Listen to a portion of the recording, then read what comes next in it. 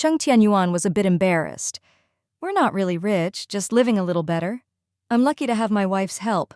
Without her, I wouldn't be where I am today. She deserves most of the credit." Uncle Cheng nodded. "Yes, your wife is really capable. But it's also your family's good fortune. Your time has come." Cheng Tianyuan smiled and explained, "My wife has worked very hard. If she weren't bold and good at investing, we wouldn't have developed so quickly. Even the shops I run are half her achievement. The rest, she earned herself." "Exactly," Uncle Cheng said quietly. "I heard your mother say that when you married your wife, she had her fortune told, and they said she was destined for wealth and would bring prosperity to her husband and children, even bless the whole family. See, right after she married in, your dad's health improved. You soon started making money. Your dad got a prosthetic arm. Then you opened shops, bought a car, bought apartments. It all happened so fast, people thought you'd struck gold." Cheng Tianyuan smiled and said nothing more. Only he, as her husband, truly understood how hard his wife worked to build her business. Everyone else only saw the success and good fortune on the surface. No matter how many times you explain, people may not believe it, saying it's just good luck or fate, attributing others' efforts to things they themselves can't achieve, just to make themselves feel better. 10 minutes later, Cheng Tianyuan was finally full. Cheng Tianyuan took the two of them and left, sending Uncle Cheng back to the development zone. Uncle Cheng hitched up his little donkey cart and asked with a smile, Yuan, why didn't I see your dad here today?" Cheng Tianyuan explained. "He's at home watching TV. We just got a TV installed, and the old folks are watching programs from the provincial capital." "That's great," Uncle Cheng laughed. "The lamb I had born a couple months ago is all grown up now. I'll bring you one the day after tomorrow. No need to pay, just a thank you from our family." "No need for that. Take your time heading back." Cheng Tianyuan watched the old man leave before heading home himself. Just as he reached the door, he heard his son, little Ranran, crying. Cheng Tianyuan instinctively quickened his pace and pushed open the door to his parents' apartment across the hall. He saw Xue's mother holding little Ranran, comforting him. Don't cry. It's cold and windy this evening, so we're not going out today. You definitely can't go out alone. It's too unsafe." Little Ranran was crying, tears streaming down his face. Xue's father, third uncle, and Cheng Muhai were all sitting in the living room completely absorbed in watching Animal World, the TV turned up very loud. When little Ranran saw his dad, he immediately reached out his arms. Cheng Tianyuan smiled and went over asking, "What's wrong? Why are you crying, not behaving?" "Mom, let me take him. You shouldn't hold him too long or your arms will get sore." Xue's mother gave a helpless smile. "I promised him we'd take him to the riverbank to play with stones this evening. But suddenly the wind picked up and it got colder. Look, the clouds are getting darker. It might even rain soon. With weather like this, how could we take him to the river?" "Of course not," Cheng Tianyuan said, giving the little guy a reproachful look. "It's dangerous to go to the river when it's windy. The wind stings your face and hands, and if it rains, it's slippery and easy to fall. You have to listen to Grandma. If you don't, Mom and Dad will be upset." Little Ranran, already developing his own ideas, muttered, "I want to go." "No," Cheng Tianyuan said firmly. "Just because you want to go doesn't mean you can. No whining and no tantrums." Sensing his dad was upset, little Ranran mumbled, "I want to go out. I haven't been out today." Cheng Tianyuan glanced at the three TV-obsessed elders and couldn't help but smile. The TV antenna had just been installed, and after days without TV, the elders were glued to the screen again. Cheng Tianyuan ruffled his son's hair. "Let's wipe your tears, put on another jacket, and then Daddy will take you out." "Where to?" Little Ranran perked up, surprised and excited. "To play with stones?" "No," Cheng Tianyuan said in a low voice. "We're going to the city market to buy meat for Grandpa and the others." At first, little Ranran was disappointed there'd be no stones, but the thought of going out and riding in the car cheered him up. Just then, Liu Ying came out holding little Yang Yang, a wet diaper in her hand. Yuan, you're back?" Cheng Tianyuan nodded. Mom, I'm taking little Ranran out to buy some meat. Liu Ying asked, Didn't you already buy some beef this morning? Can we finish it all? Cheng Tianyuan smiled. That meat is for making braised beef tomorrow. Mom, can you make some bone broth in the kitchen, wash a couple of vegetables, and add some white radish and cabbage? It's cold, so I'll go buy some fresh meat and we'll have hot pot tonight. Hot pot? Liu Ying was delighted. It's cold, and food cools down so fast at the table. It's not as tasty. Sure, go get some hot pot meat. Cheng Tianyuan took his son downstairs, put him in the car, and settled him in the back seat. You can't climb around. Just look out the window and enjoy the view. Little Ranran was thrilled to be going out, standing by the window, happily watching the scenery. Cheng Tianyuan drove slowly, explaining, At this time, there won't be many people at the market. But Daddy knows a little shop that specializes in beef. Their business is great. Sometimes they sell half a cow in a day. They sell fresh beef, beef meatballs, and dried beef. Little Ranran didn't quite understand. Dried beef? Yes, Cheng Tianyuan explained. Their beef is a bit cheaper than the market, but it's good enough to attract customers. They're smart about selling. The best fresh meat gets hung up for sale. The tougher cuts are chopped up for meat paste and made into beef balls. Some bones are used for soup, some are dried and sold to noodle shops. If the fresh meat doesn't sell, some is made into meatballs, some is cooked and dried into beef jerky. Beef jerky is really tough and chewy, but very tasty. You wouldn't be able to bite through it. Little Ranran giggled. I can! Cheng Tianyuan raised an eyebrow. You sure? Daddy's telling you this to show you that people who do business well have their own ways, which is why their business is so good. But little Ranran wasn't interested in business lessons and turned to look elsewhere. Cheng Tianyuan kept driving. By the way, your mom found this shop. It's near the newspaper office where she used to work and close to our store. Oh! Little Ranran exclaimed. Daddy! Big truck! Big truck! Cheng Tianyuan glanced over and saw a big Dongfang truck, then smiled. Ranran, what color is that truck? Blue, the little one replied. Cheng Tianyuan nodded, made a turn, and soon arrived at the newspaper office. It wasn't the weekend, so the place was bustling and brightly lit. He glanced around, then headed to buy beef. Thinking of all the elders at home, he bought some tender cuts and a piece of the most expensive marbled beef. Boss, are you free? Can you slice this for me? You're good with a knife. Can slice it thin. My knife at home is too dull and cuts too thick.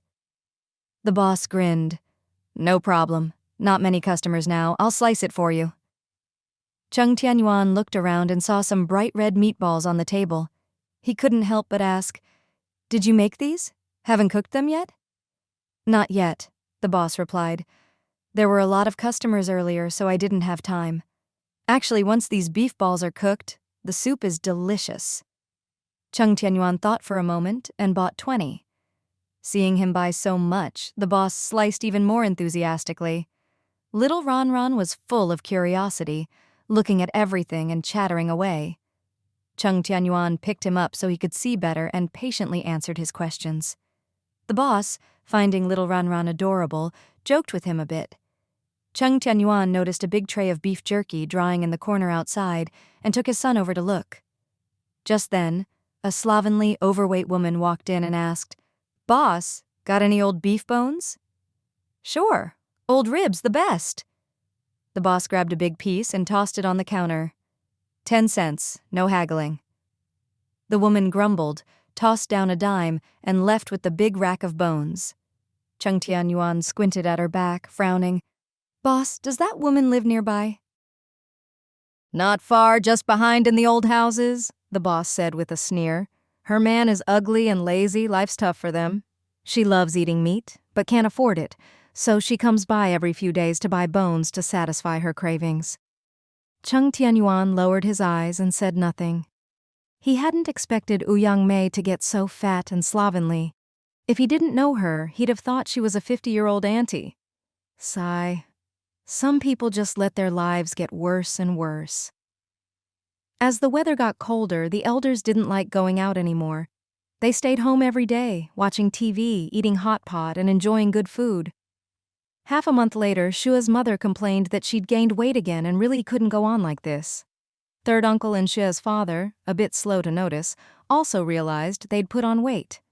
Everyone burst out laughing. Xue's mother explained, "Yesterday Ah Heng called and said there's still a month of work before the new year. We need to start producing spring clothes so we're not rushed after the holiday." "That's right." Xue's father let out a long sigh and stretched. "We've had a leisurely life for half a year. It's time to get back to work." Third uncle counted on his fingers and said, "We've been here a month. It's time to go back." His courtyard house had long been renovated, but seeing his younger brother and sister-in-law not planning to leave and finding the weather here not too cold, with days spent playing chess, chatting, watching TV, and eating delicious, nutritious meals, he was reluctant to leave.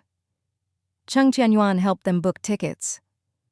"Before the new year, you should come early, so you don't get caught in the travel rush and can't get tickets." "All right," Xue's father smiled. "Don't worry, we promised to spend the new year here, so we'll be here." Third uncle lazily asked, "What? You're not inviting this old man for New Year? Why no invitation?" Everyone laughed again. Cheng Tianyuan said, "Third uncle, you're always welcome. As long as you don't mind things being simple here, you're welcome any time." Third uncle shook his head. "Once I come, I won't want to leave. Next time I might just stay here for good." Cheng Tianyuan laughed. "Then just stay. You can keep my parents company. They'd be even happier." Third uncle laughed. "Better not. I'll wait for you all in the capital. That's home. If I don't go back, I'll miss it." Cheng Muhai, feeling reluctant, said quietly, "We'll get together whenever we can. You come here, we go there. Back and forth is best." Liu Ying teased, "Easy for you to say. The train tickets alone are expensive." Everyone laughed again. The next morning, Cheng Tianyuan drove third uncle and his in-laws to the provincial capital. Xue Ling had planned to go too, but there weren't enough seats. The elders would be too crowded in the back, so Xue's father sat in front, and Xue Ling was left behind. Xue's father said gruffly, "Why come along just to catch a cold? Ah Yuan can take us. He can help with the luggage, can you? Don't make trouble, just go back to work." Xue Ling. Fine. She'd go back. Third uncle laughed. "We'll see each other again in the spring. Go on, we appreciate the thought." Xue's mother said gently, "Remember to take care of the kids. There's no shortage of money in this world. Making money is important, but so is family. The kids are still young. You need to help take care of them, not just rely on Ah Yuan and Sister Ying." "I know," Xue Ling nodded quickly. Cheng Tianyuan smiled. "Do you want me to bring anything to Ahu? After I drop off Mom and Dad, I'll have time to stop by and see him." "No need," Xue Ling said. "If he has any account books or anything, just bring them back. Once the last batch of winter clothes is sold, we'll talk when he comes home." "All right," Cheng Tianyuan nodded and started the car. Xue Ling waved as she watched the car drive away. "Hey, why so fast?" Cheng Muhai came out of the stairwell panting and carrying a big woven bag, startling Xue Ling. "Dad!" Xue Ling hurried over to help, quickly taking the heavy bag. "Why didn't you take the elevator? And carrying something this heavy, it must weigh dozens of kilos." "More than that?" Cheng Muhai said. "It's some cassava flour and beef jerky. I wanted your parents to take it to the capital so they'd have something to eat."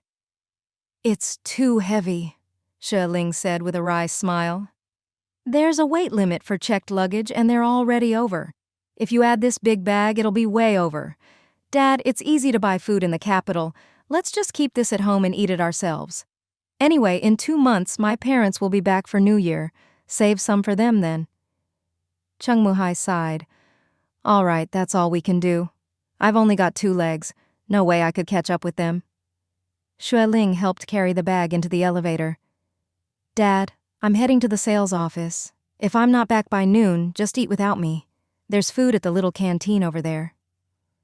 Ever since the discount ads went out, lots of people had come looking for bargains. In the past half-month, over 60 units had sold. Only half were left. Business was good, and with so many people, she and Boss Liao had to personally show customers around. Sometimes, when it was really busy, they didn't even have time for a sip of water. All right, Cheng Muhai understood that in business, you can't always eat on time. I'm heading up. Xue Ling turned and drove her jeep to the sales office. From a distance, she saw a crowd gathered at the entrance, far more lively than usual. Xue Ling glanced over and immediately sensed something was wrong. She quickly stepped on the gas and drove over. As soon as she got out, Xiao Chen ran over, looking anxious. Sister Xue, a bunch of people are saying our apartment prices are unfair, that we're making up prices. Someone said a 120 square meter unit on the third floor sold for just 1,500, less than half what others paid. Xue Ling's heart skipped a beat. Who let it slip? Uncle Chang or his son? Didn't she already tell them not to say anything? She'd explained to Boss Liao that it was for family, half gift, half sale. Boss Liao had agreed, saying it was fine. Sometimes you have to give family a break. Xiao Chen's eyes were red as she complained. These people, they don't even check the facts, just accuse us of cheating and demand refunds. Xue Ling frowned and lowered her voice. Don't panic, I'll handle it. She squeezed through the crowd and saw Boss Liao surrounded by a dozen people, sweating and hoarse from explaining. Everyone, calm down. Let me explain. Don't get worked up. Don't listen to rumors. It's not like that. You sold to us for thousands, but to others for 1,500. Refund. I want a refund. If you don't, I'm not buying. Me too. If you don't refund me, I want a full refund. I'm not buying. What kind of business is this? Cheating your customers? Selling so high, now it's so cheap. So we who bought early are just suckers? Huh? Give us an explanation. If you don't explain today, we'll report you. Xue Ling felt a headache coming on. She was about to speak, but the customers' voices drowned her out. Frustrated, Xue Ling simply stepped onto a chair and climbed onto the desk. Quiet! Listen to me! The crowd was startled by the woman standing high above them. Seeing her striking beauty and commanding presence, they all fell silent. Xue Ling signaled to Boss Liao, then spoke up. I'm one of the owners here. If you have concerns, let's talk calmly. There's no need to make a scene. We run a legitimate business and have never cheated anyone. Who believes that? Let me finish, Xue Ling said loudly. You just mentioned that Unit 5 on the third floor of Building 1 sold for only 1,500, right? A 120 square meter apartment for just 1,500? Yes, someone from the east side said it themselves. Lots of people are talking about it. Xue Ling nodded. That was my sale, and yes, it was indeed 1,500 yuan. So you admit it. Why didn't you say so earlier? Refund. We want a refund. Me too, I want a refund. Is this how you do business? Selling to us for thousands, but to others for 1,500? What kind of pricing is that? Xue Ling's face turned cold as she said loudly, Xiao Chen, go get that contract. Let everyone see. Xiao Chen, looking a bit pale, hurried off to find it. Xue Ling raised her voice. Everyone, the person who bought that apartment is my husband's uncle. Before he came to buy, my husband told me his uncle is an honest man. His son does odd jobs in the city, and their family has always struggled. He's been in the county for over 10 years, still renting. After a lifetime of saving, he only had 700 or 800 yuan. My husband knew he couldn't afford an elevator apartment, so he asked me to help. He wanted me to sell it cheaper to his uncle and said he'd cover the rest himself. The old man only paid 1,500, but I actually received 3,000. The other 1,500 was secretly paid by my husband. I told the old man it was just 1,500 and he still had to borrow 500 from my husband. At that moment, Xiao Chen brought over the contract and hurriedly handed it to Xue Ling. Xue Ling opened it to the payment page. Everyone, look. Here's the contract. It clearly says 3,000 yuan, 3,000 in full. Take a look. She passed the contract down. The old man spent his life's savings to buy a place for his son and grandkids. He didn't know the real price of city apartments and thought he could afford an elevator unit. If he'd known the real price, he never would have dared. My husband felt sorry for him and suggested this. Half the money was covered for him, and he was told it was only 1,500. The rumor you heard must have come from his son's family. They didn't know the truth, so that's how it spread. Boss Liao's eyes flashed, and he quickly added, "The day they came to buy, Xue discussed it with me. It was a family deal, half sale, half gift. Everyone misunderstood." Xiao Chen handed the contract around, saying quietly, 3,000. It's written right here. Take a look. Xue Ling explained. The last 100 or so apartments left are all without river views, mostly on the second or third floor, which people don't like. So we're selling at 20% off, and some of the smallest units are 30% off. We have clear standards for pricing, not just making it up. If you don't trust us and want a full refund, you're welcome to it. The customers fell silent, looking at each other, no one speaking. Xue Ling continued, "Many customers lately have insisted on river views, but we're out of those. If you return your apartment, someone else will take it quickly. We'll just go to the property office and change the name on the deed. We run an honest business. If the apartments are still for sale, you can return them anytime." "Well, if it's a misunderstanding, then forget it. We've already bought the place, no point returning it." "Exactly. We're planning to move in by the end of the year. Why return it now?" "You're something else. If all the customers return their apartments, you won't make any money. Do you really think we won't?" Xue Ling smiled faintly. "Boss Liao and I invested a lot to build these apartments, so we can handle the risk. The money from sales is in the bank. Even if everyone returned their apartments, you'd get every cent back. Once the buildings were finished, all our costs were paid off. If you all return them, it's no big deal. We'll just live more comfortably ourselves or rent them out and make money slowly." The man, surprised that Xue Ling wasn't afraid of his threat, flushed and lowered his head. Xue Ling called to Xiao Chen, "Take everyone back to the desks. Anyone who wants to return their apartment, bring your ID, deed, and contract. We'll process it any time." As soon as she finished, the crowd dispersed, leaving the office one after another.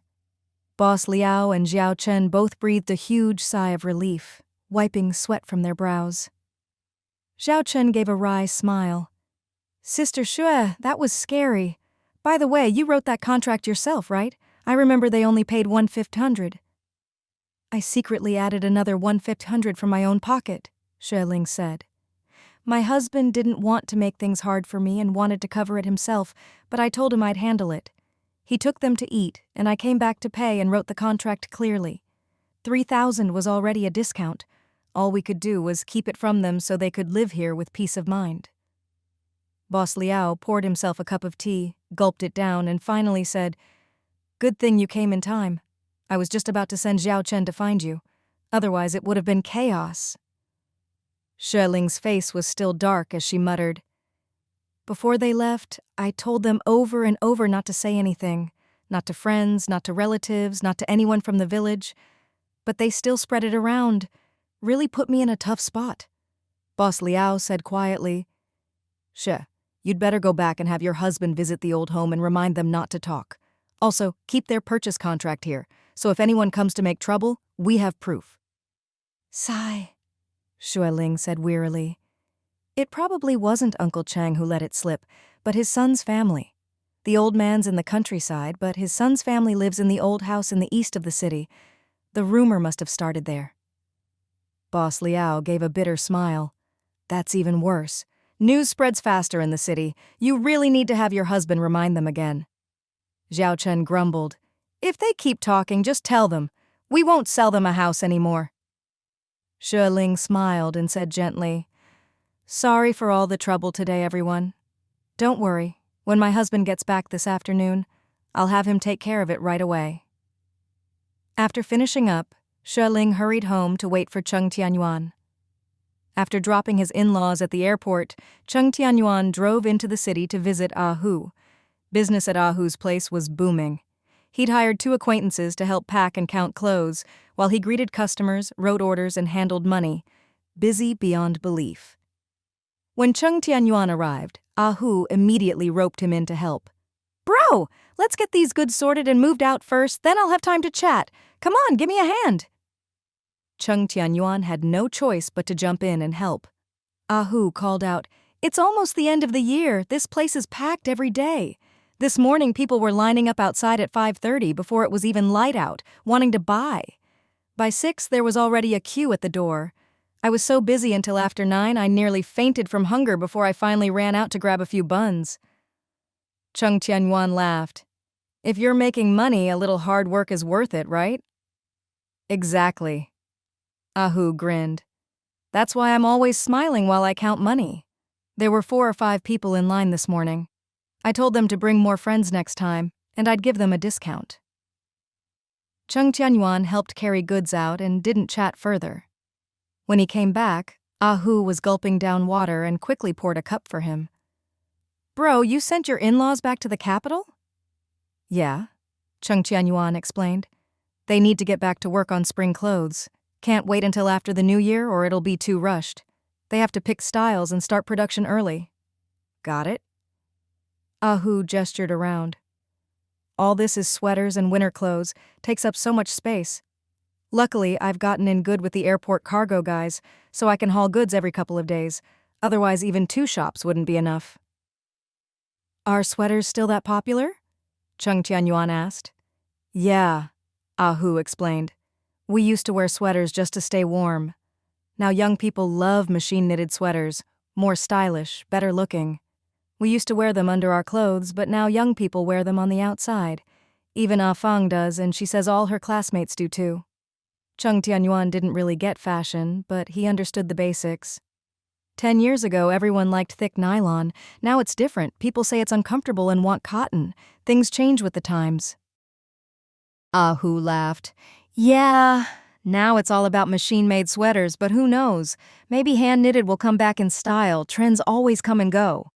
While tidying up the scattered clothes, Cheng Tianyuan asked, By the way, has Ah Fang been by lately? Yeah, Ahu said. She comes to help on weekends. She says things are getting busy at school with finals coming up, so she started reviewing early. She'll be here this weekend too. Wants to bake bread for me. Cheng Tianyuan shook his head. She sure has time to spare, baking bread. Doesn't sound like she's that busy with school. Oh, come on, Ahu laughed. Why are you all so against Ah Fang baking bread? I am, Cheng Tianyuan said bluntly. Her main job right now is studying. Ahu clicked his tongue. It's not just you. Her godparents are against it too. Seems like everyone in the family except your wife doesn't support her baking. How could we? Cheng Tianyuan said. Ah Fang's still not mature enough. Dad and I worry she'll quit school halfway. She won't, Ahu frowned. She's grown up a lot. She's not that foolish. I think baking is great. People need to eat, and if it's tasty, there's always business. Earning a living isn't easy. I can't sit still. If I had to work in an office, I'd rather die. You're a man. It's different, Cheng Tianyuan said quietly. Besides, Ah Fang's had some not-so-great history. We have to be strict, so she doesn't repeat her mistakes. Ahu looked a bit awkward. Yuan, not to criticize, but that was years ago. Let it go. Everyone meets bad people in life. She was just a kid, didn't know any better. As they say, a prodigal who turns back is worth more than gold. It's the same for women. As long as she's truly changed, don't bring up the past. If I don't, others will, Cheng Tianyuan sighed. She's my own sister. Of course I want the best for her. But some things can't just be ignored. They really happened. She'll have to face it herself one day. People can move forward, but the past can't be erased. She needs the right attitude. Ahu shrugged. If she goes somewhere better, who will know? In the capital, no one knows her past. So just don't mention it. We won't. But she knows, Cheng Tianyuan said. Facing your mistakes takes courage. She's growing up, and as her brother, I can't say too much. But until she graduates, she needs to focus on her studies. He worried most that his sister would get distracted and drop out again. He'd sent her to apprentice at the co-op, hoping she'd get a stable job, but she ran off, took all the family's money, and made their parents frantic searching for her. He knew she'd changed and was planning for her future, but he still felt he had to keep a close eye on her. The provincial capital was far from home, and she lived at school, so they couldn't watch her, only be strict with her thinking. No worries, Ahu said. She'll definitely listen to you all. Cheng Tianyuan nodded, relieved. Good. The two chatted as they tidied up the shop. Ah Hu said, I called your wife 2 days ago to order another 100,000 sweaters. She said she might not be able to finish in a month. The orders are piling up, and the factory is working overtime every night. If we can sell another batch, we'll make a killing. The end-of-year business is better than anyone expected. So many customers, it's crazy. Cheng Tianyuan noticed the dark circles under Ah Hu's eyes and couldn't help but remind him, Don't just focus on making money. Don't stay up all night. Look at you. You're starting to look like a panda. Ah Hu chuckled. Can't help it. I've been staying up late these past few nights. You have to get up early to open the shop. Why stay up late? Cheng Tianyuan asked suspiciously. You're a grown man here. Don't tell me you're out drinking every night? Shh. Ah Hu quickly made a shushing gesture and lowered his voice. Just these few nights, not usually. I open the shop at 5 or 6 in the morning, so I can't stay up late or I'd be dead tired. Who are you drinking with? Cheng Tianyuan asked. And you're not driving after drinking, are you? Don't mess around. Driving after drinking is dangerous. Ah Hu laughed quietly. I made a few friends recently, all in freight. You know I used to do that, so we have a lot to talk about. They just got back from long-haul trips and are staying in the city for a few days, so we meet up for a few drinks at night. I have to drive home, so I don't drink much. I know my own limits. Your limits? Cheng Tianyuan teased. You say you'll stop at a certain point, but can you really? When we drink together, you never stop talking. Sometimes I get carried away and drink a little too much. Ah Hu admitted sheepishly. Just don't tell my mom. She wouldn't be happy. Then why drink so much? Cheng Tianyuan scolded. Everyone knows drinking is bad for you. Auntie should just smack you. No, don't tell her. Ah Hu grinned. They'll be leaving in a couple of days anyway. I told them I have to work during the day, so I can't stay out late. They're good people, just a bit boisterous. Tonight I'm definitely getting a good night's sleep. I'm exhausted. Are the people helping in the shop day laborers? Cheng Tianyuan asked. Yeah, Ah Hu explained.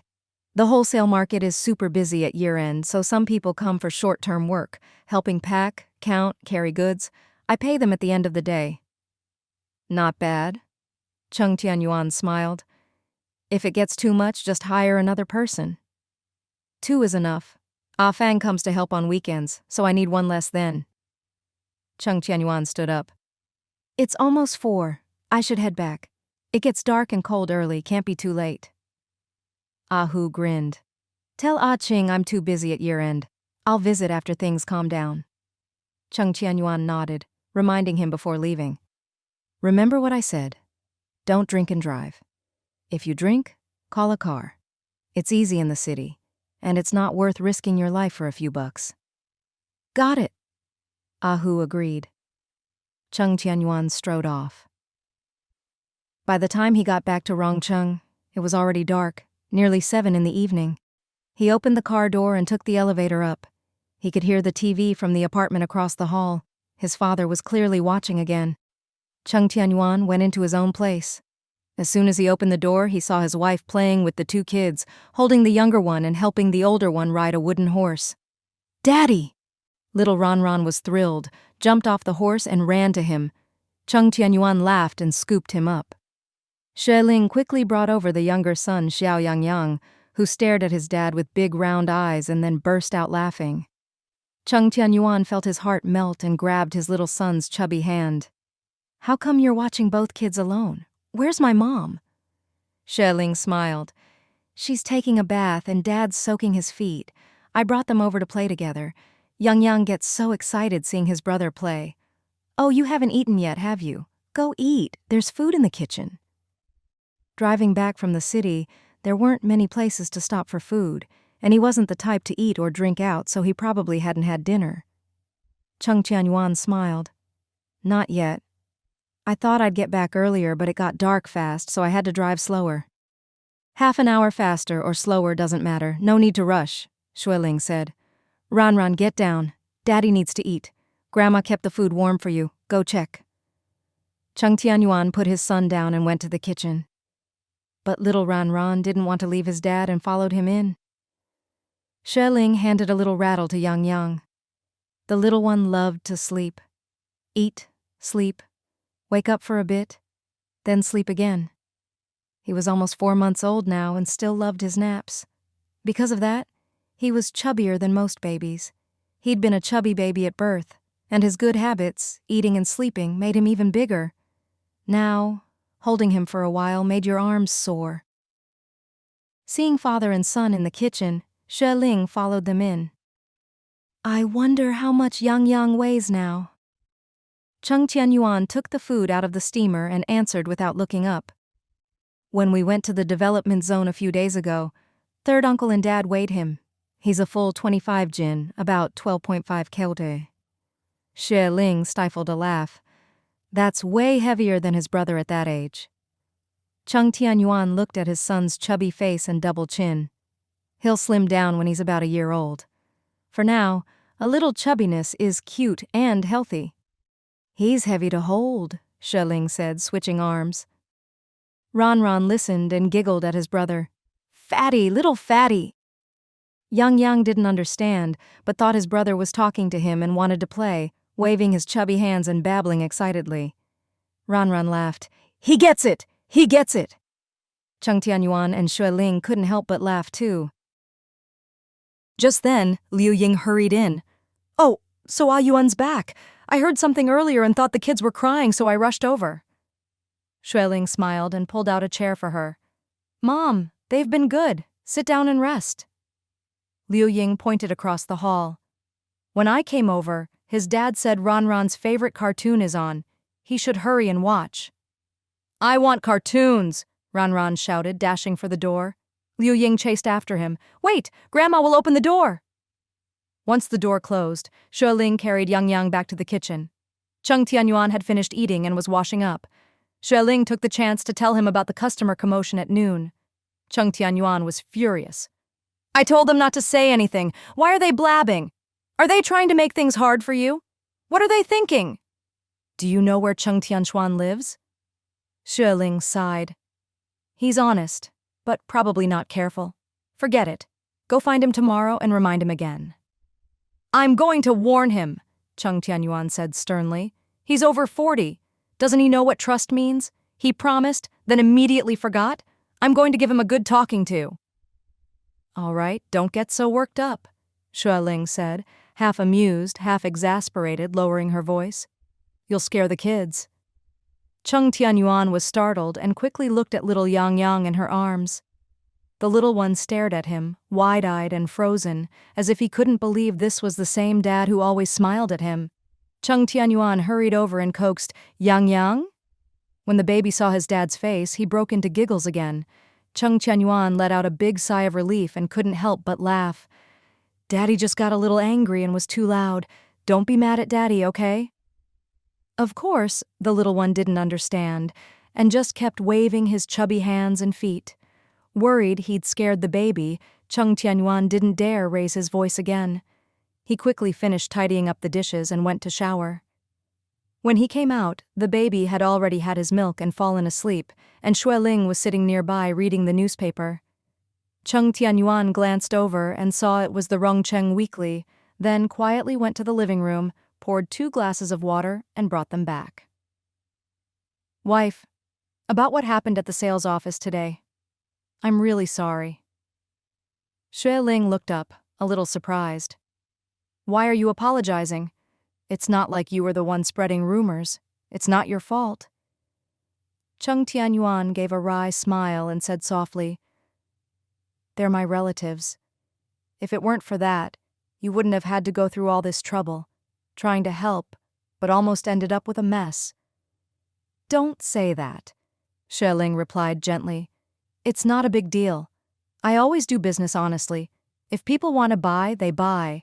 If they want to return, I let them.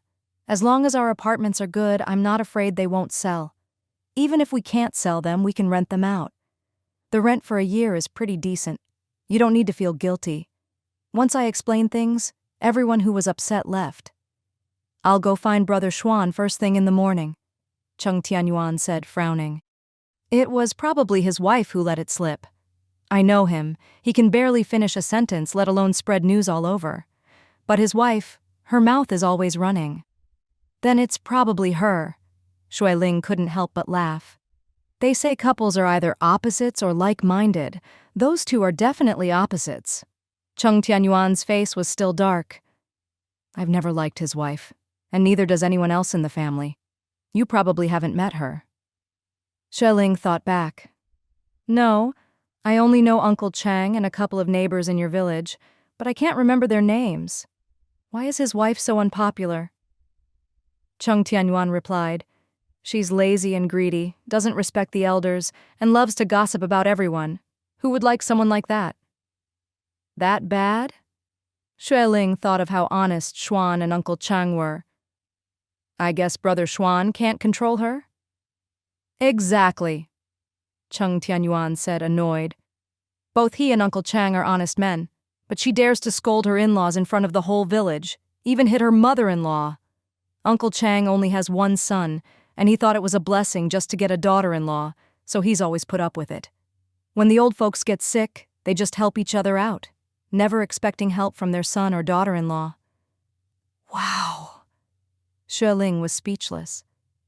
Cheng Tianyuan lowered his voice. She's fat and ugly, never stops talking, and is so aggressive it's ridiculous. In just a few years in the village, she's quarreled with almost everyone. Neighbors avoid her. Later, she complained she couldn't stand it anymore, so Brother Xuan had to move to the city and rent an old house.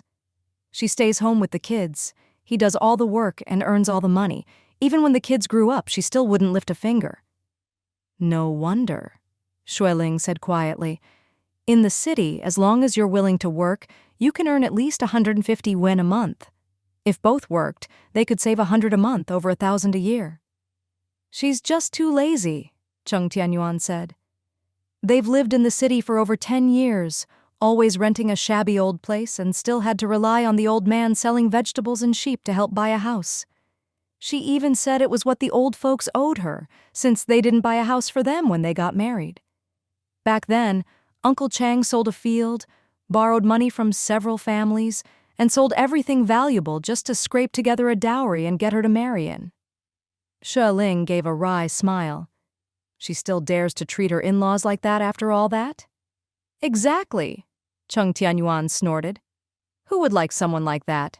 Even my mom turns and walks away when she sees her. Xue Ling thought for a moment and said quietly, When you go tomorrow, just talk to Brother Xuan. Don't say too much to her, or you'll just get blamed. There are plenty of times when good deeds go unrewarded. No need to get yourself in trouble. Cheng Tianyuan nodded, then looked at his chubby son and couldn't help but smile. How did he get so fat? I wasn't fat as a kid, and you weren't either. Where did the fat genes come from? Xue Ling playfully punched his arm. Don't jinx it. If you praise him, he'll get skinny. Chubby babies are the cutest, aren't they? They are, Cheng Tianyuan laughed. Everyone loves a chubby baby. But adults are different, afraid of getting fat because it's not cute anymore. Sigh.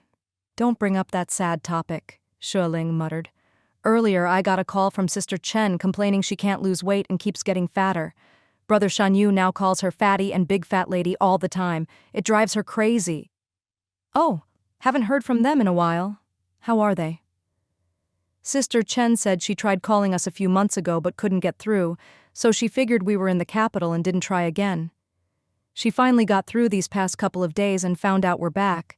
She said their factory is running normally now. After a few months of struggle, they're making a profit and things are going well. At the start of the year, Shanyu went north to buy the most advanced paper-making machine and quickly put it into production. The beginning was tough, but after 3 or 4 months, things finally got on track.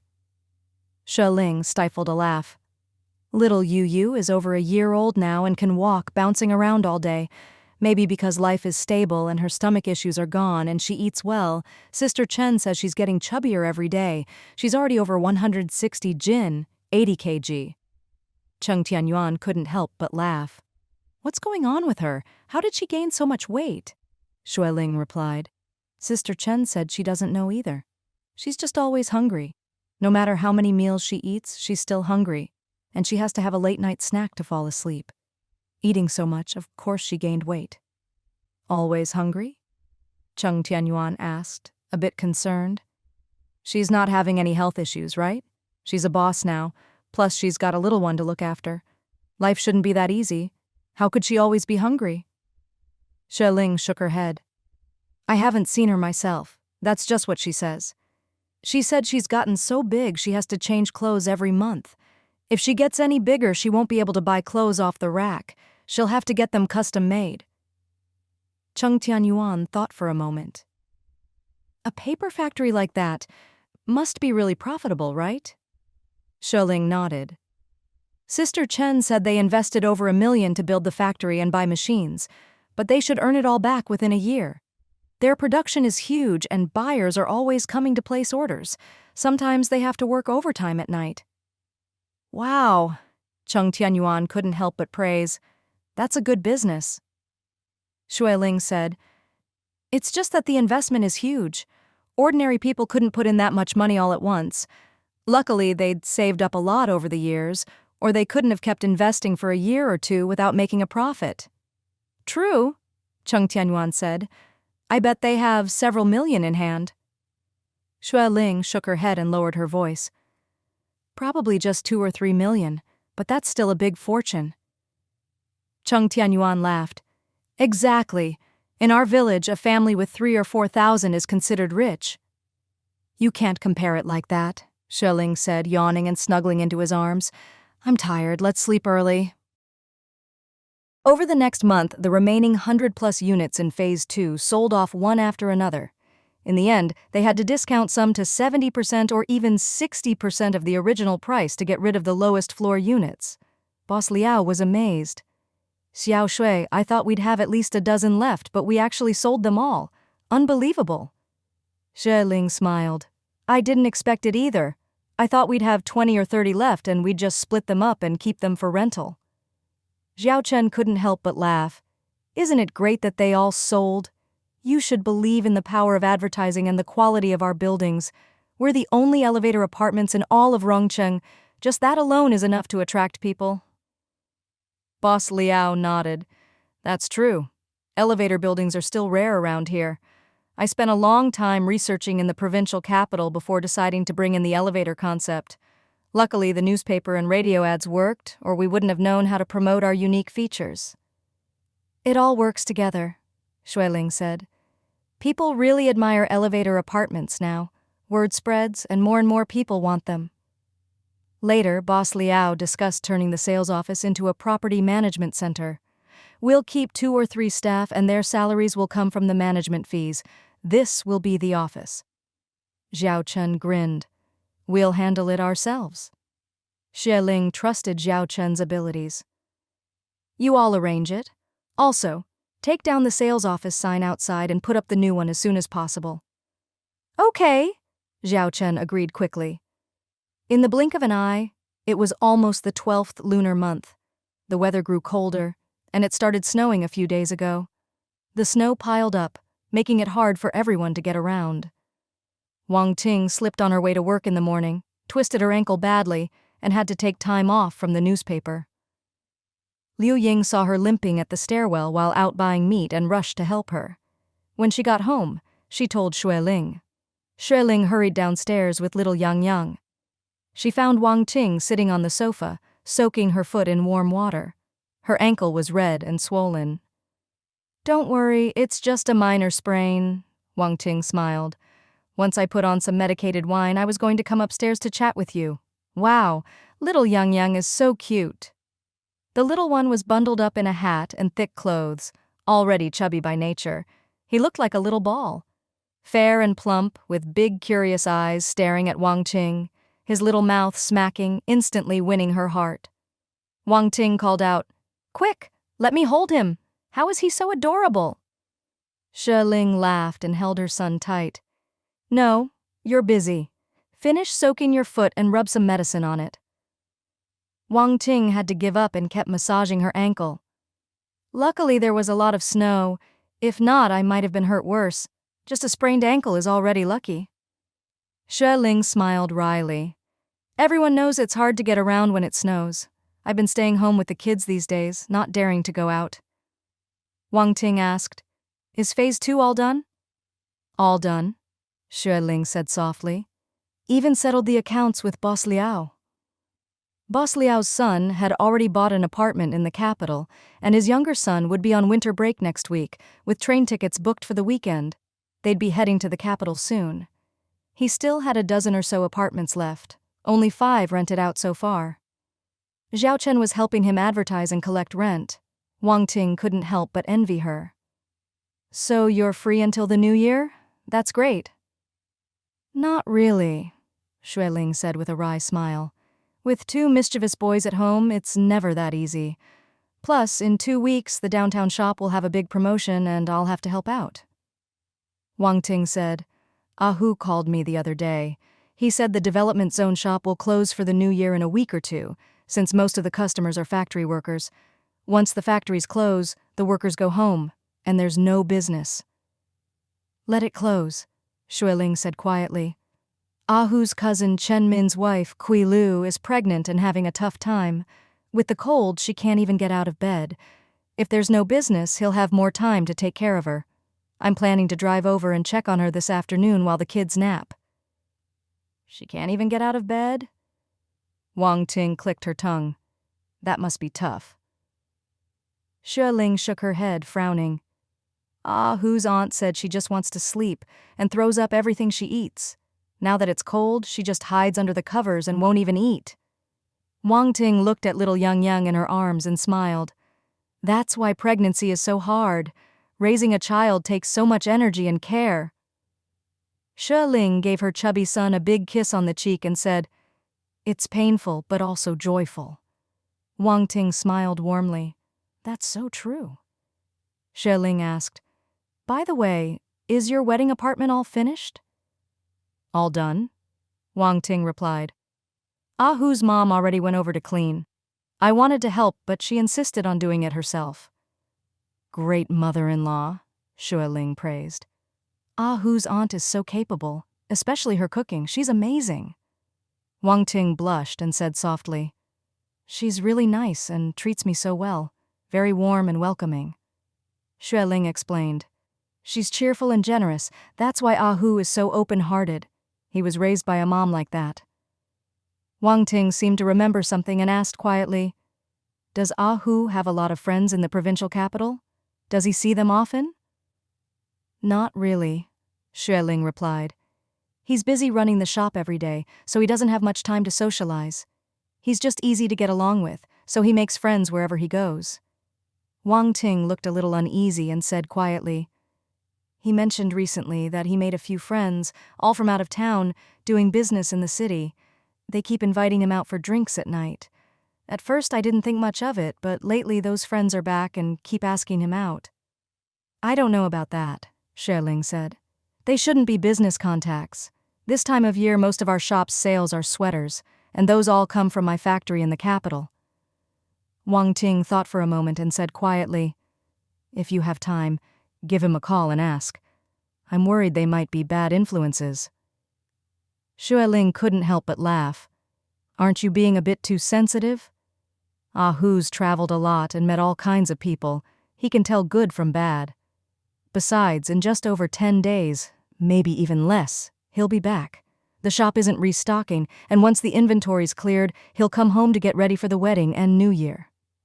It's not that, Wang Ting frowned. I heard those guys only look for him at night, and they have dragon and tiger tattoos on their arms. That just doesn't sound like good people. Hearing this, Xue Ling reassured her. I'll call him when I get home. Have you talked to him about it? I have, Wang Ting said. He just said it's nothing, but I still feel uneasy. Xue Ling nodded. Just then, the chubby baby in her arms started squirming, reaching toward the window. Xue Ling looked over in surprise. There was still a patch of snow outside, now frozen into ice, sparkling in the light. Wow, so little Yang Yang likes looking at that. Wang Ting smiled. Take him over to see. I'll get some medicated wine for my ankle. A while later, Wang Ting finished rubbing her ankle, poured 2 cups of hot water, and hobbled over. Ling Ling, sit down. Looks like Yang Yang's sleepy, he just yawned. Xue Ling glanced at her son and saw his little head drooping. Oh, he's already sleepy. She quickly cradled him in her arms and gently rocked him. Soon, little Yang Yang closed his eyes and fell into a deep sleep. Wang Qing smiled. Kids are so simple. Their world is just eating and sleeping. Look, he was so lively just now, and now he's out like a light. If only we adults could do that, how nice would it be? Xue Ling sighed. Yeah, if only. The two sat in the living room, chatting and drinking water. Wang Ting brought over 2 thin blankets, handing one to Xue Ling. It's so cold. Cover your legs and feet. Even with the apartment sealed up, it still feels chilly sometimes. Xue Ling shook her head. You use it. I don't need it. Holding this little heater in my arms, he's warm and so am I. Wang Ting laughed. My sister-in-law just had a baby too. She's 2 months old now, but not as lucky as Yang Yang. Her arms and legs are tiny, all pink and delicate, look so fragile. Xue Ling raised her eyebrows. Boy or girl? Girl, Wang Ting smiled. She was tiny at birth, only about 5 jin. My mom took care of my sister-in-law during her confinement, and the baby too. She was so busy. I went home often to help with cooking and shopping, just to lighten her load. Xue Ling nodded. Your sister-in-law must be grateful. It's all right, Wang Ting said. We're not super close, just polite and caring. My mom really likes her, says she's lucky. Since marrying in, my brother's changed a lot, and for the better. He got promoted to team leader last month, so he earns 10 yuan more a month and works even harder. That's great, Xue Ling said softly. Your brother's doing better and your mom's happy.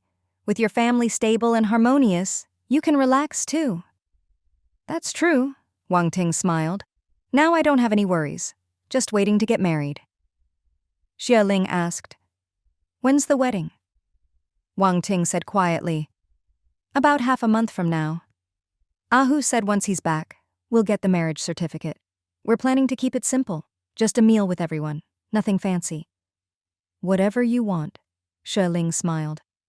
As long as you're happy, it doesn't matter if there's a banquet. Wang Ting blushed. Ling Ling, this is my 2nd marriage.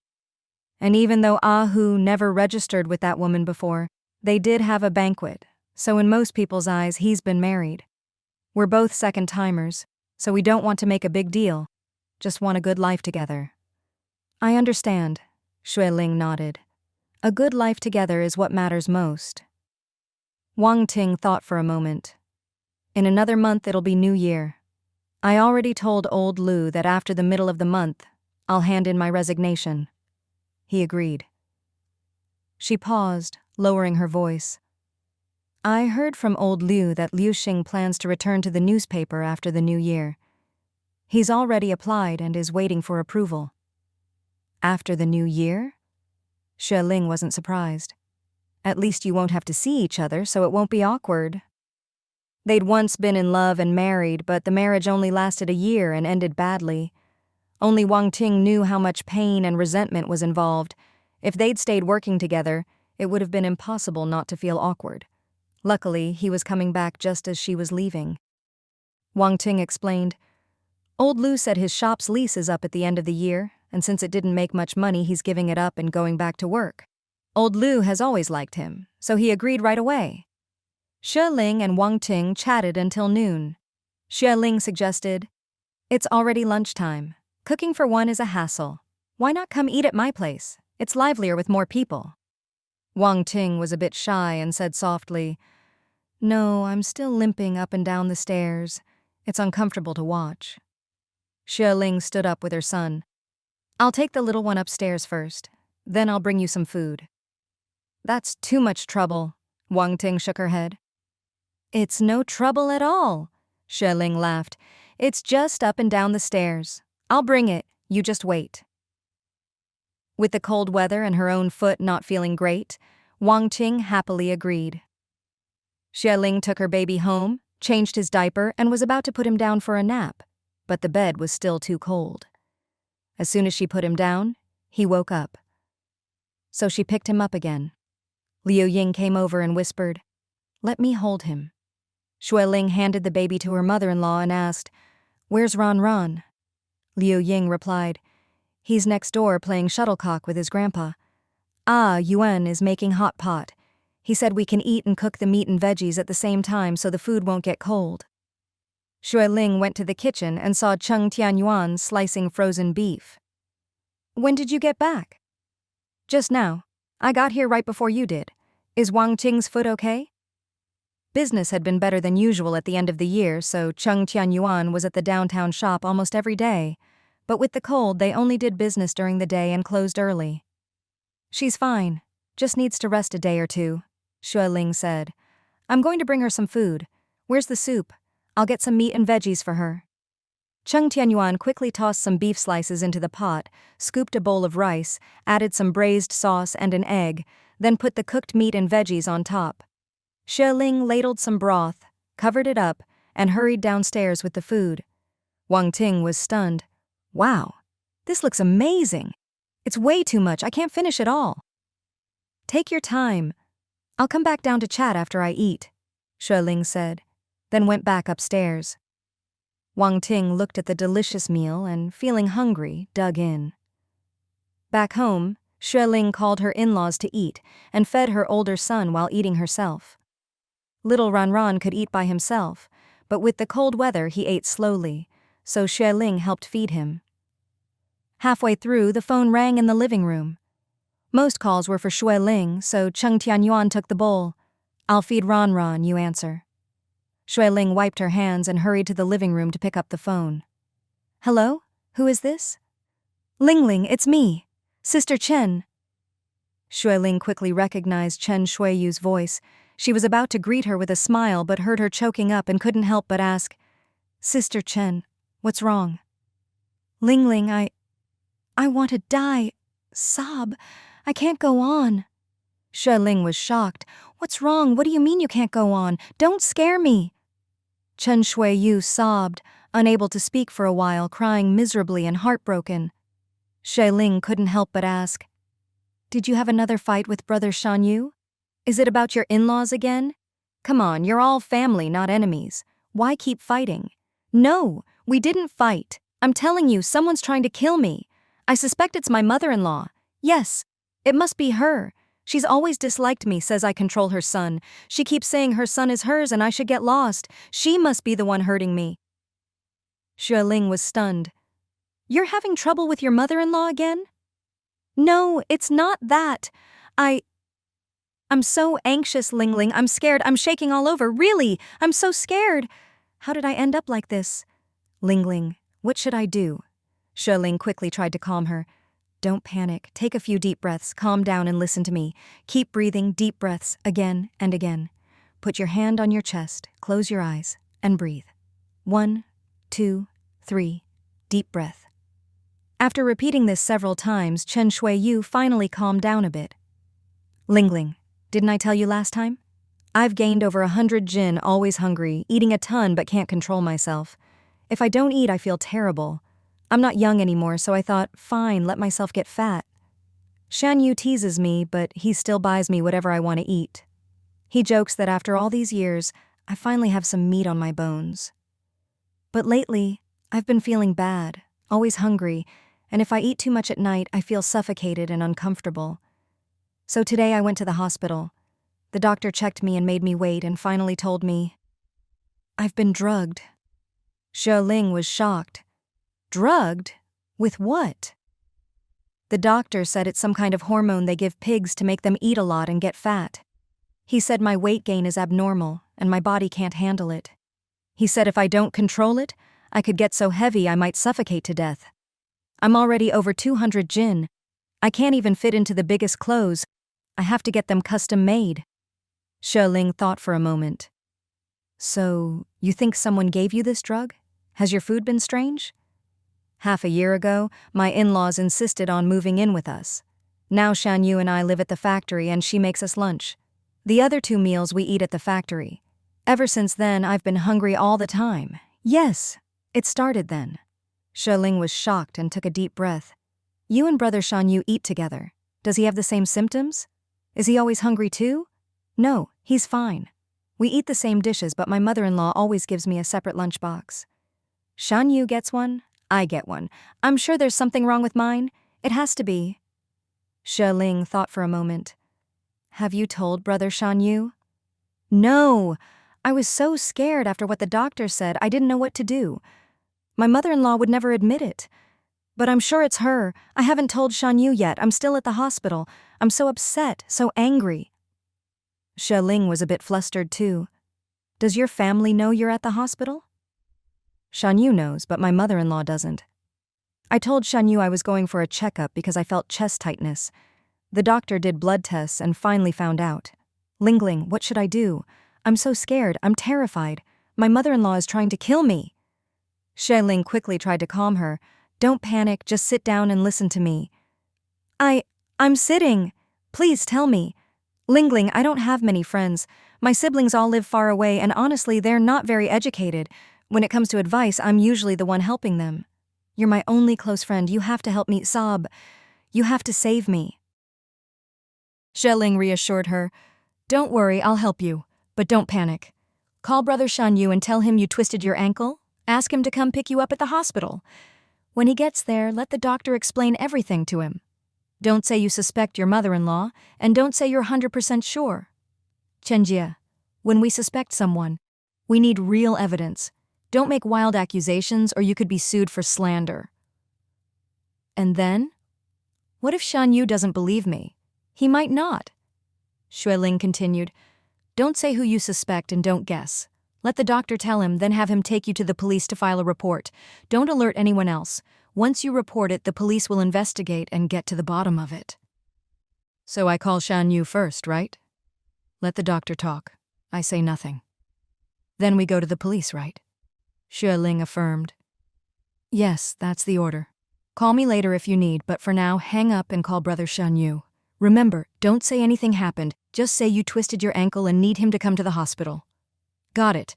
Don't let the culprit get away. Good sister, I'm hanging up now. I'll call Shan Yu. The line went dead. Xue Ling looked around, feeling a bit dazed. Liu Ying had finished eating and was feeding little Yang Yang. Cheng Muhai had taken Ran to watch TV, leaving only Cheng Tianyuan in the kitchen washing dishes, the kerosene hot pot still bubbling on the table. Who is that? You talked for ages, Cheng Tianyuan called. I've kept your rice warm in the pot.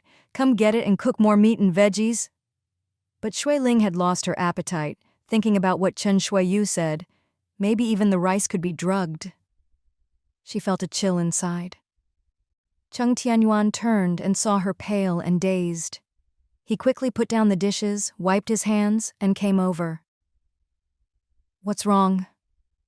Xue Ling buried herself in his arms and quietly told him what had happened. Cheng Tianyuan was shocked. My God, there really is all kinds of stuff in this world. Chenjie thinks it's her mother-in-law. Is she sure? She's just suspicious, Xue Ling explained. She has no real evidence. Just keeps saying it's her mother-in-law, 100% sure. But without proof, you can't just accuse someone. It's too serious. I told her to go to the police and get legal help. Right, Cheng Tianyuan agreed quietly. This is a life and death matter. You can't just say things. Whether it's her mother-in-law or not, the police need to be involved. If it's someone else, the police can help catch them. Xue Ling shivered, goosebumps rising all over. If it really is her mother-in-law, that's terrifying. How could someone do that to their own daughter-in-law? Cheng Tianyuan took a deep breath, shaking his head in disbelief. I doubt it. Why would her mother-in-law want to hurt her? Chenjie helps her husband make money. They have a child. The factory is doing well. Why would the old lady want to harm her? Xue Ling lowered her voice. Their relationship has always been tense, especially after little Yu was born. Chenjie dislikes her mother-in-law even more because the old lady favors boys and always calls Yu a money loser. She's always asking Shan Yu for money, and Chenjie gets upset, sometimes even stops him. They already give her a monthly allowance, but she just gives it to her other kids, and that really annoys Chenjie.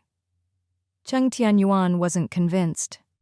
Even so, it shouldn't go as far as poisoning. Who knows? Xue Ling muttered. People have killed for money since ancient times. Shan Yu and his wife are rich now, with a big factory, several houses, and a car. In some people's eyes, they're super wealthy. Maybe someone else is jealous. That makes sense, Cheng Tianyuan said quietly. Shan Yu is honest and reliable, not the type to make enemies. If someone wanted revenge, it's unlikely. But for money, maybe. Xue Ling forced a laugh. All right, let's not talk about it. The more we talk, the more scared I get. Are you worried someone will hurt us? Cheng Tianyuan asked. Don't worry, we're not flashy. Other than your Phase 2 project, we only have 2 cars. We dress simply, and you never tell anyone how much you make. We keep a low profile. Xue Ling thought about it and muttered, That's true. Still, let's be careful. Better safe than sorry, Cheng Tianyuan said. We'll be careful. Keep the doors and windows locked at night and don't flash cash around. We'll be fine. Xue Ling nodded. Cheng Tianyuan gently stroked her hair and kissed her ear. Feeling better? I'll get you some soup to warm you up. Xue Ling hadn't felt like eating, but his words comforted her. She slowly drank half a bowl of soup. Yang went to nurse. I should check on him. It's so cold, I'm not bathing the boys these days, just changing their clothes and washing their faces and feet. I'll handle things here. You go check on the kids, Cheng Tianyuan said. Xue Ling went next door and soon came back with her younger son. His brother fell asleep on Grandpa's arm, so I had Dad put him to bed. This one, after nursing, is wide awake. Cheng Tianyuan quickly finished the dishes and took the baby to play. It's cold, let's use the heater tonight. One for us, one for Mom and Dad. Okay, Xue Ling said, and mop the floor a bit so it's not too dry. As they chatted quietly, the phone rang again. Xue Ling jumped, thinking it must be Chen Shuiyu calling back. I'll get it. Cheng Tianyuan held the baby and said gently, Don't worry, Chenjia's at the hospital, the doctors will help her. Go see what she says. Xue Ling quickly picked up the phone. Hello? Hello, is this Xue Ling? It was a strange man's voice. Xue Ling raised her eyebrows slightly and spoke in a low voice. Yes, I'm Xue Ling. May I ask who you are? Hello? This is the XX District XX Brigade in the provincial capital. Do you own 2 shops in the provincial clothing market, both managed by a man in his 30s named Ah Hu? Xue Ling's heart skipped a beat, sensing something was wrong, but she remained calm and answered, Yes. Comrade Ah Hu was robbed last night. Not only was he stabbed several times, but over 7,000 yuan in unaccounted shop money and a car were also stolen. What? Xue Ling was shocked and hurriedly asked, Comrade, is Ah Hu all right? How is he now? He fought with the assailants and was stabbed a few times, but fortunately his life isn't in danger. Except for a rather large wound on his arm, the other injuries aren't serious. However, he lost a lot of blood and is still unconscious. Luckily, some nearby residents heard the commotion, bravely came downstairs to check and called the police right away. Otherwise, the consequences of excessive blood loss would have been unimaginable. Xue Ling took a deep breath, her hand holding the phone trembling slightly. Which hospital is he in? How's the shop now? Have the police caught the robbers? The case is still under investigation. Since the victim hasn't regained consciousness, we haven't been able to get more useful information, so there hasn't been much progress. Your clothing shop is the crime scene, so it's temporarily sealed off. Please come to the shop as soon as possible to handle the handover. Xue Ling quickly explained, Please wait a moment. My home is in Rongcheng, and I'm in Rongcheng right now. If I drive over, it'll take about 3 hours. I'll head there immediately. Thank you for your cooperation. Also, the patient can't be left unattended in the hospital. Please notify his family to come and look after him as soon as possible. Xue Ling agreed right away, got the address and phone number, and hurriedly hung up. At this moment, Cheng Tianyuan came over holding their son. Xue Ling anxiously grabbed his arm. Brother Yuan, something's wrong. Ah Hu's in trouble. Half an hour later, Cheng Tianyuan and Xue Ling quickly packed up money and luggage, getting ready to head downstairs. Cheng Muhai, holding his little grandson, said anxiously, You two go help. We'll take care of the kids at home. Remember to call us when you get there to let us know you're safe. As soon as you find out how Ahu is, you must tell us right away. Okay. Cheng Tianyuan, carrying the luggage and wearing a Leifeng hat, said, It's cold, so take good care of the kids. I've already taken out the heater. Remember to turn it on for them at night. Got it. Lu Ying took out a thermos. There's water inside, you can drink it on the way. Be careful and drive safely. Xue Ling said nervously, Don't tell Auntie Hu about this for now, so she doesn't worry. Ling? Wang Ting, holding a food tray, looked at them suspiciously, not sure how long she'd been standing there. Where are you going? I think I just heard Uncle say something happened to Ahu. What's going on? Xue Ling froze, suddenly remembering she'd promised Wang Ting to go downstairs with her after eating, but with all the phone calls, she'd completely forgotten. She exchanged a glance with Cheng Tianyuan, both realizing they couldn't hide it from her. Ching, since you've already heard, and you're Ahu's fiancé, we can't keep it from you. Ahu was robbed last night, his car was stolen, and he got a few minor injuries. Wang Ting was so shocked that the aluminum tray in her hands fell to the floor with a loud clang. Cheng Muhai frowned with concern. Don't be too upset, child. Ahu is a good person, he'll be fine. They said the injuries aren't serious. That's right, Liu Ying sighed, coming over. Don't be too sad. You've still got an injury on your foot. Xue Ling sighed and quickly went over to her. We need to hurry to the provincial capital to take care of him. You twisted your ankle this morning. I'm coming with you. Wang Ting's face was pale, her voice anxious. Don't worry, my foot's fine now. I'll just pack a few things. Give me a few minutes.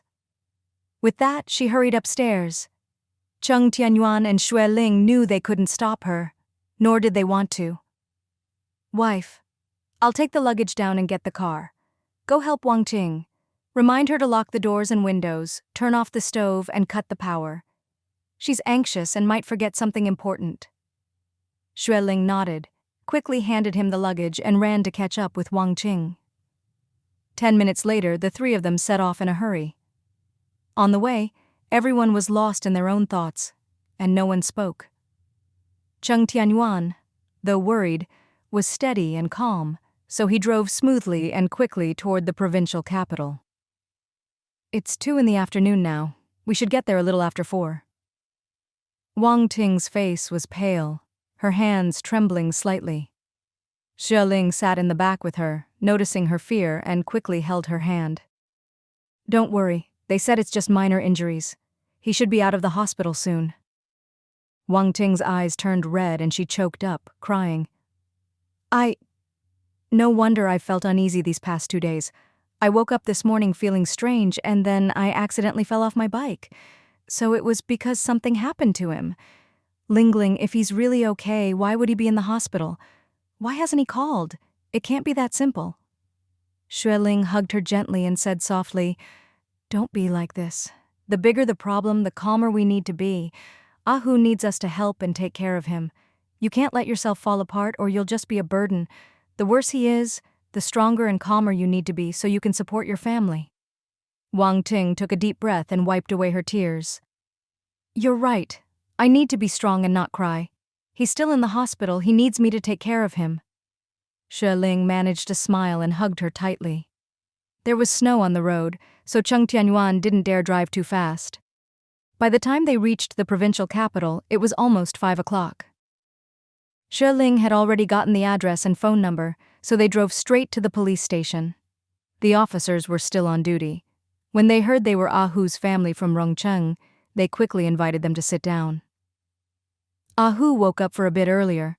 The colleague watching over him managed to get descriptions of a few suspects. We suspect they drove Ahu's car out of the city, and we've asked the traffic police to check surveillance at all the checkpoints. We believe the suspects will be caught soon.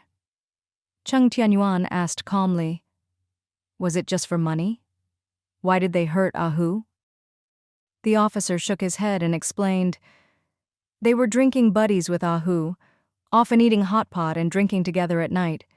Maybe they saw he had an expensive car and a lot of cash and got greedy. Last night they were drinking in the shop at the wholesale market and, for some reason, a fight broke out. They grabbed the car keys and money, and the 3 of them drove off. Wang Ting choked up and asked, How is Ahu now? We want to see him at the hospital. No need to rush, the police officer explained. The nurses will take care of him. First, please come with me to register some details. The crime scene can't be disturbed, but it looks like there are still quite a few sweaters left in your shop. Can we move them out? Xue Ling asked. The shop across the street is also ours, and it wasn't involved in the incident, so we should be able to keep doing business there. Comrade, it's the end of the year and we need to sell this stock quickly, or we'll lose a lot of money. My brother is hurt, the money is gone, and if we can't even save the last batch of goods, how are we supposed to get through the new year? The officer thought for a moment and said, The goods are in the corner, so they're not really in the way. The scene is sealed off for now, but after we're back on duty at 8 tomorrow morning, we'll go over and register everything. Then you can move the goods out. Thank you, Xue Ling said sincerely. As the shop owner, Xue Ling gave a statement and signed her name. A little while later, the three of them hurried to the hospital. By now, it was already dark outside, with sleet falling from the sky.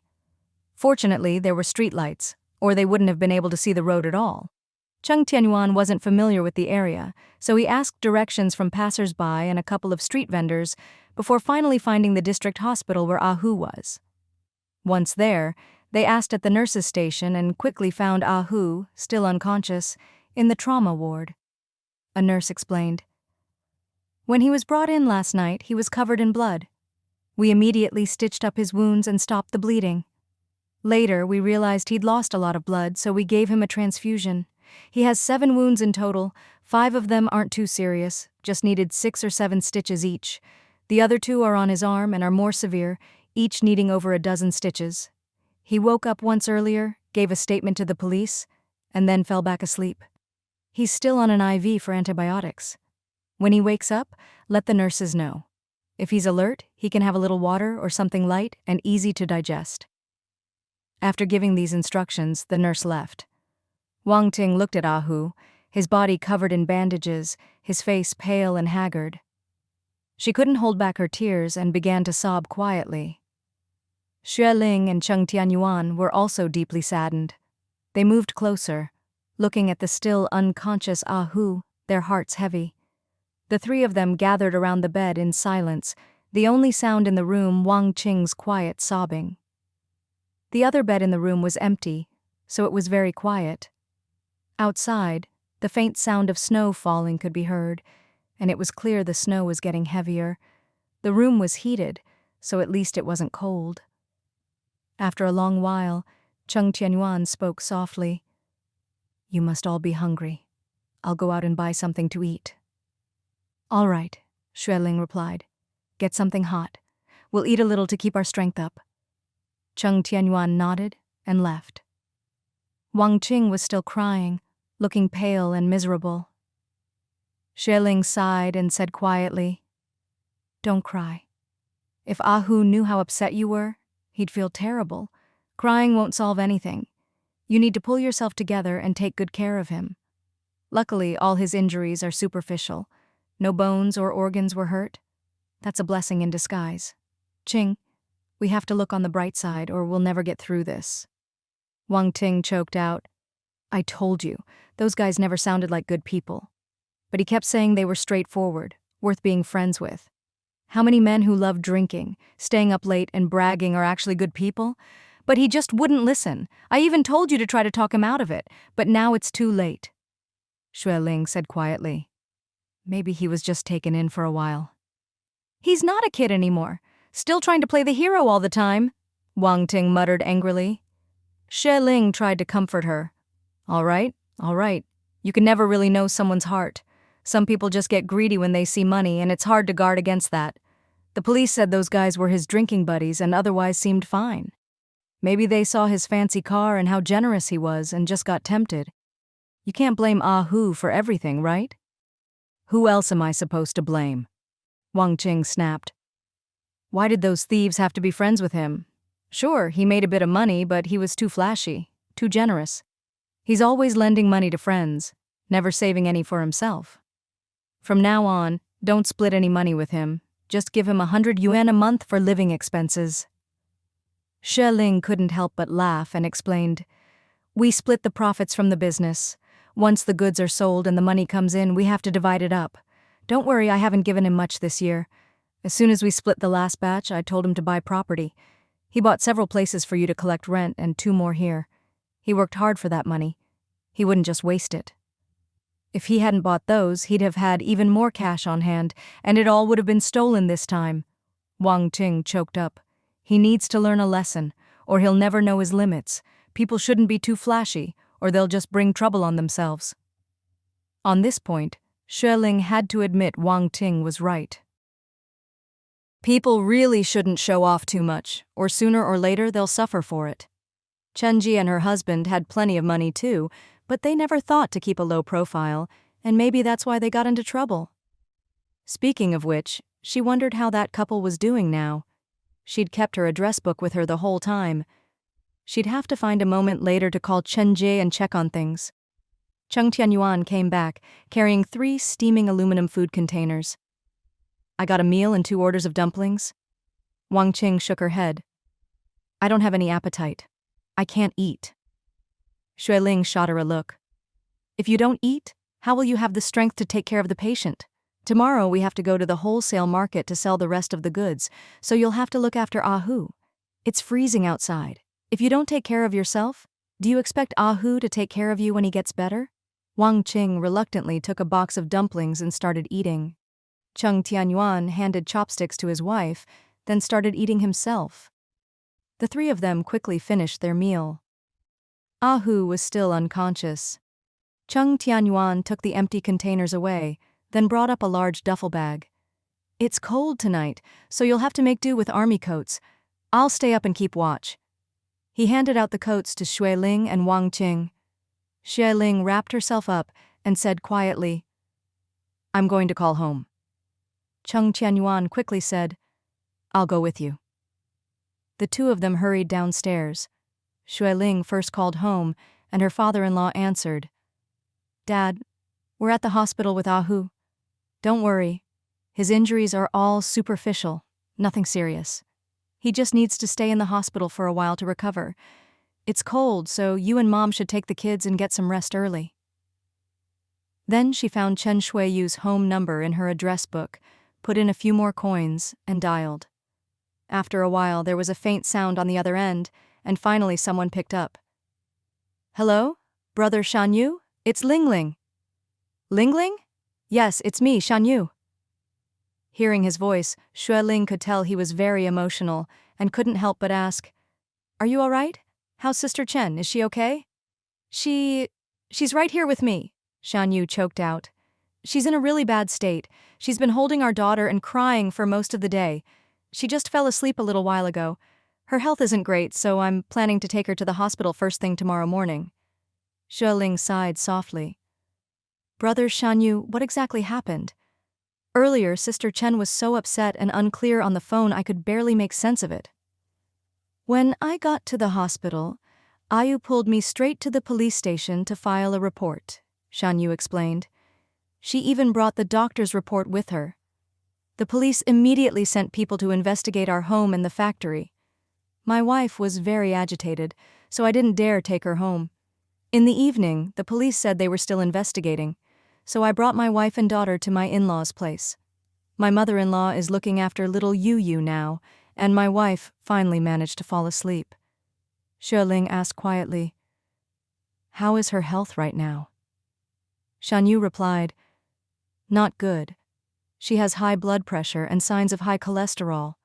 The doctor said it's very abnormal for her to gain so much weight so suddenly. She has too many hormones built up in her body and it won't get better overnight. If she stops taking the medication and with proper treatment and exercise, hopefully she'll recover. She's still young, she should be able to get better gradually. Even though Shanyu said this, Xue Ling couldn't help but feel pessimistic. High blood pressure and high cholesterol are serious, especially for someone as young as Chen Shuiyu, barely in her 30s or 40s. Unless she can bring it down, she'll be on medication for life. Xue Ling asked, The police haven't found anything yet? Brother Shanyu, Sister Chen said she suspects your mother. Is that possible? My mother has already been taken in for questioning, Shanyu said, frustrated and helpless. I don't even know what to say. Ling Ling, if it really is, If it's true, I'll have to cut ties with my family. It's just too much. Too cruel. Xue Ling sighed softly. They haven't finished the investigation yet. Maybe Sister Chen is just overthinking it. No, Shanyu said. Lingling, you don't know how my parents and brothers have treated us. Ayu and I have been working hard outside for nearly 20 years before finally settling down and having little Yu.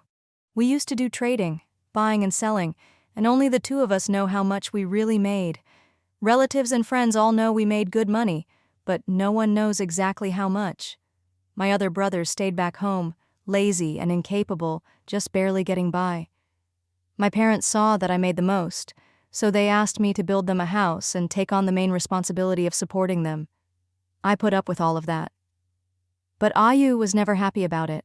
She said building a house and giving them a regular allowance was enough. Why should we, as their children, be the only ones giving money every month, while my brothers just go to my parents for handouts? She was always upset about it. My parents are greedy. Ever since we came back with little Yu and planned to buy land and build a factory here in the South, they've been coming to me for money all the time. They say I made a fortune, that I can build a factory but don't help my brothers. Every time they came, I'd secretly give them money, but they'd just turn around and give it to my lazy brothers, then come back to ask me for more. After a while, Ayu noticed. She got angry and made me hand over all the money to her, only giving me a little for daily expenses. With less money on hand, I couldn't give my parents as much, and they started arguing with me all the time. I told my mom the money was with Ayu, who's the accountant for the factory. I asked her to come help us take care of little Yu and help out around the house, to lighten our load and get closer to her granddaughter. At first, my mom refused, but I told her that if she got closer to us and doted on her granddaughter, Ayu would naturally give her some money for household expenses and for Yu. My mom agreed and soon moved in with us. I told Ayu that since my mom was helping, we should give her some money to manage. At the start of every month, Ayu gave her 200 yuan to cover household and child expenses. 200 is a lot. But my mom was never satisfied. She'd come to the factory, see customers coming and going with stacks of cash, and secretly curse me for being heartless and not caring for the family. I talked to my brothers, asked them to help at the factory, and paid them the same as the workers, plus some extra. But they only lasted a few days before quitting, complaining to my parents that the work was too hard and accusing me of mistreating them. I got angry and told them off for being lazy, then ignored them. My mom cursed me behind my back several times, but I didn't respond. On the surface, she and Ayu seemed to get along better, and she'd help cook for us every day. Ayu suspects my mom, and honestly, my first thought was her too. But I just can't believe it. It's too cruel. Shanyu was very emotional, pouring everything out in one breath. Xue Ling listened carefully, feeding more coins into the public phone. When he finished, Xue Ling said quietly, Sister Chen gained all that weight over several months. It didn't happen overnight. I think you both know in your hearts who's responsible. Shanyu sobbed softly on the other end. Xue Ling continued, Don't be too upset. Right now, the most important thing is to take care of Sister Chen. As long as she recovers, that's all that matters. Little Yu is still so young. If either of you falls ill, it would be devastating for her. For your child and your family, you have to stay strong and look after Sister Chen. I know, Shanyu choked out. Tomorrow morning, I'll take her to the big hospital for a checkup. Little Yu is only 2. She's so cute, so beautiful. We both have to be well to take care of her. Xue Ling said calmly, If someone did something wrong, the police and the law will make sure they pay the price. If it really was your mother, you can't cover for her. This is about Sister Chen's life. Luckily, it was discovered in time, or the consequences would have been unimaginable. Yes, I won't interfere. I'll let the police handle it. Arrest and sentence whoever's responsible. I don't care anymore, Shanyu said, his voice trembling. I need to take Ayu to the doctor first. Her condition is really bad. Xue Ling said, Go to the big hospital. If it doesn't work out, come to the provincial hospital here. You two have always been well off. You can afford the expenses. No matter what happens, health always comes first. Shanyu replied softly. Thank you, Ling Ling. The weather's getting cold. Take care of yourselves. Let's keep in touch. I'm here in the provincial capital with Iwan, selling clothes, Xue Ling said, not mentioning Ahu's situation and keeping it light. Once we sell off the last of the stock, we'll head home. I'll call your place when I have time and chat with Sister Chen. That night, Cheng Tianyuan stayed by Ahu's side, dozing off while keeping an eye on the IV drip. Xue Ling and Wang Qing stayed at a small inn not far from the hospital. The two of them shared a blanket, chatted for a while, and, exhausted, soon fell asleep. There was no alarm clock, and with the doors and windows shut tight, they didn't wake up until after 8 in the morning. Wang Ting hurriedly woke Xue Ling, and the two quickly washed up and returned to the hospital. Cheng Tianyuan was feeding Ahu some rice porridge. When he saw them come in, he turned and said, "I didn't know when you'd be back, so I didn't get you breakfast. Have some water for now, and I'll go buy you something to eat in a bit." The moment Wang Ting saw Ahu, her eyes turned red. Ahu looked at her, stammered, and apologized softly. Qing, I'm fine. Don't cry." Remembering Xue Ling's advice, Wang Ting took a deep breath and said, "Focus on getting better. We'll talk about everything else later. If you know you made a mistake, just make sure you learn from it. This is a big lesson. You'd better remember it." Ahu nodded quickly, not daring to move because of his many wounds. Cheng Tianyuan handed her the bowl of porridge. "You feed Ahu. I'll go get you breakfast." Xue Ling gave a wry smile.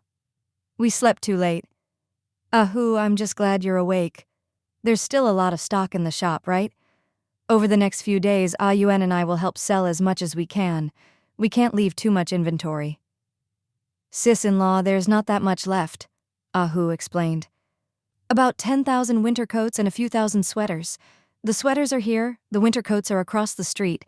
Sis-in-law, I'm sorry." "What are you saying?" Xue Ling stepped closer, seeing his bruised face and dull eyes, and said softly, "Just focus on getting better. Leave the shop to us. The police said yesterday they're already searching for the people who hurt you. You just need to recover. Don't worry about anything else." Ahu choked up. "Thank you." Wang Ting slowly fed him porridge, speaking softly, "Now that you're awake and eating, you'll recover soon. The doctor said your injuries are all external. Thankfully, your organs are fine, but it'll take at least a month to heal, so you need to rest." Ahu stared at her, nodding repeatedly.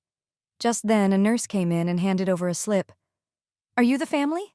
The patient didn't pay when he was admitted yesterday. Please go to the admissions desk on the first floor to pay. The stitches and medication from yesterday are at least 100 yuan. Today he'll need more IVs, so pay another 200. Any extra will be refunded, and if it's not enough, you can top up." Xue Ling took the slip. "I'll go pay right now. Please use the best medicine you can, so he recovers quickly."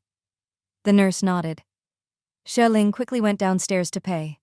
On her way back, she ran into Cheng Tianyuan, and they returned to the ward together. Wang Ting had already finished feeding Ahu and was fetching water to wash his face and feet. Ahu couldn't move and could only lie quietly. Cheng Tianyuan brought 2 bowls of porridge, 4 steamed buns, and some pickles. "It's a bit late, so there wasn't much left to buy. Just make do for now." Xue Ling and Wang Ting ate quietly, chatting as they did. Ahu said softly, "Yuan, you and sis-in-law need to go to the shop. Try to sell the rest of the stock quickly. There are a lot fewer people at the wholesale market these days. It's already early December, and most people have already bought what they need for the new year. If we don't clear out the inventory now, it'll just sit there until next year." Cheng Tianyuan scolded him. "We know. Just focus on getting better. If we can't sell at full price, we'll discount it. As long as we don't lose money, don't worry." Xue Ling, chewing on a bun, mumbled, "Don't worry, we've got this. Wang Ting will take care of you, and Yuan and I will sell during the day and take turns helping at night." Ahu looked apologetically at Wang Ting and said weakly, "Don't you have to go to work?" "Don't worry about it," Wang Ting replied. "I took leave yesterday. I won't be going in for a few days." Ahu couldn't help but ask, Yesterday wasn't the weekend. Why did you take leave? Wang Ting didn't want to tell him she'd sprained her ankle. It was just a minor injury and already much better, so she decided to keep it from him. It's too cold and the snow's heavy. There's not much going on at the newspaper these days, so I just took some time off. I went to see Ling Ling yesterday afternoon, and that's when I found out what happened to you. Then I came here with them. Ahu gave a weak smile. You took leave? That's good? Xue Ling ate quickly and was soon finished. Ahu, the police said yesterday they'd be at the crime scene at 8. We should get over there so we're not keeping them waiting. Ahu nodded repeatedly. Go quickly. Xue Ling and Cheng Tianyuan hurried off to the wholesale market. When they arrived, they found quite a few people standing outside. 2 police officers were in a corner, smoking and chatting. There were still a lot of bloodstains in the shop. Quite a shocking sight. Xue Ling greeted them and explained she was the shop owner. Cheng Tianyuan couldn't help but ask, Comrade, can we clean up the shop now? We need to do business and it can't stay like this. There's nothing we can do, the officer explained. This is the primary crime scene. The case isn't solved yet and there could still be important clues or evidence here. Xue Ling suggested, Can we just move the goods out of the corner? Can we do that now? They agreed. Soon, the 2 of them moved 7 or 8 bags of sweaters across the street. Xue Ling carefully counted and found there were only about 2,000 sweaters left, but there were still over 10,000 winter coats. All of this was stock Xue Ling had purchased, so she knew the prices well. Looking at the nearly empty wholesale market, Cheng Tianyuan asked, Wife, did we come too late? Is it too late to open up? Xue Ling shook her head. It's fine. We'll just open earlier tomorrow. Go outside and find someone who writes couplets. Have them write a big sign in red, then hang it up. Okay, what should it say? Cheng Tianyuan asked. Xue Ling recited a few words, repeating the prices. Cheng Tianyuan went off to find someone. Xue Ling opened the shop, found everything tidy, and took out the inventory list to double-check. Wife, I'm back. Cheng Tianyuan came in holding 2 red sheets of paper. Get some tape and put them up. Quick, Xue Ling said. Cheng Tianyuan taped the red signs to the front of the shop. Clearance sale. Selling at a loss. Sweaters 5 yuan each. Winter coats 4 yuan each. Buy more and get a bonus. Before long, customers started coming in. Sweaters for 5 yuan? Let me see. Xue Ling quickly greeted them, handing over a sample. Take a look. There are only about 2,000 left, all sizes available. My husband and I are in a hurry to get home for the new year, so we're selling cheap to cover travel expenses. The customer felt the sweater and saw the price was really low, so he immediately ordered 1,000 in several sizes. Cheng Tianyuan helped carry the goods, 4 huge bags in total. Xue Ling couldn't help but shake her head and smile wryly. Sweaters are heavy and take up so much space. No wonder Ahu always put off picking them up. Sweaters really do take up a lot of room. That night, Cheng Tianyuan stayed by Ahu's side, dozing off while keeping an eye on the IV drip. Xue Ling and Wang Ting stayed at a small inn not far from the hospital. The 2 of them shared a blanket, chatted for a while, and exhausted, soon fell asleep. There was no alarm clock, and with the doors and windows shut tight, they didn't wake up until after 8 in the morning. Wang Ting hurriedly woke Xue Ling, and the 2 quickly washed up and returned to the hospital. Cheng Tianyuan was feeding Ahu some rice porridge. When he saw them come in, he turned and said, I didn't know when you'd be back, so I didn't get you breakfast. Have some water for now, and I'll go buy you something to eat in a bit. The moment Wang Ting saw Ahu, her eyes turned red. Ahu looked at her, stammered, and apologized softly. Ching, I'm fine. Don't cry. Remembering Xue Ling's advice, Wang Ting took a deep breath and said, Focus on getting better. We'll talk about everything else later. If you know you made a mistake, just make sure you learn from it. This is a big lesson. You'd better remember it. Ahu nodded quickly, not daring to move because of his many wounds. Cheng Tianyuan handed her the bowl of porridge. You feed Ahu, I'll go get you breakfast. Xue Ling gave a wry smile. We slept too late. Ah-hu, I'm just glad you're awake. There's still a lot of stock in the shop, right? Over the next few days, Yuan and I will help sell as much as we can. We can't leave too much inventory. Sis-in-law, there's not that much left, Ah-hu explained. About 10,000 winter coats and a few thousand sweaters. The sweaters are here, the winter coats are across the street. Sis-in-law, I'm sorry. What are you saying? Xue Ling stepped closer, seeing his bruised face and dull eyes, and said softly, just focus on getting better. Leave the shop to us. The police said yesterday they're already searching for the people who hurt you. You just need to recover. Don't worry about anything else. Ah-hu choked up. Thank you. Wang Ting slowly fed him porridge, speaking softly. Now that you're awake and eating, you'll recover soon. The doctor said your injuries are all external. Thankfully, your organs are fine, but it'll take at least a month to heal, so you need to rest. Ah-hu stared at her, nodding repeatedly. Just then, a nurse came in and handed over a slip. Are you the family? The patient didn't pay when he was admitted yesterday? Please go to the admissions desk on the first floor to pay. The stitches and medication from yesterday are at least 100 yuan. Today he'll need more IVs, so pay another 200.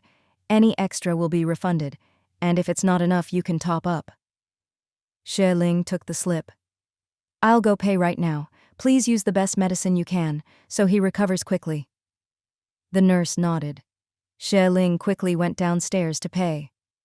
On her way back, she ran into Cheng Tianyuan, and they returned to the ward together. Wang Qing had already finished feeding Ah-hu and was fetching water to wash his face and feet. Ah-hu couldn't move and could only lie quietly. Cheng Tianyuan brought 2 bowls of porridge, 4 steamed buns, and some pickles. It's a bit late, so there wasn't much left to buy. Just make do for now. Xue Ling and Wang Qing ate quietly, chatting as they did. Ah-hu said softly, Yuan, you and sis-in-law need to go to the shop. Try to sell the rest of the stock quickly. There are a lot fewer people at the wholesale market these days. It's already early December, and most people have already bought what they need for the new year. If we don't clear out the inventory now, it'll just sit there until next year. Cheng Tianyuan scolded him. We know, just focus on getting better. If we can't sell at full price, we'll discount it. As long as we don't lose money, don't worry. Xue Ling, chewing on a bun, mumbled, Don't worry, we've got this. Wang Ting will take care of you, and Yuan and I will sell during the day and take turns helping at night. Ah-hu looked apologetically at Wang Ting and said weakly, Don't you have to go to work? Don't worry about it, Wang Ting replied. I took leave yesterday. I won't be going in for a few days. Ah-hu couldn't help but ask, Yesterday wasn't the weekend? Why did you take leave? Wang Ting didn't want to tell him she'd sprained her ankle. It was just a minor injury and already much better, so she decided to keep it from him. It's too cold and the snow's heavy. There's not much going on at the newspaper these days, so I just took some time off. I went to see Ling Ling yesterday afternoon, and that's when I found out what happened to you. Then I came here with them. Ah-hu gave a weak smile. You took leave. That's good. Xue Ling ate quickly and was soon finished. Ah-hu, the police said yesterday they'd be at the crime scene at 8. We should get over there so we're not keeping them waiting. Ah-hu nodded repeatedly. Go quickly. Xue Ling and Cheng Tianyuan hurried off to the wholesale market. When they arrived, they found quite a few people standing outside. 2 police officers were in a corner, smoking and chatting. There were still a lot of bloodstains in the shop, quite a shocking sight. Xue Ling greeted them and explained she was the shop owner. Cheng Tianyuan couldn't help but ask, Comrade, can we clean up the shop now? We need to do business, and it can't stay like this. There's nothing we can do, the officer explained. This is the primary crime scene. The case isn't solved yet, and there could still be important clues or evidence here. Xue Ling suggested, Can we just move the goods out of the corner? Can we do that now? They agreed. Soon, the 2 of them moved 7 or 8 bags of sweaters across the street. Xue Ling carefully counted and found there were only about 2,000 sweaters left. But there were still over 10,000 winter coats. All of this was stock Xue Ling had purchased, so she knew the prices well. Looking at the nearly empty wholesale market, Cheng Tianyuan asked, "Wife, did we come too late? Is it too late to open up?" Xue Ling shook her head. "It's fine. We'll just open earlier tomorrow. Go outside and find someone who writes couplets. Have them write a big sign in red, then hang it up." "Okay, what should it say?" Cheng Tianyuan asked. Xue Ling recited a few words, repeating the prices. Cheng Tianyuan went off to find someone. Xue Ling opened the shop, found everything tidy, and took out the inventory list to double-check. "Wife, I'm back." Cheng Tianyuan came in holding 2 red sheets of paper. "Get some tape and put them up, quick," Xue Ling said. Cheng Tianyuan taped the red signs to the front of the shop. "Clearance sale, selling at a loss, sweaters 5 yuan each, winter coats 4 yuan each, buy more and get a bonus." Before long, customers started coming in. "Sweaters for 5 yuan? Let me see." Xue Ling quickly greeted them, handing over a sample. "Take a look. There are only about 2,000 left, all sizes available. My husband and I are in a hurry to get home for the new year, so we're selling cheap to cover travel expenses."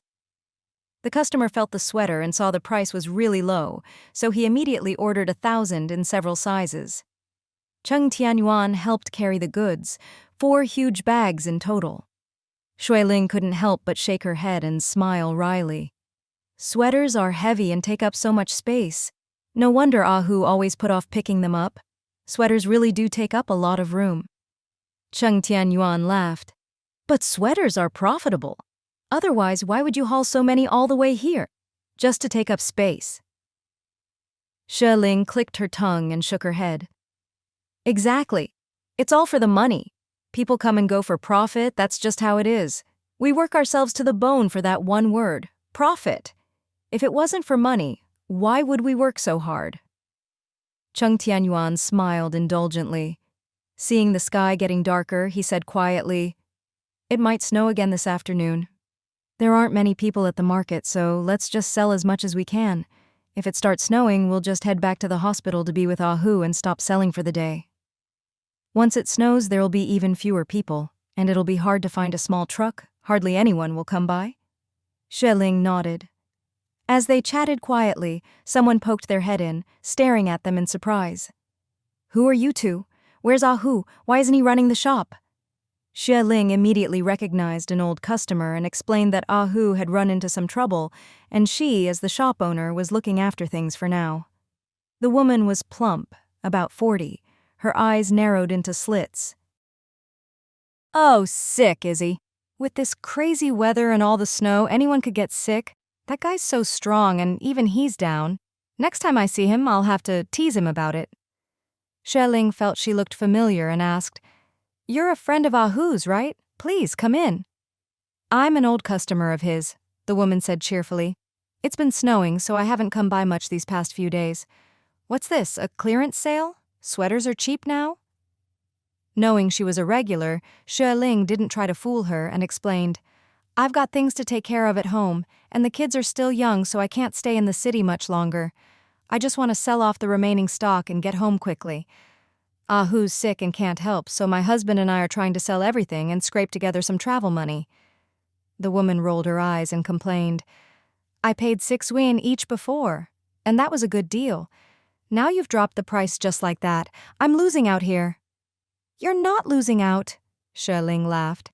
"Didn't I just say, this is the last of the stock, and the sizes aren't all there, so we have to clear it out." The woman frowned and asked, "What sizes are left? How many?" Xue Ling took out the inventory list, subtracted the 1,000 just sold, and checked the sizes. "There are 400 medium left, and a mix of other sizes." The woman thought for a moment. "If I take them all, you'll have to give me a better price. The sizes aren't complete, and I might lose money." Xue Ling gave a wry smile and pointed to the red sign overhead. "Ma'am, I'm not trying to trick you. This really is the lowest price. If I weren't in a hurry to get home, I wouldn't sell this cheap. I'm already losing money." "Who are you fooling?" the woman said gruffly. "450 each. Take it or leave it. I'll buy them all, good or bad. If not, I'm leaving. This is the last of the stock. Another couple of snowfalls, and it'll be New Year's. If you don't sell, you'll be stuck wearing them yourselves." Xue Ling thought for a moment. How about I throw in the rest of the leftover sweaters in the shop? If you take everything, I'll agree to that price. I'm straightforward too. If you want them, get someone to pick them up right away. If not, you're welcome to come back next year for new stock. How many leftovers? The woman was shrewd and suspicious. Don't try to dump junk on me. I'm not a garbage collector. Xue Ling smiled. About 100 pieces, several different styles. The woman nodded. Let me see. If they're too nasty, I won't take them. Xue Ling brought out the rest of the leftover stock. Half selling, half giving away. These are just the last few pieces. Some are samples. Some got a bit dirty from customers handling them. If you wash them, they're perfectly fine. The woman checked them over and saw Xue Ling was telling the truth, so she quickly agreed. Soon, all the sweaters in the shop were cleared out. Cheng Tianyuan helped count. There were 1,013 in total. The customer paid, and Cheng Tianyuan went outside to find a truck, then helped load everything up. They left in a hurry. Xue Ling counted the money and said, I'm starving. It must be lunchtime by now. It's already past 12, Cheng Tianyuan replied. It's the afternoon now. Xue Ling rubbed her stomach and said quietly, I'm really hungry. Should we go find something to eat? Cheng Tianyuan said, We can't leave the shop unattended. You wait here, I'll go buy something. The weather looks gloomy. I'm worried it'll rain or snow on the way. Xue Ling nodded and started tidying up the bags and boxes in the shop. After a simple lunch, they saw that it really had started to snow outside. Big, heavy flakes. With the snow, the wholesale market became even more deserted. Xue Ling stamped her feet and yawned. Cheng Tianyuan asked gently, Tired? Want to nap in the corner? I'll watch the shop. No need, Xue Ling replied. I slept enough last night. I'm just bored, that's all. That's why I yawned, not because I'm tired. Cheng Tianyuan thought for a moment. Let's just close up and go back to the hospital. Xue Ling looked at all the big boxes in the shop, feeling a bit worried. There are still 10,000 winter coats left. I really don't know if we'll be able to sell them all. Cheng Tianyuan couldn't help but ask, Did you invest a lot? If we can't sell them, will the loss be big? At least several tens of thousands, Xue Ling said, rubbing her head. It's already the end of the year, and there's hardly anyone left at the market. Unless the weather improves, no one's going to buy these thin winter coats. In this cold and heavy snow, people want thick sweaters and coats. That's just common sense. She hadn't wanted to buy so many winter coats, but Ah Hu had insisted. He said it probably wouldn't be too cold this new year, so they should stock up on winter coats. That's why they ended up with 2 extra batches. Cheng Tianyuan, seeing her worry, tried to reassure her. Don't worry, we'll sell them eventually. If it comes to it, we'll just sell at cost. We can afford the loss for now. Worst case, we just sell what we can.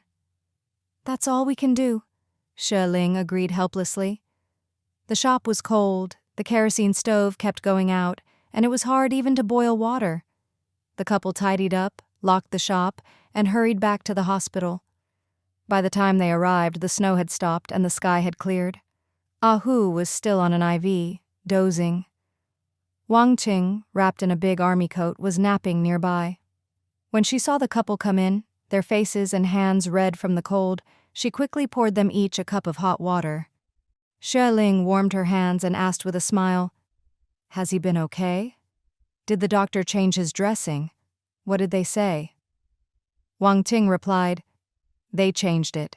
The doctor cleaned and dressed all his wounds and said the stitches can come out in a few days. He's still sleepy because he lost a lot of blood. The doctor said he should rest and not move around, or he might pull his stitches. I asked him, and he said with the IV, he doesn't feel any pain at all. Cheng Tianyuan glanced out the window and said, The snow's really coming down. Everything's covered.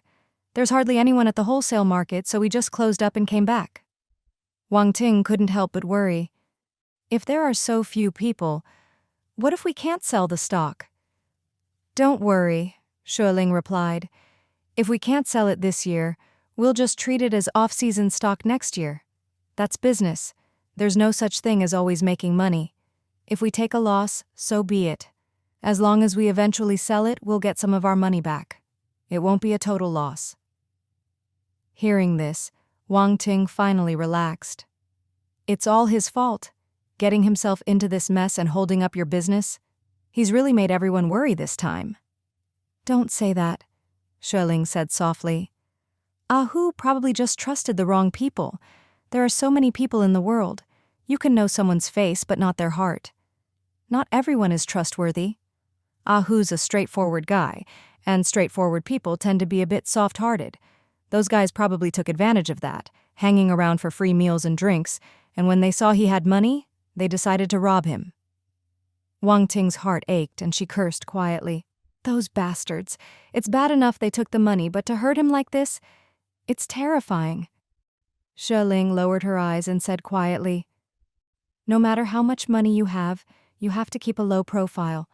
Don't show off your wealth or you'll attract thieves. Here at the wholesale market, thousands, sometimes tens of thousands of yuan change hands every day.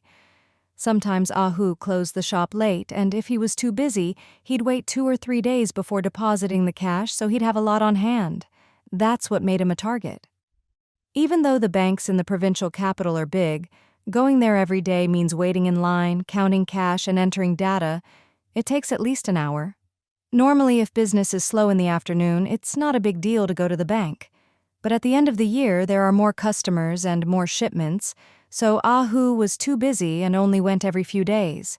That meant he had a lot of cash on him, which made others envious. And since he was alone in the shop, it gave people an opportunity. Wang Ting's eyes were red as she whispered, "I wonder how much we lost." "Not much," Xue Ling reassured her. "I heard it was just a few thousand in cash. It's not a huge amount, so don't worry. We can afford that loss. The important thing is that he's okay." Cheng Tianyuan added quietly, "He can eat and sleep, and he's still young and strong. Those minor wounds will heal quickly. With good medical care and a good hospital, he'll recover in no time." Xue Ling, worried about home, called to check in. Cheng Muhai answered, saying it was snowing heavily there too, so everyone was staying inside. "The kids are great, behaving themselves. Sometimes they watch TV, sometimes they look out the window at the snow. We've got the heaters out. One in the living room, one in the bedroom. If the kids sleep in there, we turn it on so it's not too cold." Xue Ling reminded him, "The heater air is really dry, so make sure the kids don't get too close. Dad, you all need to drink more water and make sure the kids do too. Dry air can make you dehydrated and cause problems, so remember to drink plenty." Cheng Muhai agreed and asked about Hu. Xue Ling replied, "It's just minor injuries.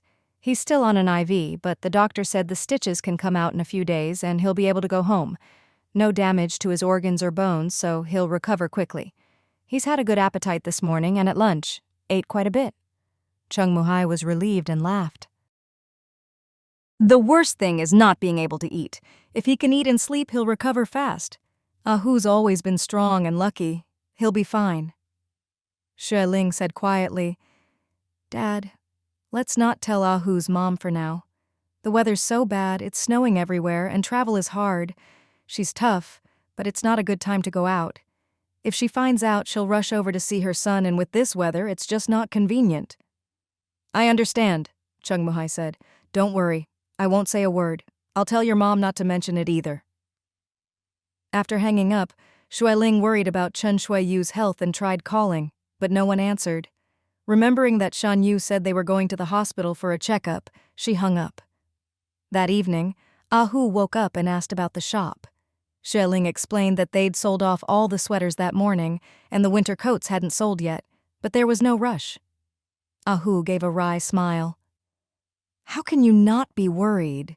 It's already the 5th day of the 12th lunar month. In 3 or 4 days, the wholesale market will close for the new year. Sis-in-law, it's my fault for being too greedy and buying too much stock." No rush, Xue Ling said with a smile. "Worst case, we'll take it to the Rongcheng market and sell it there. At least we'll get our money back, so what's there to worry about?" Hu thought for a moment. "Sis-in-law, how about I call a few old customers? We've known each other for 2 years. They'll probably help me out and buy 1,000 pieces each. We'll sell out in no time." "No need," Xue Ling replied. We're in business, not in the business of using personal feelings. If they buy just to do you a favor and end up losing money, they'll resent you for it, and it'll hurt your friendship. Business is business. Don't mix in too much emotion. Ah Hu seemed to half understand. Wang Qing, however, understood and said softly, Ling Ling, don't blame him. His biggest strength is how much he values relationships. But a person's strength is often also their weakness. He'll always be weighed down by it. Ah Hu managed a sheepish smile and didn't say anything more.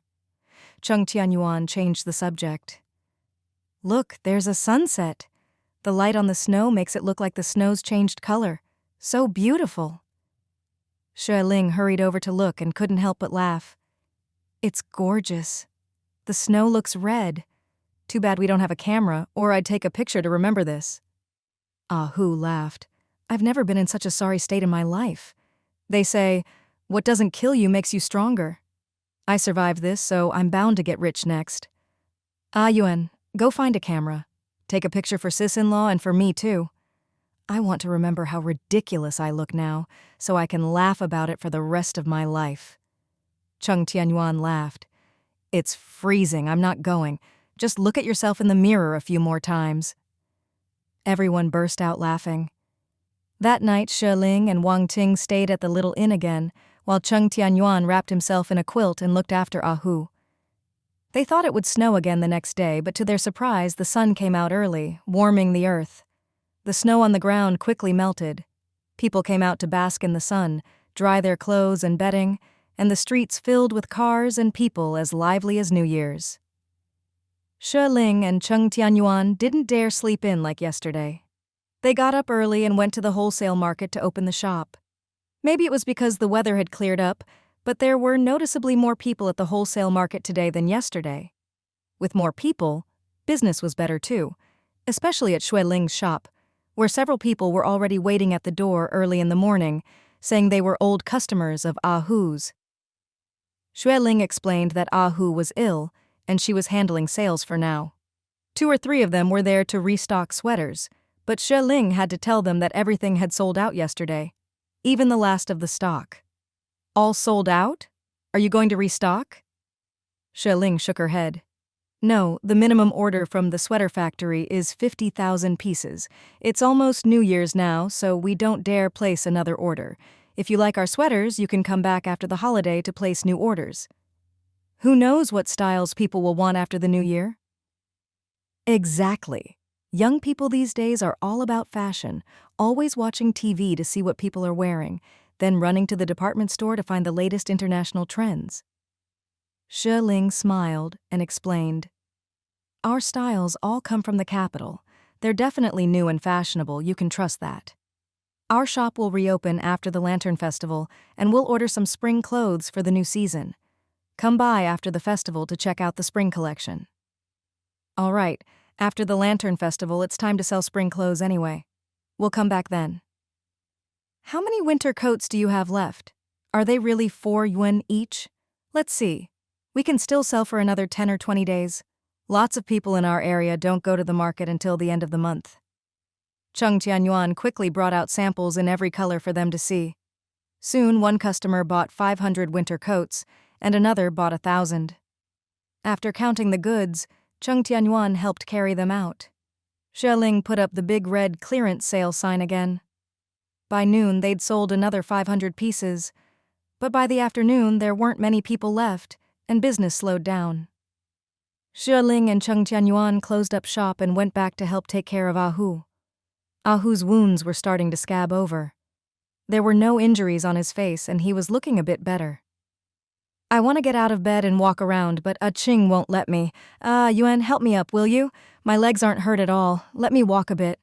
Lying in bed all day is torture. Cheng Tianyuan nodded, adjusted the IV, and helped him out of bed.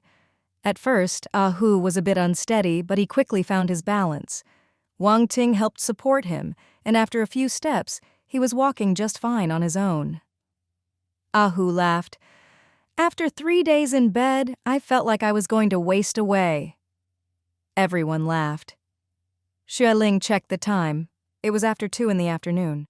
So she went downstairs to call Shan Yu and Chen Shuiyu. No one answered. She tried again. Just as she was about to hang up, someone picked up. Shan Yu, out of breath. "Hello? Who is this?" Xue Ling quickly said. "Brother Shan Yu, it's Ling Ling." "Oh, Ling Ling, great! I called your house at noon, but your in-laws said you were in the provincial capital." Shan Yu asked, "Do you have a phone number there? Give me one so I can reach you." Xue Ling replied, "Sure, there's a phone at my shop. I'll give you the number so you can reach us in the mornings." "Brother Shan Yu, how's Sister Chen?" Shan Yu explained, "She's a bit better these past 2 days, not as scared or agitated. Her appetite's smaller too, she's not eating as much as before, but she's always tired, always saying this or that hurts." "What did the doctor say?" Xue Ling asked with concern. Shan Yu sighed. "The doctor said it's some kind of hormone that makes pigs eat a lot, sleep a lot, and gain weight fast. It's not exactly poison, but it's not meant for people. The doctors here don't know what to do, so they told us to go to a big hospital in a bigger city and see if there's a solution." Xue Ling swallowed nervously. "How much does Sister Chen weigh now? And what about the high blood pressure and cholesterol? Are they serious?" "It's a bit serious," Shan Yu said. "The doctor prescribed medicine for both. She's about 200 jin now, but it's not healthy weight. She sweats a lot and feels uncomfortable even with a little activity." Xue Ling advised, "If the doctors here can't help, come to the provincial capital as soon as you can. My aunt works at the central hospital here. If she's still there, I'll ask her to help. If she's transferred, I'll have her recommend a good specialist." "Thank you so much, Ling Ling," Shan Yu said. "I just went home to pack some clothes for little Yu Yu. My in-laws are helping take care of her, and she's been good." Xue Ling asked, "When are you coming to the provincial capital? Don't delay. This shouldn't be put off." "I'm packing now, and we'll pick up my wife from the hospital. After the doctor's advice yesterday, I bought 2 boat tickets. The boat leaves this evening, so we should arrive in your city by tomorrow afternoon. The wind is strong this time of year, so the trip is faster than usual." "To the main dock in the provincial capital?" Xue Ling asked. "The big one?" "Yes," Shan Yu replied. "The big ships all dock there. We lived in the provincial capital for a while, so we know the area. The central hospital you mentioned is one of the best. We'll go there for sure. Ling Ling, please help us find someone familiar with the hospital. It'll save us a lot of trouble." "No problem," Xue Ling said. "I'll go to the hospital this afternoon and ask my aunt. By the way, what time will you arrive at the dock? If you can estimate, Yuan and I will come pick you up tomorrow afternoon. We have a car, so it'll be easier." "Perfect," Shan Yu said. "We'll be there by 4:30 at the latest. The ticket says 4, but with docking and everything, it'll be at least half an hour later. Wait for us outside the dock at 4:30. It's been over a year since we last saw you. It feels like forever." "All right, see you then." Xue Ling said goodbye and hung up. She went upstairs to tell Cheng and ask if he wanted to go to the central hospital with her.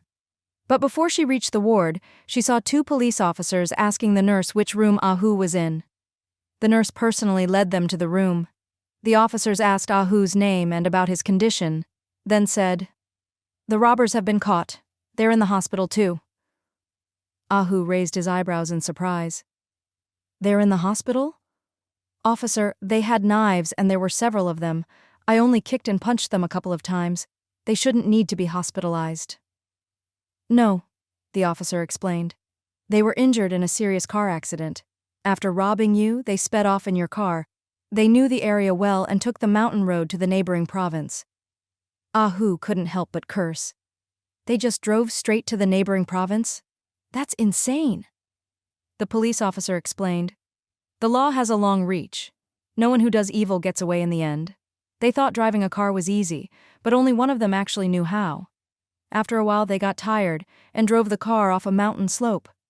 All 4 in the car were seriously injured, and the one in the driver's seat died on the spot." The room fell silent. Ahu was so shocked he couldn't speak. "Dead?" The officer handed over a report. "This is from our colleagues in the neighboring province. The driver, Cheksikeks, died at the scene. The other 3 were all badly hurt, mostly head injuries, and are still unconscious.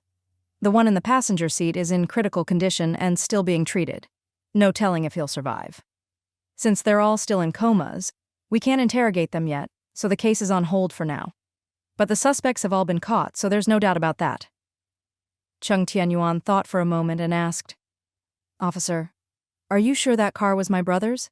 Is it still around?" "It's evidence, so we can't return it yet," the officer said with a wry smile.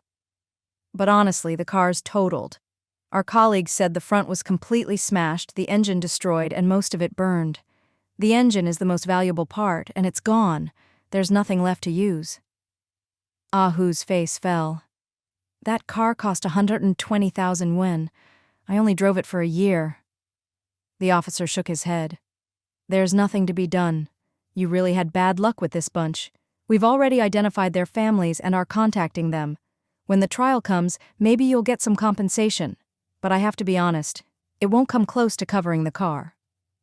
Ah Hu forced a smile and said quietly, "Forget it. I'll just consider it a loss to avoid a bigger disaster. If you take the wrong path, you're the one who suffers most in the end." "It's good you can see it that way," the officer said with a smile. "Wishing you a speedy recovery. Leave us your contact info. When the suspects are well enough to be questioned, we'll let you know. But with their injuries, it'll be at least 2 or 3 months before there's any news." Ah Hu quickly agreed and had Cheng Tianyuan write down the shop's phone number. "I'm from Rongcheng, and this is my wife. Our shop is at the wholesale market, the crime scene. You can find me there anytime, and I'll cooperate fully." "Thank you for your cooperation." A little later, Cheng Tianyuan saw the officers out. Wang Qing grabbed Xue Ling's hand tightly. "They say good is rewarded and evil is punished. It's really true." "Yes," Xue Ling said softly, looking at Ah Hu. "See, you're safe in the end. Like you said, just consider it a loss to avoid disaster." After all this, Wang Qing had come to terms with a lot. Cherish the people in front of you and treasure what you have. He's lucky to have survived. I shouldn't ask for more. Ah Hu, the car's gone, but we can always earn more money and buy another. But let me remind you, don't spend recklessly or show off. Next time, just get a Jeep like Ling Ling's. Good view, practical, and not too expensive." "All right, I'll listen to you," Ah Hu agreed quickly. Wang Qing gave him a look and said quietly, "Ling Ling makes way more than you, but she never spends like you do, always lending money left and right. Her car only cost a few thousand, not like you, buying a 120,000 yuan car just because you had a bit saved up. There'll be plenty of things to spend on in the future. You can't just throw money around." I won't, Ah Hu said. "I'll learn from sis-in-law, no more showing off. I'll just get a Jeep. But man, thinking about that car still hurts." Xue Ling said, "Here in the provincial capital, not many people drive cars. Most people are still on bikes. From a distance, any car you see is usually just a few thousand yuan. Your car really was too flashy." "I won't dare again," Ah Hu said with a sheepish laugh. Xue Ling gave a wry smile, then quietly told them about Chen Shuiyu. Her mother-in-law was angry that Chen was managing Shan Yu's money, and with her brothers-in-law egging her on, she secretly put hormone drugs in Chen's food to make her gain weight and ruin her health. If they hadn't caught it in time, she might have died in a few months. Their family is actually well off. Over $1 million invested in a new factory, hundreds of thousands in machinery, lots of property and cash flow in the tens of thousands every day. But her mother-in-law was jealous, thinking they were rich but only gave her a few hundred yuan, so she did something so cruel, mixing pig hormones into Chen's rice. That stuff isn't even good for pigs, let alone people. Ah Hu was stunned. My God, her own mother-in-law did that? That's insane. Wang Ting was pale with shock, clutching her chest. That's terrifying. Her own family, all for money. Xue Ling sighed. Her mother-in-law's already been arrested, and the brothers-in-law too. It's a big case. The brothers only encouraged her, so they probably won't get heavy sentences. But the mother-in-law confessed, and they found the evidence. She'll be in prison for years. People who are that ruthless for money deserve to be punished, Cheng Tianyuan said seriously. Otherwise, what kind of society would we have? If your own family would kill for money, what does that say about morals? Exactly, Ah Hu agreed. It's terrifying. Shan Yu and his wife worked so hard for their money. It didn't just fall from the sky. Did those brothers think that if they killed Chen, the money would be theirs? That's just evil. Greed makes people lose their minds, Xue Ling said quietly.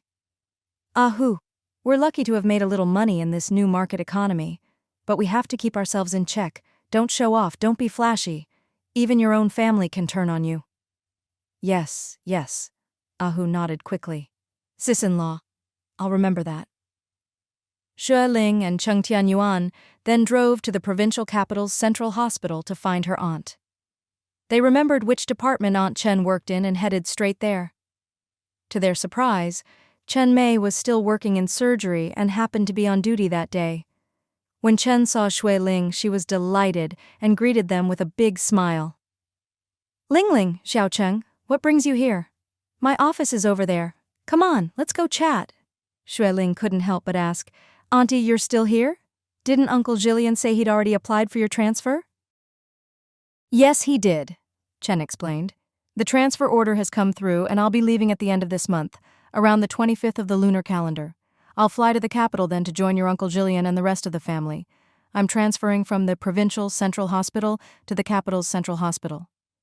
Congratulations, Auntie, Xue Ling smiled. Finally, the whole family will be together. Ah Heng and Ah Huan are both working there, and now you and Uncle are transferring too. Soon you'll all be in the capital. In a few years when you retire, you'll be able to enjoy your grandchildren and have the whole family together. Nothing better than that. Chen Mei beamed with happiness. That's right. I called both brothers last night. The eldest said he's swamped until the end of the year and the factory won't close for another couple of weeks. The second said he has to work through the holiday even busier than his brother. Your Uncle Jillian is even busier. He told me he can't even take this weekend off. If we didn't all live together, we'd probably go years without seeing each other. Xue Ling asked, How are Ah Huan and his girlfriend Lena? I heard she's teaching at the Foreign Languages Institute now and is adjusting well. At this, Chen Mei gave a wry smile. I haven't even met her. You at least have. You know their situation better than I do. From what Jillian says, Lena and Ah Huan have been getting along better since she started teaching. As long as young people are happy, that's what matters. Your uncle and I are open-minded parents. We married for love ourselves, so we can't expect less from the next generation. Exactly. As long as they get along, that's what matters, Xue Ling said in a low voice. Uncle Jillian used to be a bit unhappy about it. Maybe you can help talk to him. I'd like to, but honestly, I'm even less satisfied than he is, Chen Mei admitted. Ling, I only know a little foreign language, so I can't really communicate with her. That alone gives me a headache. It's fine, Xue Ling said with a laugh. She's still young. After living in the capital for a while, she'll pick up our language. You and Uncle are still healthy, so you don't need to rely on them for now. That's true, Chen Mei said, pouring them water. I told Ah Huan to remind her to learn some of our language, at least the basics. He said Lena's already learning and doing well. As long as she adapts and the two of them don't argue all the time, I'll be grateful. Cheng Tianyuan thanked her and took a sip of water. Auntie, we've been in the provincial capital for 3 or 4 days. We weren't sure if you were still here, so we came to see you. Chen Mei was surprised. You're here for business, right? I thought someone was watching the shop? No, Xue Ling said with a wry smile. Something happened at the shop. My husband's sworn brother was robbed and injured, so we rushed over. Chen Mei was shocked and, after making sure it wasn't too serious, shook her head. There are so many people blinded by money. Once they go down that road, it's a tragedy. Xue Ling took her hand and said quietly, Auntie, I need your help with something. Of course, just say the word, Chen Mei replied warmly. Xue Ling explained Chen Shuiyu's situation. They'll arrive tomorrow afternoon around 4. They're coming to the provincial capital for treatment. I wanted to ask if you could recommend a good specialist. This is a complicated case, Chen Mei said seriously. She's been taking those hormones for over half a year, and her body's changed dramatically. High blood pressure, high cholesterol. We'll need to do a thorough checkup when she arrives, then treat her based on the results. Cheng Tianyuan sighed.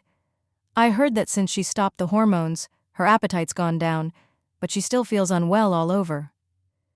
How could she feel well? Chen Mei explained. The hormones have already disrupted her body's systems and caused a lot of problems. When she gets here, we'll do a full checkup and then treat each issue one by one.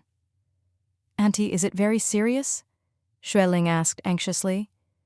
Chen Mei nodded. From what you've described, it's definitely serious. But don't worry. When they arrive, bring them here. I'll write up the orders for a full checkup. Once we have the results, I'll consult with some colleagues and recommend the best treatment plan. Xue Ling quickly agreed. Thank you so much, Auntie. No need to thank me, Chen Mei smiled. We're family. No need to be polite. When Ah Heng went to the capital, your parents helped look after him.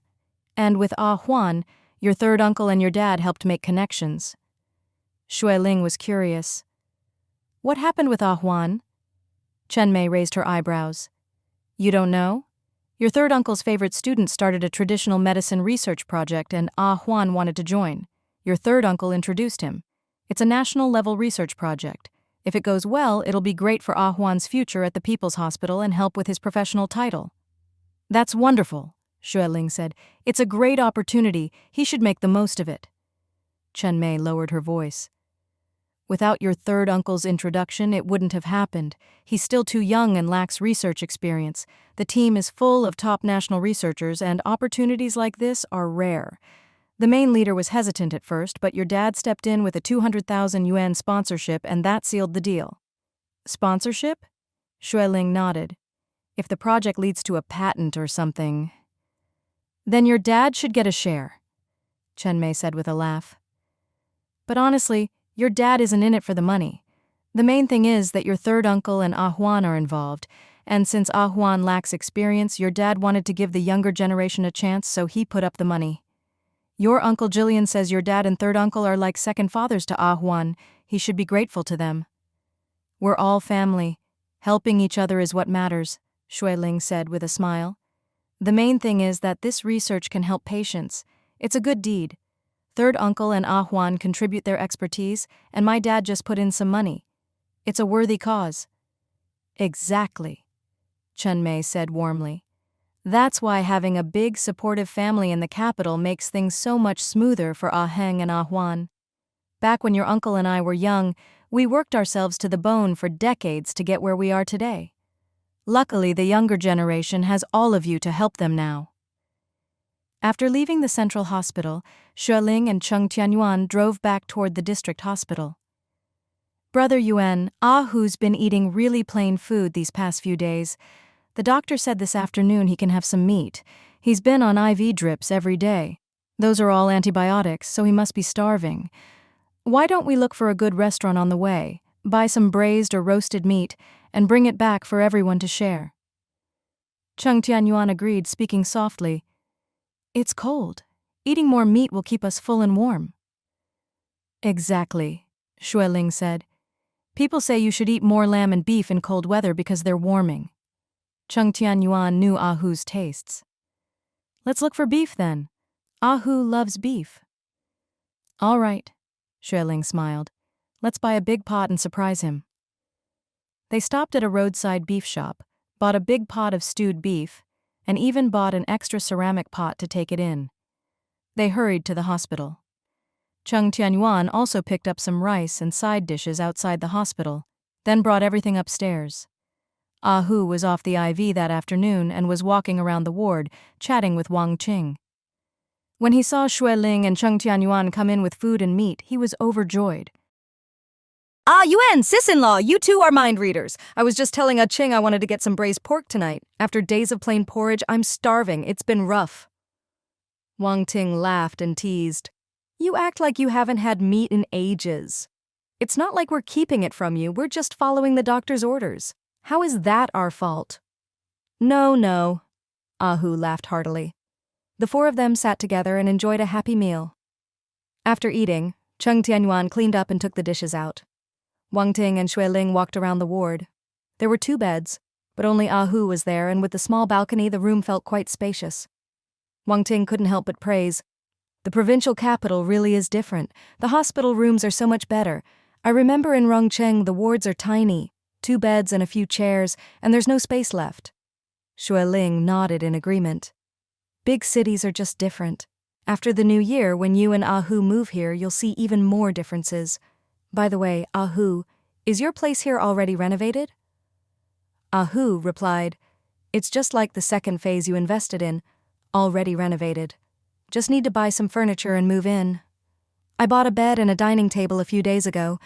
I was planning to buy a sofa and a dressing table for Ching after selling off the stock. She also needs a desk. There's one at the new place, but not here yet. Looks like I'll have to wait until I'm healed to buy the rest." "No need to buy them?" Xue Ling said with a smile. "I still haven't decided what to get you for your wedding. I'll go shopping with Wang Ting, pick out what she likes, and I'll pay for it. We'll have it delivered straight to your new place." "That's too much," Ahu laughed. "Sis-in-law, you're too generous. We're planning a simple wedding, just getting the certificate and having a meal with both families." Wang Ting blushed and said quietly, "You don't need to go to all that trouble. He can just buy things as we need them. The place isn't that big, so we don't need much furniture." "No matter how simple, it's still a wedding," Xue Ling insisted. "I have to give you a gift. First, Wang Ting and I are like sisters. Second, you're my good friend and sworn brother.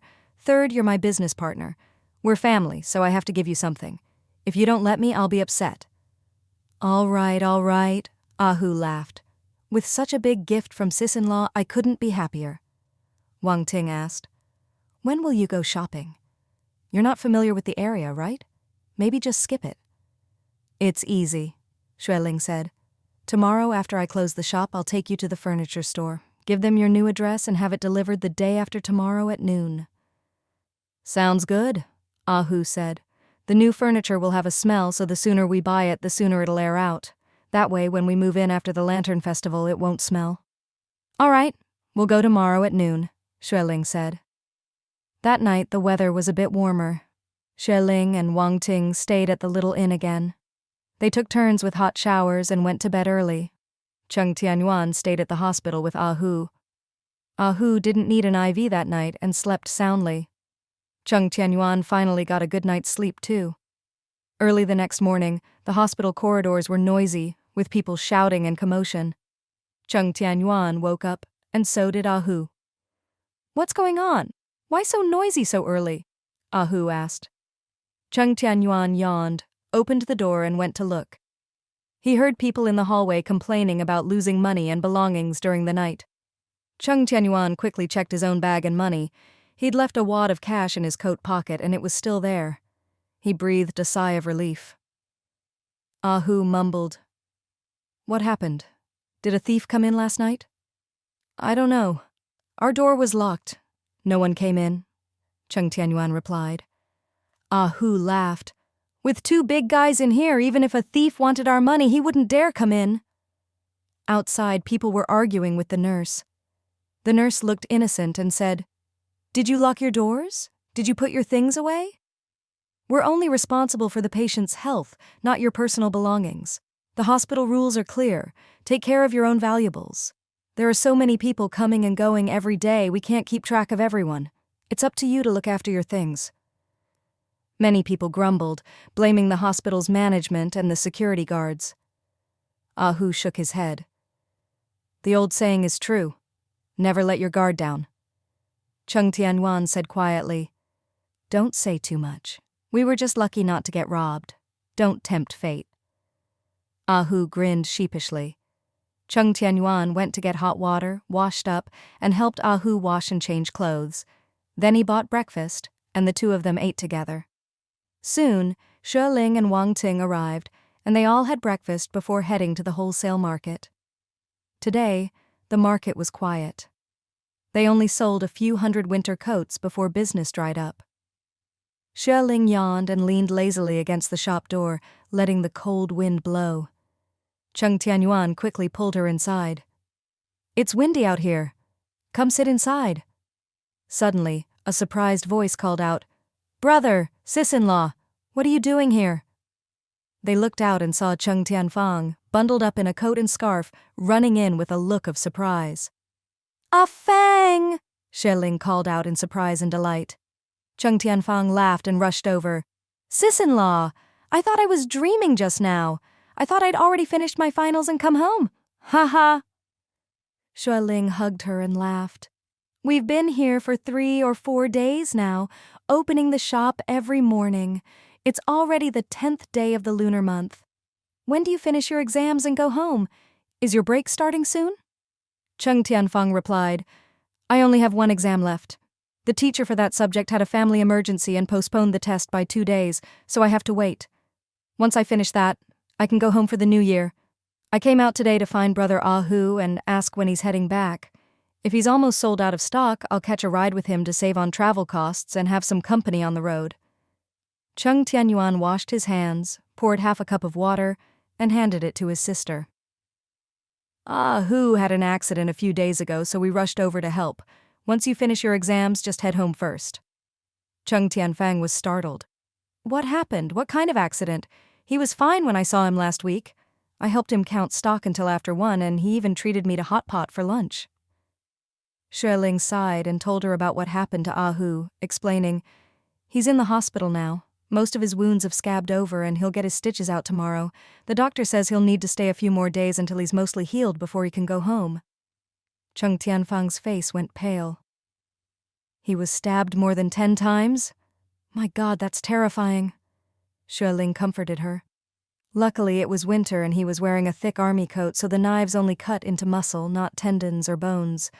The doctor said a few wounds were deeper, but most were minor. Still, it looked scary. His arms, wrists, and even his torso were cut.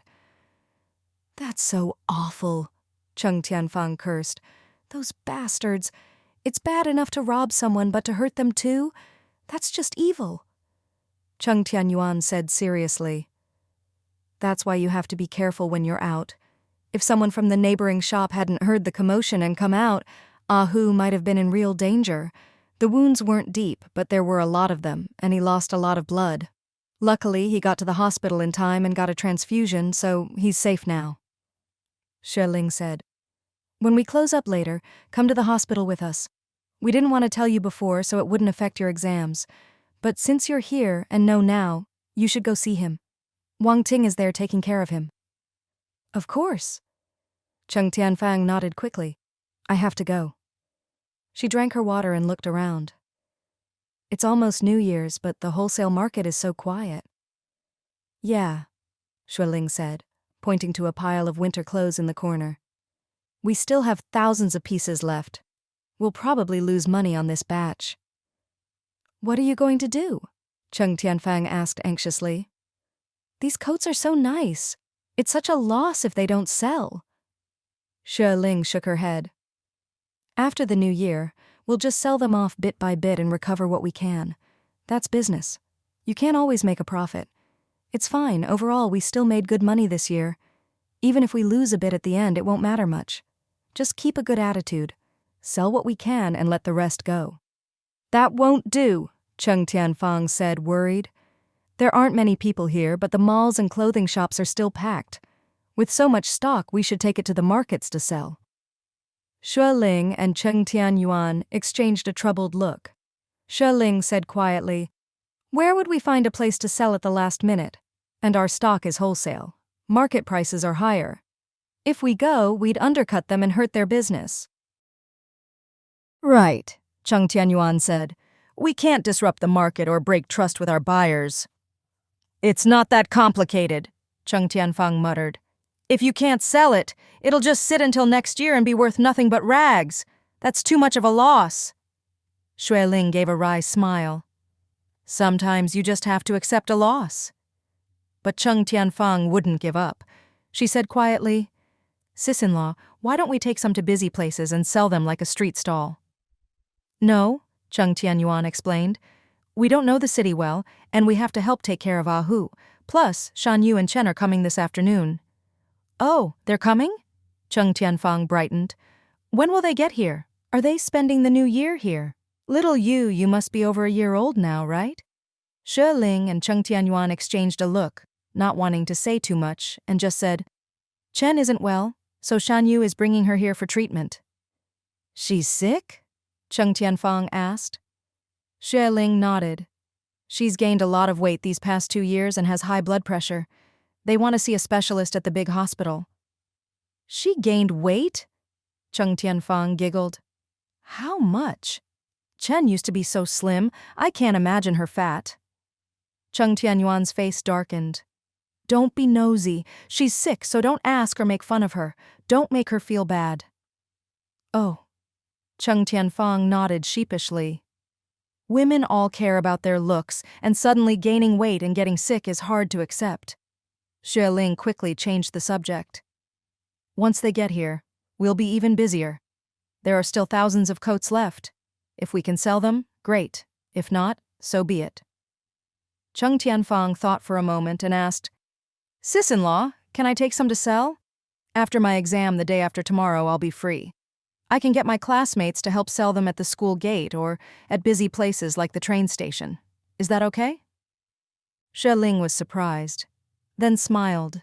Sure, just be careful. However much you sell is up to you. Just pay me back the cost.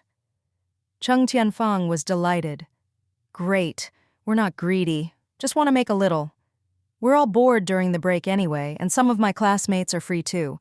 I'll get them to help so we can look out for each other and split the profits. Sounds good, Xue Ling said generously. As long as you can sell them, it's a win. You don't need to pay up front or worry about losses. If you can't sell them, just bring them back. I don't mind. Thank you, sis-in-law, Cheng Tianyuan grinned. These coats are so nice, and they're from the capital. There's no way we can't sell them. We're sure to make some money. That afternoon, there were hardly any people at the wholesale market, so Xue Ling simply closed up shop. Cheng Tianyuan drove his wife and sister back to the hospital. When Cheng Tianyuan saw the bandages on Hu, her eyes immediately turned red. Brother Hu, how did you end up like this? This is just too awful, too awful. Hu and Wang Qing exchanged a look and burst out laughing. I'm fine now. What's so awful? You make it sound even worse. Even if I wasn't miserable, you'd talk me into it. Cheng Tianyuan sniffled and said quietly, How could you get robbed like that? You have to be more careful from now on. Keep something for self-defense at the shop and around you. Look at you. You're so big. How did you lose the fight? All right, Hu laughed. If you keep going, I'll get mad. You think it was just some petty thief? There were several big guys and they stabbed me when I wasn't looking. You think it's like kids playing house? Being big doesn't mean you always win. Wang Ting smiled and took Cheng Tianyuan's hand. Winter break is coming, right? No more classes now? Sis Ching, I have my last exam the day after tomorrow. Then it's break. Cheng Tianyuan grinned. I'm still calling you sis this time, but next time I should call you sister-in-law. I heard from Brother Hu that after you get married, you'll move to the provincial capital with him. I'm so happy. Sis, I'll bake bread for you all in the future. Thank you. Wang Ting blushed and said softly, You look like you've grown taller again. Cheng Tianyuan nodded proudly. Last month, the school did a health check. Weight, height, blood pressure, all that. I'm a full 1.67 meters now. Wow, Xue Ling laughed. You're taller than me now. Impressive. Wang Qing said enviously, You look so tall and pretty. I'm just too short. You're not short, Hu said, then looked at Cheng Tianyuan and teased. But you'd better not get too tall. Tall girls have a hard time finding a boyfriend. What guy wants a girlfriend taller than himself? Get out of here, Cheng Tianyuan laughed. I'm tall, so what? If a guy isn't even 1.7 meters shorter than me, that's a disability. Everyone burst out laughing. That afternoon, Cheng Tianyuan went out for lamb hot pot with Xue Ling and Wang Qing. Cheng Tianyuan had to stay behind to look after Hu, so the two of them just bought some boxed meals to eat in the hospital. Hu poked at his rice and complained, Bro, there's barely any meat. I'm a tiger. Tigers eat meat. You just got me vegetables. How can a tiger eat veggies? Cheng Tianyuan didn't even look up as he ate. If it's not good enough, you can go out for hot pot. There's no meat for sale outside, so where am I supposed to get it? If you don't have meat, do you think I do? I've got even less than you. Want to trade? Hu sheepishly stopped complaining and ate in silence. After Xue Ling and the others finished eating, they saw the sun was out and went for a walk to soak up some rays. The winter sun was warm and bright. Xue Ling spotted a department store and dragged the others into shop. The three of them bought quite a bit, strolled around, and finally returned to the hospital. Cheng Tianyuan said goodbye to Ahu and hurried back to school by bus. Since it was still early, Xue Ling drove Wang Ting to buy furniture. After more than an hour, they picked out a small dining table and a writing desk. Xue Ling wanted to buy a sofa too, but Wang Ting refused, saying 1 or 2 gifts were enough.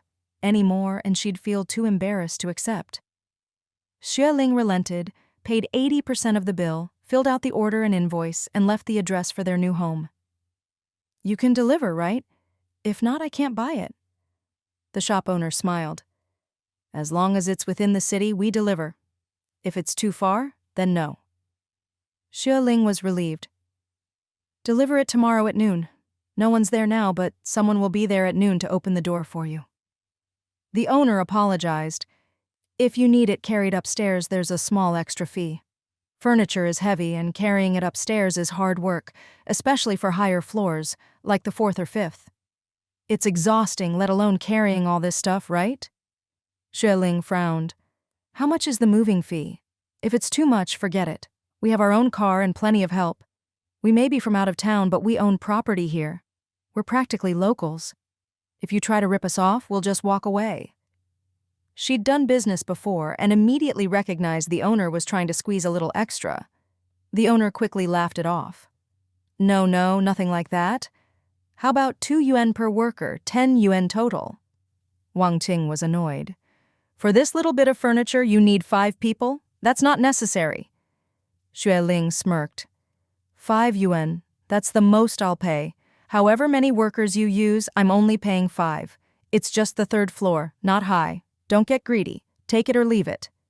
Deal, the owner agreed quickly. Xue Ling paid the extra 5 yuan and left with Wang Ting. By the time they got back to the hospital, it was nearly 4 o'clock. Xue Ling had a glass of water, then hurried off with Cheng Tianyuan to the dock to pick up Shan Yu and his family. The dock was a bit far, and it took Cheng Tianyuan over half an hour to drive there. "Shoot, we're a bit late. Hope they haven't been waiting long." Cheng Tianyuan looked around at the ships, then smiled. "No worries, the boat just arrived. Look, it's docking now." Xue Ling looked over and saw a big ship slowly coming in with the name Nanya painted in large characters on the side. "Yeah, I thought we were late, but turns out they were. That ship's definitely from the southern island. Let's wait." It took 5 minutes for the ship to dock, then the gangplank was lowered and passengers started coming off, pushing bikes and carrying luggage. Xue Ling stood on tiptoe to look. Cheng Tianyuan, being tall, quickly spotted Shan Yu helping a very overweight woman down the ramp. In his memory, Chen Shui-yu had always been dark-skinned and skinny. Even though he'd been warned, seeing her in person was still a shock. She was still dark, but now she was so fat she was unrecognizable. Her arms were as thick as her old thighs, her legs like elephant legs, and she was nearly twice as wide as before.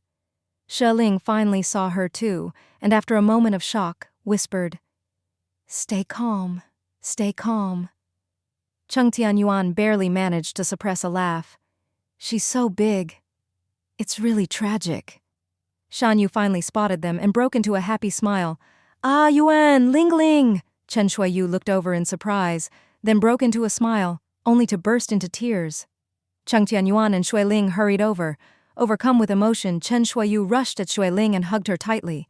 The force of her hug nearly knocked Xue Ling over, and Cheng Tianyuan quickly steadied her from behind so they didn't both fall. Chen Shui-yu sobbed uncontrollably, her emotions spilling over as she wailed incoherently. "Ling Ling, I missed you so much. Do you know how scared I've been? I'm afraid every day. I feel awful every day. When I see myself in the mirror, I just want to cry. I cry and I'm angry and I hate. I hate so much. Woo." Shan Yu's eyes turned red as he wiped away tears. "Don't do this, honey. We're at the dock. There are a lot of people watching." Chen Shui-yu let go of Xue Ling, choking back sobs. "What do I care? Let them look. Everywhere I go, people stare at me. They laugh at me, call me fat. Some even say I look like a 1.5 tons. Woo. Ling Ling, my life is so hard. Why is my fate so bitter?" Xue Ling felt a pang in her heart, her own eyes turning red. Chenjia, don't be sad. Once you get treatment, you'll lose the weight soon. This is only temporary, it'll pass. You've always been skinny. There's no way your body will stay like this. You'll slim down, it's just a matter of time and persistence. Chen Shuiyu sobbed. I hope so. Lingling, do you know how scared I am lately? I'm afraid I'll die. God, look at me now. I'm really, really scared. Little Yu is still so young, if I die, she won't have a mother. Don't say that, Shan Yu said softly, eyes red. We're in the provincial capital now. Once you see the doctors, you'll get better soon. Yes, yes, Cheng Tianyuan chimed in. You're still young, not even 40. Your body can recover. You're just a bit overweight now. Once you lose it, you'll be fine. Xue Ling sniffed and said loudly, Don't talk nonsense. You and Shan Yu worked so hard to have a child, and you only have this one daughter. If you die, what will happen to her? For Yu's sake, you have to be strong. Yes, yes, Chen Shuiyu nodded. Cheng Tianyuan said gently, It's windy here at the dock. Let's not stand in the cold. Let's get in the car. Shan Yu nodded repeatedly. Xue Ling and Shan Yu helped Chen Shuiyu to the jeep. Luckily, the car door was wide, and after some effort, she managed to get in. Shan Yu, sweating a little, got in from the other side. Xue Ling hopped into the front passenger seat, turned around, and said, I've already met with my aunt. She said to go to the hospital first thing tomorrow. She'll arrange for you to get checked out, and then see what medicine or treatment you need. She also said you need to keep moving, go for walks, and watch your diet. If you stick with it, you'll lose weight and get healthy again. Chen Shuiyu choked up. Doctors always say nice things. But some of these illnesses, I might have to take medicine for the rest of my life. Cheng Tianyuan started the car and comforted her. Don't overthink it. Just take it one step at a time. Let's find you a place to stay first, okay? Okay. Shan Yu thought for a moment and asked, Where are you staying now? Maybe we can stay nearby so we can look out for each other. Xue Ling explained, We don't have a fixed place, mainly staying at a small inn near the hospital where Ahu is. But that's just a small district hospital, and I don't think it's good enough, so I asked my aunt for help. Her hospital is very well known here, second only to the People's Hospital. Cheng Tianyuan suggested, Chenjia's health isn't what it used to be, so it's best to stay somewhere with easy access. I think it's better to find a place near the central hospital. What do you think? Good idea, Chen Shuiyu said quietly. I can barely walk now. Just a few steps and I feel like crying. If we're close to the hospital, we won't have to struggle. Shan Yu agreed. Yes, let's find a place near the central hospital. Honestly, she might even need to be admitted. With the decision made, they headed straight for the central hospital. By the time they arrived, it was already dark. There were several inns near the hospital, but most were full. They finally found one with a decent triple room, though it was expensive. Shan Yu didn't care. We'll take it, no matter the price. He carried the luggage upstairs. Cheng Tianyuan and Xue Ling asked the front desk for 4 cups of hot water and sat with Chen Shuiyu to drink. It was cold, and after a bit of hot water, Chen Shuiyu broke out in a sweat. She gave a bitter smile. Nothing about me is normal anymore. Xue Ling comforted her. Don't overthink it. You'll get better soon. Chen Shuiyu, eyes red, said quietly, His mother already confessed. She admitted to poisoning me. Shan Yu's useless brothers also admitted they encouraged her. Shan Yu is so disappointed in them. He's already said he's cutting all ties. Where is his mother now? Xue Ling hadn't dared ask before, but now that Chen Shuiyu brought it up, she did. She was in custody, but then they said she was sick, so now she's in the hospital. Shan Yu begged me, for the sake of our marriage, to drop the charges. He promised we'd never have anything to do with his family again. I'm already like this. Even if I got revenge, I can't go back to how I was. Shan Yu used to be so filial, and seeing his mother beg him broke my heart. Before coming here, I went to the police and withdrew the case. I don't want to press charges anymore. Little Yu is still so young. She cried and screamed when she saw her grandma like that. She was terrified. She's just a child, but she's already had to witness such a cruel betrayal. I don't want to drag this out. I just want to get better and live a good life with Shan Yu and Yu Yu. Xue Ling and Cheng Tianyuan exchanged a look and said nothing. After a long pause, Chen Shuiyu choked out, "It's not that I forgive them. I just don't want Shan Yu to be scolded by people in his village or by his father. I don't want Yu to grow up in such a horrible environment. I dropped the case so we can cut ties and finally have some peace." "That's good," Xue Ling said gently. "You're doing it for Shan Yu and your child. Women may seem weak, but mothers are strong. For Yu's sake, you'll get better. For her, you can do it." "Thank you." Chen Shuiyu wiped her tears and managed a smile on her round face. "Lingling Ayuan, sorry to trouble you again." After that, they all went to eat together. Chen Shuiyu's appetite was huge. She ate 3 big bowls of rice before Shan Yu gently reminded her. She had to stop, closing her eyes. I won't eat anymore."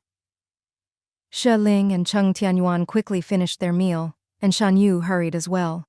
Then they left the restaurant. Chen Shuiyu said, "I heard Brother Ahu was hurt. Why don't we go visit him?" Shan Yu was worried.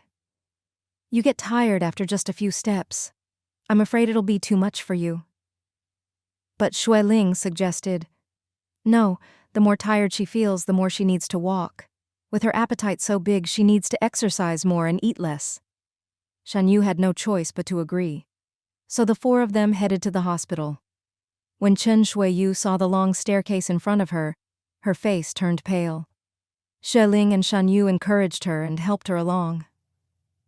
Taking a deep breath, Chen Shuiyu started up the stairs.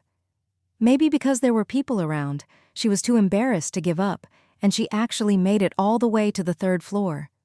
She was drenched in sweat, and so were Shan Yu and Xue Ling, but everyone was smiling. Cheng Tianyuan went ahead and knocked on the door, and Wang Ting quickly opened it. Everyone was full of emotion when they saw each other. Ahu frowned and asked about Chen Shuiyu's condition, then sighed. "Chenjie, your health is the most important thing now. You have to get better. Shan Yu needs you, and so does your child." "Yes," Chen Shuiyu smiled. "It's been 2 years in a flash, and we finally meet again. But so much has changed. I'm the worst off." "Don't say that," Shan Yu said quietly. "Everyone has their own difficulties. Every family has its troubles. We can't just focus on what's bad for ourselves." "Exactly," Xue Ling smiled. "They say 8 or 9 out of 10 things in life don't go as we wish. Everyone has their own worries." "You too?" Chen Shuiyu joked. "Even you, Xue Ling, I don't believe it.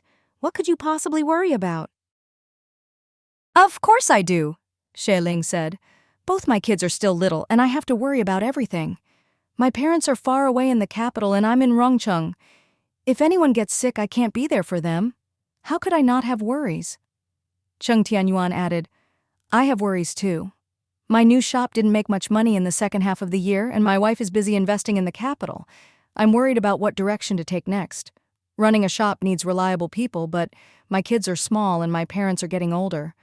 If I don't have someone I trust to watch the shop, I might have to close it." Ahu sighed.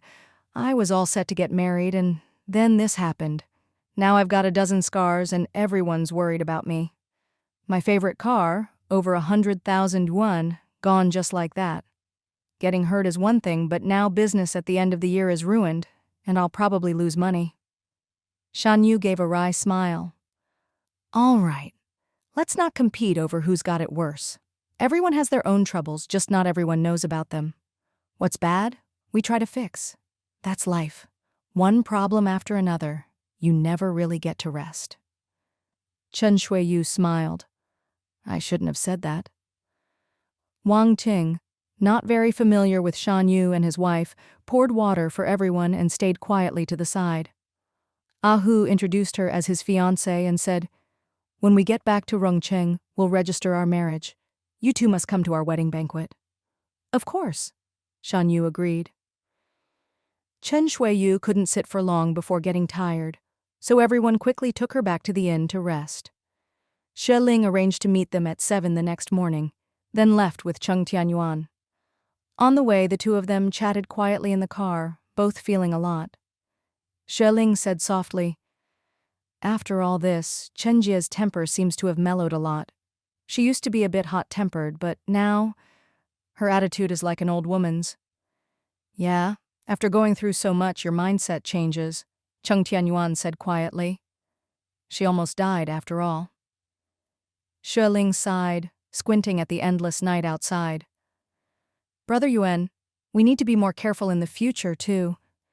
Cheng Tianyuan nodded gently. "We really do need to be cautious.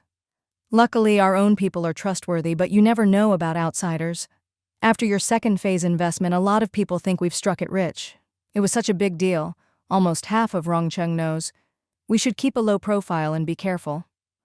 Xue Ling couldn't help but ask, "Are you sure half of Rongcheng knows? How come I didn't know?" Cheng Tianyuan laughed and explained, "A lot of people know. Even people in Chengjia village. Uncle Chang only came to buy a house from you because he heard about it from others." Xue Ling rolled her eyes and smiled. "A lot of people from your village must have come to borrow money, right? I heard from Quiliu that a lot of people came to the shop looking for you. Just in the few months we were in the capital, there were a dozen or so." "Most of them did," Cheng Tianyuan said. "There aren't many ways to make money in the countryside. People get by on their land, but if something big comes up, they need to borrow. My family used to be one of the poorest, but now things are better. If relatives come for help, I do what I can. But if it's for business investments, I usually say no." Xue Ling nodded, understanding. "If it's for medical bills or family emergencies, you help if you can. But lending for business is risky. Unless you have a lot of spare money, there's no need." Cheng Tianyuan was sensible, so Xue Ling didn't worry about it. "Just do what you think is right. I support you." Cheng Tianyuan smiled and kept his eyes on the road. "If it weren't for your support, I wouldn't have money to lend. The old shop only pays out at the end of the year. And since Amin and Ahu haven't said anything about splitting profits, I have to wait. The new shop's money is all tied up in turnover, so it grows slowly. If you hadn't let me keep the rent from the 20-plus units in Phase 1, I wouldn't have had money to lend." "Wait, you lent out a lot? How much?" Xue Ling asked. Cheng Tianyuan replied, "For villagers' medical bills or weddings, it's usually just 100 or 2 at a time. Not much. I added it up and it's about 2,000 in total." With a net worth in the millions, Xue Ling didn't care about a couple thousand yuan. "It's fine. Just handle it as you see fit. There are still over 30 units in Phase 2. We'll rent them out slowly, and the rent doesn't need to be high, just like Phase 1. You keep the money for family needs, the kids, the elders, and all the necessary expenses. That all takes a lot." Cheng Tianyuan glanced over at her with affection. "Having a wife who's so good at making money, I really hit the jackpot." Xue Ling knew he was half joking and laughed happily. Early the next morning, Xue Ling and Cheng Tianyuan split up to get busy. He first dropped her off to meet Shan Yu and his wife, then drove to the wholesale market. Xue Ling took Chen Shuiyu to see Aunt Chen at the hospital, where they filled out a stack of forms for various tests. Aunt Chen measured her blood pressure, asked a few questions, then signaled for Shan Yu to help Chen Shuiyu to the next room for blood work, giving Xue Ling a meaningful look to stay behind. Shan Yu thanked her and helped Chen Shuiyu out. A nurse quickly came with equipment to draw blood and run tests. Aunt Chen spoke to Xue Ling in a low voice. "Her condition is extremely serious. Her blood pressure is dangerously high. If she doesn't start antihypertensive medication and more aggressive treatment right away, she could have a sudden event like a brain hemorrhage." Xue Ling was startled. She whispered, "Auntie, please do whatever you can to help her." "Every patient who comes to the hospital is seeking help. We'll do our best," Aunt Chen said quietly. "But her case is very severe. Her internal indicators are all out of balance. I'll need to talk to her husband and make sure he's mentally prepared. Doctors are only human, not miracle workers." Xue Ling understood and nodded. "When the results are out, I'll have her husband come talk to you," Aunt Chen said, giving her an approving look. It was easy to communicate with smart people. No need to spell everything out. After a series of tests, Chen Shuiyu was exhausted. Shan Yu and Xue Ling helped her along, both sweating from the effort. Seeing them working so hard for her, Chen Shuiyu didn't dare complain, gritting her teeth and sweating through it. By evening, some of the test results were ready. Xue Ling took Chen Shuiyu for some water, while Shan Yu went to find Aunt Chen. "Doctor, how is my wife's condition?" Aunt Chen was reviewing the reports, her expression grave. "It's very serious." Shan Yu sighed and nodded. "I know. The doctors back on the southern island told me as much, but they didn't have many options. Doctor, the medicine and care here are better, no matter the cost. I'll do whatever it takes. Please, you have to save my wife. Our child is still so young. I can't lose her, and neither can our child. My family has let her down. I'll spend the rest of my life making it up to her." Aunt Chen quickly motioned for him to calm down. "Don't get too worked up. Let me finish." Shan Yu sniffled and nodded. Aunt Chen flipped through a few more reports and said, "We'll do everything we can, but you'll need to fully cooperate." Of course," Shan Yu said. "Just tell us what to do." Aunt Chen explained.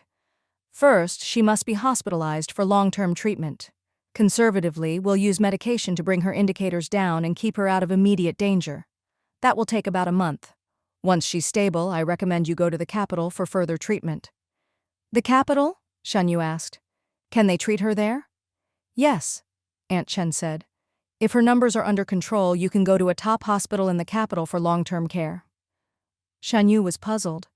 "If her numbers are under control, isn't that enough?" "No," Aunt Chen said with a wry smile. "Her body is in chaos from all the hormones she's taken. Every organ is functioning abnormally. Her blood pressure is dangerously high, her cholesterol is off the charts, and she's likely to develop a series of complications. The headaches and palpitations she's been complaining about are symptoms of this." Shan Yu swallowed and asked carefully, "Doctor, should we go to the capital right now?" "Not yet," Aunt Chen said. "Her body is extremely weak. She looks fat, but it's an unhealthy kind of fat. She feels short of breath, and that puts her at risk of suffocating in her sleep. The journey to the capital is long and would be very hard on her. To put it bluntly, her body is like a ticking time bomb right now. We need to pull her back from the edge first, keep her alive, and then look for long-term solutions." Shan Yu's eyes reddened and he nodded. "Doctor, we'll do whatever you say. I just want her to be okay. I'll do anything." Aunt Chen nodded. "It's good you have that attitude, but you also need to be prepared. Her recovery will take a long time, and it will be expensive and time-consuming." Shan Yu agreed. "We'll cooperate, absolutely." Aunt Chen smiled. "Encourage her, and pay attention to her mental state. If she stays positive and determined, it will help her recovery." "Thank you." "I will," Shan Yu said gratefully. They proceeded to admit Chen Shuiyu to the hospital. After a long, exhausting day, she fell asleep as soon as she lay down. Shan Yu finished the paperwork and came in with a stack of forms and some medicine bottles. Xue Ling motioned for him to be quiet. "She said she wants to nap. You stay here with her. I'll go buy some plain rice porridge for you both." Shan Yu had no appetite. "Just a little is fine. She can't eat much, especially not meat. I don't have much appetite either, just a little porridge." Xue Ling nodded and went out. Downstairs, she ran into Aunt Chen, who was heading to the cafeteria. Aunt Chen warmly invited her. "Ling Ling, come eat with me in the cafeteria. The food isn't great, but at least it's hot." Xue Ling smiled. "Maybe next time, Auntie. I need to get some porridge for them." Aunt Chen nodded understandingly. "She's so pitiful, still young, and I hear her child is very small. As friends, we should help as much as we can." Xue Ling sighed. "People can be so cruel. I just hope she gets better soon. Her daughter is only 2. She can't lose her mother." Aunt Chen, after years in the hospital, was used to seeing life and death, and didn't dwell on it. But Xue Ling, since it was her friend, couldn't help but feel down until Cheng Tianyuan came to pick her up. She slumped in the seat, not wanting to move. Cheng Tianyuan gently patted her back. "Don't worry. Chenjie will get through this." Xue Ling said quietly, She can't even walk without feeling faint. I really don't know how long this battle will last. Cheng Tianyuan sighed and comforted her a bit more, then took her back to rest. For the next 2 days, Cheng Tianyuan opened the shop in the morning and helped take care of Hu in the afternoon. Xue Ling ran back and forth between the central hospital and the wholesale market. Cheng Tianfang had finished her exams and brought 3 girls from the provincial capital, all in their 20s, shy but cheerful. They took a few hundred winter coats and hurried off to sell them at school. At first, everyone thought those young girls wouldn't be able to sell much, but to their surprise, they sold out by midday. Cheng Tianfang and her friends took the bus over, each carrying a big bag, and hurried off again. Cheng Tianyuan couldn't stop them, so he just waited at the wholesale shop. Hu had already had his stitches removed and his leg was fine. Every day, he and Wang Qing strolled around the hospital. Seeing how well he was recovering, the doctor agreed to discharge him. Hu and Wang Qing moved into the apartment he'd just bought. After getting settled, they came to the wholesale market to find Cheng Tianyuan. Looking at the shop still piled high with winter clothes, Hu was clearly frustrated. It's almost the 20th, and the wholesale market's been empty for days. There's no way to sell this stuff. You shouldn't just sit here. Come with us to visit Chenjie. Cheng Tianyuan explained, I can't leave yet. Fang and her classmates came to pick up more stock to sell. They said they'd be back later. This morning, they took a few hundred pieces and sold out by noon. Then they took another 1,000 and told me to wait here. They want to have dinner with us tonight. Hu laughed. Those little girls are always thinking about making money. Not bad. With the market like this, there's no business left. If they can sell outside and recover some of the cost, that's great. Cheng Tianyuan said, My wife says, since we're wholesalers, if we go out and sell the stock ourselves, it'll undercut our customers, which isn't good. But if Fang and her friends sell it, even at a lower price, no one can really complain. If anyone asks, we just say they're customers too, and how much they sell for is up to them. We keep the wholesale price the same for everyone. Exactly. Hu agreed. We're wholesalers. Same price for everyone unless it's the last of the stock. How they sell it, how much they make, that's their business, not ours. Wang Ting smiled and said, Fang really knows how to do business, and she's familiar with all the places in the provincial capital. If she sold that much in the morning, she'll probably sell a lot this afternoon too. Since we've got nothing else to do, let's just wait here for her. Cheng Tianyuan poured hot water for everyone, and they chatted quietly. Hu asked, How are Shanyu and his wife doing? Are they both in the hospital? Yes, Cheng Tianyuan replied. The doctor said Chenjie had to be hospitalized. She's been taking her medicine and following the treatment plan, and she's already improving.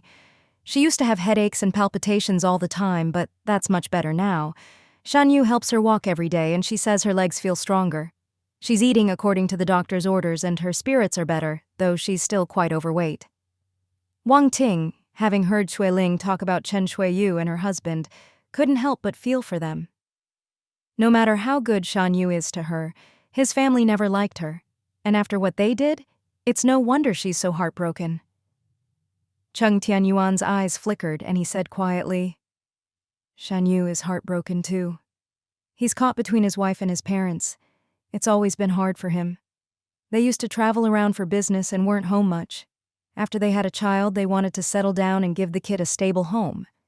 If they didn't see each other, there wouldn't be conflict, but in just 2 years, things blew up like this. Hu took a sip of water and sighed deeply. If you ask me, it's because Shanyu never set boundaries. He should have known what his parents and brothers were like. By always covering for them, he let them think they could get away with anything.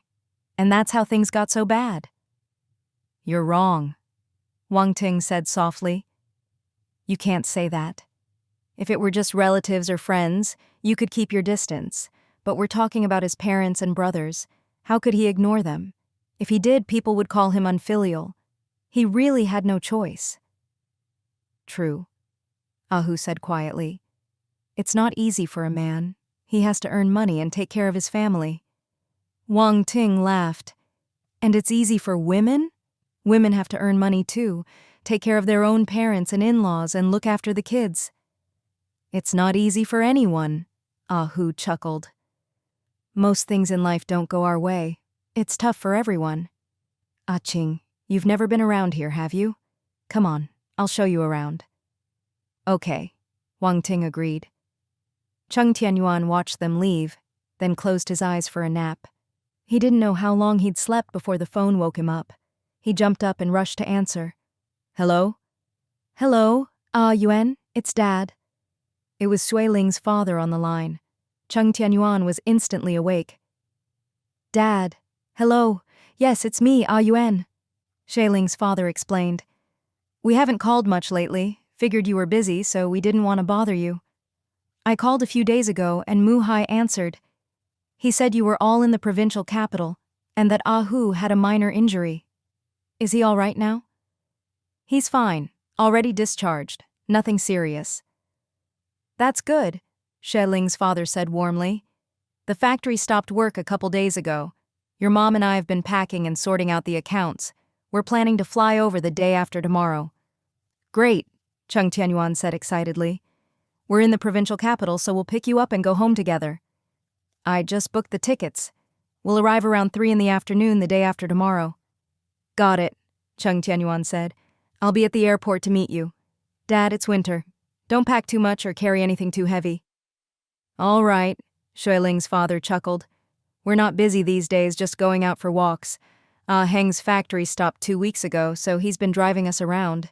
Yesterday we had hot pot and played chess with third uncle and Xue Lan until late. Cheng Tianyuan asked, Dad, does third uncle want to come too? You should invite him. He won't want to, Xue Ling's father said gently. He's getting old and doesn't like to travel far. Even if it were his own daughter, he probably wouldn't go, let alone for a more distant relative. Last time he came because the courtyard was being renovated, but now it's all fixed up and tidy. He's comfortable and doesn't want to leave. Besides, the whole family will be together for New Year's, so he won't be lonely. Being with family is what makes old folks happiest. Cheng Tianyuan laughed. All right then, Dad, you and Mom come soon. We'll have a lively New Year this year. Okay, Xue Ling's father asked. How's Ling Ling? Is she well? She's great, Cheng Tianyuan said warmly. Don't worry, she's doing really well. The second phase of the project sold out. She made a good profit, and lately she's mostly been home with the kids. That's good, Xue Ling's father said. I'll hang up now. Let's talk more when we see each other the day after tomorrow. By evening, the wind had picked up outside. Ah Hu and Wang Ting came back, both with sweet, happy smiles on their faces. People in love always have a smile in their eyes. After counting the inventory, Cheng Tianyuan was cleaning up the shop. Ah Hu saw and quickly said, Let me help. Cheng Tianyuan glared at him. You just got out of the hospital. What are you fighting for? This shop is yours. You'll be cleaning it every day from now on. Go sit down. Ah Hu laughed. My stitches are out. I'm fine. Wang Qing gave him a reproachful look and said softly, Listen to Ah Yuan. Your wounds aren't fully healed yet. If you move around too much, you'll pull them. Rest for another 10 days or so before you start working. With his wife's orders, Ah Hu nodded obediently. Brother, Ah Hu, Qingjie. Cheng Tianfang came running over with a few girls in their 20s. Cheng Tianyuan quickly put down the broom and asked, You're back? Everything go okay? It's windy. Come in and have some hot water. The girls were all shy, murmuring, Thank you, Brother Cheng. Cheng Tianyuan went to pour water for them. Ah Hu grinned. Ah Fang, how did it go? Did you sell well? Great, Cheng Tianfang beamed. We know the provincial capital inside out. Wherever there are crowds, we know where to sell these clothes. This afternoon we went to the city center, right by the bus stop, and sales were on fire. Especially during rush hour, we sold out so fast. She opened her backpack and poured out a pile of crumpled bills. Ah Hu laughed. Impressive! How many did you sell today? Over 1,000? Cheng Tianfang counted on her fingers. A total of 1,600 pieces. A dozen or so my classmates took for their families. We didn't charge them extra, just the cost. For the rest, we made 1 yuan profit per piece. There were 5 of us, and after giving some to friends, we had about 1,500 left. so everyone gets exactly 300. She counted out 30 10 yuan bills and handed them to each friend. Soon, the 5 girls had split the money and were all smiles. "Brother Cheng, can we come get more stock tomorrow?" "Of course," Cheng Tianyuan smiled. "But everyone needs to be careful. Don't go to deserted places and always stay alert." Cheng Tianfang waved her hand. "They're all locals, they know the city well." Ah Hu glanced at the clock and reminded them, "No buses after 7. Girls, come early tomorrow and get home early so your parents don't worry. And be careful with the money. Don't let any thieves spot you." "Got it, thank you." The girls finished their water and left, happy and excited. Cheng Tianfang squatted on the floor counting money with a big grin. Ah Hu and Wang Qing saw all the loose bills and quickly helped her tidy up. Cheng Tianyuan finished cleaning the entrance, came back in and said, "It's dark. Let's go pick up my wife from the hospital and have a good meal together." The 3 were busy counting money and ignored him. Cheng Tianyuan closed the windows, turned off the kerosene heater, and came back out. Ah Hu had already packed up the cash and tucked it into his coat. "The bank's closed, so I'll deposit it first thing tomorrow. Ah Fang, you did great. Getting our money back this time is all thanks to you." Cheng Tianfang grinned. "It was a team effort, but we only sold at cost. We made a win per piece, but you and sis-in-law didn't make anything." Ah Hu shook his head. "Doesn't matter. As long as we recover the cost, that's enough." Cheng Tianfang muttered, "Maybe we should raise the price tomorrow." "No!" Ah Hu and Cheng Tianyuan said in unison. Cheng Tianyuan's face turned serious. "In business, you have to keep your word. If you say 4 yuan, it stays 4 yuan. Ah Hu and your sis-in-law made plenty this year. They don't care about a little extra. As long as we clear out the stock, that's enough. Don't ruin your reputation for a bit of small change. People will think you're not trustworthy." "I understand," Cheng Tianfang said sheepishly. "Sorry, I was wrong." "It's not that serious." Ah Hu laughed, trying to smooth things over. "Ah Fang means well. She just feels bad that we didn't make anything. No need to be so harsh." Cheng Tianyuan snorted. "You have to get your principles straight.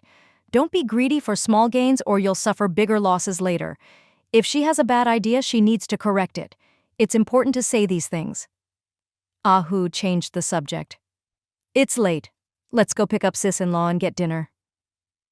When Xue Ling heard that Cheng Tianfang had sold over 1,000 winter coats in one day, she gave her a big thumbs up and praised her again and again.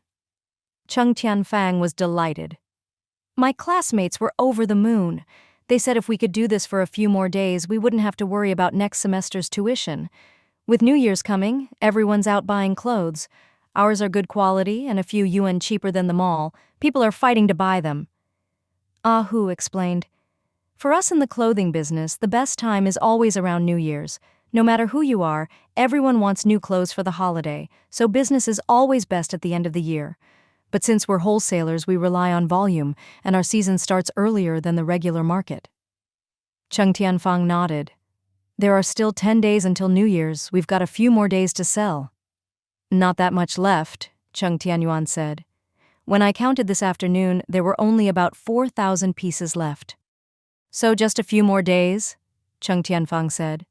"Tomorrow we're going to split up in pairs. Some classmates want to bring their sisters to help too. No need to pay up front. You can't find deals like this anywhere else. A lot of students want to make a little money on the side, but business takes capital. That alone keeps many from trying." Xue Ling smiled. "We trust students' honesty, and they're all your classmates. No need for a deposit. Just take what you can sell and settle up at the end of the day. But only let people you know do it. Don't bring in strangers." "Okay." Cheng Tianfang nodded, eating happily. Cheng Tianyuan put a piece of meat in Xue Ling's bowl and said gently, "Eat more. By the way, is Chenji feeling better? Why didn't Shan Yu come eat with us?" "She's a bit better," Xue Ling said.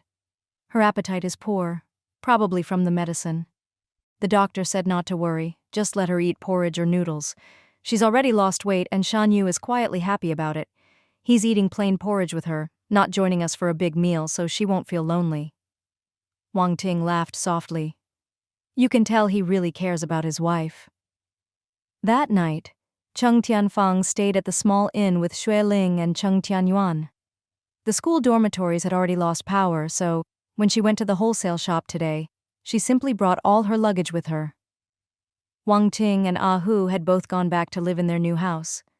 Xue Ling and Cheng Tianyuan didn't want to trouble them or disturb them, so they chose to stay at the small inn. Cheng Tianyuan had nowhere else to go, so she had to follow them. Cheng Tianyuan got her a room next door and reminded her, "Lock the doors and windows tonight. If anything happens, shout loudly or knock on the wall." "Got it, brother." Cheng Tianyuan had been running around selling clothes all day and was exhausted, so she went to bed early. Xue Ling heard that Cheng's parents would be arriving the day after tomorrow and said, "There's still some stock left in the shop, and besides, Sister Chen still isn't well. With only Brother Shan Yu looking after her, it's not enough for now. I need to stay and help." Cheng Tianyuan felt a bit troubled and didn't know how to persuade her. After so many years as a couple, they understood each other perfectly. Xue Ling immediately sensed his concerns. She lazily snuggled in his arms and whispered, "I know, it's the end of the year. The shop must be busy. Plus, we have 2 kids at home who need us. We can't be away for too long."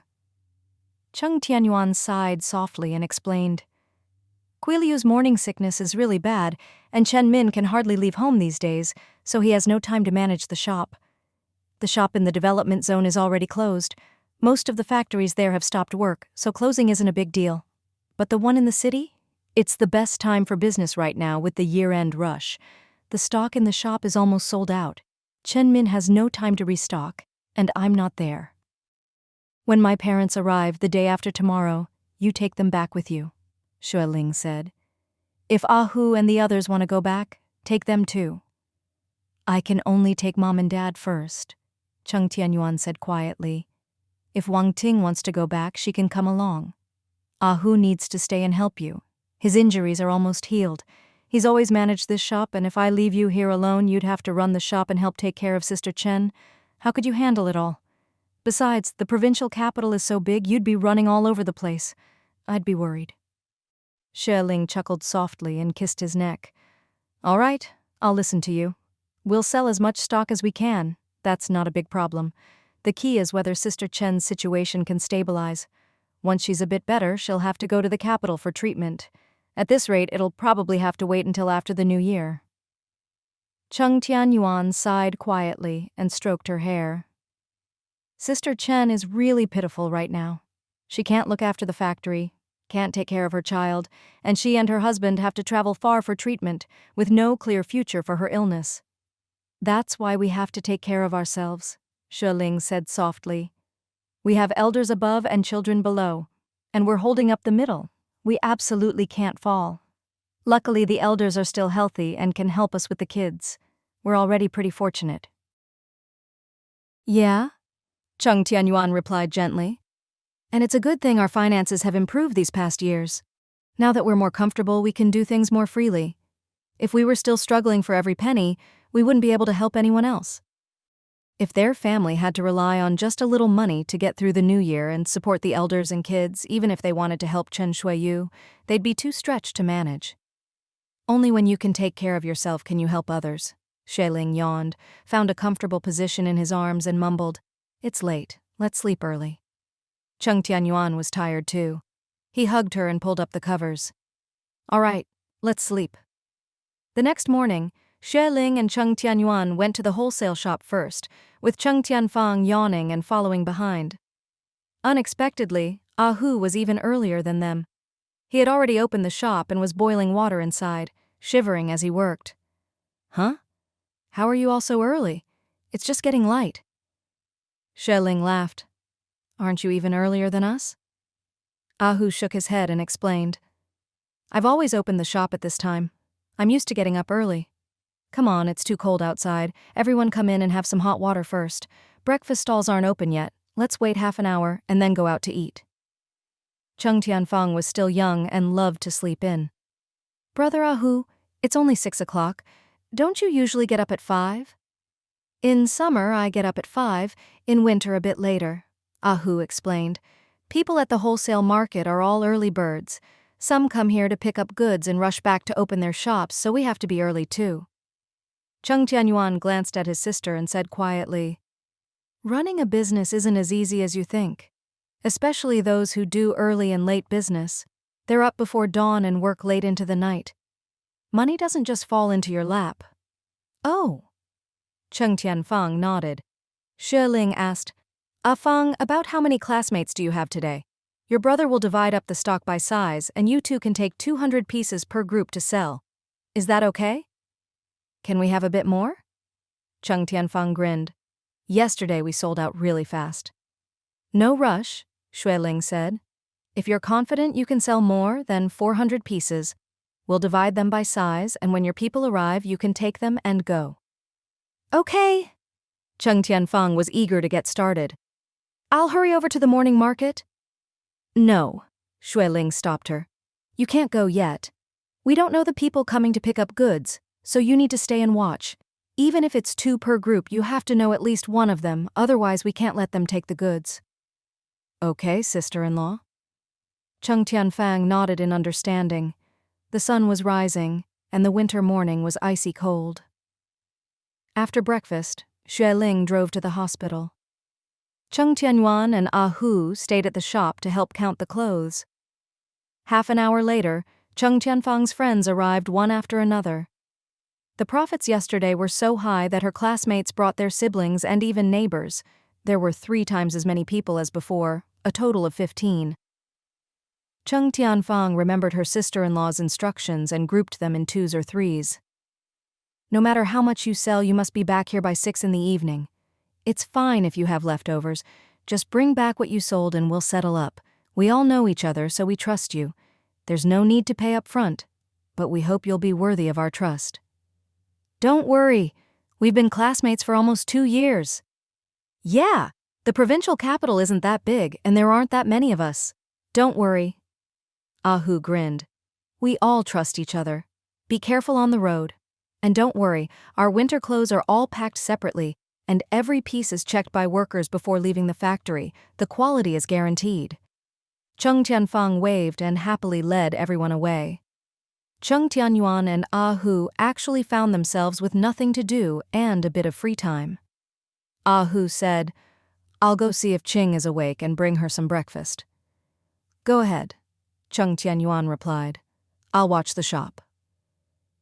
After more than half an hour, Hu came back with Wang Ting, taking a walk together.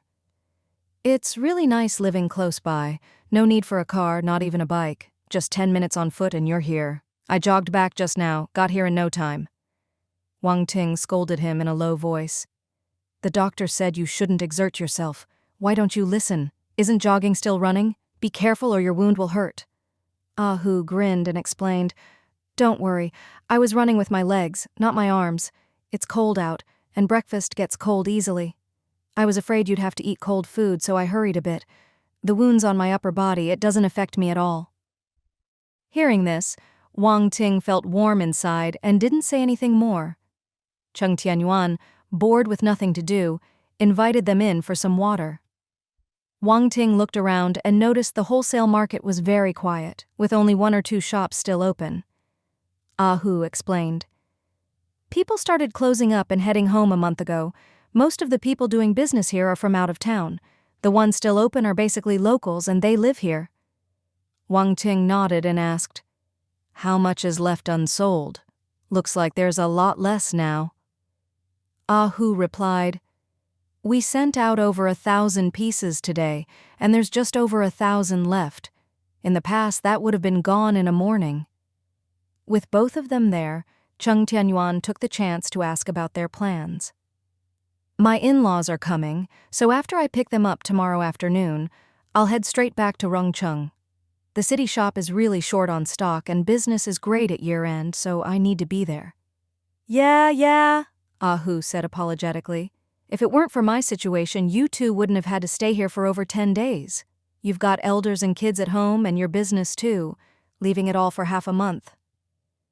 "Don't say that," Cheng Tianyuan said seriously. "The elders are still healthy and can help with the kids. So what if we do a little less business? It's not like we don't have money to spend. Ah Hu chuckled. Everyone knows you can't leave a shop unattended. If the boss is gone, how do you make money? Cheng Tianyuan shook his head and explained. Back in the summer, my father-in-law got hurt and I was away for over 3 months. Sometimes there's just no choice. I thought this shop might barely make a little profit this year, but with hiring staff, paying rent, and some mismanagement, we might even lose a bit. I've already discussed it with Ling Ling. After selling off all the stock at year-end, we'll close up and stop doing business. Why? Ah Hu frowned. You made a good profit in the first half of the year. How can you just quit because you lost a bit these past few months? That shop's in a great location, surrounded by residents, and business is steady. You just didn't keep a close eye on it and left it to the workers, so you made less. It's not that, Cheng Tianyuan said. Ling Ling wants to go to the capital after the new year. The second phase of Wangjiangyuan has already sold out, and there are only about 30 apartments left for us to rent out. I plan to rent them out after the new year, then take the kids and the elders to the capital. Ah Hu was surprised. To the capital? You're not coming back? Cheng Tianyuan explained. The capital has a better environment, it's a bigger city, more people, and the business atmosphere is way better than Rongcheng. Ling Ling says Rongcheng's growth potential isn't enough. It'll take another 10 years or so. Boss Liao has already transferred the land for Phase 3 to her, but she doesn't dare develop it, because if she does, it probably won't sell. She plans to use the money she's made these years to develop a mall in the capital. We're a family and the kids are still young. They need both their parents. So I plan to wrap up business here and look for new opportunities in the capital. Rongcheng is still our home, of course we'll come back. It's just temporary. Ah Hu and Wang Qing exchanged a glance, not sure what to say. Cheng Tianyuan guessed their concerns and explained, Ling Ling said these 2 wholesale shops will keep running. You'll always get the lowest factory price, so for you, Ah Hu, nothing will change. Wang Qing was reluctant to part with Xue Ling, knowing that if the whole family moved to the capital, they'd see each other much less. If you're all going to the capital, are your parents going too? She asked. Cheng Tianyuan nodded. They can help with the kids during the day, and we'll take care of them ourselves when we're free. It's good for the kids' development. The elders are getting older, and we need to look after each other. Ling Ling is very filial, so she'll definitely agree to bring them along. Where will you live? Have you thought about all that? Ah Hu asked. Cheng Tianyuan explained. My father-in-law bought a lot of apartments and houses before, and Ling Ling has quite a few in her name. Some are rented out, some aren't. The one we lived in before is actually 2 units combined, very spacious. It's big enough for 2 families, let alone just ours. The neighborhood is great, with a bus stop right outside, very convenient. The furniture was all bought a few months ago, so we can just move in. My in-laws live at the factory, so they probably won't stay with us. Ah Hu nodded, then asked, So, what line of work are you planning to do? Still open a shop? Cheng Tianyuan lowered his voice. Ling Ling wants to build a mall, and she'll keep some storefronts for us to rent out or run small businesses. I don't know the capital well yet, so I'll get familiar with the place first and look for a small business to start. Once her mall opens, I'll decide what to do then. So you'll be starting from scratch, Ah Hu said. Our joint shop will definitely stay open. Amin and his wife can handle it. Cheng Tianyuan smiled wryly. Ling Ling has a lot of investments, but she can't manage everything herself. Alan has to watch the photo studio, Amin has to watch the shop, you have to watch these 2 shops, and there's even a sweater factory in the capital that she can't keep an eye on. Oh, and she invested in a pig farm recently, which should start paying off by the end of the year or next spring. I have to help her handle all these logistics, take care of the kids, and then think about my own plans. The family's finances were being supported by the 2 of them. Her business was growing bigger and bigger, but she couldn't handle it all alone. I can't just think about myself. I have to help her and the kids too. I can't open a shop for now, so I plan to source some cheap goods from the south and wholesale them in the capital for a small profit. I'll have to figure out the connections first, then try to build it up slowly. Wang Ting said softly, With all those rental properties and investments, your family will live comfortably. The kids are still young, and Ling Ling is so busy. You need to help out. There's a lot to do in a family, and everyone has to pitch in and look after each other. That's what's best for the family. You can't just think about your own future, or you'll end up neglecting something, and over time, it'll hurt your marriage and your family. Yes, Cheng Tianyuan replied quietly. Ling Ling doesn't dare ask me to go to the capital with her. But being apart for a long time, I don't want that either. Ling Ling said she planned to invest in the shopping mall, and it might take a year or two. If things moved slowly, maybe even more than 3 years. The capital is so far from here, separated by mountains and rivers. How could they possibly see each other every few days? Even seeing each other once every 10 days or half a month would be hard. He didn't want to be apart from her, especially not for a long time. It wasn't just him. The kids didn't want that either. They were still young and couldn't be without their mother. She had her dreams and ambitions, and he understood and supported her, but he also had to take care of the family, the children, and her. Ling Ling isn't very good at looking after herself. If I'm not by her side, she'll probably just eat whatever's convenient and throw herself into work, Cheng Tianyuan said with a helpless, doting smile. We've been married so long and she's hardly ever cooked. Back when it was just the two of us, I did most of the cooking. Later, when my parents moved in, my mom took over. She told me she doesn't really know how to cook, and I told her, it's fine, I'll do it. The capital is busy, and there are restaurants everywhere, so if I don't go with her, she'll end up eating out for every meal. Hu muttered, That's not good either. I've been eating out most of the time since I came to the provincial capital, and after a while, you get sick of it. Nothing outside can compare to home-cooked food, cleaner and fresher. Exactly, Cheng Tianyuan said warmly. I don't want her to ruin her health or end up with stomach problems from working too hard. That's why I plan to close the shop and take the family to help her. My shop only makes a few thousand a year, which is nothing compared to her earnings, and even less compared to the long-term stability of the family and the kids' healthy growth. So I'll close the shop and go north with her next year. If you've already decided, all we can do is support you, Hu said with a cheerful laugh. Brother, it's good to pursue a career, but you have to take care of your family too. After all, we work to give our families a better life, not to sacrifice them for money. If you make money but neglect your family, what's the point, right? That's true, Cheng Tianyuan said quietly, narrowing his eyes. If we all move north, we'll probably only come south when we have a lot of free time. Afang still has a year of school left here, plus half a year of internship. You and Wang Qing are in the provincial capital, so you're closer to her. I hope you can help keep an eye on her for us. She's only 19, spoiled by our parents, and still a bit immature. You're her godbrother and sister-in-law, both older than her. If she does something wrong, tell her. If she does something bad, scold her. Don't worry about saving her face. When she matures, she'll remember your kindness. No problem. Hu patted his chest heartily. She's family. Of course we'll look after her. Don't spoil her, Cheng Tianyuan said, his expression turning serious. I want you to teach her and guide her, not just agree with everything she says. Of course, Hu said with a laugh. Don't worry, I'll remember. Wang Ting smiled and said, She's changed a lot over the years. I remember what Ling Ling used to say about her. If I hadn't seen it myself, I wouldn't believe she could change so much. You've put a lot of effort into correcting her and helping her grow. Cheng Tianyuan shook his head. She's family. We just want her to have a good future. It's okay to take a wrong turn in life as long as you can turn back and correct your mistakes. She's still young and unstable, so I'm counting on you to look after her. Don't worry, we will. Wang Ting nodded.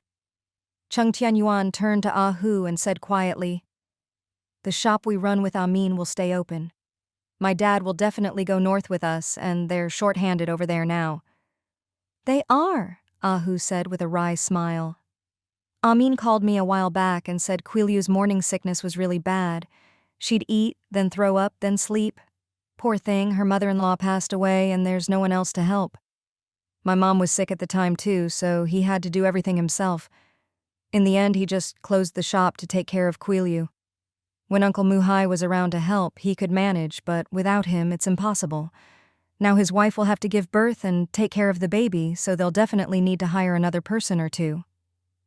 The business was a partnership among the three of them, so they had to discuss it carefully. Cheng Tianyuan thought for a moment and asked, "Do you remember Xue Ling's grandpa? The old man we rescued on the road the night we went to pick up the bride?" "Of course." Hu nodded quickly. "He's a great helper," Cheng Tianyuan said. "Don't be fooled by his age. He's still strong and good at everything, from stocking shelves to moving goods. Since I'm closing my shop, I'll ask him to help his granddaughter. I'm sure he'll agree." "Great idea?" Hu gave a thumbs up. "I've met him too. He's cheerful and warm. Since he's family, he'll take even better care of the business." Cheng Tianyuan added, "My shop's accountant is good too. I'll ask if she's interested. If Amin agrees, that's 2 more people. If he thinks he can handle the accounting, then just 1. "Sounds good," Hu said. "Amin's been running that shop all these years, so it's up to him. My mom's always been there, and Xue Ling will still need to help in the shop. If there are too many people, the profits might not be enough." Cheng Tianyuan nodded. Wang Qing blushed and asked softly, "Hu, do you want your mom to come live with us in the provincial capital? There are 3 rooms, so it'll be spacious." "No need." Hu was delighted she brought it up, but explained, "My mom can't read, and the city is complicated. She'd have a hard time. Plus, Xue Ling doesn't have a mother-in-law around, so she needs someone to teach her and help out. Once she's had the baby and my mom has some free time, we'll bring her to stay for a few days. If she likes it, she can stay. If not, we won't force her. My mom likes to keep busy. She says if you don't move, you'll get sick sooner or later. If she came to the city with all the people and cars, she'd just be stuck in the apartment and get bored." Cheng Tianyuan smiled and reminded him, "Bring her over to get used to it when you can. Once you have kids, she'll definitely want to come help with the grandkids. With grandkids around, she won't be bored." Hu laughed heartily, while Wang Ting blushed and lowered her head. The 3 of them chatted until noon, when Hu went out to buy lunch. Not long after lunch, some classmates actually came back already, shyly saying they'd sold out and wanted another 200 pieces. Cheng Tianyuan happily split the profits with them, then gave them another 200 pieces. "Don't come back too late in the evening, get back before dark, and be careful on the road." That evening, everyone came back. Except for one group who had about 20 pieces left, everyone else had sold out. Cheng Tianyuan and Hu helped count the money, while Wang Ting calculated the profits and distributed them. A dozen or so people left, all smiles. Exhausted, Cheng Tianfang asked, Brother Hu, how many are left?"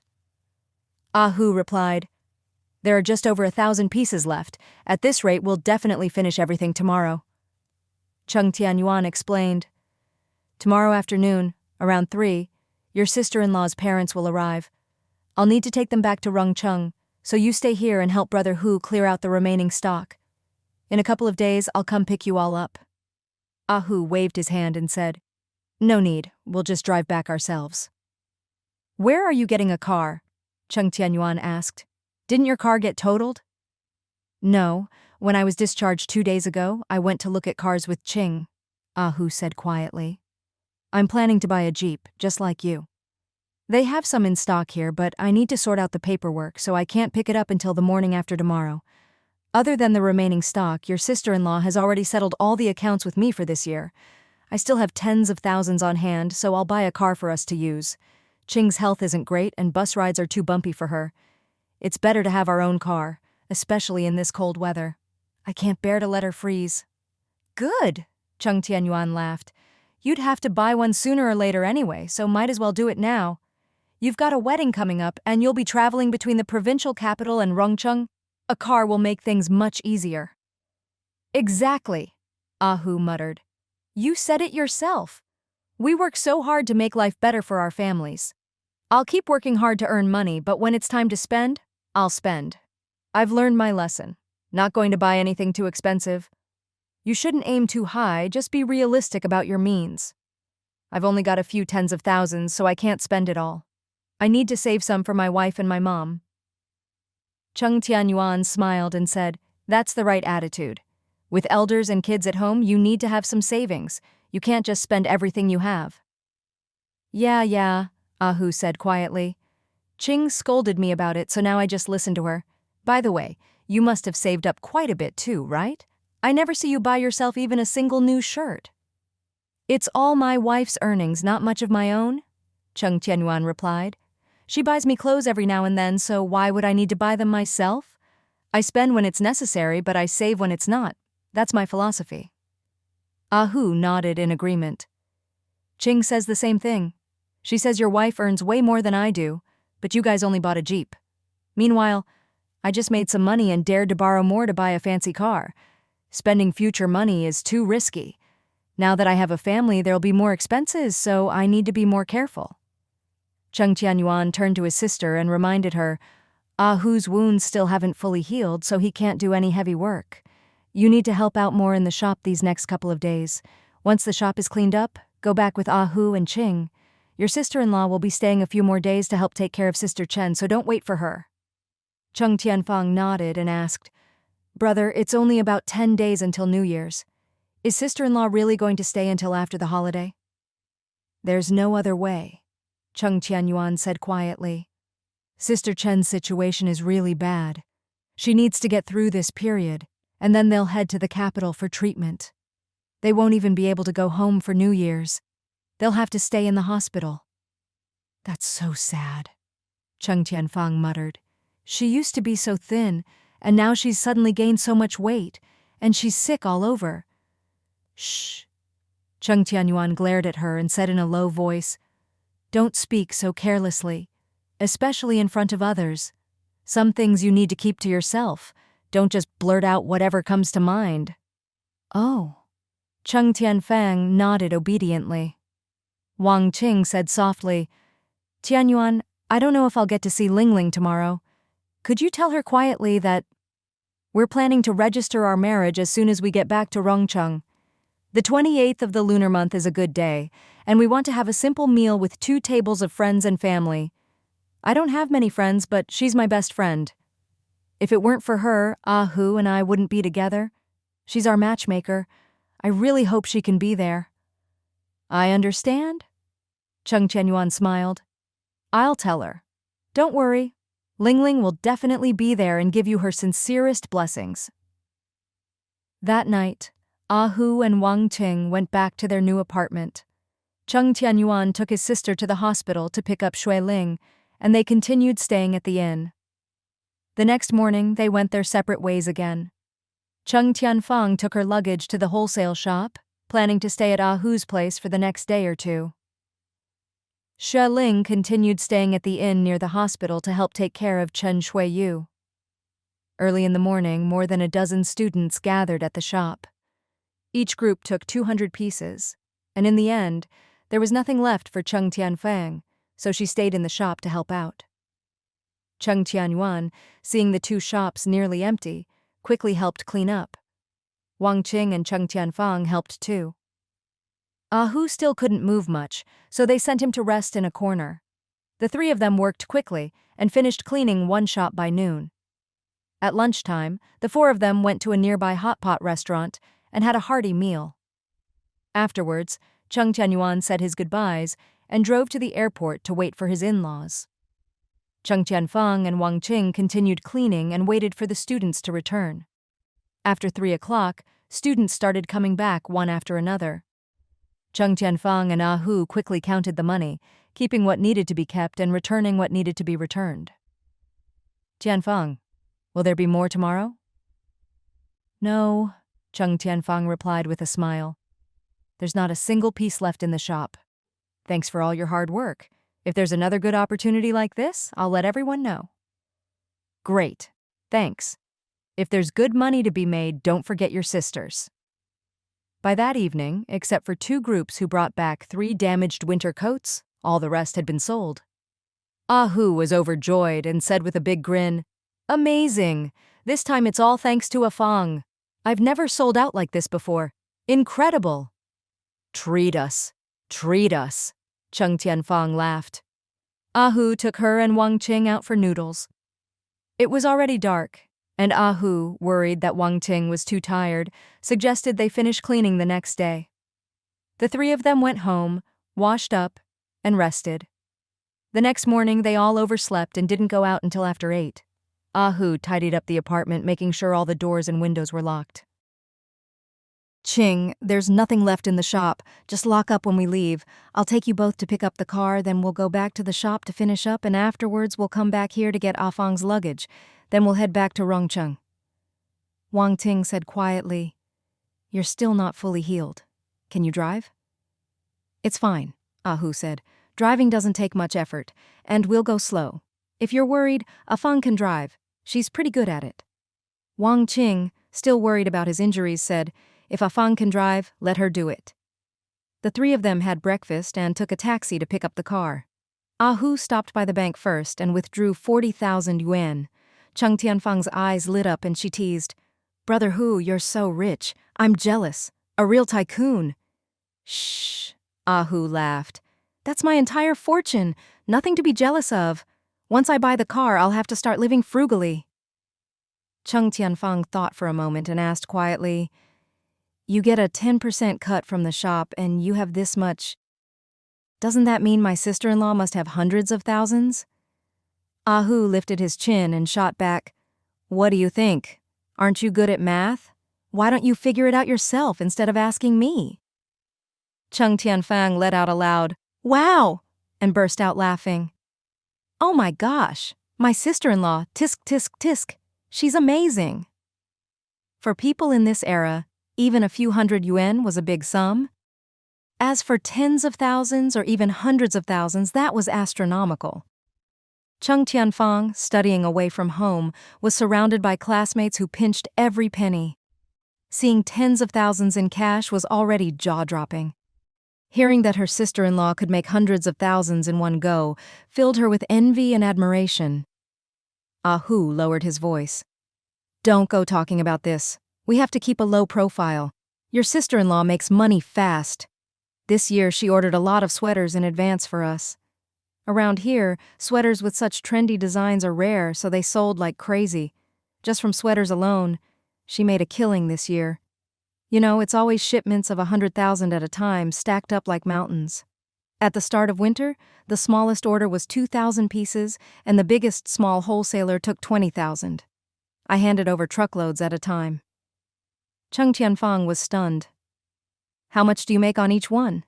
If it's just 1 yuan, 100,000 pieces is 100,000 yuan?" "Some are more. Some of the thinner sweaters are just 1 yuan," Ahu said quietly. "The factory is a joint venture your sister-in-law started, so she gets half the profit on each piece. With so much volume, the amount she makes is huge. You're just a little girl. You can't even imagine it." Wang Ting, listening on the side, was also quietly amazed. She knew Ling Ling had made a lot of money over the years, but she hadn't realized that just sweater wholesaling alone brought in so much. It was eye-opening. Cheng Tianyuan gave a thumbs up and laughed. "My sister-in-law is incredible. And that's not even all. She's got the second phase of that project too, right? She must have made a lot from that this year as well." "Of course," Ahu said in a low voice. "Boss Liao made a few million on the first phase, probably over 1 million or 2. The second phase was bigger, covered more ground, and sold for higher prices. You get the idea." Cheng Tianyuan thought of the little army green bag Xue Ling had carried for years and couldn't help but laugh. "So my sister-in-law's bag was stuffed with money all along. I had no idea." Ahu chuckled, but then his face turned serious as he remembered something. "Listen, your brother and sister-in-law aren't flashy people. The bigger the tree, the more wind it catches. Just look at what happened to me. Living proof. Your parents definitely don't know exactly how much your sister-in-law makes. Even if you can guess, don't go blabbing about it, okay?" "Oh, I know, Cheng Tianyuan nodded quickly. "Don't worry, I won't tell anyone, and I won't ask around." "That's right," Ahu said with a grin. "It's rude to ask about someone's assets or wealth. Only fools do that. Who would ever tell others exactly how much money they have, right?" "Right." Cheng Tianyuan grinned, then asked, "Brother Hu, when are we heading back?" Ahu thought for a moment. "We can go pick up the car now, and then we'll be ready to leave. If it weren't for the license plate, I'd have driven it off the lot the other day. But there's a bunch of paperwork, so it'll probably be afternoon by the time we're done. After that, we'll get your luggage, check the doors and windows, then lock up the shop, and finally head back to Rongcheng. Wang Ting couldn't help but worry. Will it be too late by the time we get there? No, Ahu said with a smile. Even if Afang drives slowly, we'll get there by evening at the latest. Rongcheng and the provincial capital aren't far. If you drive fast, it's just 2 hours. Even slow, it's less than 3. The three of them happily took the money to buy the car. After a busy morning, they finally got the car after noon. Cheng Tianyuan looked at the Jeep, which was just like the one at home, and laughed. Good thing yours is newer, or I'd probably mix them up. Nonsense, Ahu said. Don't they all have license plates? People have ID numbers, cars have license plates, everyone is different. True, Cheng Tianyuan said. Yours feels even better than the two at home. Drives smoother, I think. Ahu gave her a look and explained. That's because the roads here in the provincial capital are better. The cars are all the same model from the same factory. There's no real difference. After lunch, they went to the apartment to get their luggage and loaded it all into the car. Then they went to the wholesale shop, locked up, and drove to the hospital. Ahu bought a net bag of apples, and Wang Qing and Cheng Tianyuan followed behind. Chen Shuiyu was delighted to see them and held Cheng Tianyuan's hand, chatting nonstop. Shan Yu invited them to sit and said with a smile, She's been much better these past 2 days. Just now, Ling Ling and I helped her out for a walk, and she managed to go quite a distance. Xue Ling quickly started peeling apples, giving everyone half. Ahu asked with concern, Brother Yue, Sister Chen, when are you planning to go to the capital? I heard from my sister-in-law that you'll need to go there for a while to recover, right? He didn't dare mention treatment, afraid it would upset Chen Shuiyu. A few days ago, Xue Ling had quietly told him that her illness might be with her for life, and she might have to rely on medicine from now on. Shan Yu forced a smile and said quietly, Things are looking good right now. The doctor says the dangerous phase is basically over, but she still needs to take medicine for a few more days and can't leave the hospital yet. We talked to the doctor this morning. Train and boat tickets are really hard to get at year-end, so we're planning to head north to the capital after the New Year around the 2nd or 3rd day of the lunar month. Cheng Tianyuan couldn't help but ask, Can't you fly? It's faster and you won't be on the road as long. Chen Shuiyu gave a wry smile. If I'm not careful, I get anxious and uncomfortable. Sometimes I can't breathe like there's a heavy stone on my chest. There's no way I could handle a flight. Right, Xue Ling said softly. The air pressure on planes is unstable, and the doctor advised against flying. They used to travel by boat, so I suggested they take a boat north. I'll go buy tickets at the end of the year, for the 1st or 2nd day of the lunar month, Shan Yu said with a smile. No one really travels then, so tickets should be easy to get. Xue Ling added quietly, I'll contact Third Uncle ahead of time and ask him to help recommend a good hospital for Sister Chen. He's a professional and knows the medical system in the capital very well. Having his help is the best. I keep saying, we're so lucky to have your sister-in-law, Sister Chen said, looking at Xue Ling with a gentle smile. She's our lucky star. Without her, we wouldn't have little Yu, and we'd have divorced and separated long ago. I probably wouldn't even be here now. Xue Ling gently squeezed her hand and said warmly, Don't say such polite things. We're friends. Of course we help each other. Besides, I really didn't do that much. No. Chen Shuiyu's eyes filled with tears as she whispered, You've already helped me so much. If it weren't for you, we would have divorced back then, and I might not have been able to keep the baby.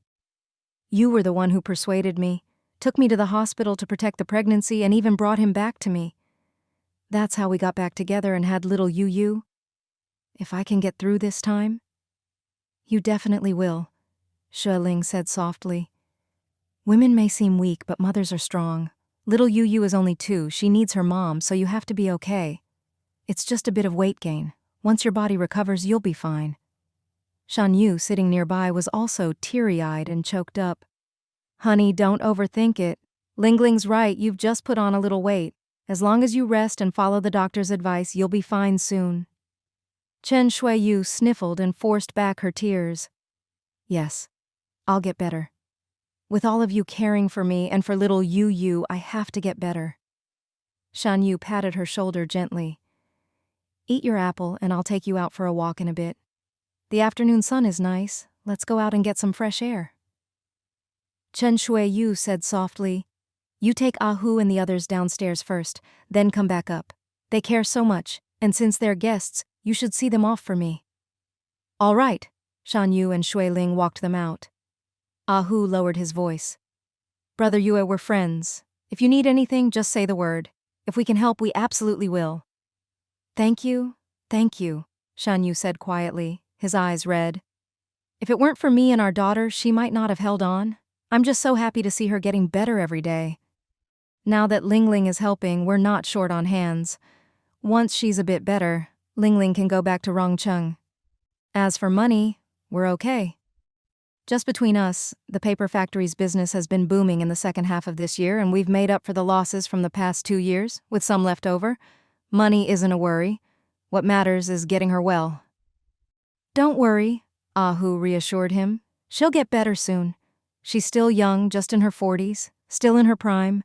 As long as she follows the treatment and gets some exercise, she'll recover quickly. Thank you. Shan Yu waved them off. You all head back. Once my wife is better, we'll come to Rongcheng to visit everyone. Xue Ling waved too. I'll be heading home in a few days, you all go ahead. Don't worry, I'll definitely make it back in time for your wedding banquet.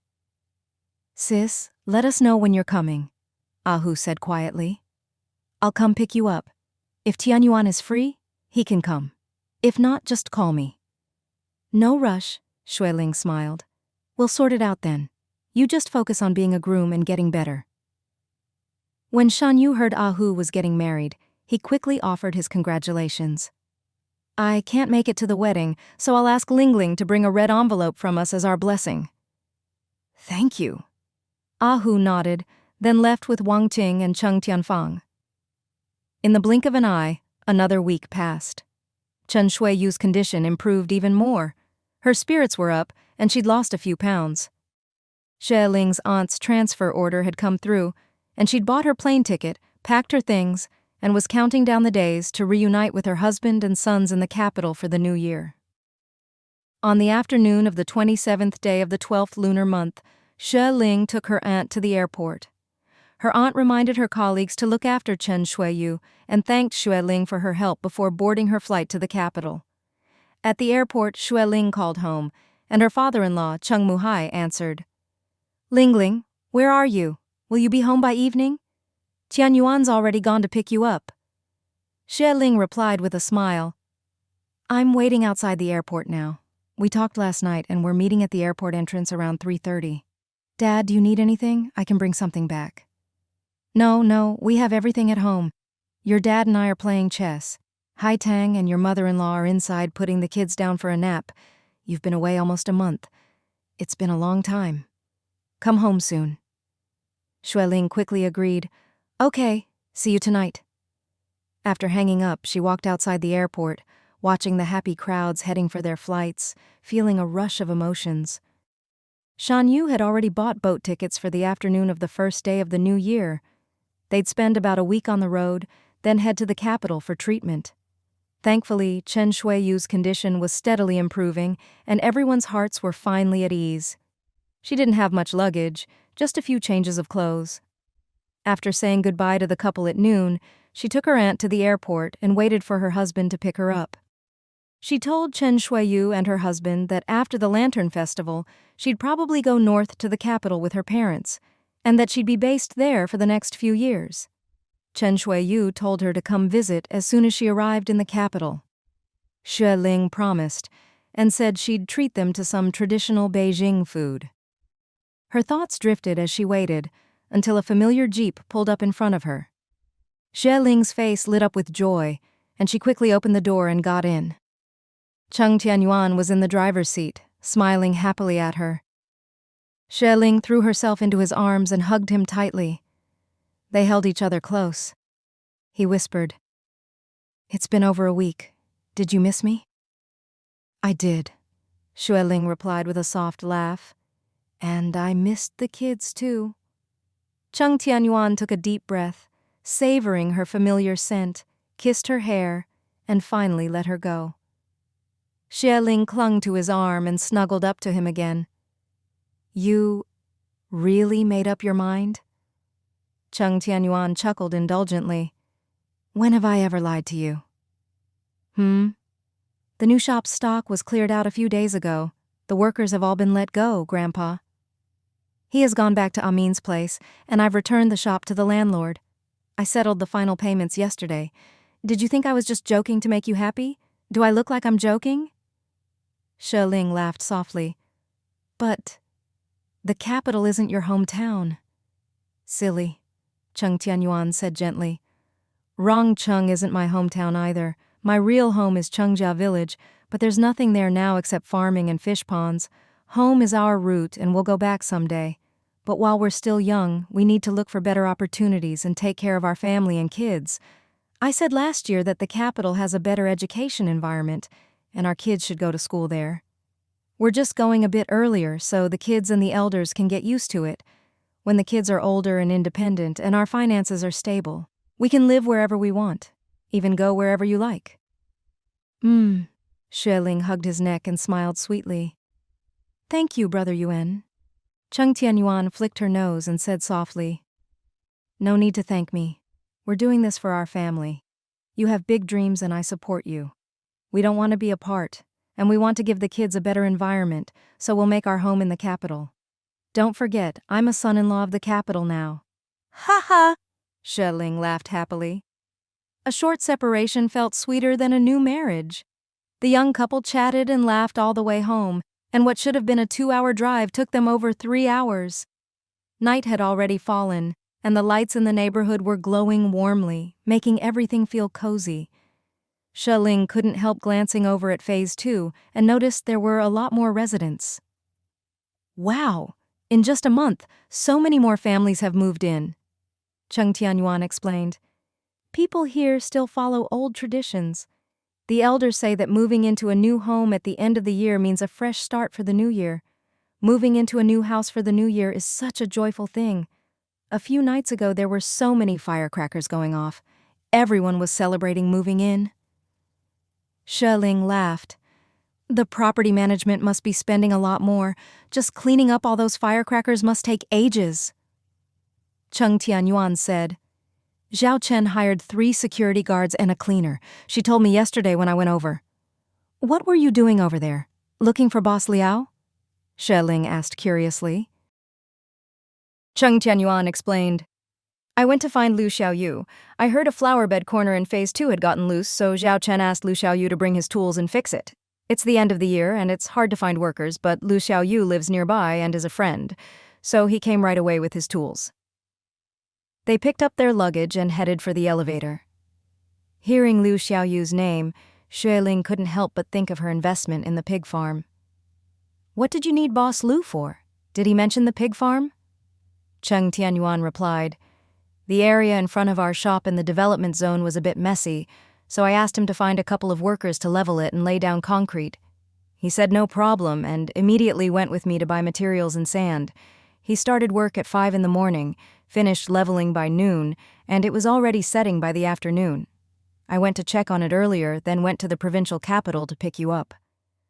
Oh, Xue Ling asked. Are Chen Min and the others still living over there? Is it convenient for them to get in and out? It's fine, Cheng Tianyuan explained. Liu Xiaoyu set up some paths for them, so it's no problem. Ah Hu's mom is busy decorating the new house and hasn't had time to go over. Kui Liu is still dealing with morning sickness and hasn't come downstairs from the 2nd floor. Amin just buys food and eats inside, so there's no need to go in and out much. I didn't expect Kui Liu's morning sickness to be so bad, Xue Ling said with a wry smile. She seemed fine at first, but now, after a few months, it's only gotten worse. Cheng Tianyuan shook his head. Chen Min says she spends all day lying down and feels sick as soon as she gets up. Xue Ling frowned. She doesn't have any other issues, right? Has she seen an OB/GYN? You need regular checkups during pregnancy. Cheng Tianyuan shook his head. Chen Min said she went when she first got pregnant, but I don't think she's been since. I'm a man, I don't really ask about these things. Tomorrow at the wedding banquet, you can ask her yourself. Ah Hu and Amin are close, so even if Quil Yu feels awful, she'll probably tough it out to attend. Xue Ling nodded, making a mental note. By the way, how's my farm doing? How big are the pigs now? Cheng Tianyuan replied. Liu Xiaoyu said there were 2 batches of new pigs brought in, about a dozen big ones, the rest were small. The big ones have already been sold for the new year, made a few thousand yuan. The 100 or so small ones have grown a lot and should be ready to sell by February. Liu Xiaoyu said his wife just brought in another batch, about 20 pigs. They plan to keep rotating stock so they don't all mature at the same time. That way supply stays steady and the farm's reputation stays good. Oh, Xue Ling mused. It's been months already. Does it really take that long to raise a pig? Ha ha, Cheng Tianyuan laughed. You think it's easy? For a pig to grow up, the fast ones take over half a year, the slow ones a year or 2. And raising pigs depends on the farmer's skill. If the pigs stay healthy, eat and sleep well, they'll grow big and strong. What they eat is important too. Liu Xiaoyu's wife put 5 big barrels at the entrances of the neighborhood, so anyone with leftover rice or food can dump it in. She swaps out the empty barrels every morning, takes them to the farm for the pigs, and brings back clean ones in the evening. Xue Ling nodded quickly. That's really smart. Cheng Tianyuan shook his head, amused. You don't even know how to raise pigs, and yet you're investing in a pig farm. Xue Ling lowered her voice. Well, I have a good friend who asked me to invest. Liu Xiaoyu is a really honest guy, and we've always gotten along. He needed money for the farm, but didn't have any. If he'd asked to borrow money, I'd have lent it without a second thought. But since he asked me to invest, I figured if I make money, great. If not, I'll just treat it like a loan. Cheng Tianyuan laughed. If you lend money, you might get it back. But if the investment goes bust, you lose everything. What would you do then? Xue Ling shook her head and said quietly, My dad told me, when you're out in the world doing business, sooner or later someone will ask to borrow money. If it's someone unreliable, just give them a little to get rid of them. Don't refuse outright because people like that might use it as an excuse to cause trouble for you later. If it's someone you trust, lend as much as you can afford, but don't expect them to pay you back. Why's that? Cheng Tianyuan asked with a smile. Xue Ling replied softly, My dad said, honest people won't ask to borrow money unless they really have no choice. Once you lend it, don't expect it back, because they might not be able to repay you for a long time. If you keep waiting for them to pay you back, you'll just end up disappointed and it'll hurt your friendship. So once you lend it, treat it as a gift. If they do pay you back one day, it'll feel like a pleasant surprise, not a disappointment. Cheng Tianyuan understood and chuckled. The older, the wiser. Your dad really understands people and relationships. Xue Ling giggled. That's why I was happy when Liu Xiaoyu asked me to invest instead of borrow. If he'd asked to borrow, I'd have lent it, but with an investment, I take on some risk, but at least there's hope for a return. Not every business investment makes money, but having something to look forward to is always a good thing. Cheng Tianyuan nodded and said quietly, The weather in Rongcheng is steady, and the riverside is well ventilated. As long as the pigs are well cared for, the farm will make money eventually. Pig farming is a stable business, and since it's not a huge investment, just let it run. Xue Ling mumbled sleepily. When I brought the contract back last time, I stuffed it in a drawer. I don't even remember what our profit split was. I saw that paper. Cheng Tianyuan reminded her with a laugh. It ended up being 60-40. You get 60. Oh, right, Xue Ling laughed. Liu's wife, Jinhua, insisted I should get 70, but I refused. I'm just the investor. They're the ones doing all the work. Cheng Tianyuan nodded and said, This morning Liu Xiaoyu mentioned that he and his wife are coming over tonight to bring you the money they made. He also said he'd bring the pig farm's account book for you to look over. All right, Xue Ling replied. When they come, let's give them some of the Beijing-style cured meat my parents brought. Cheng Tianyuan chuckled. Last night Ah Hu said he wanted to roast a suckling pig. Liu Xiaoyu specially took him to the pig farm to pick out 2, and brought them back. The soon-to-be groom is roasting suckling pig for everyone tomorrow morning. Ooh, roast suckling pig is delicious, Xue Ling said happily. Cheng Tianyuan glanced suspiciously at the elevator and muttered, "We've been waiting forever. Why hasn't the elevator come down yet?" Xue Ling, eager to get home, said, "Let's take the stairs. Someone's probably moving stuff." "Maybe it's broken," Cheng Tianyuan said. "The last couple of days, I've heard weird noises from the elevator every time I use it." Xue Ling stopped in her tracks. "That's not good. Has anyone called for repairs?" "I don't think so," Cheng Tianyuan replied. "It's almost New Year's. Everyone's busy. Probably no one's noticed." Xue Ling frowned. "Let's not use the elevator. Take down the maintenance number at the stairwell and call for a repairman as soon as we get home." "Got it," Cheng Tianyuan agreed. They climbed the stairs and got home. At the door, they saw mother-in-law Liu Ying and Xue Ling's mom, Haitang, holding the kids and waiting for them. "Mama, Papa?" Little Ran was so excited, he ran over laughing. Xue Ling's eyes turned red. She dropped her army green duffel and squatted down to scoop up her son. Little Ran hugged her neck, calling out, "Mama!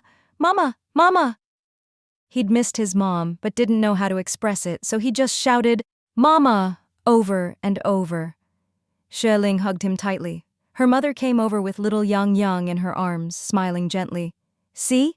Mama's home. Look, Mama's back." Little Yang was only a few months old. He stared at Xue Ling, not quite recognizing her at first. Liu Ying beamed. "Come on in! We've been waiting for you to eat dinner. Ran's already eaten, but everyone else is waiting. Ling, you've gotten so thin. Come eat." Cheng Tianyuan greeted both moms, then turned to bring in the luggage.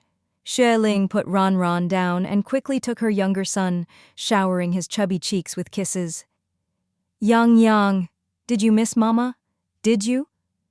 The little one stared at her, then suddenly giggled. Her mother said, "You're his mom. He knows you as soon as you hold him. That's a mother's instinct. It never fails." Xue Ling looked her mom over and was happy to see she looked the same as ever, plump, rosy-cheeked, and healthy. Her mother-in-law was the same, full of energy. Mom, let's all go in and eat." Cheng Muhai and Xue Ling's father saw her come in and quickly helped set the table, bringing out the dishes and meat that had been kept warm on the stove. Liu Ying brought over the baby's rocker and set little Yang in it. Ran pulled over his little rocking horse and sat next to his brother, saying in a grown-up voice, "You all eat. I'll keep my brother company." Everyone burst out laughing. Xue Ling's father smiled kindly. "This little guy is learning to be a big brother." Cheng Muhai rewarded his grandson with a piece of braised meat, coaxing, "You keep your brother company and we'll eat. When we're done, Grandpa and Grandpa will teach you chess. Then you can watch cartoons." "Okay." Ran patted his brother's little shoulder, his voice soft and sweet. "Big brother's here. I'll keep you company. Smile, okay? Smile." Little Yang played with his rattle, chewing and licking it, completely ignoring his brother. Everyone laughed again. Xue Ling was starving and started eating heartily. "Where's Tianyuan?" her mother asked. "He came in and then rushed out again?" Her father replied, "He came in, made a phone call, and went back out. Didn't say what for, but he shouldn't be far." Xue Ling, munching on braised beef, explained, "The elevator might be broken. I asked him to call for a repairman." A while later, Cheng Tianyuan came back, a little out of breath. "I put up signs at every floor's elevator entrance telling everyone not to use it for the next couple of days. I called the repair center.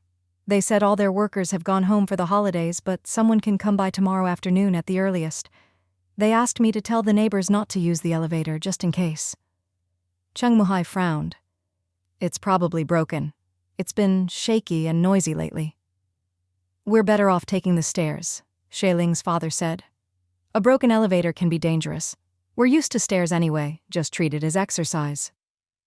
Cheng Tianyuan washed up and joined them for dinner, explaining, "I put up signs on every floor. Hopefully nothing happens. It's unsettling, especially right before the new year." After eating, Xue Ling played with her sons. Cheng Tianyuan and the moms cleaned up the kitchen while the dads played chess.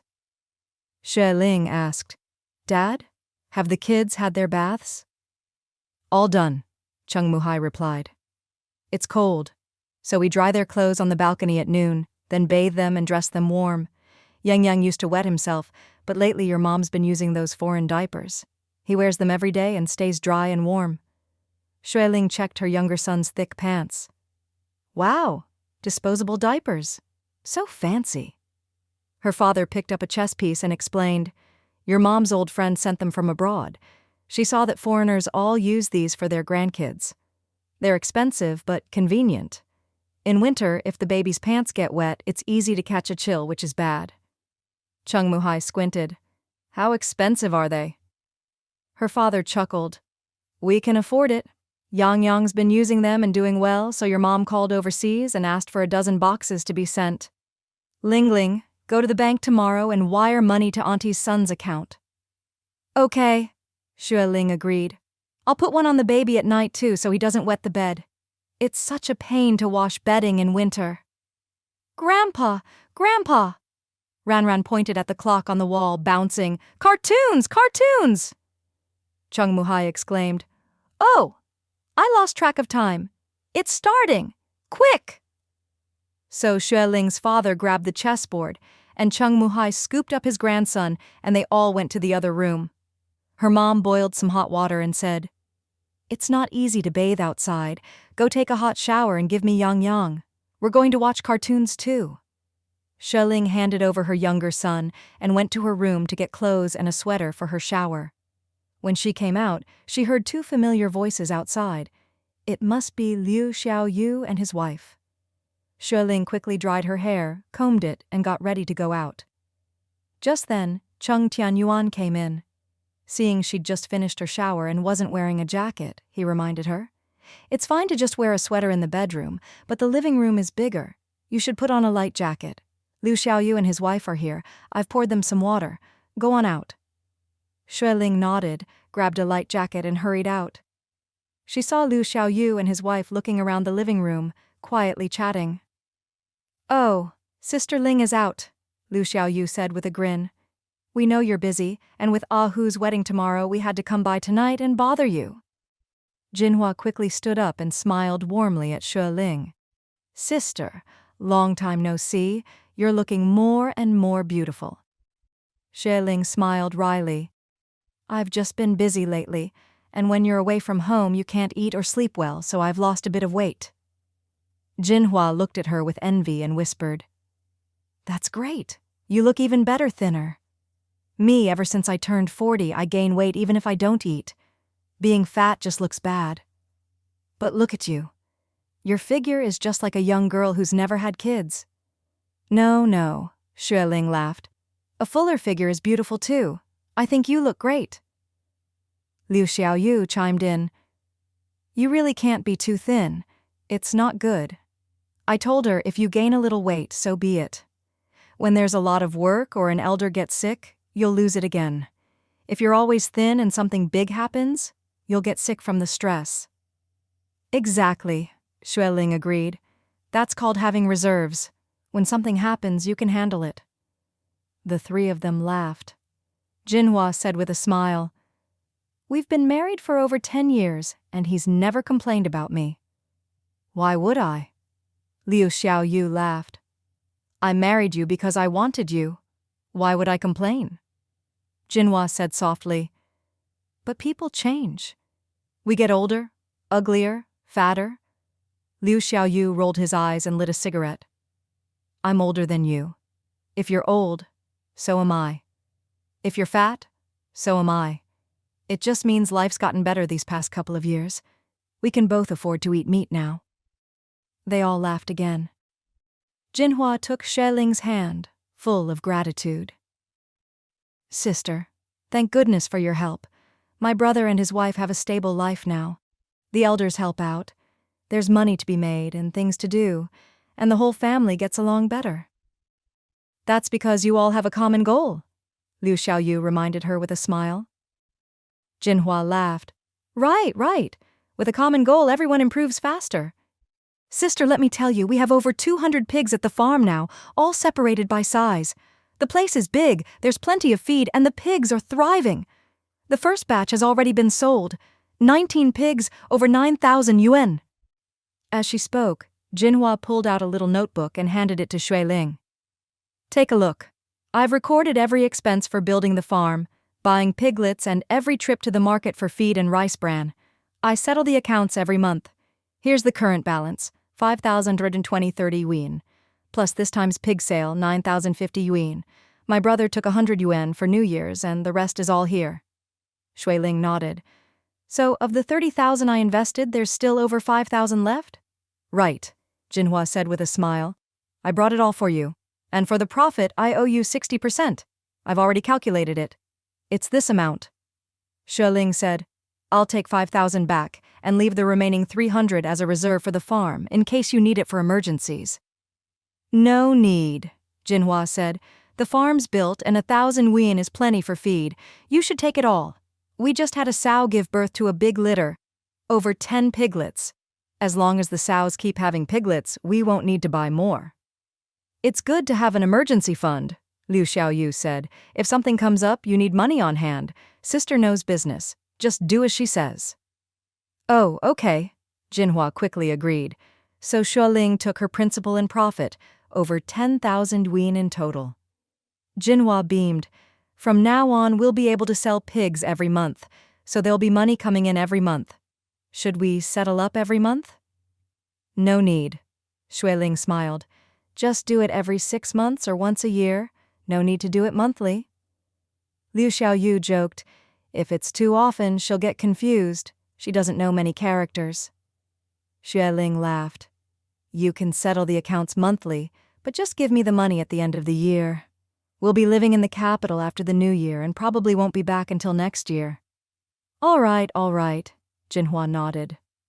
Liu Xiaoyu raised his eyebrows. Sister, you're going to be gone that long? What about all these apartments and houses? Won't they be empty? Xue Ling explained. All the Phase 1 units are rented out, even the one downstairs. Wang Qing pays rent every month. In Phase 2, only 3 or 4 are rented. If you have friends looking, send them my way. After the Lantern Festival, I'll leave all the keys with Chen Min and have him handle the rentals.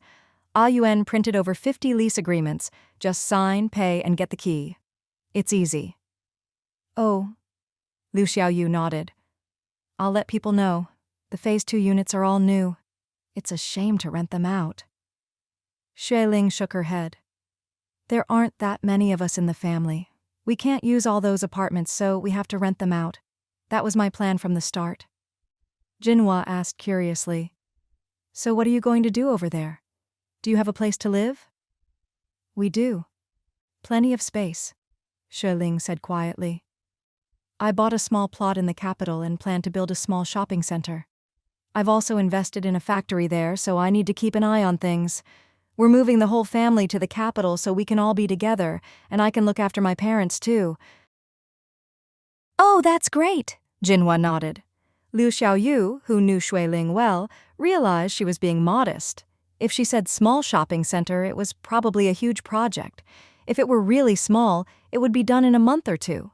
Moving for years meant it was a big undertaking. He couldn't help but ask, Sister, if you're building something, why not bring me in? I've got dozens of guys waiting for a project. Xue Ling laughed and shot back. I'm going to the capital to develop this project. Are you and your dozens of brothers really willing to go with me? Why not? Liu Xiaoyu replied. If it's a big project and we can work steadily for a year or 2, that's way better than bouncing from one small job to another. Most of my guys are from out of town anyway.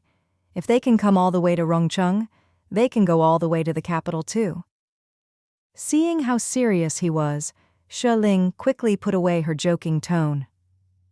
Boss Liu, are you really serious about this? She was about to start developing a mall in the capital, and with Boss Liao retired, she was in real need of capable partners. If Liu Xiaoyu was truly willing to stick with her, that would be perfect. Over the past year or 2, she'd worked with him many times and could give him 100 thumbs up for his work ethic and ability. Liu Xiaoyu immediately stubbed out his cigarette, looked at her earnestly, and replied, Sister, when have I ever joked about something this big? When it comes to work, I'm always serious. I may not be highly educated, but I did go to school for a few years. I know a person should keep their word. I wouldn't joke about something this important. Xue Ling smiled. Liu Xiaoyu continued. To be honest, I've been working in Rongcheng for almost 20 years. 19, counting this year. I've never changed trades, started as an apprentice, and now I can do anything related to construction. I've been leading my crew for 13 or 14 years, so I've got experience. The truth is, there aren't many big projects in Rongcheng.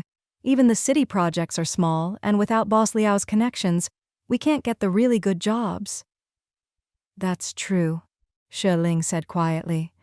Boss Liao's projects mostly came through his wife, but he's retired now.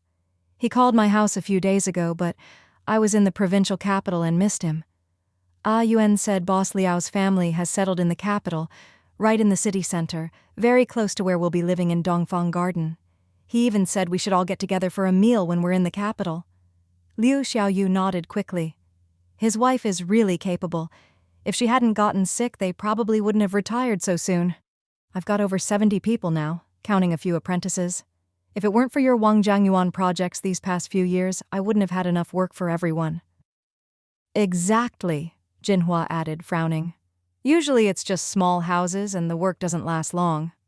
After your Phase 2 project ended, he's had less and less work, and things have been slow for weeks now. Xue Ling nodded and smiled. Boss Liu, since you're sincere, I'll be honest too. I really do need a good partner like you. Sister, go ahead, he said. Xue Ling explained. This time, the project is right in the city center, one of the busiest areas in the capital. I bought the land with an uncle, and it cost a fortune. The plot is big and square, used to be a fertilizer factory and a huge warehouse. Including the surrounding area, it's over 100 mu, with a buildable area of several dozen mu. Wow! Liu Xiaoyu was genuinely stunned. Xue Ling continued. When I was in the capital, I asked an old classmate's architectural firm to design a multi-use mall, shopping, dining, living. There'll be a plaza in front, then 3 floors of department stores and shops, and above that, apartments. New buildings in the capital are all 30 stories or more, especially in the city center. I'm planning for about 30 stories. My God, that's a massive project. Liu Xiaoyu was thrilled, rubbing his hands together. I've never even seen a project that big. Do you think you can handle it? Jinhua asked nervously. A place that size. How many years would it take to build? Xue Ling smiled. The initial plan is 3 years, half a year for prep, a year or so for construction, and a year for sales and leasing. My family has other land in the capital, most of it in my name, but this is the most valuable plot right now. It'll pay off quickly and fits the area's development. Of course, I'll be hiring more crews for such a big project, if you're interested. Yes, yes, yes, Liu Xiaoyu said excitedly. Of course I'm interested. If I can work on a project like this, I'll be set for life. With designers involved, we'll learn a lot too. Xue Ling looked at Jinhua, a little concerned.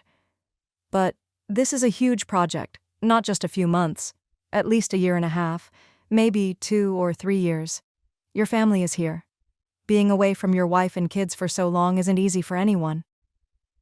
She knew Liu Xiaoyu had several kids. The youngest was still little. Even if they weren't babies, being away from their dad for years wasn't easy. As a friend, she had to remind them. Liu Xiaoyu glanced at his wife.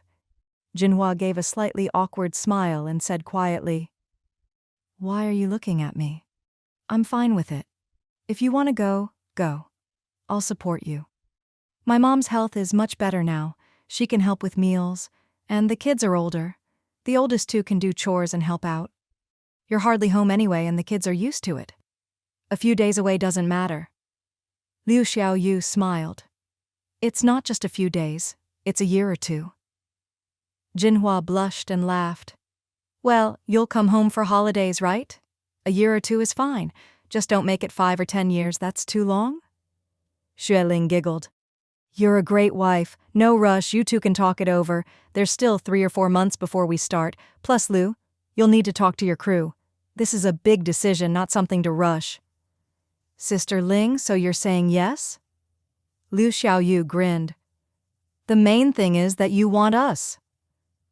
Xue Ling nodded seriously. "As long as you're all on board and work hard, you're always welcome." Jinhua looked at Xue Ling with admiration and a bit of envy. "Sister, you're so brave and so good at making money, but a project that big, that must take a huge amount of money, right?" Liu Xiaoyu shot her a look. "Don't ask about that. For us, those are astronomical numbers, just a string of digits we can't even comprehend." Oh. Jinhua nodded quickly, completely obedient to her husband. Xue Ling couldn't help but chuckle and said quietly, "I don't have that much money myself. I'll need to find other people to invest too." Liu Xiaoyu blurted out, "Aren't your parents factory owners? They could invest in you, right?" Xue Ling explained, "The money I earn is separate from my family's. Whatever my parents give me, I accept. And whatever I ask them to help with, I always pay back. That plot of land cost several million, and I only just managed to pay it off by mid-year. Ha ha!" For Jinhua, even a few hundred yuan was a huge sum. The 30,000 Xue Ling invested in their pig farm was the most money she'd ever seen in her life. So when she heard that just the land cost several million, she felt dizzy, her eyes went wide, and she was speechless. My God, how much money is that? Liu Xiaoyu was stunned too, and after a while managed, "That must take tens of millions to invest, right?" Xue Ling thought for a moment and said quietly, "A conservative estimate is over 20 million. I want to ensure quality, and with the plaza outside, that's just a rough figure for now. Once construction starts, we'll invest as we go." Liu Xiaoyu gave her a big thumbs up. "Sister, you're the most courageous and bold woman I've ever met." Xue Ling smiled shyly and said softly, "I only dared to tell you because you're thinking of joining me. If it were anyone else, I wouldn't say a word. I haven't even told my in-laws about such a big investment. It's just too risky for them to hear about." "That's for sure," Liu Xiaoyu laughed. "I was shocked just hearing about it. It's so much money." Jinhua swallowed, her mouth open and eyes wide. I've never even heard of that much money in my life. This is the first time." Xue Ling waved her hand and made a shh gesture. "That's why I need partners. There's no way I could do it all alone." Liu Xiaoyu knew Xue Ling was modest and low-key, and that she wouldn't take on such a big project unless she was confident. He figured she was only telling part of the story, and respected her even more for it. He smiled, eyes crinkling, and said quietly, "Don't worry, sister. I'm not a blabbermouth. You know me. I just work hard. If you trust me and my crew, just say the word and we'll be there." He glanced at his honest wife. "And my wife isn't the type to gossip either. We just came tonight to see the world, not to spread rumors." Jinhua caught his hint and quickly added, Right. I'm not one to talk. I won't say a word." Xue Ling was even more satisfied with Liu Xiaoyu's smarts. "Let's keep in touch. I know you don't have a phone at home yet, so I'll write down our number at Dongfang Garden. Let me do it now before I forget." She hurried to her room, grabbed paper and pen, and quickly wrote down the number, handing it to Liu Xiaoyu. "Brother Liu, around mid-February, if you've thought it through and talked to your crew, give me a call. By then, I should be able to give you an answer." Liu Xiaoyu nodded eagerly and accepted the note with thanks. "When are you heading to the capital?" he asked. Xue Ling explained, "Right after the Lantern Festival. It's a big move for the whole family, so we need time to pack. My parents will spend the new year here, then we'll all go together." "It's your hometown, so you know the place well," Jinhua said with a smile. "Yes," Xue Ling replied softly. "I grew up there, so I have some connections. But this is a huge project, so everything has to be taken step by step." Liu Xiaoyu carefully folded the paper and tucked it away. Jinhua, already worrying about her husband's living arrangements, asked, "Sister, if we go to the capital for this project, will there be food and a place to stay?" "There will," Xue Ling assured her. "We'll set up temporary buildings for shelter and a small canteen. Basically, food and lodging are covered. In the capital, I checked, and usually only lunch is provided, but if you stay long-term, you can pay a bit extra for breakfast and dinner. Of course, a construction site can't compare to home in terms of cleanliness." "No problem. We're all men. We're used to roughing it," Liu Xiaoyu said, glancing at his wife. Don't worry, just drink your water. Oh, okay. Jinhua obediently took a sip. Liu Xiaoyu smiled, his eyes full of happiness. My wife's a simple, honest woman. She says what she thinks. She's worked hard with me for over 10 years. The kids are older now, and life's more stable, but I still haven't made big money or given her a better life. Sister, if you get the chance, please look out for me. Xue Ling laughed. If you come help me, I should be the one thanking you. The three of them chatted happily until Cheng Tianyuan came out. His hair was still damp, and he'd changed into a brand new suit and new shoes. Xue Ling's eyes lit up and she teased, Hey, you're all dressed up. What's the occasion? Cheng Tianyuan replied, Going with Ah Hu to pick up the bride. The first round is at 11. Amin has to help at home, so he asked me to go with him. I have to look sharp. Can't embarrass him. Liu Xiaoyu burst out laughing. You're so well dressed, you'll outshine the groom. So handsome, Jinhua beamed. You already look good, and now you look even better. If you said you were the groom, everyone would believe it. Cheng Tianyuan looked a little embarrassed and joked. Maybe I should change. Don't want to steal the groom's thunder. Keep it on, Xue Ling said with a smile. You look great. The groom should look good, but so should the best man. Cheng Tianyuan gave her a fond look and straightened his jacket. I'm just a rough guy. Wearing something this fancy feels strange. By the way, Xue Ling asked, where did this suit come from? Cheng Tianyuan explained. Ah Hu bought it. He got 3, one for himself as the groom, one for me, and one for Chen Min. Amin has to help at home, so tonight I'm driving with him to pick up the bride. Ever since Ah Hu started wholesaling clothes in the provincial capital, his taste has really improved, Liu Xiaoyu praised. Look, it fits perfectly, like it was tailored for you. It really does, Jinhua agreed. Look at those shoulders, just right. The more Xue Ling looked, the more satisfied she felt. Ah Hu is a big boss in the clothing business now.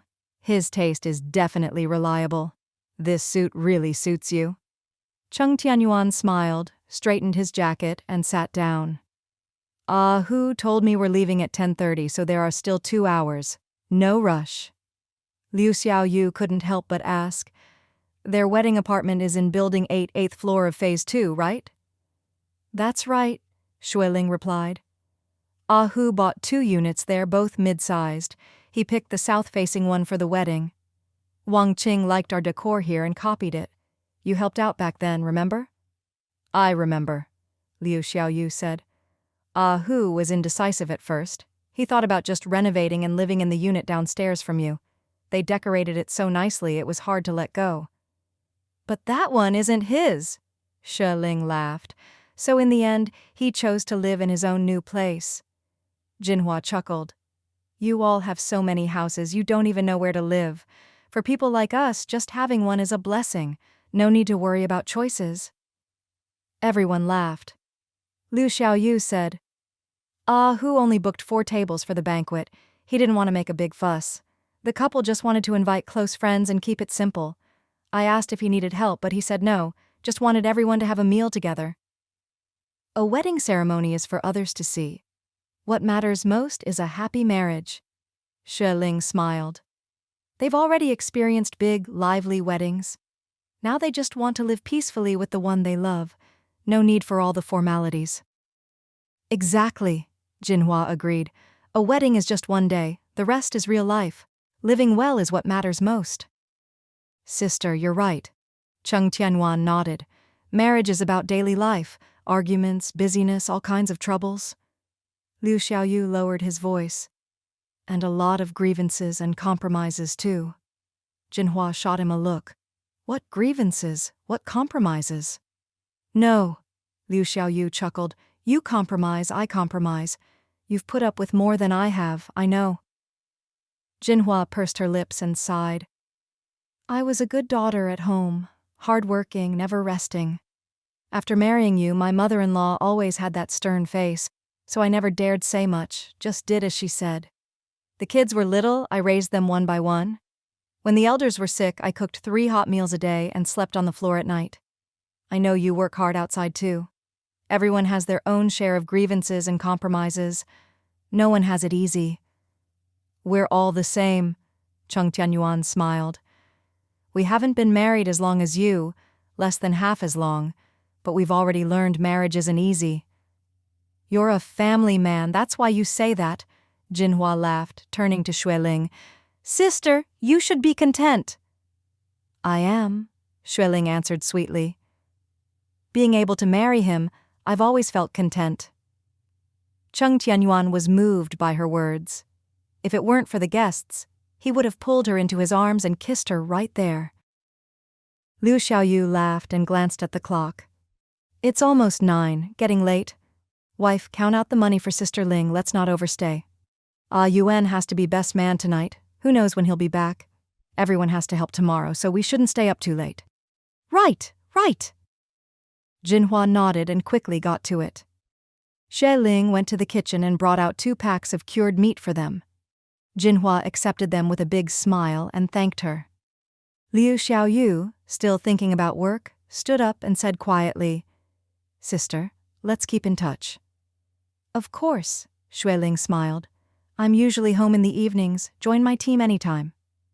Thank you, Liu Xiaoyu said gratefully, leaving with his wife. Xue Ling and Cheng Tianyuan saw them out, then went across the hall. Cheng Muhai and Xue Ling's father were watching a drama, with Liu Ying beside them, eyes red, all 3 looking somber.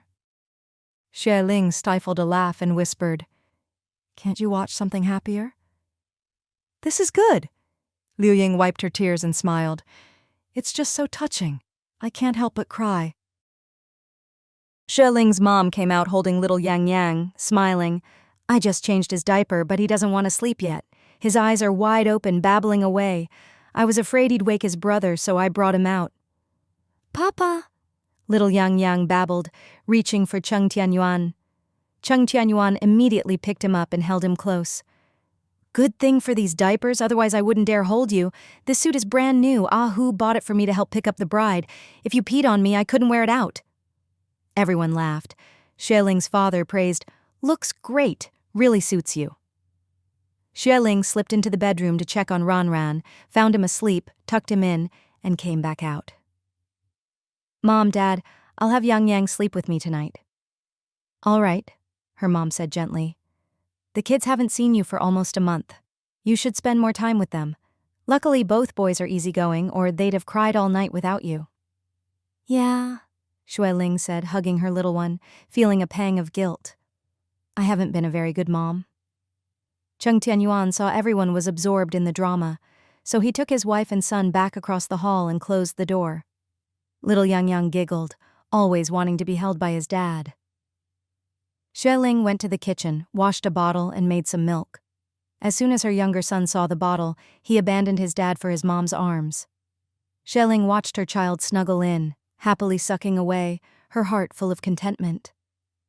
Cheng Tianyuan saw the tenderness in her eyes and was suddenly moved. He leaned over and kissed her cheek.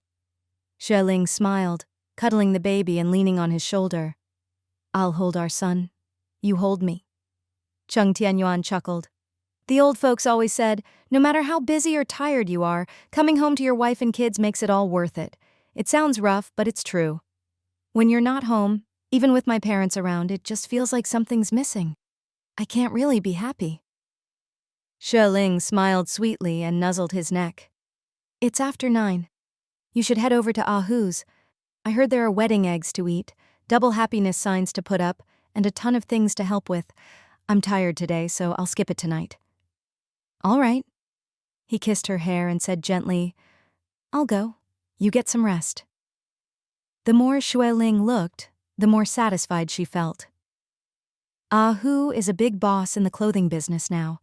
His taste is definitely reliable. This suit really suits you. Cheng Tianyuan smiled, straightened his jacket, and sat down. Hu told me we're leaving at 10:30, so there are still 2 hours. No rush. Liu Xiaoyu couldn't help but ask, Their wedding apartment is in Building 8, 8th floor of Phase 2, right? That's right, Xue Ling replied. Hu bought 2 units there, both mid-sized. He picked the south-facing one for the wedding, Wang Ting liked our decor here and copied it. You helped out back then, remember? I remember, Liu Xiaoyu said. Ah Hu was indecisive at first. He thought about just renovating and living in the unit downstairs from you. They decorated it so nicely it was hard to let go. But that one isn't his, Xue Ling laughed. So in the end, he chose to live in his own new place. Jinhua chuckled. You all have so many houses you don't even know where to live. For people like us, just having one is a blessing. No need to worry about choices. Everyone laughed. Liu Xiaoyu said, Ah Hu only booked 4 tables for the banquet. He didn't want to make a big fuss. The couple just wanted to invite close friends and keep it simple. I asked if he needed help, but he said no, just wanted everyone to have a meal together. A wedding ceremony is for others to see. What matters most is a happy marriage. Xue Ling smiled. They've already experienced big, lively weddings. Now they just want to live peacefully with the one they love. No need for all the formalities. Exactly, Jinhua agreed. A wedding is just one day, the rest is real life. Living well is what matters most. Sister, you're right, Cheng Tianyuan nodded. Marriage is about daily life, arguments, busyness, all kinds of troubles. Liu Xiaoyu lowered his voice. And a lot of grievances and compromises too. Jinhua shot him a look. What grievances? What compromises? No, Liu Xiaoyu chuckled. You compromise, I compromise. You've put up with more than I have, I know. Jinhua pursed her lips and sighed. I was a good daughter at home, hard-working, never resting. After marrying you, my mother-in-law always had that stern face, so I never dared say much, just did as she said. The kids were little, I raised them one by one. When the elders were sick, I cooked 3 hot meals a day and slept on the floor at night. I know you work hard outside too. Everyone has their own share of grievances and compromises. No one has it easy. We're all the same, Cheng Tianyuan smiled. We haven't been married as long as you, less than half as long. But we've already learned marriage isn't easy. You're a family man, that's why you say that, Jinhua laughed, turning to Xue Ling. Sister, you should be content. I am, Xue Ling answered sweetly. Being able to marry him, I've always felt content. Cheng Tianyuan was moved by her words. If it weren't for the guests, he would have pulled her into his arms and kissed her right there. Liu Xiaoyu laughed and glanced at the clock. It's almost 9, getting late. Wife, count out the money for Sister Ling, let's not overstay. Ah Yuan has to be best man tonight, who knows when he'll be back. Everyone has to help tomorrow, so we shouldn't stay up too late. Right. Jinhua nodded and quickly got to it. Xue Ling went to the kitchen and brought out 2 packs of cured meat for them. Jinhua accepted them with a big smile and thanked her. Liu Xiaoyu, still thinking about work, stood up and said quietly, Sister, let's keep in touch. Of course, Xue Ling smiled. I'm usually home in the evenings, join my team any time. Thank you, Liu Xiaoyu said gratefully, leaving with his wife. Xue Ling and Cheng Tianyuan saw them out, then went across the hall. Cheng Muhai and Xue Ling's father were watching a drama, with Liu Ying beside them, eyes red, all 3 looking somber. Xue Ling stifled a laugh and whispered, Can't you watch something happier? This is good. Liu Ying wiped her tears and smiled. It's just so touching. I can't help but cry. Xue Ling's mom came out holding little Yang Yang, smiling. I just changed his diaper, but he doesn't want to sleep yet. His eyes are wide open, babbling away. I was afraid he'd wake his brother, so I brought him out. Papa, little Yang Yang babbled, reaching for Cheng Tianyuan. Cheng Tianyuan immediately picked him up and held him close. Good thing for these diapers, otherwise I wouldn't dare hold you. This suit is brand new. Ah Hu bought it for me to help pick up the bride. If you peed on me, I couldn't wear it out. Everyone laughed. Xue Ling's father praised, Looks great. Really suits you. Xue Ling slipped into the bedroom to check on Ranran, found him asleep, tucked him in, and came back out. Mom, Dad, I'll have Yang Yang sleep with me tonight. All right, her mom said gently. The kids haven't seen you for almost a month. You should spend more time with them. Luckily both boys are easygoing or they'd have cried all night without you. Yeah, Xue Ling said, hugging her little one, feeling a pang of guilt. I haven't been a very good mom. Cheng Tianyuan saw everyone was absorbed in the drama, so he took his wife and son back across the hall and closed the door. Little Yang Yang giggled, always wanting to be held by his dad. Xue Ling went to the kitchen, washed a bottle, and made some milk. As soon as her younger son saw the bottle, he abandoned his dad for his mom's arms. Xue Ling watched her child snuggle in, happily sucking away, her heart full of contentment. Cheng Tianyuan saw the tenderness in her eyes and was suddenly moved. He leaned over and kissed her cheek. Xue Ling smiled, cuddling the baby and leaning on his shoulder. I'll hold our son. You hold me. Cheng Tianyuan chuckled. The old folks always said no matter how busy or tired you are, coming home to your wife and kids makes it all worth it. It sounds rough, but it's true. When you're not home, even with my parents around, it just feels like something's missing. I can't really be happy. Xue Ling smiled sweetly and nuzzled his neck. It's after 9. You should head over to Ahu's. I heard there are wedding eggs to eat, double happiness signs to put up, and a ton of things to help with. I'm tired today, so I'll skip it tonight. All right. He kissed her hair and said gently, I'll go. You get some rest. That night, Xue Ling went to bed early with little Yang Yang. She'd been helping take care of Sister Chen in the hospital every day, sleeping at a small inn at night. Staying alone away from home always left her feeling unsettled, and her sleep was never truly restful. Back home, lying in her familiar bed with her soft, adorable little son beside her, she slept especially soundly. When Cheng Tianyuan came home in the middle of the night and saw her sleeping so deeply, he didn't dare wake her. He quietly took off his suit jacket and slipped into bed beside her. When they woke up, it was already past 8 in the morning. Xue Ling stretched lazily and yawned, feeling refreshed. Brother Yuan, when did you get back last night? I didn't even notice. Cheng Tianyuan was feeding their younger son and explained, We left at 11 to pick up the bride. Wang Ting's house is close by, so after eating the wedding eggs, we brought the bride back pretty quickly. Ahu took her inside, and everyone else left soon after. Amin had to go home to take care of Sister Quiliu, and Ahu's mom didn't want to keep him. Afong was helping out over there, and she and Alan were chatting away, so they stayed to keep Ahu's mom company. I checked the time.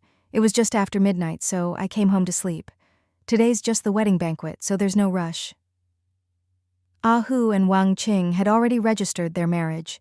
Since it was a second marriage for both, they didn't want to make a big deal out of it. Just a few tables for close friends to gather and eat. The banquet was set at a nearby restaurant, so there was nothing much to do at home. With Ahu's mom, Alan, and Afong helping, everything was covered. Cheng Tianyuan said, Let's finish feeding the kids, change into new clothes, and head over later. Ahu and the others probably aren't even up yet. Xue Ling giggled. In this cold weather? Who wants to get out of bed? I almost didn't want to get up myself. Cheng Tianyuan gave her a fond look and teased. You slept so soundly last night. I even nudged your feet and you didn't react at all. Huh? Xue Ling blushed and playfully scolded. It's not easy for me to get a good night's sleep at home. What's your hurry? Tonight, after the kids are asleep, I'll make it up to you. Cheng Tianyuan was about to reply when, Papa? Mama? Came a crisp, childish voice. Little Ranran appeared, dressed in a brand-new little suit and shiny boots, looking absolutely adorable. Xue Ling exclaimed, Wow! Where did this come from? It's so pretty. You look great. Little Ranran grinned, showing off his white teeth, and said proudly, Grandma made it. She made it. Cheng Tianyuan explained. Mom had the factory tailor make 3 sets, and she did the finishing touches herself. They fit perfectly. Xue Ling knew her mother's sewing skills were top-notch and couldn't help but praise. She hasn't done this in years, but her skills are still amazing. The older, the wiser. It was cold, so Ranran wore 2 sweaters under the suit, making him look a bit chubby, but the high-quality little suit gave him a grown-up look, adorable and dapper. Ranran was very pleased with himself. He strutted over to his little brother and, with a proud tilt of his head, said, Look! Big brother has this. You don't. You don't. Little Yang, just a few months old, didn't understand a word.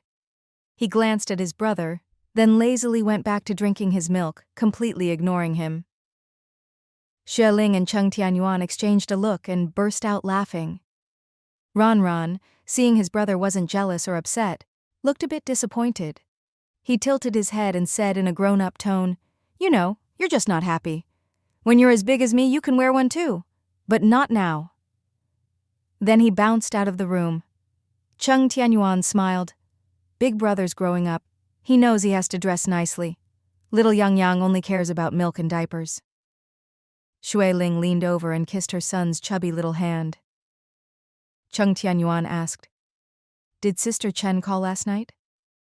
"No," Xue Ling replied. "She still has to get injections today and tomorrow, and she'll be discharged on New Year's Eve. They're heading north on the first day of the new year. There's just no time to go back to South Island.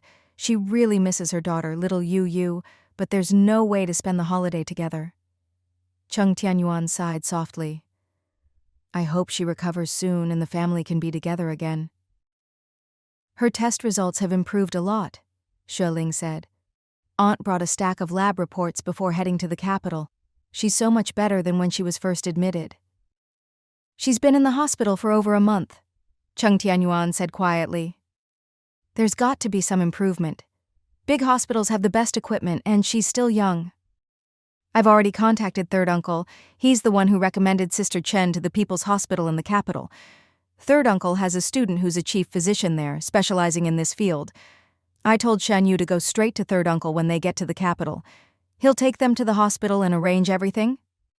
"It's always easier with connections," Cheng Tianyuan smiled.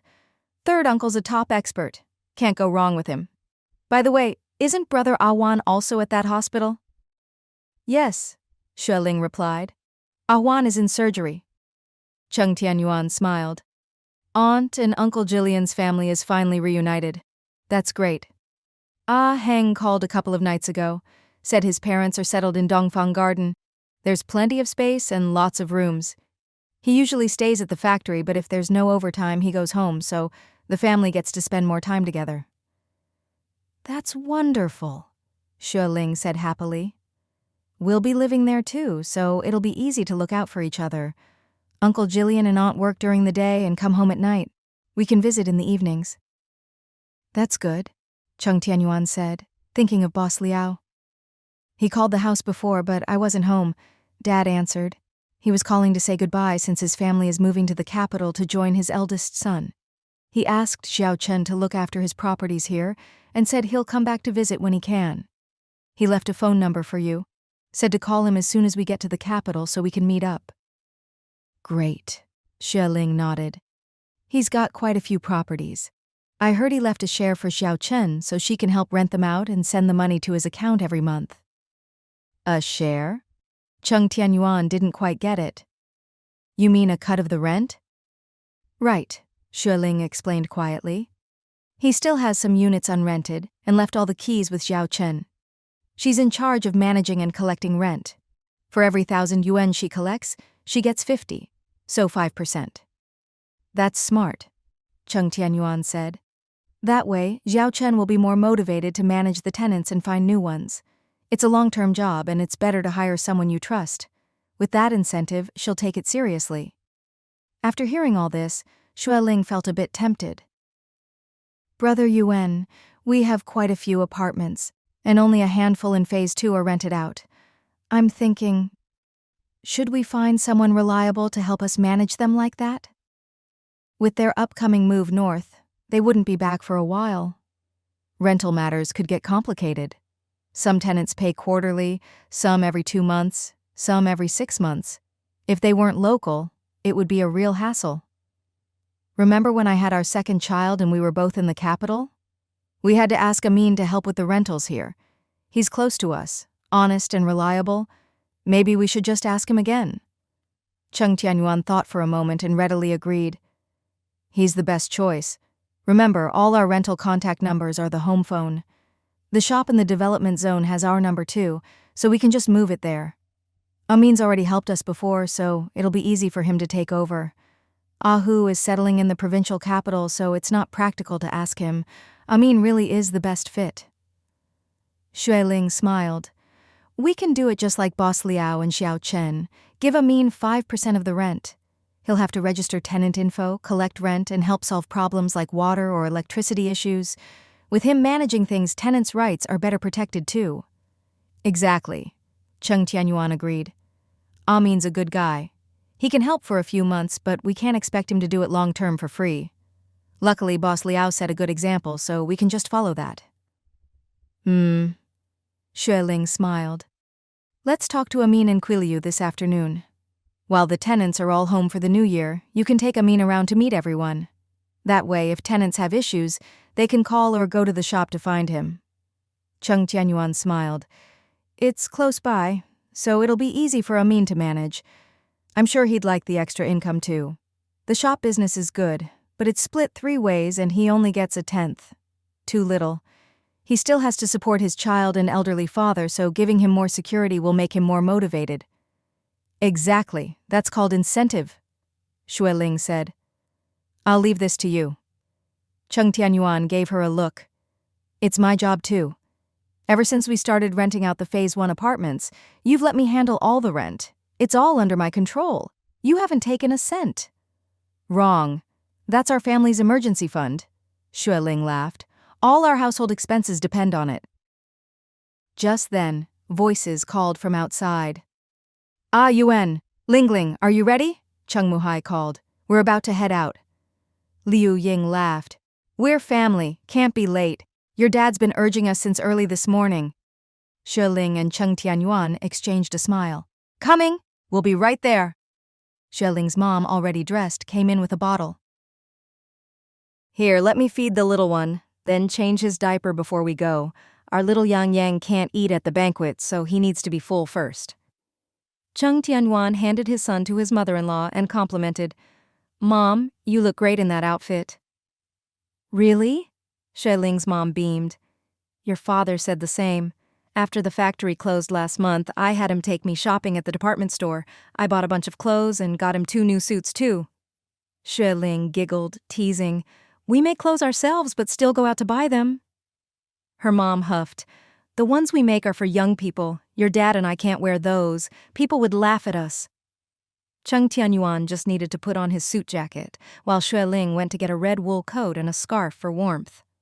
Brother Yuan, how do I look? She asked with a smile. Cheng Tianyuan nodded enthusiastically. Beautiful. You look good in anything. After having Yang Yang, she'd put on a little weight. But with all the running around and working, she'd slimmed down again. Especially after more than a month in the provincial capital, with the cold weather, poor food, and restless sleep, she was even thinner. You can't lose any more weight. Any thinner and you'll be skinnier than before we got married. I finally got you to put on a little. Don't lose it again. Like most women, Xue Ling was secretly pleased to hear she'd gotten thinner. Her mom, feeding the baby, couldn't help but chide. It's fine for moms to be a bit chubby. It's called having reserves. When you're busy, that's your energy to keep you going. Don't think being skinny is always good. Wow, where'd you get that saying? Xue Ling laughed. Did you make it up? Her mom grinned. Why not? It's true. Too skinny and you get weak, and that's not good. Exactly, Cheng Tianyuan agreed. Eat more this new year. Once we're in the capital, you'll be busy again. Don't even think about dieting. You'll lose weight naturally from all the work. All right, Xue Ling nodded. This new year, I'll eat my way to a chubby self. Her mom snorted. You wish. No one in our family is built to be fat. You can't get fat just because you want to. True, Xue Ling laughed. I'll just eat as much as I want. Whatever weight I gain. No more dieting. That's the spirit, Cheng Tianyuan and her mom said in unison. Little Ran, impatient for wedding candy, burst in. Papa, Mama, hurry up. All right, coming. Wait, gotta change the baby's diaper. Getting out the door with kids wasn't easy, but with so many hands, Grandpa and Grandpa holding the older one, Grandma carrying the baby, and the other grandma bringing bottles, diapers, and all the extras, they managed.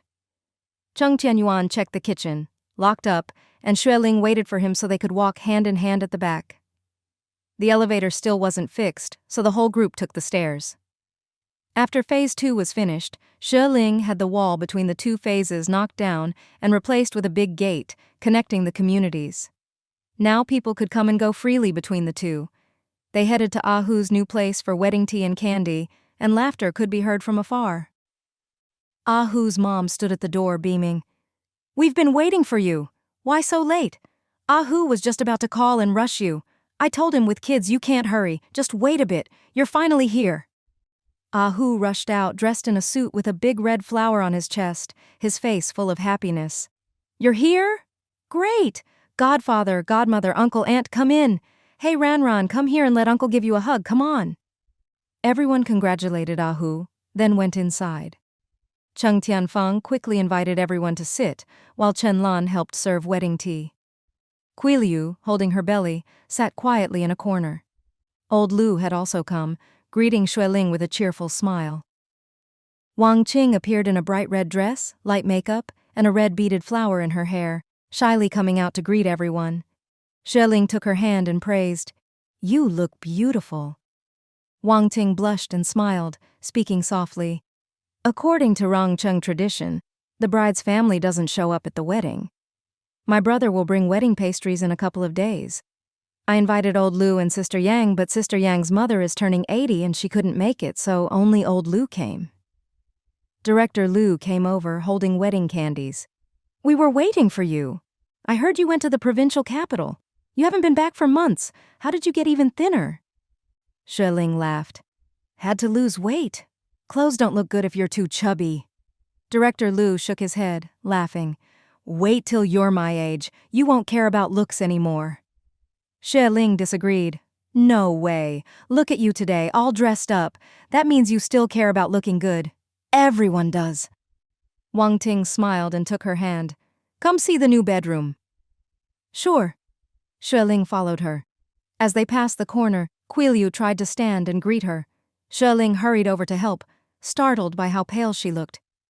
"Xue Ling, are you okay? You look terrible." Xue Ling forced a smile. "I don't know. I eat fine, but sometimes I still throw up. I can't sleep and I ache all over." Xue Ling asked with concern, "Have you seen an OB/GYN? You need regular checkups during pregnancy, every 2 or 3 months and more often near the due date." "I haven't," Xue Ling said awkwardly. "My mom says pregnancy is always hard, everyone's different, and it's nothing serious. It's my first time, so I just listen to her." "That's not good," Xue Ling said, worried. "You really don't look right. When you have time tomorrow, have Amin take you to the hospital for a checkup." "I'll talk to him." Xue Ling smiled faintly. "But today's a happy day. Let's not talk about me. I'll mention it to him later." "Promise me you'll go. It's just a routine checkup, nothing to be embarrassed about," Xue Ling said. "Okay," Xue Ling nodded. Once in the bedroom, Wang Ting quickly asked, "When did you get back? You don't have to go back to the hospital, right? Is Sister Chen okay now?" "Not yet," Xue Ling replied. "She and her husband are heading north to the capital in 2 days for more treatment. I just got back last night." Wang Ting frowned, lowering her voice. "Still not better?" "No, it's not that simple," Xue Ling said quietly. "Sister Chen's hormones are all over the place and her blood pressure, cholesterol, and blood sugar are still high. Before, it was life-threatening, so they had to get it under control first. Now she's out of danger, but she still needs ongoing treatment." Wang Ting said softly, "I hope she gets better soon. By the way, I heard you're moving to the capital after the Lantern Festival, right?" "Yes," Xue Ling smiled. "We'll fly up. When you and Ahu have time, come visit us in the capital." "Okay," Wang Ting said, clearly reluctant to part. "We'll definitely visit. We promise." "We'll come back too," Xue Ling explained. "We'll probably come back for the new year." Wang Ting smiled, relieved. "That's good." The two chatted in the bedroom for a while before coming out. Cheng Tianyuan was happily chatting with Chen Min, while old Lu, unable to get a word in, hurried over to Xue Ling. "Boss Xue, I heard your whole family's moving to the capital. Why not stay in Rongcheng? I was waiting for you to start phase 3 of Wangjiangyuan. My youngest will graduate soon, and I was hoping to save up to buy him a place. Maybe in the future, Xue Ling said with a smile. Rongcheng's real estate market can't be overdeveloped. We couldn't price phase 2 too high, and even then it was tough to sell. Luckily, we lowered the price and sold everything off. You've already made a fortune, old Lu teased. You sold out every last unit. Who can compare to you? Don't be so hard on yourself. Xue Ling giggled. I'm satisfied, but I have better projects in the capital, so I have to invest there first. Oh, I see, old Lu asked. So when will you be back? Not sure yet, Xue Ling explained. We'll probably come back for the new year, but our kids will be in school up there, so we won't be back for a while. Oh, old Lu looked disappointed. That's a shame. It'll be hard to work with you in the future. Don't call me boss, Xue Ling laughed. You're my boss. I was just a junior at the newspaper. You were my big boss. That was ages ago, old Lu shook his head. My place is just a little temple. Can't hold a big golden Buddha like you. I'm just a small fish pond. Can't handle a big whale like you. Oh, come on, Xue Ling laughed. That sounds like you're teasing me. Are you secretly making fun of me? No, old Lu laughed. I'm just jealous. I'm so envious of your success, so young and already so accomplished. I'm proud and jealous at the same time. Why wasn't I as capable as you when I was young? Now I'm old, stuck with a fixed salary. I'm so jealous. It's not easy for me. Xue Ling was amused. When you retire, bring your wife and kids to the capital for a visit. I'll cover food, lodging, and sightseeing. Deal! You have to keep your word, old Lu said. We'll definitely visit. Xue Ling added. My husband's family is from Chengja village. This is our hometown. We'll come back often. That's good, old Liu said, glancing at Wang Ting, who was smiling sweetly beside Ah Hu. He sighed. I watched Xiao Qing grow up. She's a good kid. I'm so happy she's found happiness. She wants to keep her job, and I hate to see her go, but I agreed. Her husband's career is in the provincial capital, and long distance isn't good for a marriage. It's better for her to move there. That's what's best for her and her family. Xiao Qing had told him her husband bought several apartments in Rongcheng to rent out, giving her the rental income as her own money so she could focus on her writing without worrying about finances.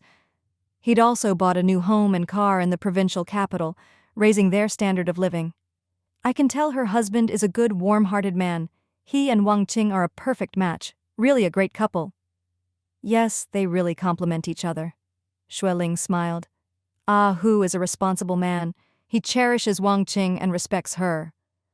Old Lu sighed softly. I can see that. He even told me that since Wang Qing loves writing, he'll always support her, and he hopes I'll help recommend her books for publication. He said he doesn't care about profits as long as Wang Qing is happy. Respecting her interests. That's real love, Xue Ling said quietly. Wang Qing is a gentle, delicate girl. She needs someone strong and caring like him to shelter her from the storms. Absolutely, old Lu agreed warmly. I think so too. Suddenly, Xue Ling remembered something and lowered her voice.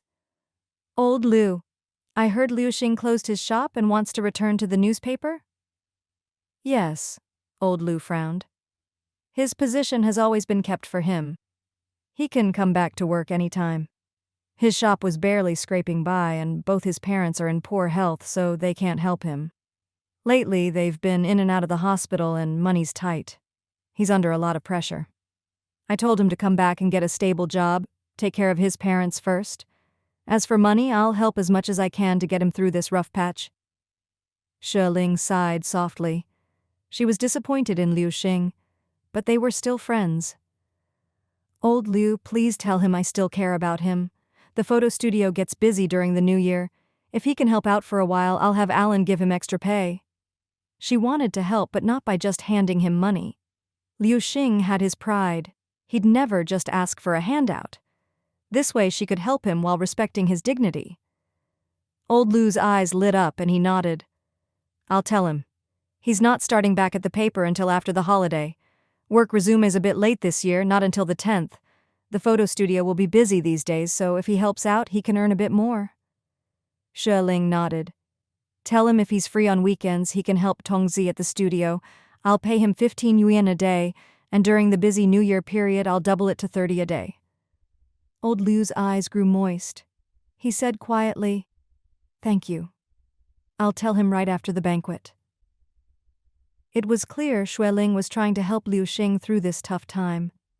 Even though she was angry at him for his past mistakes, she still cared. She couldn't just stand by and do nothing, so she found a way to help that wouldn't hurt his pride. Xue Ling lowered her eyes and said softly, "I'll talk to Chenlan separately. He'll get paid at the end of each day.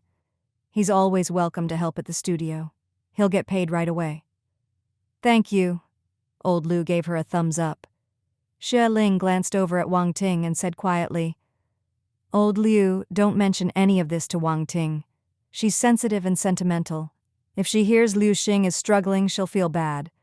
They had a past, and knowing he's not doing well would make her sad. She's just married. No need to let Hu misunderstand." "I understand." Old Liu nodded. "I rarely mention Liu Xing to her. I told her his shop wasn't doing well and he planned to return to the paper. She just nodded. I told her the newspaper job is stable and that he has a secure future. I even said after he's back for a while I'll recommend him for deputy editor." "Deputy editor?"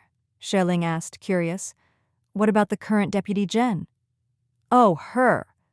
Old Liu shook his head with a wry smile. "She went on a blind date and met an old overseas Chinese widower. He wanted to remarry and she agreed. After the new year, she's going to Nanyang with him. She came to resign, but I convinced her to take a leave of absence instead. She listened and changed her application. I've already signed off on it." "Oh," Xue Ling murmured. "Deputy Jen's love life has always been complicated. I hope she finds real happiness this time." Old Liu, a man who'd seen a lot, said, "Life is like a game of chess. If you make the right moves, you'll win. If you make the wrong ones, every step gets harder." "Can't you say something positive?" Xue Ling laughed. "She finally found someone. Just wish her well." "I already did," Old Liu grumbled. "I told her she's still young. The old overseas Chinese is well off, but he's much older, even older than her father. He already has children, and if she doesn't have any of her own, what will her future be like?" "Don't overthink it," Xue Ling said. "It's her choice. If she regrets it, there's no turning back, but it's her life." Old Liu sighed. "That's why I just gave her my advice. I can't choose for her. I've said all I can, good and bad. The rest is up to her." Xue Ling didn't know Deputy Jen well and didn't like her much, so she quickly changed the subject and asked about other colleagues at the paper. Old Liu said, "Everyone's fine. People just want a stable job, do their work, clock in and out, and try to keep me happy as their boss." Xue Ling laughed and asked about his eldest son. "Did he move into the new apartment?" Old Liu shook his head. "It's for his wedding, so not yet. When he gets married, no one will mind if it's not brand new. He's learning a lot from me these days." "Your kids are grown and earning money," Xue Ling said enviously. "You'll be able to enjoy your retirement soon." "Still a few years to go," Old Liu laughed. "At least 5 or 6. "You're still young," Xue Ling teased. They chatted and laughed, and time flew by. After a while, Hu came over, smiling. "It's about time. The banquet's starting. Director Liu, sister-in-law, let's go eat." All right," Old Liu replied quickly. Hu pulled 2 packs of cigarettes from his pocket and slipped them into Old Liu's suit. "I heard from Ching that you smoke. I bought these in the provincial capital. Not fancy, but I hope you like them." Old Liu beamed and thanked him. "Thank you so much." Hu went off to greet the others. Old Liu leaned in and said quietly to Xue Ling, "This brother Hu is really something. Xiao Qing married the right man." During the banquet, little Yang Yang fell asleep. Xue Ling and Cheng Tianyuan took turns holding the baby, chatting as they ate. Little Ran was with his grandparents. He was just learning to use chopsticks, playfully poking and grabbing at food, eating with great enthusiasm. Hu came over to toast and couldn't help teasing, Ran, looks like we need to have a drink together. You're already acting like a little man." Ran, full of spirit, mimicked the adults and called out, "Drink! Drink!" Everyone burst out laughing. Ah Hu ruffled his hair and poured him a small cup of Jianlibao, coaxing, "This is kids' wine, you drink this." At that time, soft drinks were still rare. Rongcheng only sold beer, and this kind of new drink was something Ah Hu had brought from the provincial capital. Xue Ling drank half a bottle, but Cheng Tianyuan quickly took it away. "It's cold out and this stuff is chilly. Too much isn't good for your stomach." Xue Ling had to give up and slowly ate her food instead. Yu, after eating a little, couldn't eat any more and sat in the corner holding her chest. Chen Min, as half the host, was busy with guests and couldn't look after her. Seeing the hot, appetizing soup just served, Xue Ling ladled a small bowl and brought it over. Yu was embarrassed, whispering, "How can I let you wait on me? I feel bad." "Nonsense," Xue Ling said gently. "We're all women here. We know what it's like to be pregnant. I've had 2 kids. I know how uncomfortable it is. If you can't eat, at least have some soup." Yu thanked her and, finding the soup not too fishy, drank a few more sips. Maybe because Xue Ling brought it, she felt she couldn't leave any, so she finished the last mouthful. "Thank you, sister-in-law." Xue Ling smiled warmly. "It'll be New Year in a couple of days. The shop's been closed for over half a month, so let Amin take you for a checkup while you have time. You must be 5 or 6 months along by now?" "6 months," Yu replied softly. Xue Ling glanced at the little one in Cheng Tianyuan's arms and said quietly, "When I was about to have Yang Yang, you'd just gotten pregnant. In a blink, he's 5 months old and you're 6 months along. Time flies." "Maybe it's easier for others," Yu said with a wry smile. "I've felt unwell for most of the past half year. Every day is hard. It's been tough." "I get it," Xue Ling said with a wry smile. "If I had to stay home with kids all day, I'd probably feel the same. Just hang in there 3 more months and the baby will be here. It'll be late spring, nice weather, not too hot or cold. Perfect for your confinement." Yu glanced over and saw Chen Min and Cheng Tianyuan chatting happily. If only Amin could be like Brother Yuan. He's good at everything. Housework, outside work, all of it. Amin's not so handy at home. He's only just learned to cook or I'd have starved by now. "Amin's great too," Xue Ling smiled. "He's a caring man. He and Ah Hu are different in temperament, but they both love and look after their families, and they're both considerate husbands." "Yes," Yu said shyly. "He really is good to me. He's been taking care of me lately. I'm lucky. Alan and Aunt often help too. Without them, I'd be a mess." Xue Ling saw the happiness in her eyes and smiled. "Do you want anything else? There are some desserts over there." "No," Yu shook her head. "I really can't eat anymore." Xue Ling shook her head. "You eat so little. When I was pregnant, I could eat more than my husband, sometimes 2 big bowls of rice." "I can't," Yu said with a wry smile. "A few bites is already good for me." Xue Ling looked at her belly, still big even under the thick coat, and was amazed. "You eat so little, but your belly's still so big?" Yu shook her head. "I don't know either." Just then, little Ran came over, tugging Xue Ling's hand. "Mama, I want to drink wine. I want wine." Xue Ling couldn't help but laugh. "That's not wine. Ah Hu uncle tricked you. It's a sweet, cold drink, but cold things can hurt your tummy, so you can only have a little." "Just a little more," Ran pleaded. "Just a little." Cheng Muhai poured him another tiny cup, laughing. "Here, let's drink." Ran took a sip and grinned happily.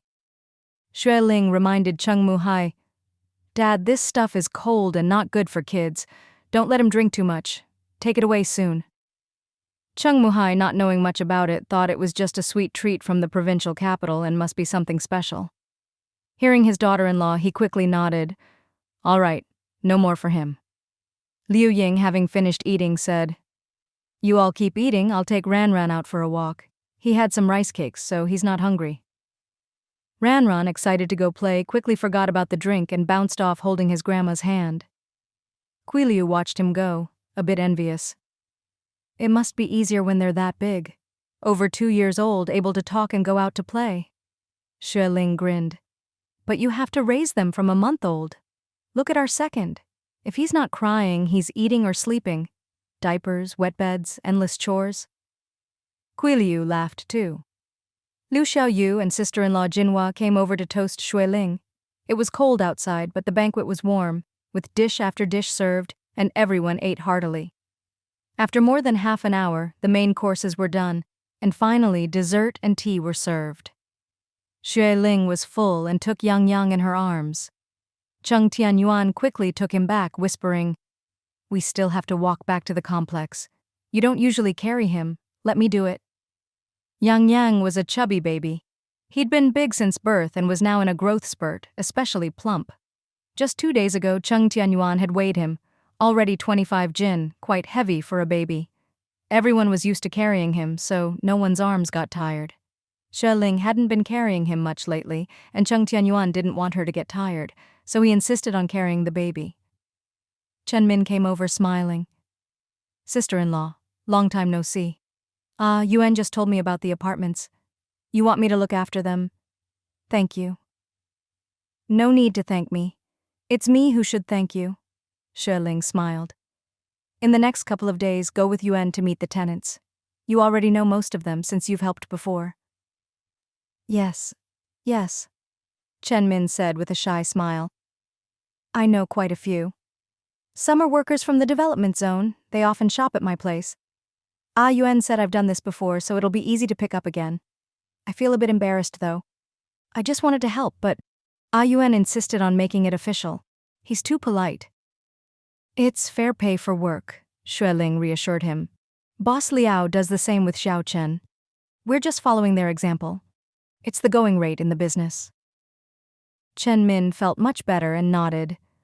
"I'll take good care of everything. If anyone wants to rent, I'll clean and check the place." "Thank you," Xue Ling smiled. "Tomorrow I'll have Yuan give you all the rental contracts. They're already printed and copied, just need signatures, stamps, and dates. And there's a big bunch of keys, all labeled. You'll be in charge of those too."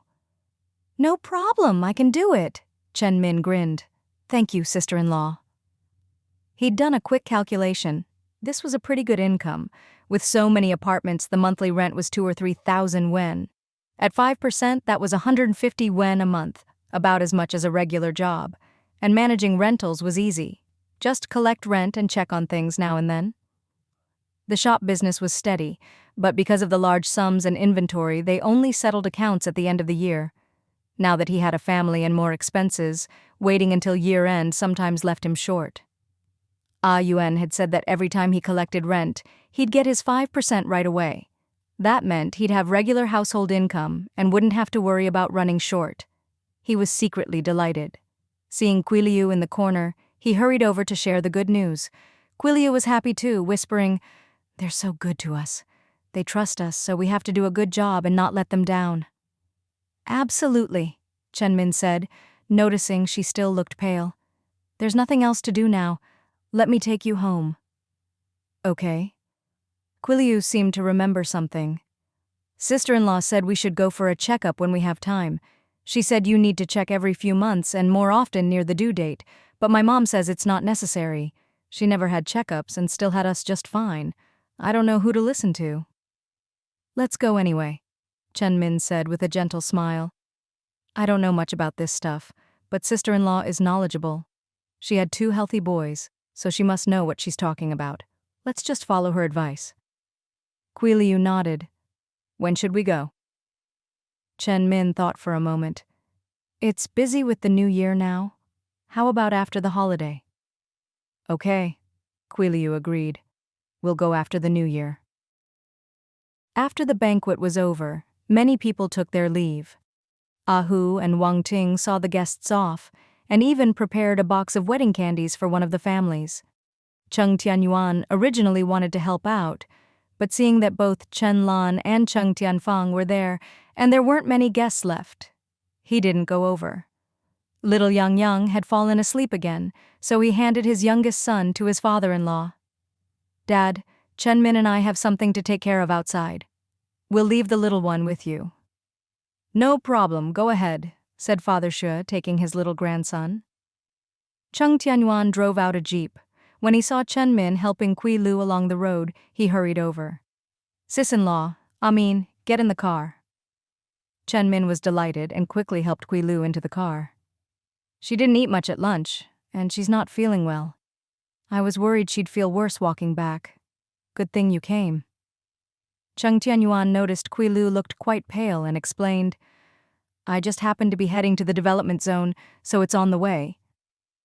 Kui Lu leaned weakly against Chen Min's arm and managed a faint smile.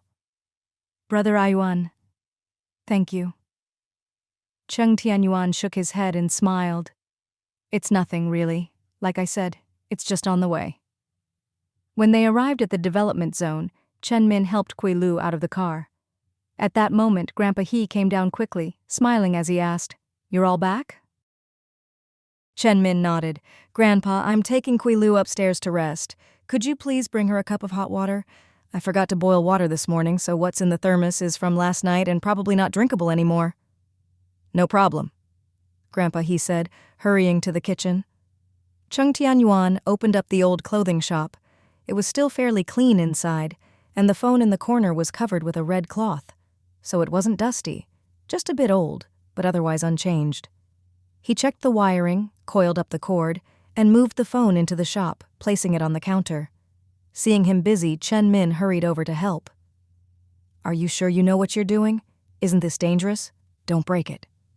Cheng Tianyuan explained. I've seen the workers install it before. It's just a matter of moving the wires as long as you don't break anything. Just shorten the cord and put it in the corner, it's not a big deal. He'd studied physics before and knew a bit about wiring. Back home, he'd even installed wires and light bulbs himself, so he wasn't new to this kind of thing.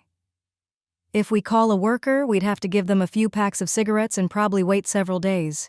This is simple.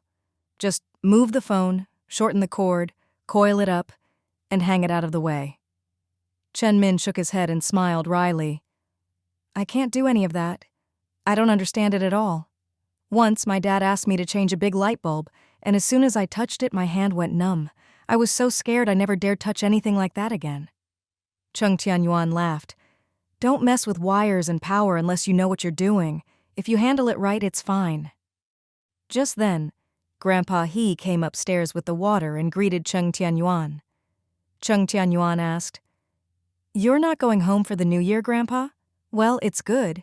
You can help out here, and Amin and sister-in-law Kui Liu can feel at ease. There's a lot of stock downstairs, and we'll need you to help keep an eye on it. Grandpa He smiled wryly. I don't have anywhere to go. Luckily, my granddaughter and Amin are good to me and let me stay here to watch the shop. There's food and a place to stay, and it's warm in winter. I don't want to leave. Cheng Tianyuan had interacted with him before and knew that his daughter-in-law didn't treat him well and wouldn't let him live with them. As long as you're able, just stay here and take it easy. My dad used to help watch the warehouse here, and Amin felt at ease. But now we have 2 kids at home, so my dad has to go back to help take care of the grandkids. Luckily, we have you now. Grandpa, he was deeply moved and said quietly, I'm just glad you all don't mind having an old man around. I'm still in good shape. I clean during the day and sleep in the warehouse at night. The young couple lives upstairs and I watch the downstairs. I have food, a place to stay, and even get paid. What more could I ask for? Cheng Tianyuan said gently. When my dad helped out here before, we paid him too. This business is a joint venture, so no matter whose relative helps, we pay them by the day. Any extra profits are settled separately. Hearing this, Grandpa he felt much better and thought Cheng Tianyuan was really good at putting people at ease. You're amazing, Ayuan. The way you talk really makes an old man like me feel good. Cheng Tianyuan laughed heartily. Soon, the phone was moved. Chen Min went downstairs and hurried to the kitchen to pour 2 cups of water. Ayuan, are you busy this afternoon? Have some water. If you're free, let's go visit some of the tenants and introduce ourselves. It's the end of the month, so we can also start collecting next month's or next quarter's rent. Sure, Cheng Tianyuan nodded. I'm free. My ledger's in the car, so we can go any time. Chen Min turned and smiled. Grandpa, I'm heading out for a bit. Kui Lu is sleeping in the room. If I'm back late and she gets hungry, could you make her some noodles? Of course, no problem. Grandpa he waved. You 2 go ahead, I've got things covered here. That evening, Chen Min came back. Grandpa he was cooking in the kitchen, and Kui Lu was sitting in the corner helping to stoke the fire. The two of them were chatting and laughing. Chen Min was overjoyed and whispered, "Aiwan took me to meet more than 20 families, and we collected the rent for the first month of the Lunar New Year. He told me to hold on to it for now, and when we've collected it all, I'll give it to him together. I get a 5% cut." Kui Lu smiled in surprise. "Just in one afternoon? How much will you get?" "Almost 1,000, Chen Min whispered. "I'll get at least 40 yuan. "Wow, that's really good money," Kui Lu said, full of envy. Grandpa He was making hand-pulled noodles, and hearing the young couple chatting happily, he grinned too. "Amin, the noodles are almost ready. Earlier, Alan came by and brought a big piece of beef. Ahu sent it for us. Alan had to go back to the photo studio to work, so she couldn't stay to eat, but she left the meat for us. Kui Liu and I decided to make beef noodles." "Great." Chen Min hurried to set the table. Kui Lu, holding her belly, smiled. "Alan said business at the photo studio is really good at the end of the year and during the new year, so she has to eat dinner over there. She told us not to wait for her." "Yeah, lots of people get photos taken for the new year," Chen Min smiled. "She gets paid well there and helps with the accounts. She said Tongzi is teaching her how to develop photos, and she can help with that now. She's learned a lot." "That's wonderful," Kui Lu smiled with her eyes. "I can tell. Ever since Alan started helping sister-in-law Xue Ling at the studio, she's been so happy." Grandpa He brought over 3 big bowls of beef noodles, and the 3 of them sat down to eat together. Kui Lu couldn't help but ask, "When will Auntie be able to come over? She's such a good cook. Without her here, I'm always craving her food." Chen Min and Grandpa He exchanged a glance, then both laughed. "How could our cooking ever compare to Auntie's? She's been busy helping Brother Hu prepare for his wedding lately, so she definitely hasn't had time to come over. After the new year, Brother Hu and his new wife will be moving to the provincial capital, and then she'll move back here to live with us." Ahu's mother didn't want to move to the provincial capital. She said she'd stay for now to help take care of Kui Lu. Kui Lu was due in a few months and didn't have her mother-in-law around. She'd always treated Chen Min, her nephew, like her own son, so she wanted to stay.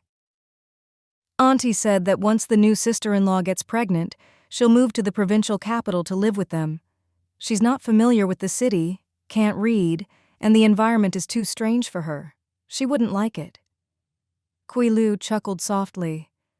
After the Lantern Festival, when Brother Hu and his wife leave for the provincial capital, Auntie should come over. As she spoke, her face suddenly went pale, and her chopsticks fell from her hand. Chen Min was startled and hurriedly asked, "What's wrong, honey?"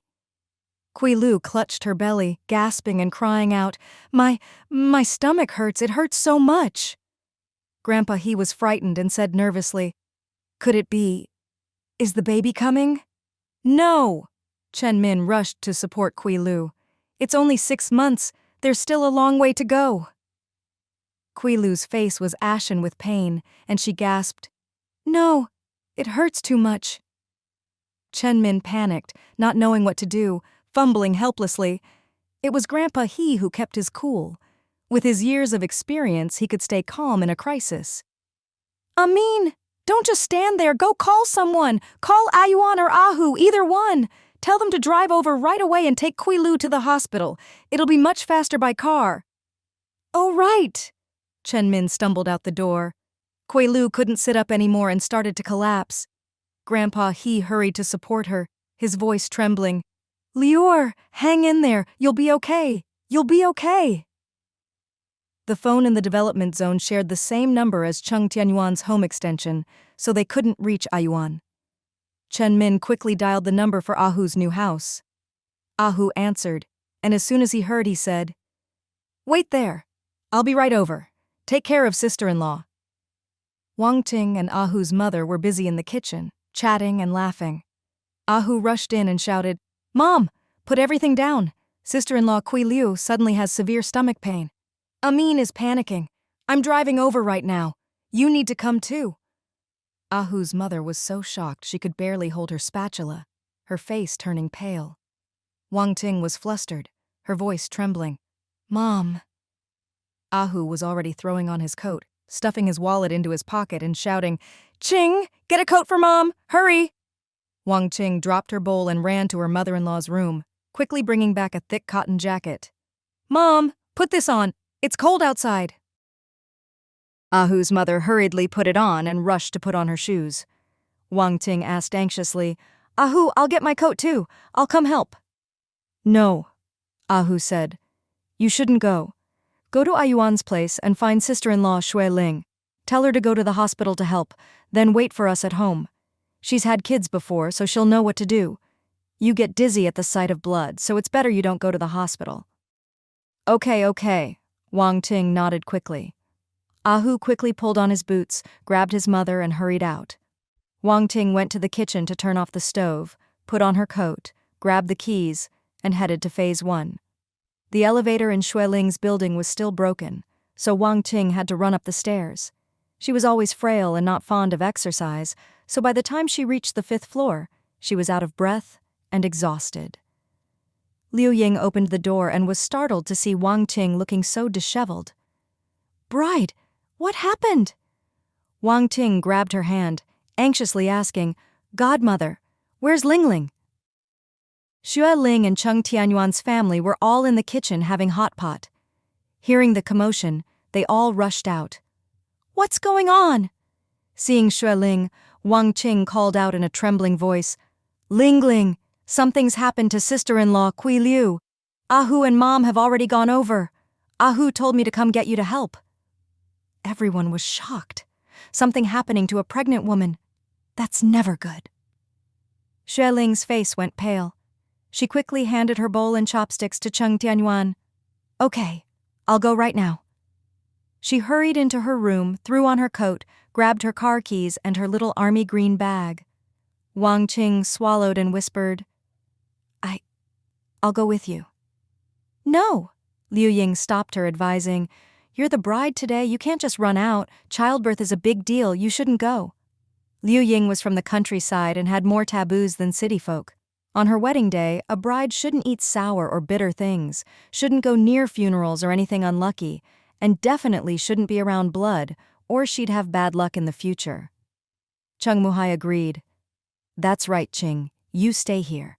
Let Ling Ling go. Ayuan, you should go too. It's better to have more people to help."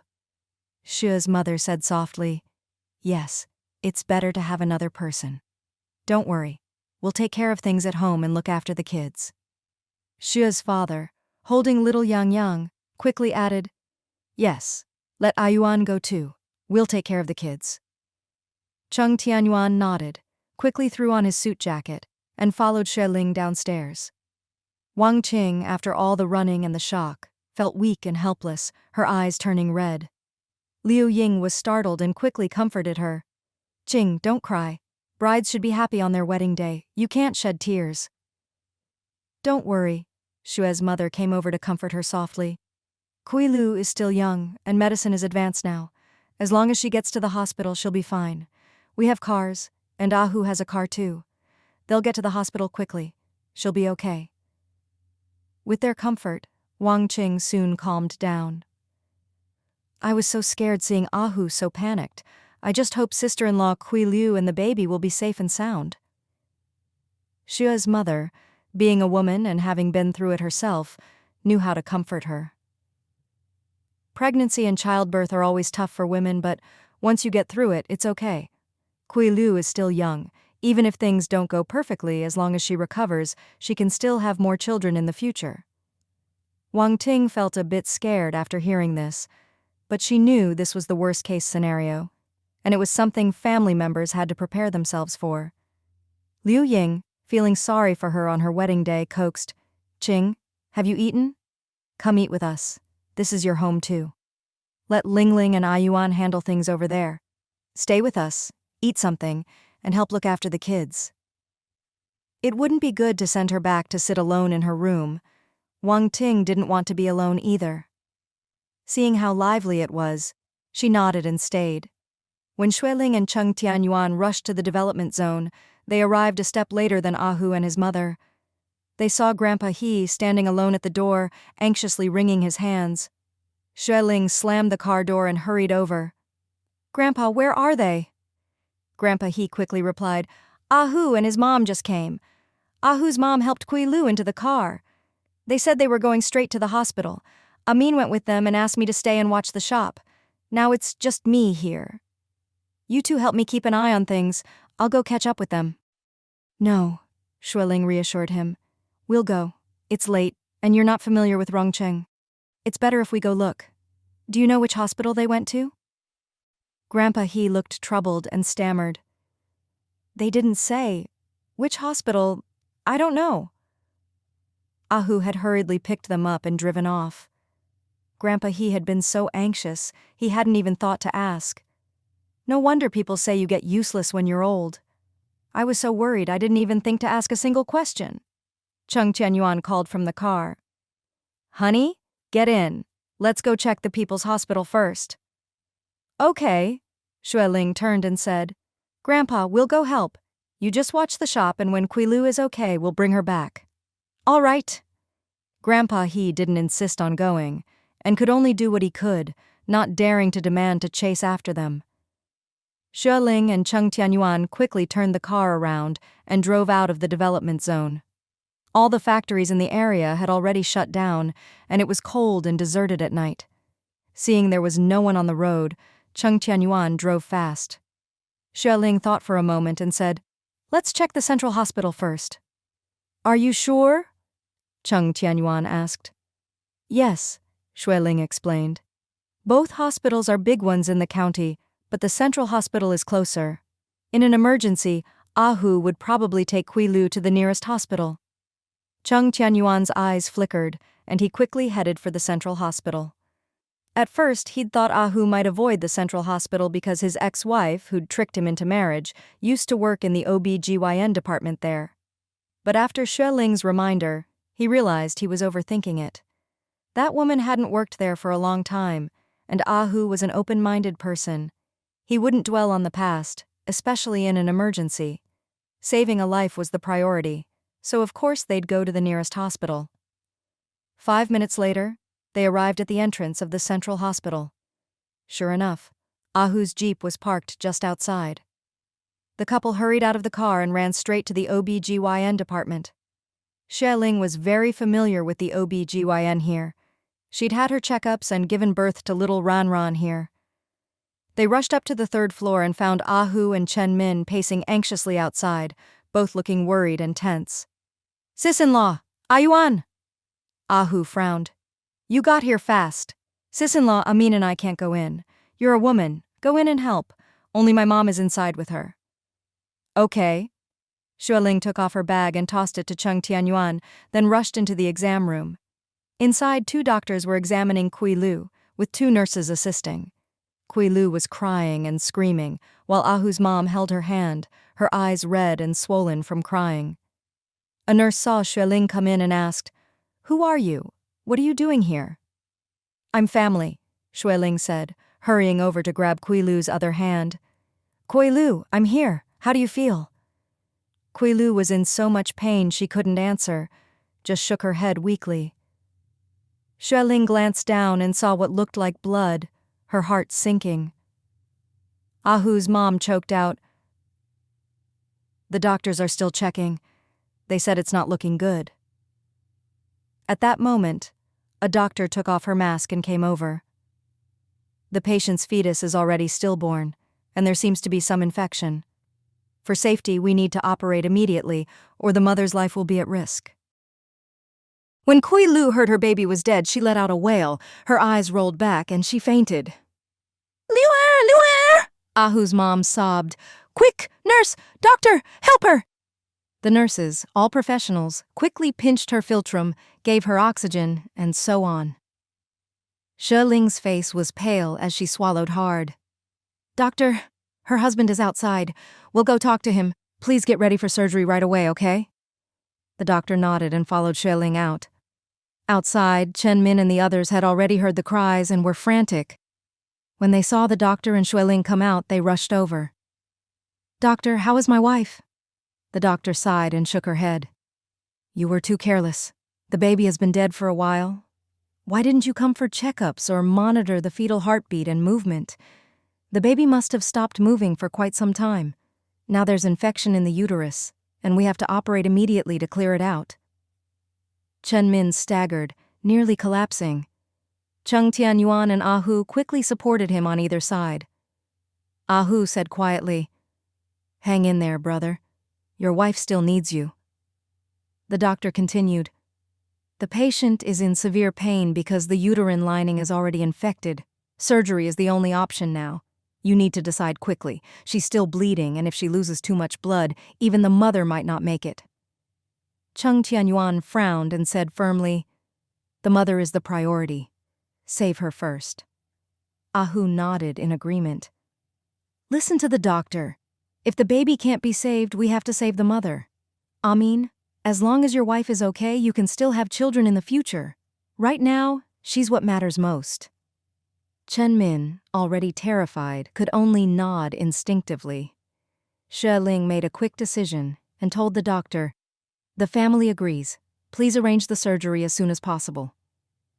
The doctor urgently waved, "Come fill out the forms, quick, and someone go downstairs to pay the fees." Late at night outside the operating room, Ahu's mom was crying, with Ahu holding her, his face dark and grim.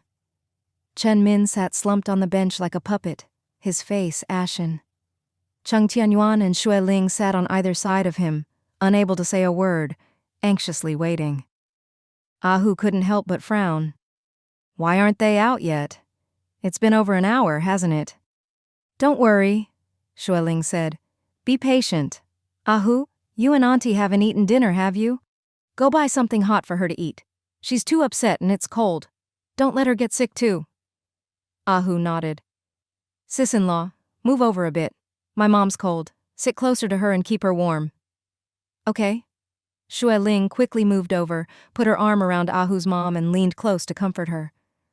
Ahu's mother sniffled and gently patted Xue Ling's hand. "Ling, how could I have been so foolish? I just thought Luer was having a rough pregnancy, that her morning sickness was worse and lasted longer than most. I never imagined something could go wrong with the baby inside." "Woo." Xue Ling sighed softly. "Don't be sad. No one could have expected this. It's so important to have regular checkups during pregnancy, especially for first-time mothers. When you're new to it, you don't know what's normal and what's not." Ahu's mother wiped her tears and said in a low voice, "Not long ago, she told me she felt like the baby wasn't moving much. I told her maybe the baby was just well-behaved and not very active. I said it's normal for there not to be much movement at first and that as the baby grows, it'll move more and more." "That's right," Xue Ling comforted her. "You weren't wrong. These things are invisible and hard to tell unless you're a professional. How could anyone know?"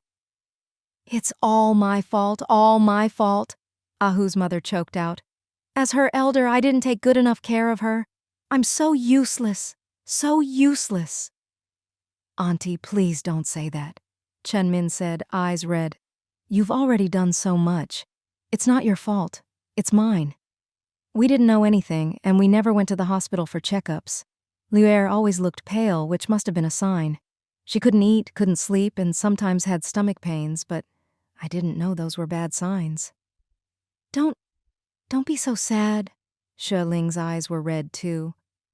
"Losing the baby is heartbreaking, but if you're all so upset, it'll only make things harder for Luer.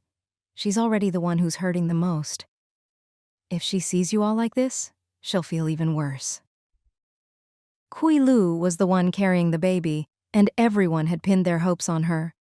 Now that hope was gone, she was undoubtedly the saddest of all. If everyone else was even more upset and blaming themselves, she'd only feel more guilty, and on top of her grief, she'd feel like she'd let everyone down. "That's right," Cheng Tianyuan said quietly. "When she wakes up after surgery, you need to comfort her and help her recover. Once she's healthy again, she'll be able to get pregnant soon. Many people have a rough road to having children. That's just how it is. You can tell her that to help her feel better. If you all keep blaming yourselves, it'll only make her feel worse." Chen Min took a deep breath and shook his head. "Auntie, let's not talk about it anymore. When Luer wakes up, we need to comfort her, not blame ourselves. At this point, it doesn't matter whose fault it was. The baby is gone. None of us knew, so there's no point blaming anyone. In the end, it's just that we as a couple weren't lucky. Ahu's mother wiped her tears and fell silent. A while later, Ahu came back with a few bowls of rice porridge. It's so late, there's nothing left at the little restaurants outside the hospital. This rice porridge is something the owner made for himself. I asked for some so we could all have something warm. Cheng Tianyuan quickly went to help, rinsing out the bowls and pouring the porridge from the pot. Ahu brought a bowl to his mother and said softly, "Mom, have something hot." Ahu's mother took it with a cold face and drank in silence.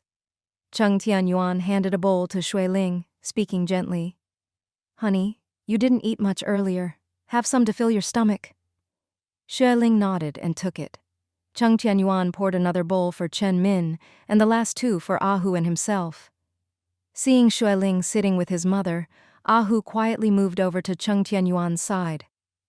"Aiwan, I need your help with something." "Huh?" Cheng Tianyuan raised his eyebrows, noticing Ahu's odd expression, and lowered his voice. "What is it?" Ahu frowned, glancing toward his mother. "Didn't you notice? My mom's angry." Cheng Tianyuan replied, "Angry? Isn't she just sad?" Ahu whispered, "She's mad at me. Or more accurately, at Qing." Cheng Tianyuan was confused. "Wang Qing made your mom angry? When? She just got married today. How could she have upset your mom already?" Ahu gave a bitter smile and nodded toward Chen Min. "On our wedding day, something like this happened in Amin's family. My mom probably thinks Qing is unlucky, or maybe she's thinking about things like bad fortune or incompatible horoscopes." Cheng Tianyuan raised his brows and glanced at Ahu's mother, seeing her cold, unhappy face, her eyes full of displeasure. It was understandable. Older people sometimes had superstitious beliefs. The first day a new bride entered the house, and something like this happened. It was hard not to take it to heart. Cheng Tianyuan said quietly, "Don't worry. Once Liuer is out of danger, my wife and I will talk to her." Ahu gave a bitter laugh.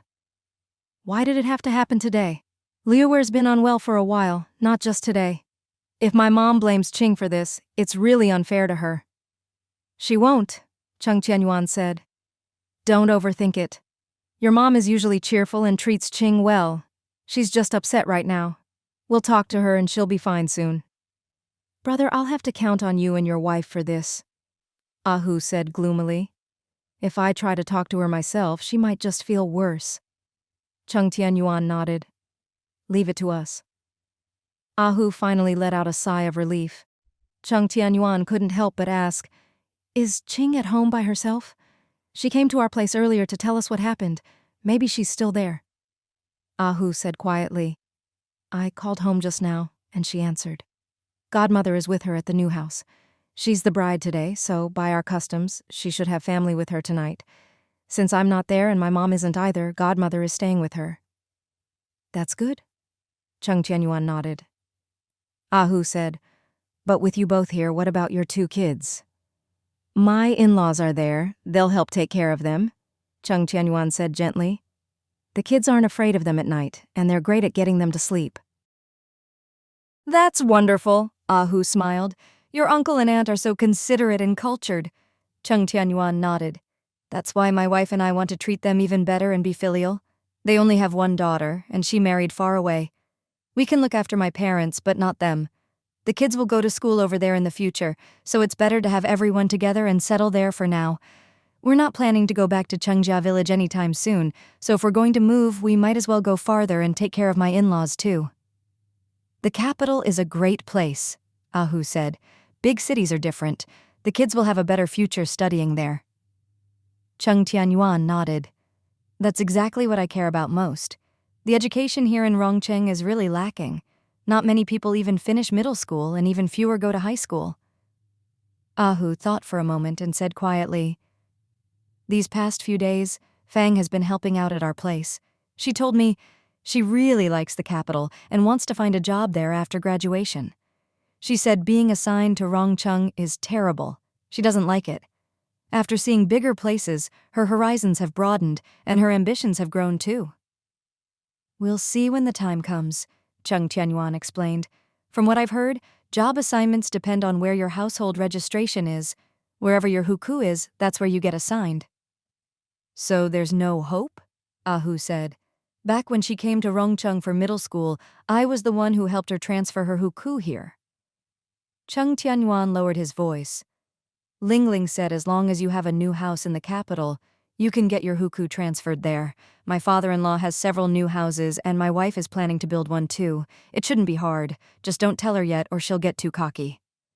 That's great, Ahu said excitedly. If her hukou is in the capital, her job will be assigned there too.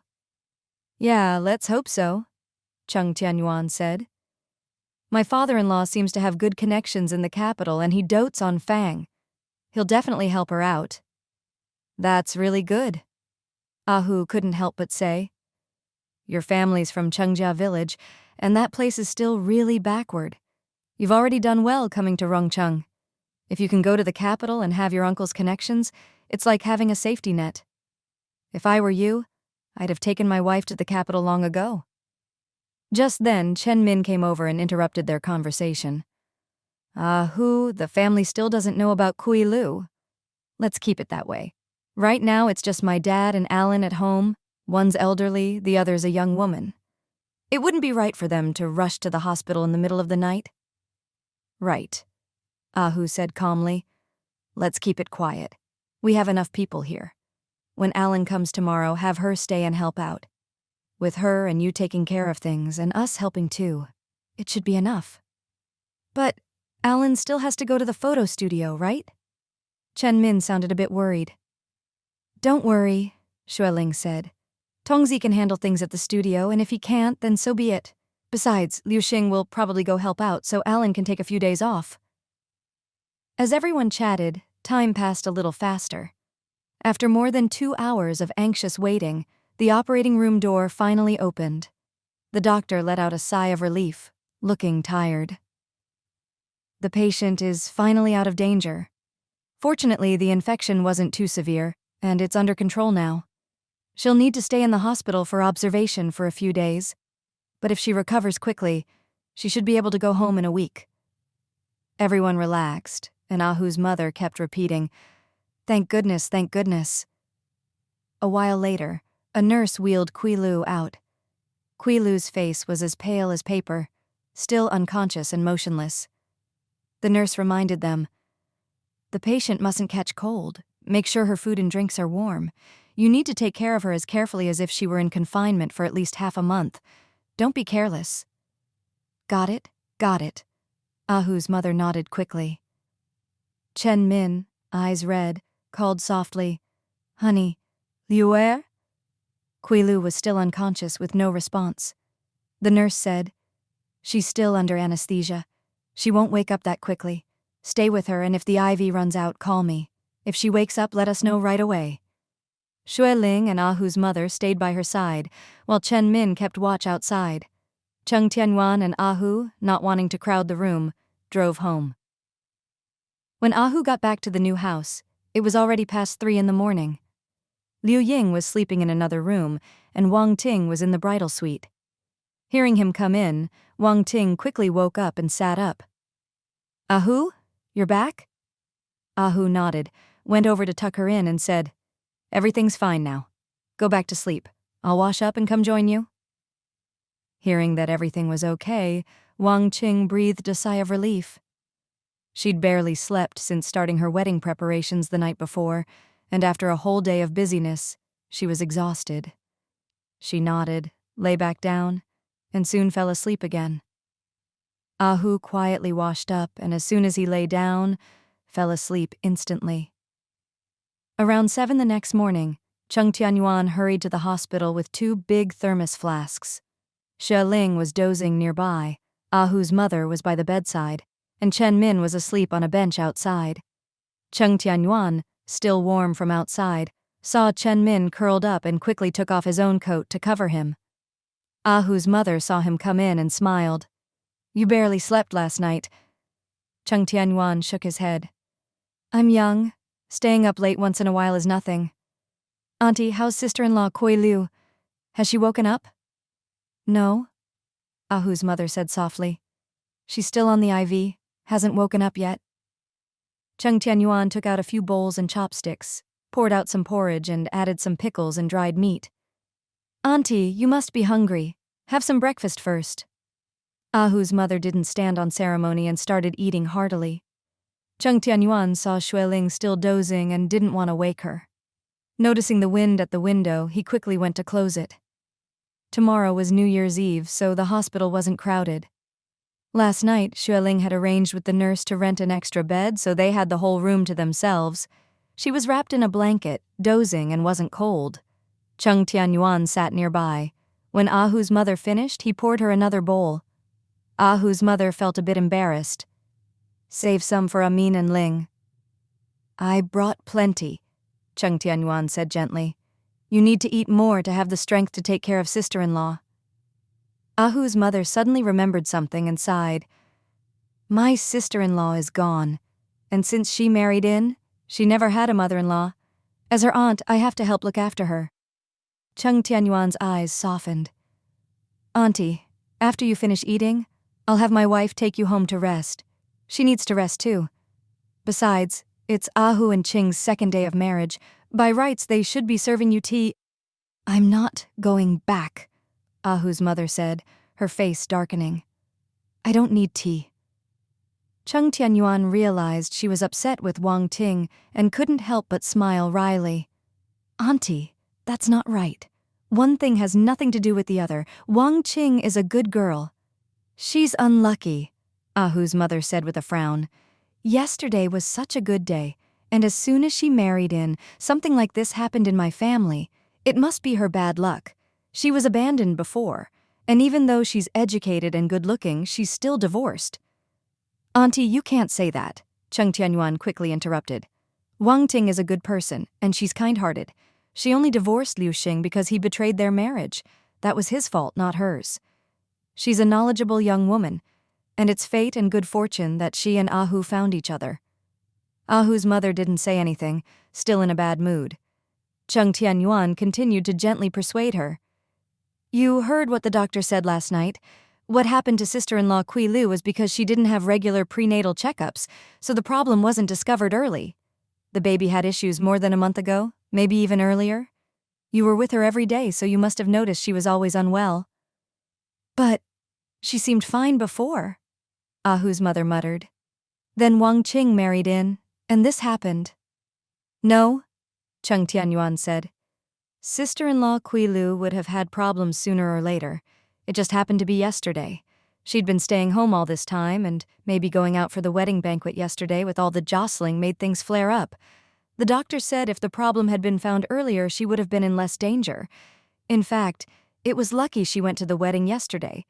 Otherwise, it might have dragged on even longer before anyone noticed, and she would have been in even more danger. Ahu's mother fell silent again. Cheng Tianyuan went on. You shouldn't believe in things like bad luck or fate. These days, we have to trust science. Sister-in-law will get pregnant again, and now she knows to get regular checkups. Doctors are the professionals. They're the ones who can tell if the baby is healthy or not. Think about it. In your generation, people gave birth at home and didn't like going to the hospital for checkups. How many women had difficult births and lost their lives? Luckily, sister-in-law was sent to the hospital right away last night. If she'd been delayed in the countryside, she might not have survived. What does any of this have to do with Wang Qing? Exactly. Xue Ling, who had woken up at some point, added softly, Think about it, Auntie. No matter who Ahu married yesterday, sister-in-law Xue Liu would have had this problem. The baby was already gone. It just happened to come to a head yesterday because she went out. If you blame Wang Qing, isn't that unfair to her? The couple took turns gently persuading her. Auntie, you've always liked Wang Qing.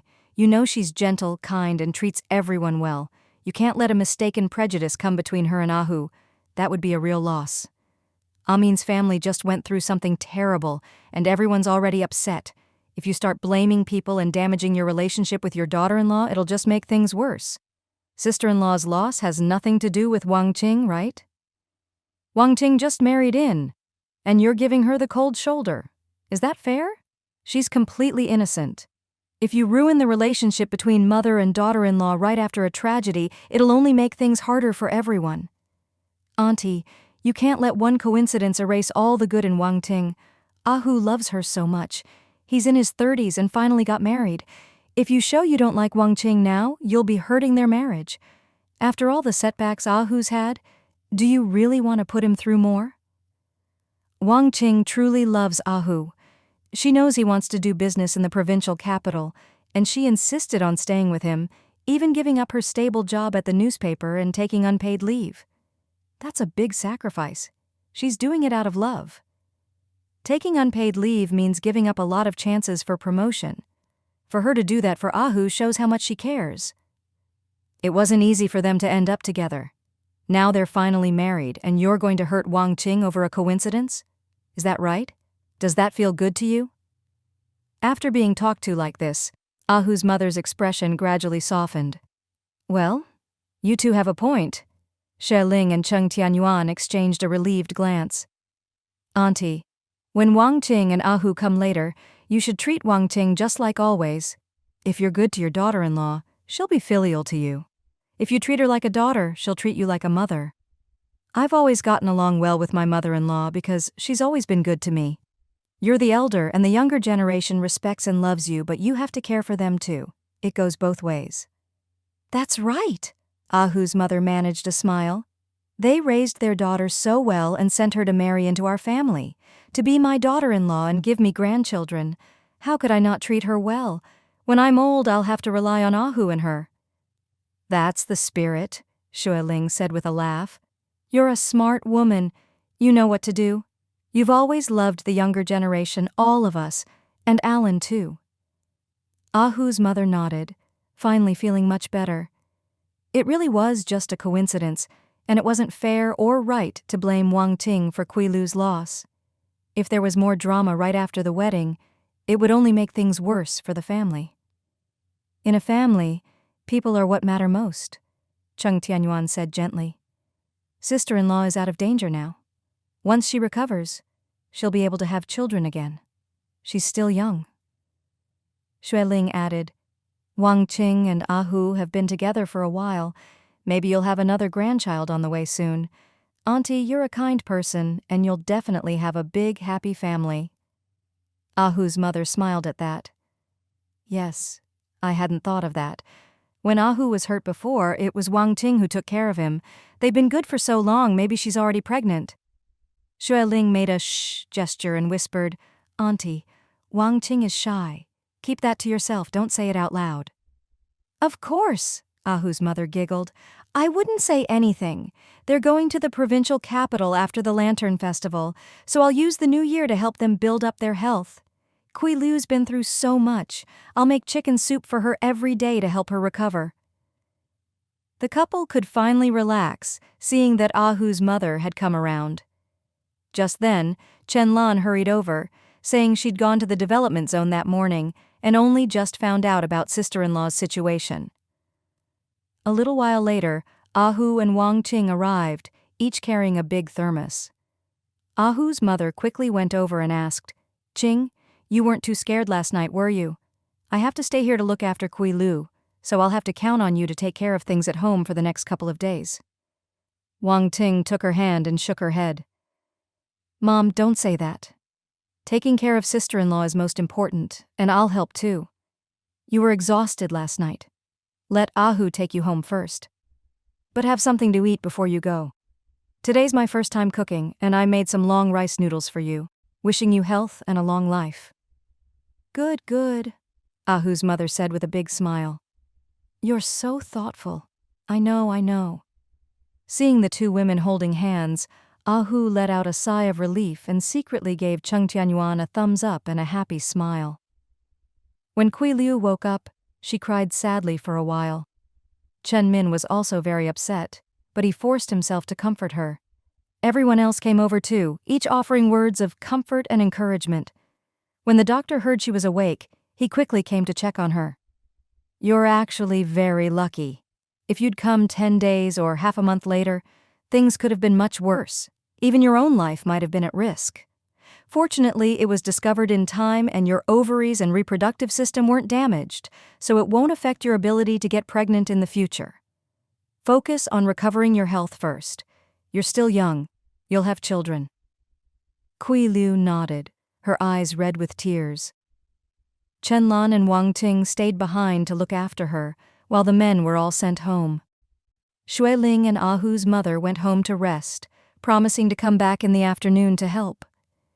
Cheng Tianyuan drove Xue Ling home, then went out again to buy food for the new year. Xue's father and Cheng Muhai took little Ran Ran for a walk, so only Xue's mother and Liu Ying were at home with little Yang Yang. Xue Ling was catching up on sleep, so they didn't dare disturb her, chatting quietly in the living room. Last night, Zilan and my sister-in-law called and said they've already settled in at Dongfang Garden. Zilan heard you're all going to the capital and was really happy. She said we'll be neighbors and she'll come over for meals all the time. That's wonderful, Liu Ying smiled, her eyes crinkling. Third uncle is such a good man, so even-tempered. It's true, educated people are different. Even as they get older, they stay gentle. When we get to the capital, we'll have to invite him over for meals often. Xue's mother's eyes sparkled as she hugged little Yang Yang and moved closer. Ying, since it's just us here, I want to ask you something honestly. Please tell me the truth. What is it? Liu Ying saw how serious she looked and couldn't help but get nervous. What's wrong? What is it? Xue's mother lowered her voice. This time, Ling Ling wants to go to the capital to develop that shopping mall, and she says she wants to bring your whole family along. We old folks are of course thrilled, but do you all really agree? Ling Ling looks like a woman, but she's got a man's temperament. I don't think she ever really asked your opinion, she just decided. Ayuan talked to us about it, Liu Ying said gently. She said it to Ayuan, and it's the same for us. Haitang, honestly, the capital is so big and bustling. If we hadn't spent a few months there last summer, I wouldn't have dared to go. It's the biggest city in the country, and we've hardly ever left home. For a country grandma and grandpa to go to the capital, it's almost laughable. But after we went, we realized it's a wonderful place. She smiled happily at this. Our son and daughter-in-law want to go to a big city to make something of themselves, and of course we're happy, especially since we can be together with you all. We were secretly worried you and Abu would mind. After all, staying a few months and living there long-term are two different things. What are you saying? Xue's mother scolded with a laugh. How could you think that? We're family. I can't wait for you all to come with us so we can see the grandkids all the time. These little ones are our whole world. Exactly, Liu Ying said, stroking little Yang Yang's chubby head with a smile. We're a big family and can't bear to be apart, so we have to go to the capital. My husband and I both really like it there, and the older we get, the more we want company. I'm sure you feel the same. We do, Xue's mother sighed softly. Business is so busy, and whenever there's a bit of free time, I just want to chat with old friends. Having you all come makes us so happy, really. We just worried you'd be reluctant to leave here or that you might not really want to go. Why wouldn't we want to? Liu Ying laughed. Chengjia village is our hometown, but it's backward. Living here is better, so we settled down. The capital is the best place. If we can go, we couldn't be happier. That's good. Xue's mother breathed a sigh of relief. I just worried the kids didn't ask you and made things hard for you, so you had to go along. Liu Ying shook her head. No such thing. We're happy to go. Even Fang is thrilled. I told her she can only go to the capital during winter and summer breaks, not yet. Xue's mother smiled. Of course she'll get to go, after she graduates. Liu Ying nodded, but then seemed to remember something, her face a little troubled. Haitang, I have something to ask you. It's about Ayuan's work. Xue's mother raised her eyebrows. What is it? Liu Ying lowered her voice. You know, the shop in the development zone is actually a partnership between Ayuan, Ahu, and Chen Min. Our family has the biggest share, 60%, the others less. Ayuan's shop in the city closed because he couldn't manage it. He spent months in the capital this year, then went to the provincial capital, so that shop barely made any money. Now we're going to the capital, and he'll have to start over. Ling Ling earns a lot, and we're already very proud, but As a man, he can't always be so far behind his wife. We can help with the kids, but he needs to seize the chance while he's young to start his own business. He can't waste these good years. That's not hard, Xue's mother said. I'd love for him to come work at the clothing factory. You know, after I had Ling Ling, I never had another child. I went through a lot, but still couldn't have more. We only have Ling Ling, and though we seem strict, we love her to death. She's our only one, how could we not? Everything we have will go to her and Yuan. No, you can't say that, Liu Ying said, embarrassed.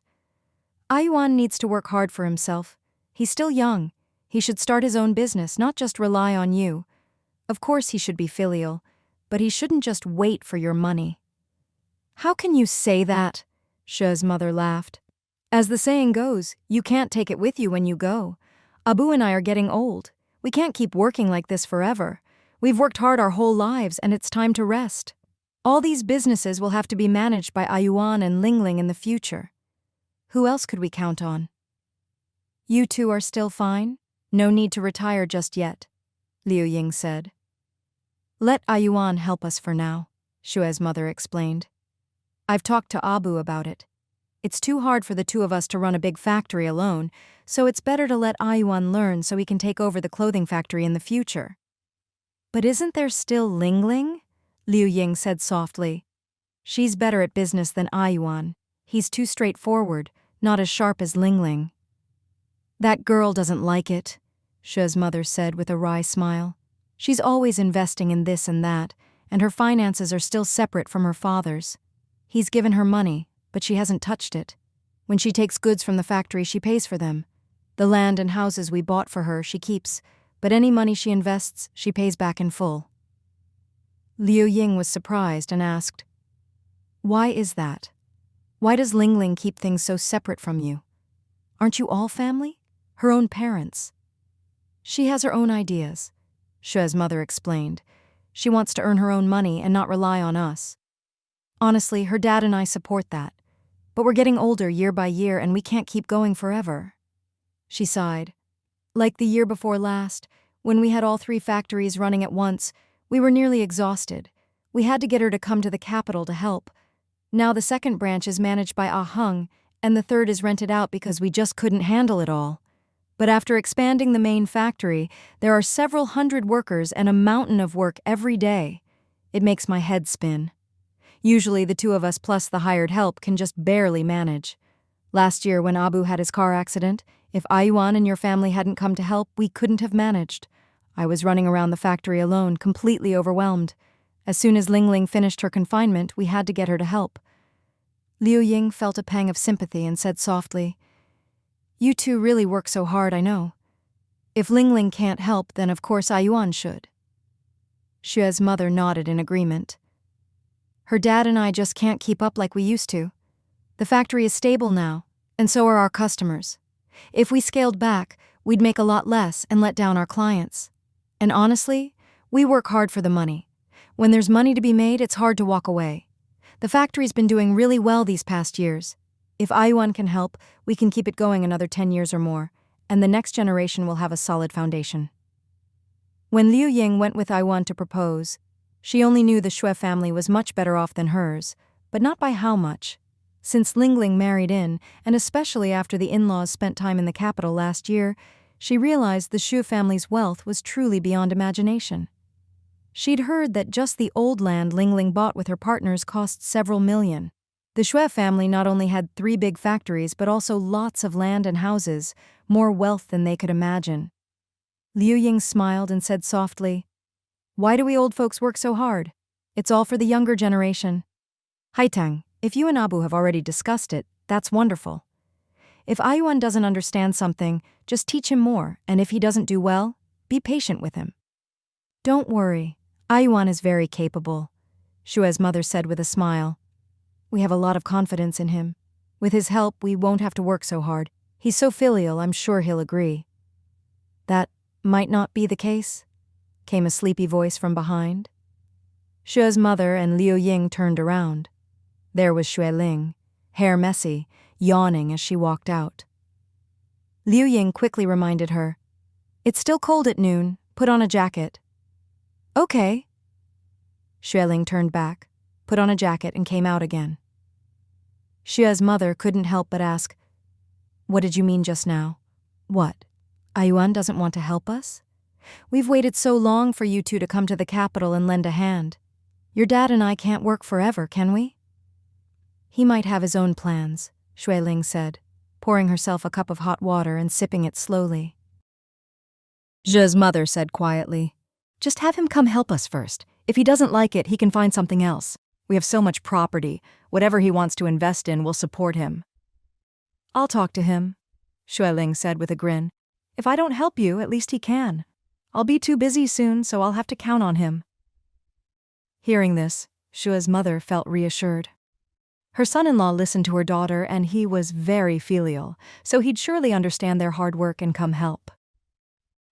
That afternoon, after eating, Xue Ling hurried to the hospital to help take care of Kui Liu. Cheng Tianyuan was busy preparing New Year's supplies. The next morning, Uncle Cheng came to the building downstairs, calling for a long time before Cheng Tianyuan heard and hurried down. "Uncle Cheng, what brings you here?" Uncle Cheng smiled. "I brought you a little lamb for the new year. I went to your shop in the development zone earlier, but there was only an old man there, older than me. He said you're all at Wangzhongyuan now and hardly go over there. He gave me directions, and I recognized the way from before, so I drove my old donkey cart over." Cheng Tianyuan quickly brought the old man upstairs. Yesterday afternoon, the elevator repairman had finally fixed the elevator, so it was working again. Everyone was used to taking the elevator, and when it was out, running up and down was really inconvenient. In the elevator, the old man asked with a smile, "Is your dad here?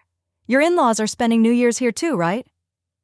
"They're all here," Cheng Tianyuan explained. "My in-laws are here for New Year's, and after the Lantern Festival, we're all moving to the capital. Uncle Cheng, I'll give you our phone number in the capital later. After that, we'll have to keep in touch by phone." "What?" Uncle Cheng was unhappy. "Your parents are going too? Isn't Muhai getting on in years?" Cheng Tianyuan smiled. "We're all going. My sister's going to the provincial capital for school. It's better for my parents to stay with us. They can help with the kids." "How long will you be gone?" Uncle Cheng asked, a bit reluctant. "Us old pals need to chat, eat peanuts, and have a drink now and then, or I'll feel out of sorts." Cheng Tianyuan replied, "We don't know yet. We plan to stay long-term and only come back for New Year's. The kids will go to school there, so it's hard to say." "So we'll only see each other once a year?" Uncle Cheng's wrinkled face was full of disappointment. "The capital's too far. When you lived in the county, I could visit every month or two. But if you're in the capital, even if my old donkey breaks its legs, I couldn't get there." Cheng Tianyuan felt a pang of guilt and said gently, "Don't worry. We'll always come back for New Year's. If you have time, you can take the train to the capital to visit us. Just call, and I'll come pick you up at the station." "Haha, that's too far." Uncle Cheng shook his head and smiled. "Then I'll have to come visit a few more times before you go. After that, I'll just come here for New Year's to see your parents." "Exactly. Come as often as you can." Cheng Tianyuan took the big basket from him and looked at the lamb inside. "Uncle Cheng, did you raise this one yourself?" "Yes," Uncle Cheng said. "Last month, the old ewe had a bunch of lambs. The weather's been mild, so they all survived. But I can't raise too many, or I won't have enough grass. Since it's New Year's, I brought one for you to eat. Tender lamb is good for your health. Last time, your wife helped me so much with buying a house, and this old man didn't have any other way to thank her, so I brought some lamb for her. I hope she won't mind." Cheng Tianyuan quickly said, "She loves lamb. She always says the ones you raise are the best." "That's wonderful." Uncle Cheng was overjoyed. "I never know how to thank your wife. If she likes it, I'll bring her another one in a few days." "Great," Cheng Tianyuan said warmly. "But you should take care of yourself too. It's so cold in the mornings with all the wind and frost. Wait until the sun's up before coming over." "I'm tough, it's nothing," Uncle Cheng replied with a cheerful laugh. Cheng Tianyuan noticed the old man was still wearing a patched-up leather coat from over a decade ago. It looked clean, but was clearly very worn. "Uncle Cheng, you're smaller than me, so you should fit into my coat. Here's the thing. A couple of years ago, my sworn brother gave me a military overcoat, but it was too small for me. My dad's arm isn't very flexible, so he likes loose clothes, and the coat's just been sitting in the closet. If no one wears it, it'll just go to waste. Let me get it for you. If you like it, it's yours. Oh, I couldn't. That's too valuable. Uncle Cheng shook his head. Military coats are top quality. Not everyone gets to wear one. Cheng Tianyuan frowned. We're moving soon, and if the coat just sits in the closet, it'll get eaten by moths. No matter how good it is, if no one wears it, it's wasted. Well, then I won't be polite, Uncle Cheng said, eyes crinkling with a smile. Every time I come, you're all so generous. I feel bad always taking things. Cheng Tianyuan said gently, We're all family. No need to be polite.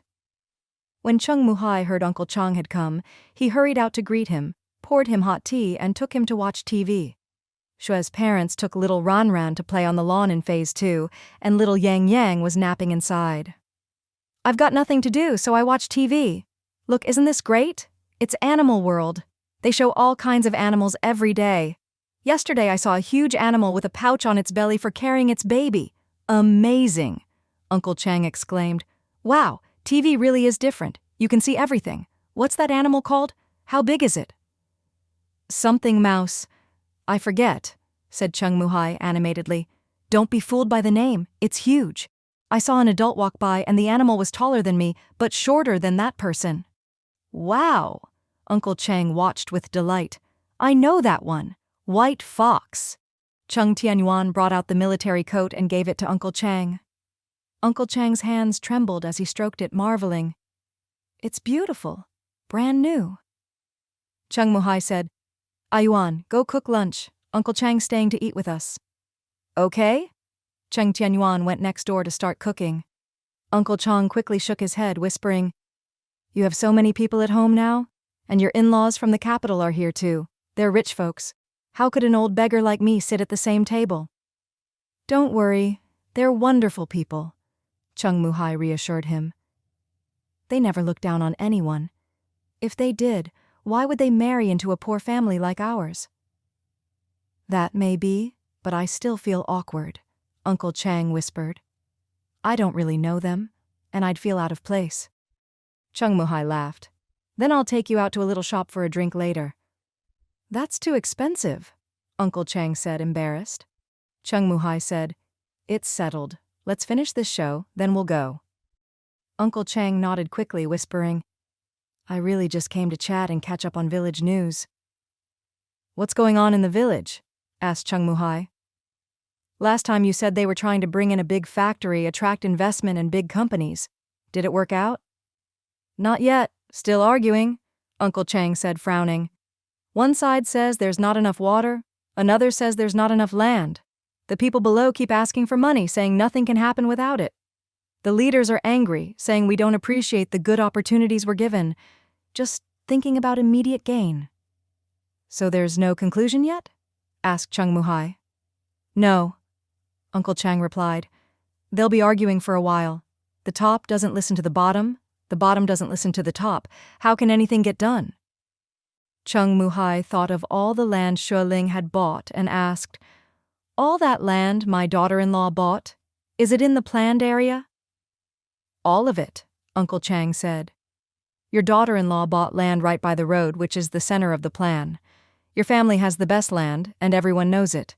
You have the most land, and you're not making a fuss. Just those with a couple of acres keep demanding more compensation. In the end, they just want more money. Cheng Muhai said quietly, I talked to Ling Ling about it. She said it doesn't matter. If the government wants to develop, we'll cooperate. She bought the land, so it's up to her. If she's willing, there's no need for us to make trouble. Don't worry, Uncle Chang said, eyes wide. Your land is the best and the most. Whatever others get, you'll get the same price. No need to make a fuss. Cheng Muhai chuckled. That's what my daughter-in-law said too. Uncle Chang laughed. Your daughter-in-law's from the city. She's seen a lot. She's definitely right. Seeing no one else around, Cheng Muhai lowered his voice. How are things since you helped your son buy a house? I've sold almost everything, even the straw mats I sit on, Uncle Chang sighed. As parents, we work ourselves to the bone for our kids. I only have one son. Who else would I do it for? Once this batch of lambs is grown, I'll be able to breathe a bit.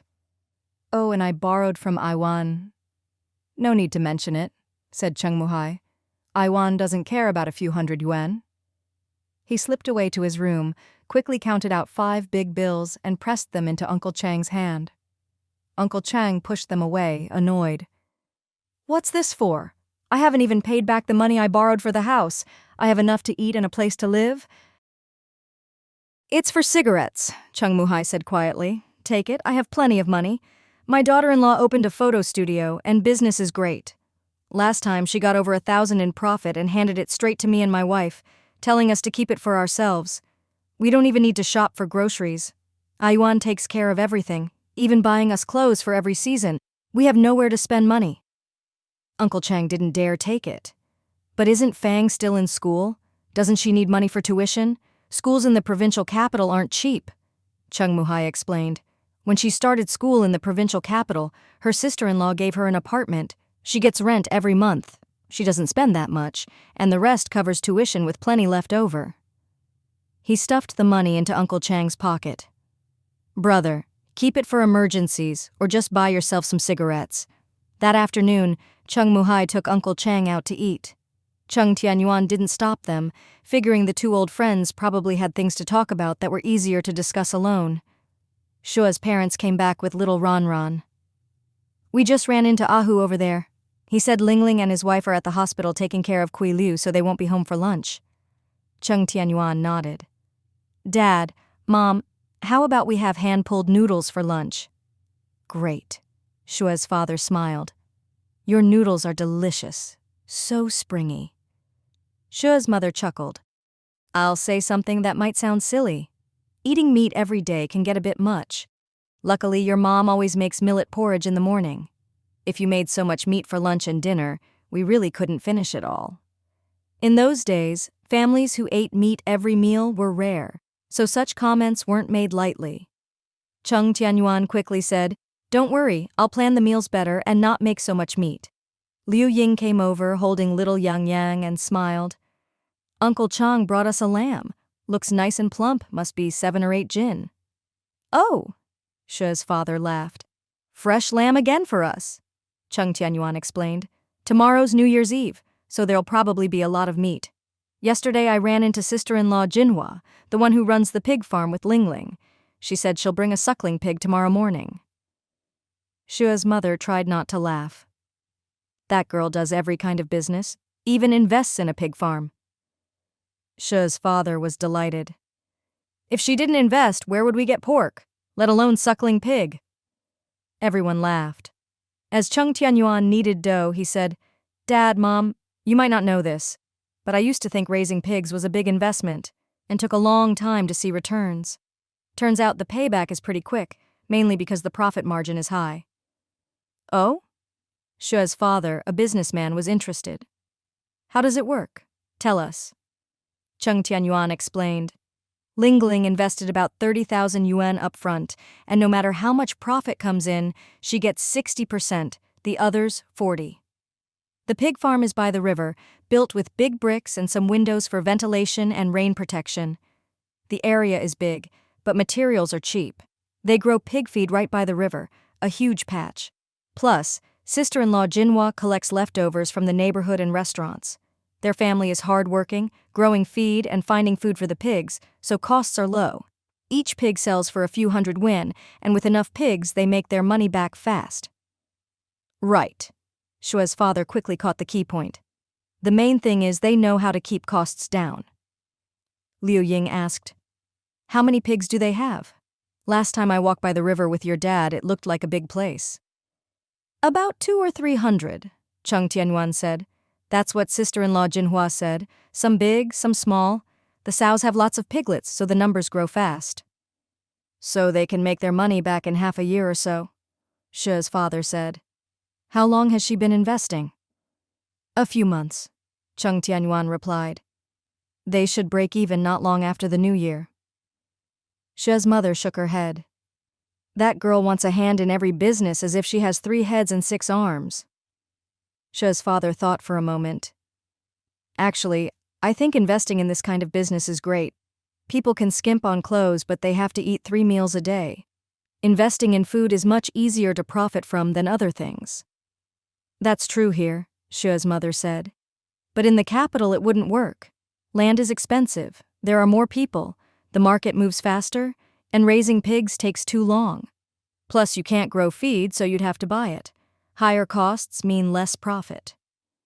Exactly, Xue's father said gently. Different places call for different investments. In the capital, people have higher living standards and want better quality of life. But still, food, clothing, housing, and transport are always the basics. Cheng Tianyuan listened and quietly took it all in. That night, Xue Ling snuggled in his arms, talking about her parents' plans and how they hoped their son-in-law would help out at the factory. Cheng Tianyuan's eyes flickered. He said softly, "I'll go learn at the factory first, help out, and once I find a good business opportunity, maybe I'll do something else." That's fine. Xue Ling always supported him, and this time was no different. Help them for now, use it as a transition. Once you know the capital and have more connections, you'll have a better shot at making big money. Cheng Tianyuan kissed her hair, smiling with his eyes. He was lucky to have such a supportive wife. On New Year's Eve, everyone was busy. Kui Liu still couldn't leave the hospital, but she was much better, able to sit up on her own, her face looking healthier. Ahu's mother told Ahu to cook the New Year's dinner himself, while she stayed at the hospital with Kui Liu. Chen Lan took her father to the development zone to prepare New Year's dinner with Grandpa He. Chen Min ran back and forth, relieved to see his wife able to get out of bed with his help. "Grandpa, don't worry. The doctor said Kui Liu can come home in a couple of days. There are still doctors and nurses on duty for the holiday, so you don't have to worry." Grandpa He finally smiled after hearing his granddaughter was much better. Chen Lan called out happily, "The New Year's dinner is almost ready. Brother, take some to sister-in-law." The photo studio was closed for the day. Liu Xing and Tongzi each went home to celebrate with their families. Old Liu, after the wedding banquet, went straight to Liu Xing's house to pass on Xue Ling's message. Liu Xing was touched and went to help at the studio first thing the next morning. Tongzi was happy and told Chen Lan to add more dishes for lunch. Xue Ling had told Chen Lan about this, and though Chen Lan didn't think much of Liu Xing, she didn't dare go against Xue Ling's wishes. She made extra food for lunch and made sure to pay Liu Xing his day's wages before closing. Tongzi bought a house in Rongcheng, and his mother came by bus to spend the new year with him, bringing a 10-year-old nephew. The studio was busy this year, so Tongzi couldn't go home for the holiday. Luckily, his mother came and cooked a big meal of his favorite dishes, making him so happy he nearly cried.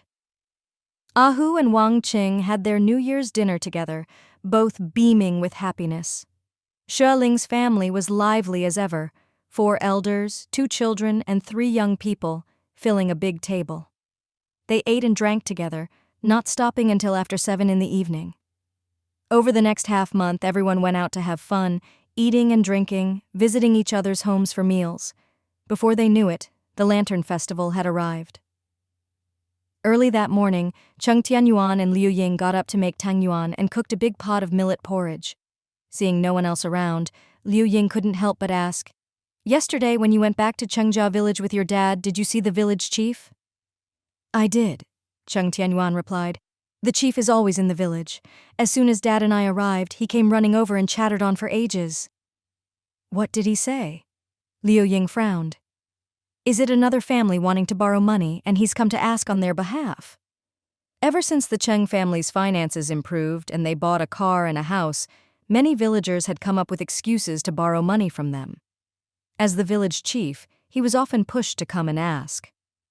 "No, not this time," Cheng Tianyuan said. "He said the town wants to set up an economic development zone at the entrance to our village to attract investment. Over 80% of the village's land is in that area and will be requisitioned. Lately, the villagers have been going to the town to protest, demanding higher prices, threatening to cause trouble if they don't get it. He said the biggest plot in the village is the one my wife bought, and he hopes she'll join the villagers in pushing for a higher price, for the collective good. Liu Ying frowned. What's the point of making a fuss? If the project gets cancelled, they'll end up with nothing. Do they want to sell or not? Cheng Tianyuan explained. If they don't sell, an acre of land only grows some corn or vegetables each year. How much can that earn? The land isn't fertile, and there's no good water source. If they can make a lump sum now, it's a good deal. But they want to push for a higher price, so they have to make noise. Liu Ying thought for a moment. Honestly, our village only has that one big patch of land. If it's all requisitioned, there won't be any left. It's understandable to want a higher price for a one-time deal. Everyone's a farmer. If you can't make money, at least you have land to grow food. If even the land is gone, it's unsettling. Cheng Tianyuan nodded. That's why everyone's making a fuss, raising the price again and again. I heard some even went to the town mayor's office. The chief is worried the villagers will have no fallback, so he wants to get the best price possible. Liu Ying thought of her daughter-in-law and quickly asked, What did Ling Ling say? We've already booked our plane tickets for the day after tomorrow. They're non-refundable, right? They probably can be changed, but Ling Ling doesn't want to get involved, Cheng Tianyuan said. She said from the start, if the villagers want to make a fuss, let them. She supports selling the land. She says you can't rely on farming forever, it's too hard. As for the price, whatever the others get, she'll take the same. Everyone's price should be the same. Liu Ying lowered her voice. If that's the case, the chief might blame us for not going along, for not helping. Yeah, Cheng Tianyuan said. Even though we don't live there anymore, we're still villagers. Our land and house are there. We can't just ignore village affairs. But we don't live there anymore. How can we get involved? Liu Ying said, a little annoyed. We're moving to the capital. Are we supposed to run back every day to deal with village matters? Let them do what they want. We won't get involved. Cheng Tianyuan laughed. You can't say that. The chief just wants the villagers to stick together and get the best deal. But the villagers are hard to manage, always making trouble over this or that. He's got a headache and doesn't know what to do, so he wants me and Ling Ling to help come up with ideas. What ideas? Did you give him any? Liu Ying asked. I didn't, Cheng Tianyuan said. Before Dad and I went, Ling Ling told me our position is the same as the villagers. Whatever price they get, we get. She also suggested the chief talk to the higher-ups and not keep sending crowds to protest. She said they could negotiate for villagers to get priority for jobs once the factory is built, so everyone has stable work and doesn't have to worry about the future. Liu Ying nodded quickly. Yes, that's the way to do it. Otherwise, how will people make a living? The land belongs to the villagers. Every family has some. If they can get some money and a stable job, life will be much better. Cheng Tianyuan said, I've already talked to the chief. He thinks it's a good idea. He also said the villagers can't keep making trouble, or the higher-ups might get fed up and cancel the project. Having a big project is a good thing, no matter what. Liu Ying snorted. He's two-faced. Says one thing, does another. If you don't speak up, he'll probably go talk behind our backs to the villagers. No, Cheng Tianyuan said gently. The chief just wants to look out for everyone, but he's not very educated, so sometimes he's a bit blunt. But his intentions are good. He really does want the best for the villagers. All right then, Liu Ying said. We'll see after the land is sold. Ling Ling's land will definitely make money, right? Wasn't it 40 yuan an acre back then? There were two prices, Cheng Tianyuan said quietly. The government is offering 200 yuan an acre for the requisition. No matter what price we bought at, it's several times more now. Liu Ying laughed quietly. Back then, I thought that land was no good for farming and didn't want to buy it. Ling Ling insisted, and I argued with your dad about it. Later he said if the kids want to do it, let them. Who'd have thought in just a few years the price would go up so much? That's not all. Cheng Tianyuan smiled. The government says 200, but the villagers won't accept it. It's already up to 250. Many people think it'll go to 300 an acre. I think 300 is the minimum. Wow, Liu Ying was delighted. That's great. Ling Ling is amazing. From now on, you should always consult her. She's so good at making money. I know, Cheng Tianyuan said. Let's finish making the Tangyuan and call everyone to eat. We still have to pack this afternoon, and tonight I have to talk to a few more tenants. Still not done? Liu Ying asked. Almost, Cheng Tianyuan replied. Just a few left. Amin's been busy with Kui Liu, so I didn't ask him to help. We'll finish tonight. Oh, by the way, Ahu and Wang Qing already left for the provincial capital yesterday, Liu Ying said. You weren't here when they came by. No worries. We'll keep in touch by phone, Cheng Tianyuan said. The spring shipment arrived in the provincial capital a few days ago. He asked a friend to look after it, otherwise he'd have gone up sooner. Liu Ying stood up, smiling. All done. I'll go cook the Tangyuan. You go call everyone to eat. 2 mornings later, Ahu drove over. Cheng Tianyuan drove one car, Ahu drove another, and together they took everyone to the provincial capital. Xue Ling left her jeep for Chen Min to use. During the new year, Ahu had taught him to drive, but he wasn't very quick to pick it up. It took him a good 10 days before he could barely manage on the road. Luckily, he was steady and cautious, never rushing, so Ahu felt comfortable helping him get a driver's license. A few days earlier, Cheng Tianfang's school had started, so she said her goodbyes and went to the provincial capital with Ahu and Wang Qing. She also wanted Cheng Tianyuan to leave her the car keys so she could drive on weekends, but he was reluctant, telling her only to use it for emergencies and not to drive it casually. If anything happened to the car, she'd have to pay for it. He also warned her that gas wasn't cheap. A tank cost 20 or 30 yuan. With gas prices so high, she didn't dare ask to drive anymore. One car stayed in the provincial capital, and one was temporarily lent to Chen Min. Once everything was arranged, Ahu came to take them to the airport. Ahu laughed. Good thing our flight's in the afternoon, otherwise we'd have had to stay overnight in the provincial capital. Cheng Tianyuan explained. With 2 kids, we can't just stay out overnight, and this time we have so much luggage it's not easy to carry it all around. When we get to the capital, it'll be easy to get a taxi, so we don't have to worry. Everyone quickly loaded the luggage and hurried to the provincial capital. By noon, they arrived outside the airport. Cheng Tianyuan checked the time.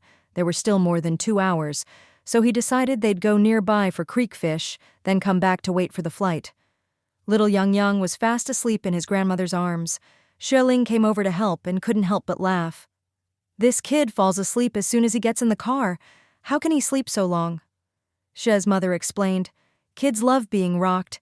As soon as the car moves, he sleeps. He was up at 5 this morning for milk, and after that he wouldn't sleep, just babbled with us. Wow, you little alarm clock, Xue Ling teased. But little Ranran was full of energy, hugging Ahu's leg and begging for a piggyback ride.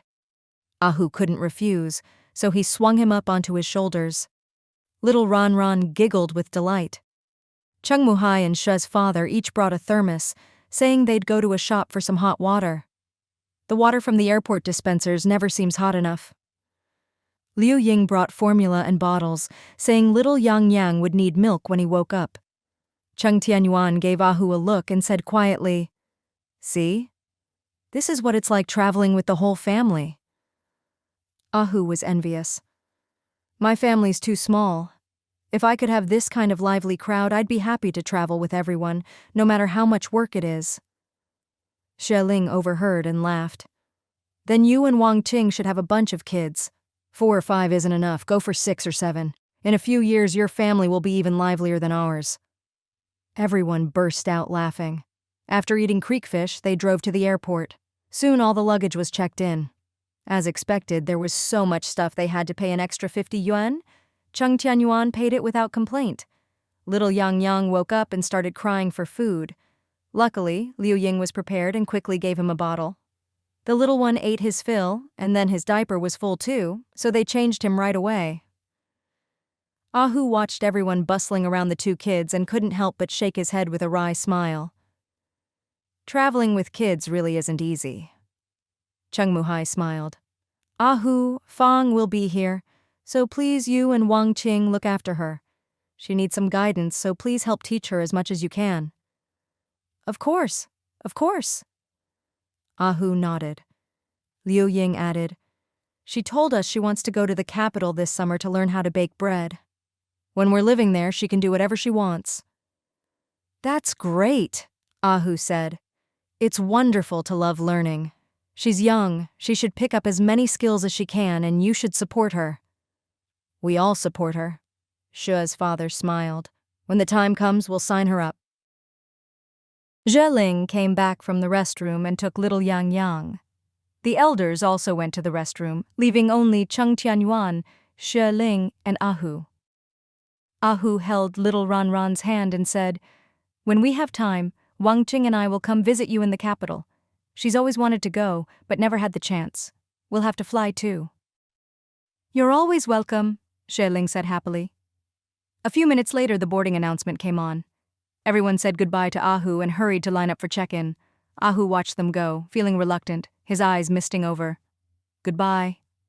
A month later, in the capital. Everyone settled into the big apartment at Dongfang Garden. Since the furniture and bedding were all new and ready, they moved in easily. Xue's parents had to keep managing the main factory, so they stayed there. Every morning, Cheng Tianyuan drove to the main factory to help, and in the evening he came home to help with the kids. Now that there was no overtime at the factory, Xue's parents sometimes came to stay, and the whole family would have dinner together, watch TV, and play with the kids. The apartment was 2 large units combined, with 6 big bedrooms, 3 bathrooms, and a spacious living room and kitchen. Big enough for little Ran to ride his tricycle inside. Xue Jilian and his wife often came for meals. Xue Heng dropped by every few days, and third uncle came by to play chess and watch TV. In the evening, Cheng Tianyuan drove into the complex, carrying a big net bag, then locked the car. It was a Jeep, different from the one at home, more expensive, fancier, and bigger. Before coming to the capital, Xue Ling had contacted Cheng Tianyuan to help buy 2 cars, a sedan and a Jeep. After arriving, they quickly paid and did the paperwork, and within a few days picked up the cars. Cheng Tianyuan chose the Jeep, leaving the luxury sedan for his wife. Now he drove to the main factory every morning and back in the evening. Dongfang Garden was in the city center, so nothing was far. If there was no traffic, it was only 15 minutes to the suburbs. Today, after shipping out a batch of goods, he finished his work and had nothing else to do. His in-laws had plans with old friends and wouldn't eat at the factory tonight. Xue Heng called to say he wanted to eat braised beef and would come over for dinner. Cheng Tianyuan bought 2 gin of beef at the market on his way home, but it was late and he couldn't get good beef tendons, only ribs. When he opened the door, little Ran, who was playing in the living room, abandoned his tricycle and ran over excitedly. "Daddy, Daddy!" Cheng Tianyuan put down the net bag and hugged him, asking gently, "Is Mommy home yet?" "No," little Ran said. "Brother's over there. Grandma's in the kitchen." Cheng Tianyuan peeked in and saw the living room floor covered with an old blanket.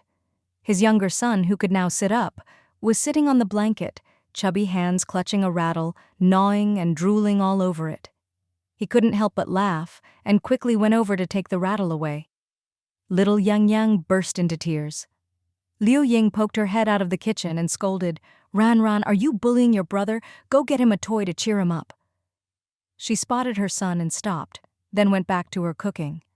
Cheng Tianyuan picked up his younger son and soothed him. "You can't eat toys, they're dirty. Here, Daddy will get you something else to play with."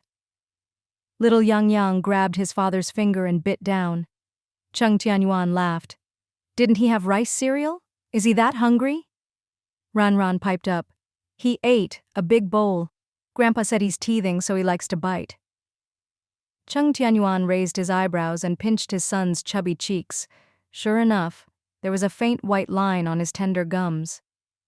Wow, he really is teething. Just then, Cheng Muhai came out of his room holding a little cup. Ran, time for water." Ran ran over, took the cup, and drank noisily. Cheng Muhai picked up little Yang Yang and turned on the TV. "Cartoons are about to start. Great. Ran, come watch your Mickey Mouse and Donald Duck." Ran rushed over, shouting excitedly, "I want duck! Quack, quack! Quack, quack!" Cheng Tianyuan grabbed the net bag and went to the kitchen.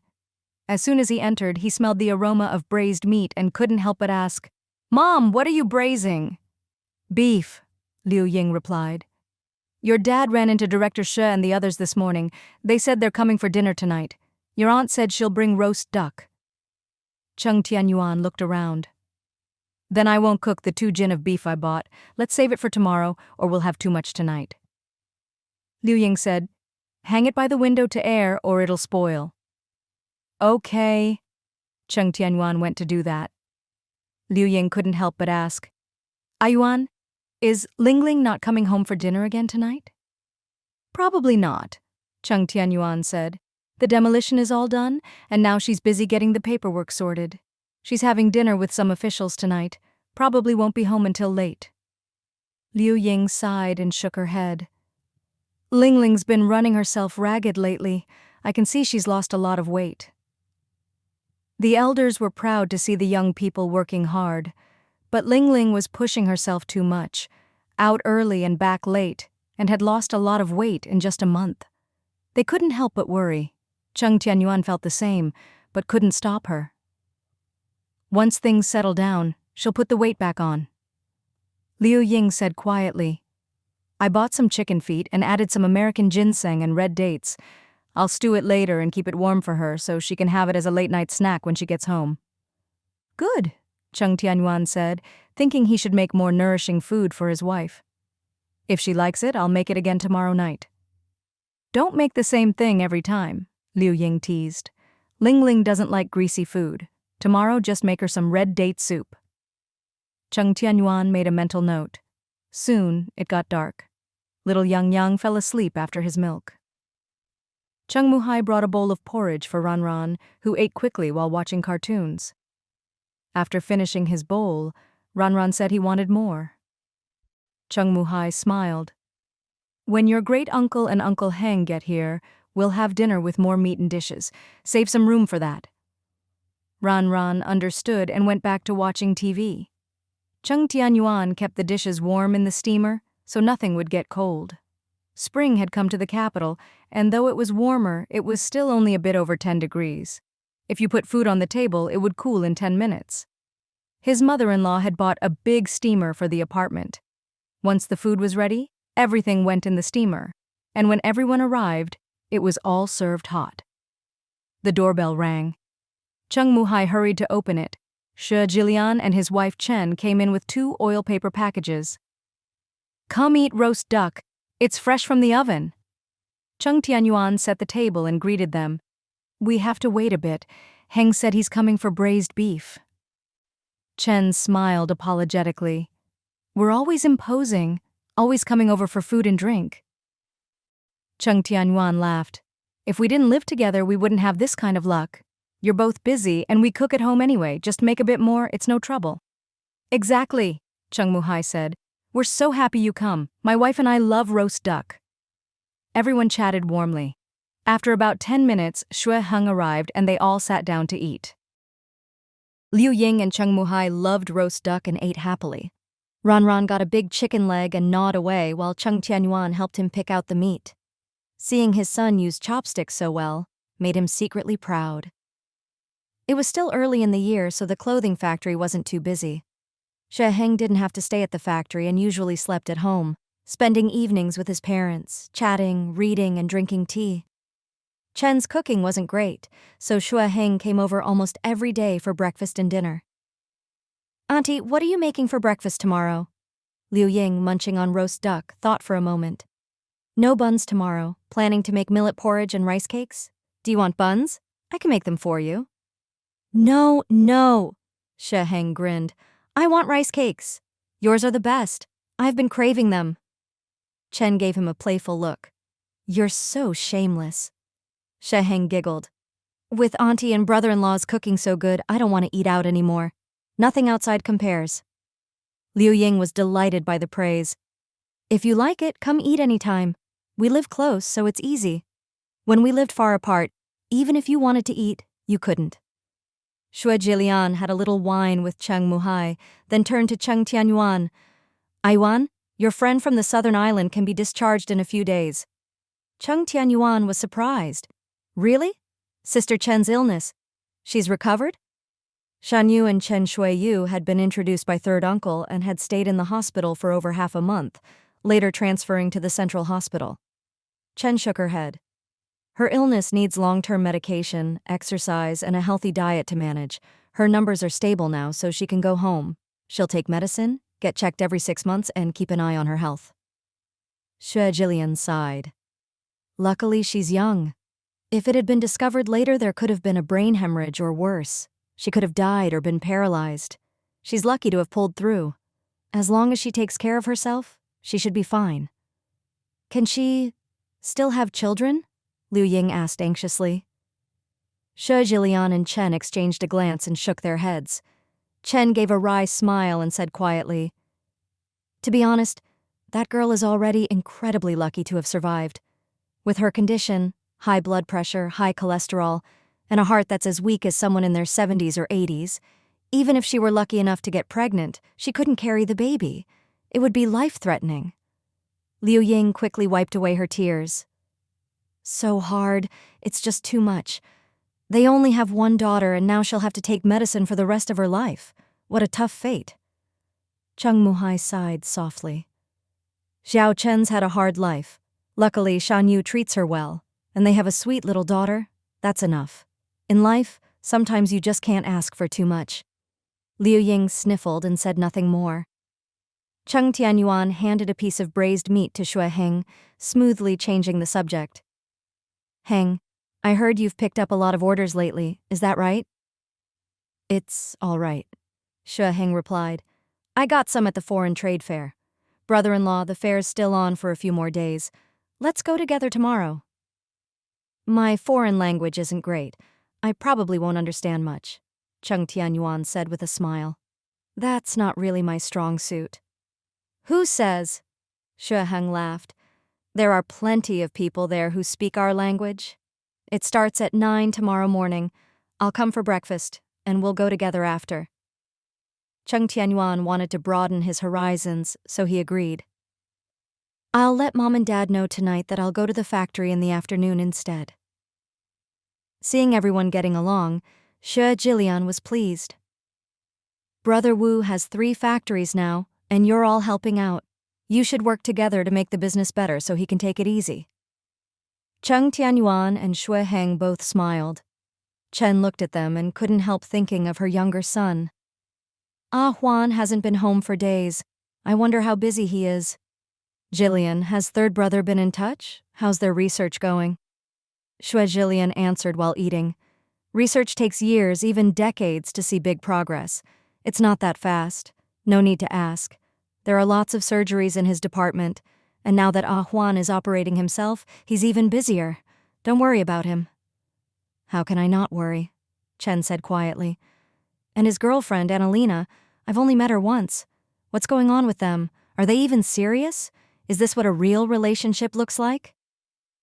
"Don't meddle too much," Xue Jilian said. "If they want to be together, they will. If not, that's up to them. Young people's business. Let them handle it, especially love and marriage. If you interfere, will they listen? If you don't, they'll at least say you respect them." Chen gave a wry smile. "True. Once your kids are grown, you can't control them. Now that they're adults, if you try, they say you don't respect their privacy or their lives." Liu Ying laughed. "It's better not to interfere. You'll have less to worry about."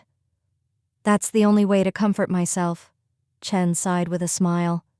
"Sister, I really envy you for having such a good son like Aiwan. My 2 boys have given me nothing but worry. They're both so self-centered. Now that I'm old, they don't need me anymore. They just see me as a nuisance." "No way," Xue Heng grinned. "I'm still counting on you to help with my son. When you retire and have time, I'll need you and Dad to help with the kids. Look, Uncle and Aunt help with Ran Ran and his brother and take care of the housework, so brother-in-law and Ling Ling can go out and make something of themselves. Isn't that great?" "Go on," Chen laughed. "You only want your mom around to work. If I didn't know how to do anything, you'd probably send me to the ends of the earth and hope I never came back." Everyone burst out laughing. After dinner, Chen and Liu Ying cleaned up together. Cheng Tianyuan helped, and they finished quickly. Xue Jilian had done 2 major surgeries that day and was tired, so Xue Heng went home with him. Chen called after them. "Let's go together. Yuan's finished up, so I'll go home with you." Xue Jilian nodded warmly. "Yuan is a very diligent and capable young man." Xue Heng smiled. "Since he came, Uncle and Aunt have been smiling every day. You can tell they're much more relaxed." Chen was still thinking about her younger son and said quietly, "Heng, call your brother when you get home and tell him to come for dinner this weekend. And bring that Lena too. I have things to say to them." "What are you up to now?" Xue Jilian frowned. "Can't we just have a quiet weekend? You've already met that foreign girl, haven't you?" "I have, and I wasn't satisfied, so I want to see her again," Chen muttered. "I only have 2 sons. Yes, it's their business if they get married, but he's my son. Am I never supposed to see them again? I have a right to speak up." "And then what?" Xue Jilian shot back. "You're not satisfied, so you object. What do you get out of it? Freedom to marry is a basic right, you know that, don't you?" "I know," Chen said angrily. "But I raised him. I have the right to object and say I'm not happy." "Raising kids is our responsibility," Xue Jilian replied. "Except for a few crazy cases, what parent doesn't raise their kids with care? It's not just us." Chen paused, frustrated. "Why did I raise him all these years? Isn't it so he'll look after us when we're old? If not, what's the point? When he's married, are we not supposed to see our daughter-in-law? Are we? Zillion, we don't live abroad. Don't bring all that so-called democracy and freedom here. It doesn't fit. There's no such thing as absolute freedom. When a son gets married, he has to consider his parents' opinions. His freedom has to be based on our opinions." All right. Dad, Mom, what are you doing?" Xue Heng said, half laughing, half exasperated. "If you want to debate, do it at home. If you argue out here, people will think you're really fighting." "We are fighting," Chen said gruffly. Xue Jilian smiled helplessly. "Didn't you just say, once kids are grown, you can't control them? They have their own ideas. Our opinions matter, but not as much as their love. If you want to meddle, go ahead, but I'm not going to be the bad guy." After being talked to by her husband and son, Chen calmed down a bit. "I'm an educated person. I don't want to be some feudal, overbearing mother-in-law. You think you're the only one who wants to be the good guy? I just mean, if they really want to be together, as parents, we should help make things go smoothly for them. Is it easy for me? My son wants freedom in love and marriage, and as his mother, I have to be both a traditional Chinese parent and a Western-style mother-in-law." Xue Jilian and his eldest son exchanged a glance and both chuckled quietly. The 3 of them strolled slowly across the lawn toward their building. Xue Jilian nodded. "When kids get married, we still have to help arrange things. It's our responsibility as Chinese parents. But all the money we saved over the years went to sending the boys abroad, and we only just finished paying off the debts in the last couple of years. Luckily, Heng made good money working with Wu, so now we have a house and a car in the capital. Heng will keep working with Wu, and Huan has a stable job at the hospital. We're finally able to save again, and by the end of the year we should be able to buy another apartment. When the time comes, we'll help them set up." "I just mean, we can't wait too long," Chen said in a low voice. "They're still young and impulsive, and they've been here for over half a year. As parents, we can't keep pretending nothing's happening. If she ends up pregnant and we only hold the wedding then, it'll be awkward. She's from abroad. They're much more open-minded than us," Xue Heng said quietly. "They're independent and probably don't want to rush into marriage. That's why I want you to bring them home so we can talk face to face," Chen said. "As parents, we don't have the right to object, and I don't want to make things ugly by voicing my dissatisfaction. That would just make things hard for everyone, especially for our son caught in the middle." Xue Jilian said gently. "If you can keep it to yourself, that's best. Last time Huan brought her home, you didn't look happy. He probably noticed, which is why he hasn't brought her back since to avoid upsetting you." Chen sighed. "It was my first time meeting her. Before that, I only heard about her from you. I just couldn't hide my feelings. But don't worry, I'll try. As Chinese parents, it's our job to help our sons settle down.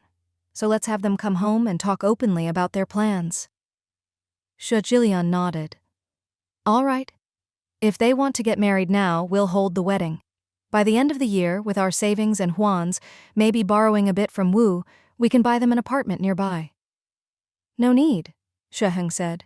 By the end of the year, I'll have enough for several apartments. I can pay for it. What you earn is yours, Chen said quietly. It's Huan getting married, not you. If we need to, we'll borrow a bit from you. With our salaries and Huan's savings, we should be able to buy a place. Once they have a home and are married, we can stop worrying. Xue Ling thought for a moment. Heng, are there any apartments for sale nearby? This complex is great. Big, quiet, convenient transport, and it's halfway between Huan's and Lina's workplaces.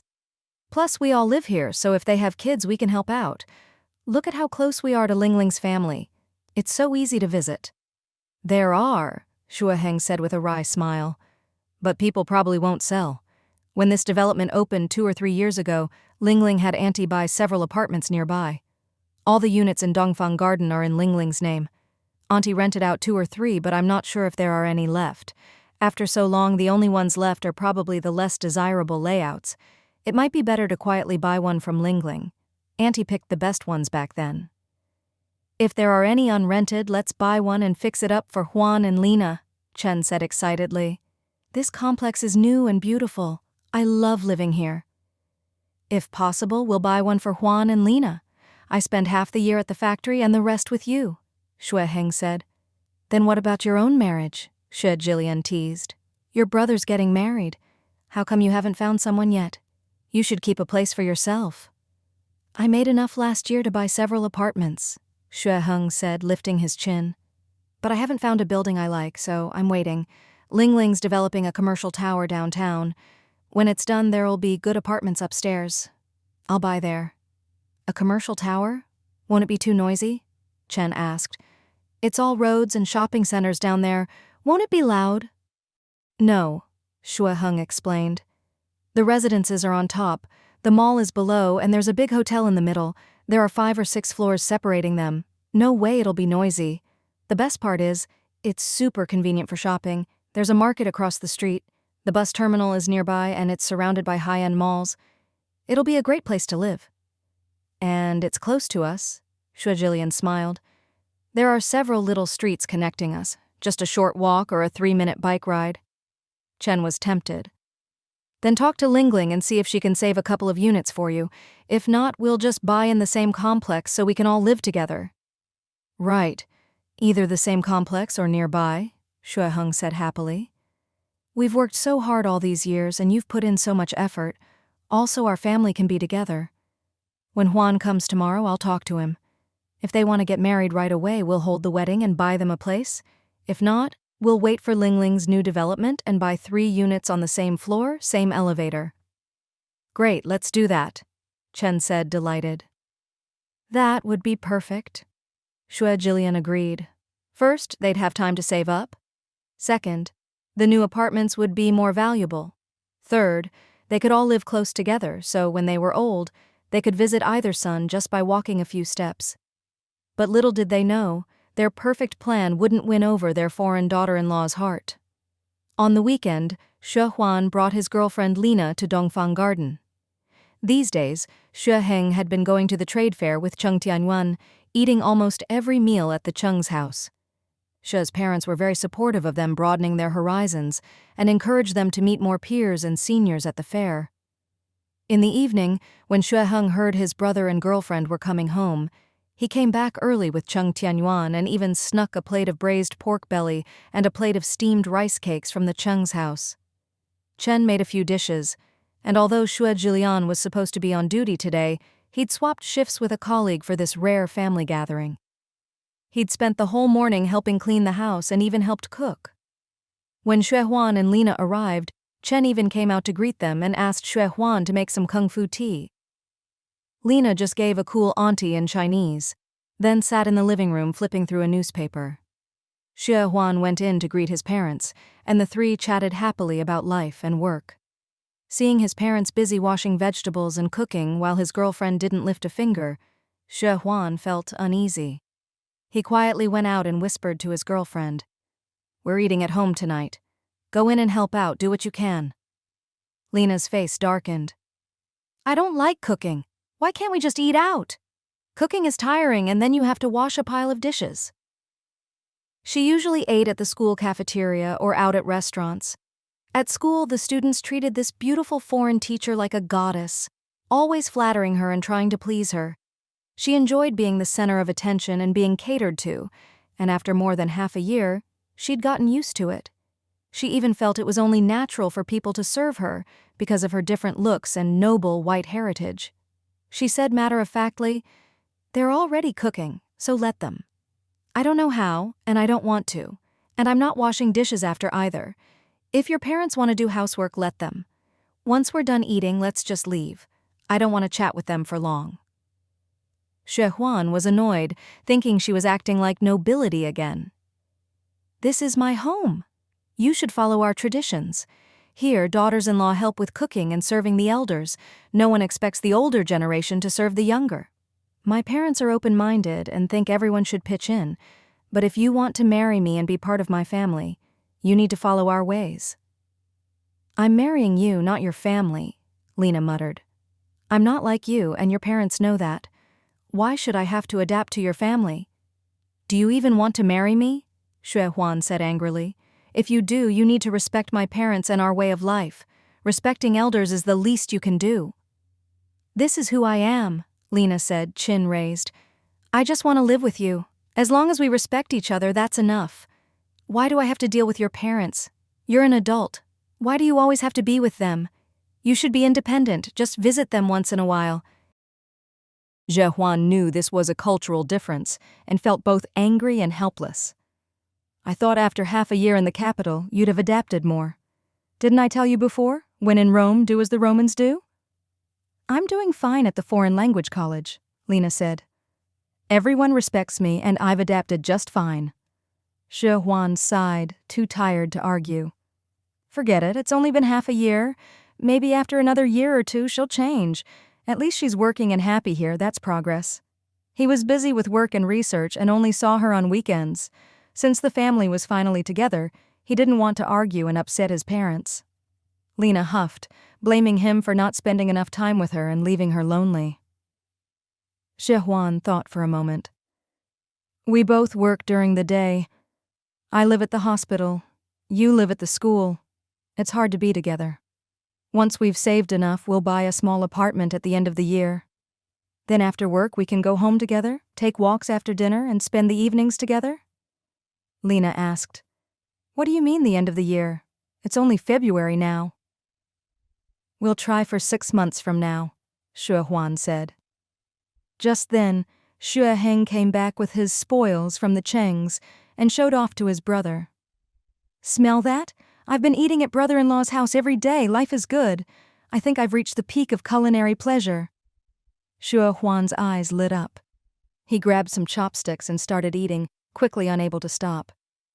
"Ever since I had a meal at brother-in-law's last Mid-Autumn Festival, I've been craving it. So good." Xue Heng grinned. "Mom's cooking is just too plain. I was afraid I wouldn't have enough tonight, so I brought 2 extra dishes." Lena didn't understand much of what they were saying, but the braised pork smelled so good she came over and had a few bites. Xue Huan explained it was from Cheng Tianyuan's house.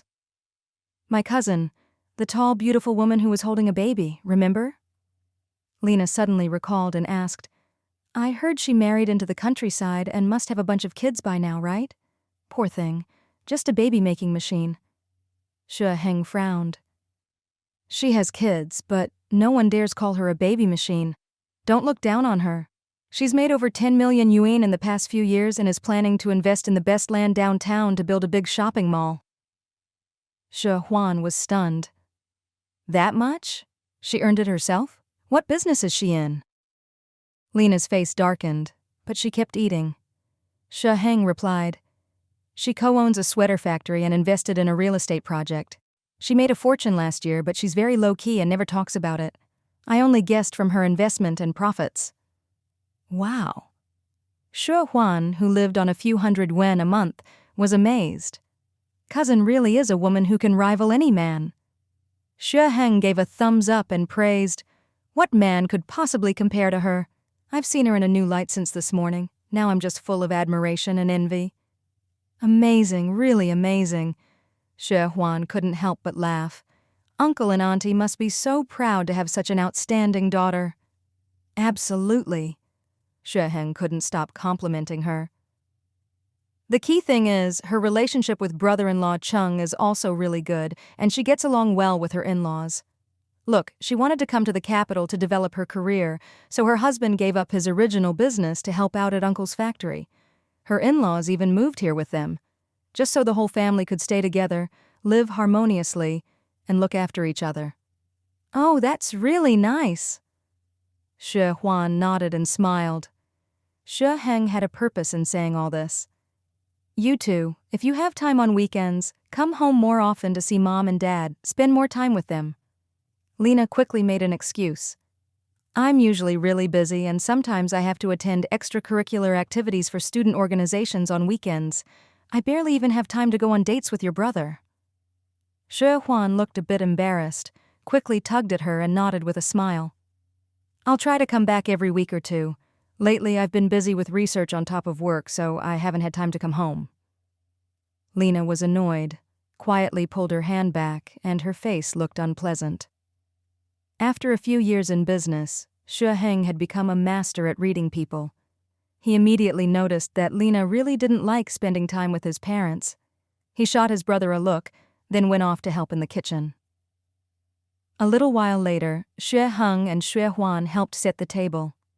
Xue Ling brought out the dishes one by one, smiling as she called everyone to eat. Lena went to the bathroom to wash her hands, then sat down directly. Everyone gathered to eat. Chen and Xue Ling's foreign language skills were poor. Chen could barely understand a word, let alone speak. Xue Ling was a little better. She could understand about 30 or 40%, but couldn't really speak. Since they couldn't speak the language, the four family members chatted in Chinese, quickly forgetting Lena in the corner. Lena sat there with a dark face, eating in silence.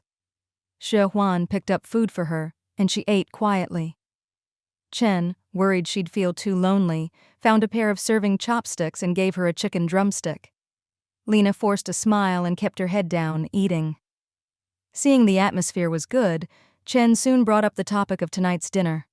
Xue Huan felt a bit embarrassed and said quietly, "We don't really have the habit of getting married right away, but we're planning to buy a place and live together soon. Otherwise, with both of us busy with work, we barely have time together." Chen and her husband exchanged a look, not sure what to say.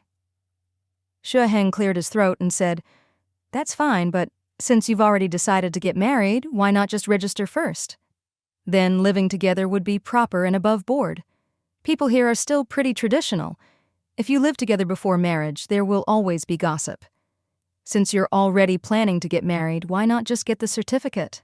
After that, you can do whatever you want." "But..." Xue Huan couldn't help glancing at his girlfriend and explained, "She said she doesn't want to get married just yet." Chen's face fell and she asked, "Then why did she come all this way? Haven't you both been telling everyone you're engaged?" Xue Huan awkwardly explained, "Before we came, I did propose to her, and she accepted. Overseas, that's enough to announce an engagement." "Don't keep talking about overseas and here," Chen said angrily. "You're in China now. You're Chinese, your roots are here. If you want to get married, then register. Once you're married, you can live together however you want. If you want to get married, we can help you buy a house and organize the wedding." Lena didn't really understand, so Xue Huan translated for her. He glossed over things, saying that his parents hoped they'd live together after getting married, not before. He also said they wanted to help with the wedding and buying a house. After hearing this, Lena's face turned sour. "When we get married is our business. Why do your family have to interfere so much? The wedding is the most romantic moment for the two of us. I have my own plans for my wedding. Why should they get involved? We can buy our own house. We don't need their help." Hearing this, Xue Huan looked embarrassed and couldn't help glancing at his older brother. Xue Ling, of course, understood. But Chen and Xue Ling didn't, so they just kept eating slowly. Lena looked at Xue Heng and asked, "What about you? Will your parents have to handle your wedding too? Even buying your house?" Xue Heng replied, a bit annoyed, "I'm their son. If they want to host my wedding, it's because they love me. I'll find a girl I like and accept their blessings. I have the ability to buy my own house, and not only will I buy my own, I'll buy one for my parents too, so they can live across from me or next door. That way, when they're old, I can take care of them easily." Lena frowned, as if she couldn't believe it, and turned to look at Xue Huan. "Your parents will help us buy a house, but we have to live next door or across the hall from them." Xue Huan forced a smile and said quietly, "Is that so bad?" "Of course it's bad." Lena got angry, threw down her chopsticks and shouted, "You're already an adult. Why do you have to live under your parents' supervision all the time? You're not a 3-year-old. Don't you even have the freedom to choose where you live? They can't even understand what I'm saying, and you want me to live with them." Chen and Xue Ling exchanged a look, both their faces darkening. "What's wrong? She doesn't want to marry you, or what?" Chen asked. Xue Huan was at a loss, mumbling, "No, it's not that." Xue Huan knew this was a cultural difference and felt both angry and helpless. "I thought after half a year in the capital, you'd have adapted more. Didn't I tell you before? When in Rome, do as the Romans do?" "I'm doing fine at the foreign language college," Lena said. "Everyone respects me, and I've adapted just fine." Xue Huan sighed, too tired to argue. "Forget it, it's only been half a year. Maybe after another year or two she'll change. At least she's working and happy here, that's progress." He was busy with work and research and only saw her on weekends. Since the family was finally together, he didn't want to argue and upset his parents. Lena huffed, blaming him for not spending enough time with her and leaving her lonely. Xue Huan thought for a moment. "We both work during the day. I live at the hospital. You live at the school. It's hard to be together. Once we've saved enough, we'll buy a small apartment at the end of the year. Then after work, we can go home together, take walks after dinner, and spend the evenings together?" Lena asked. "What do you mean the end of the year? It's only February now." "We'll try for 6 months from now," Xue Huan said. Just then, Xue Heng came back with his spoils from the Chengs and showed off to his brother. "Smell that? I've been eating at brother-in-law's house every day. Life is good. I think I've reached the peak of culinary pleasure." Xue Huan's eyes lit up. He grabbed some chopsticks and started eating, quickly unable to stop. "Ever since I had a meal at brother-in-law's last Mid-Autumn festival, I've been craving it. So good." Xue Heng grinned. "Mom's cooking is just too plain. I was afraid I wouldn't have enough tonight, so I brought 2 extra dishes." Lena didn't understand much of what they were saying, but the braised pork smelled so good she came over and had a few bites. Xue Huan explained it was from Cheng Tianyuan's house. "My cousin, the tall, beautiful woman who was holding a baby, remember?" Lena suddenly recalled and asked, "I heard she married into the countryside and must have a bunch of kids by now, right? Poor thing, just a baby-making machine." Xue Heng frowned. "She has kids, but no one dares call her a baby machine. Don't look down on her. She's made over 10 million yuan in the past few years and is planning to invest in the best land downtown to build a big shopping mall." Xue Huan was stunned. "That much? She earned it herself? What business is she in?" Lena's face darkened, but she kept eating. Xue Heng replied, "She co-owns a sweater factory and invested in a real estate project. She made a fortune last year, but she's very low-key and never talks about it. I only guessed from her investment and profits." Wow. Xue Huan, who lived on a few hundred yuan a month, was amazed. Cousin really is a woman who can rival any man. Xue Heng gave a thumbs up and praised, "What man could possibly compare to her? I've seen her in a new light since this morning. Now I'm just full of admiration and envy." "Amazing, really amazing."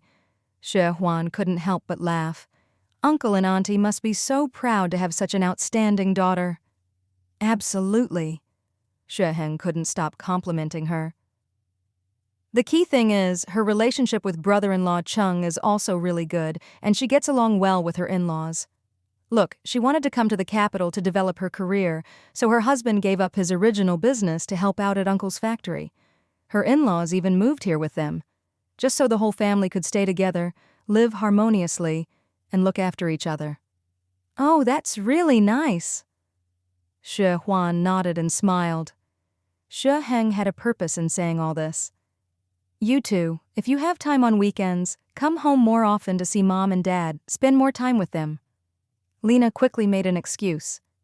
I'm usually really busy and sometimes I have to attend extracurricular activities for student organizations on weekends.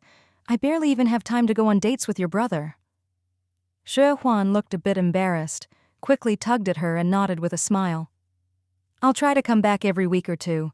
Lately I've been busy with research on top of work, so I haven't had time to come home. Lena was annoyed, quietly pulled her hand back, and her face looked unpleasant. After a few years in business, Xue Heng had become a master at reading people. He immediately noticed that Lena really didn't like spending time with his parents. He shot his brother a look, then went off to help in the kitchen. A little while later, Xue Heng and Xue Huan helped set the table. Xue Jilan brought out the dishes one by one, smiling as she called everyone to eat. Lena went to the bathroom to wash her hands, then sat down directly. Everyone gathered to eat. Chen and Xue Zilan's foreign language skills were poor. Chen could barely understand a word, let alone speak. Xue Jilan was a little better. She could understand about 30 or 40%, but couldn't really speak.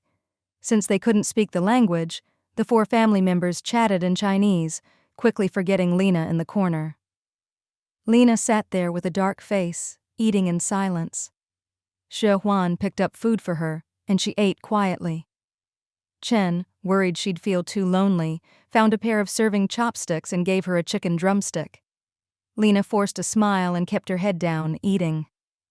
Seeing the atmosphere was good, Chen soon brought up the topic of tonight's dinner.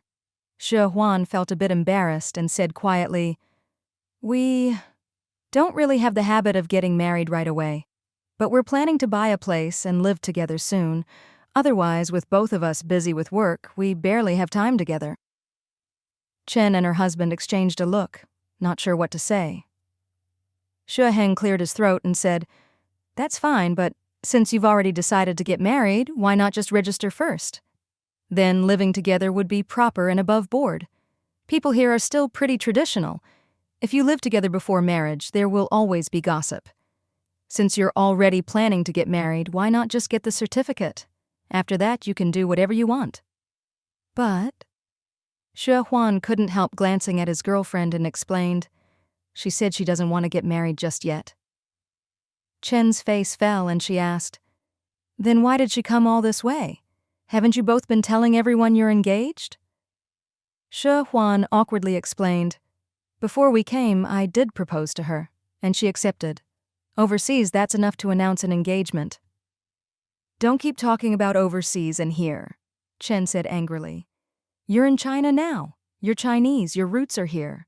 If you want to get married, then register. Once you're married, you can live together however you want. If you want to get married, we can help you buy a house and organize the wedding." Lena didn't really understand, so Xue Huan translated for her. He glossed over things, saying that his parents hoped they'd live together after getting married, not before.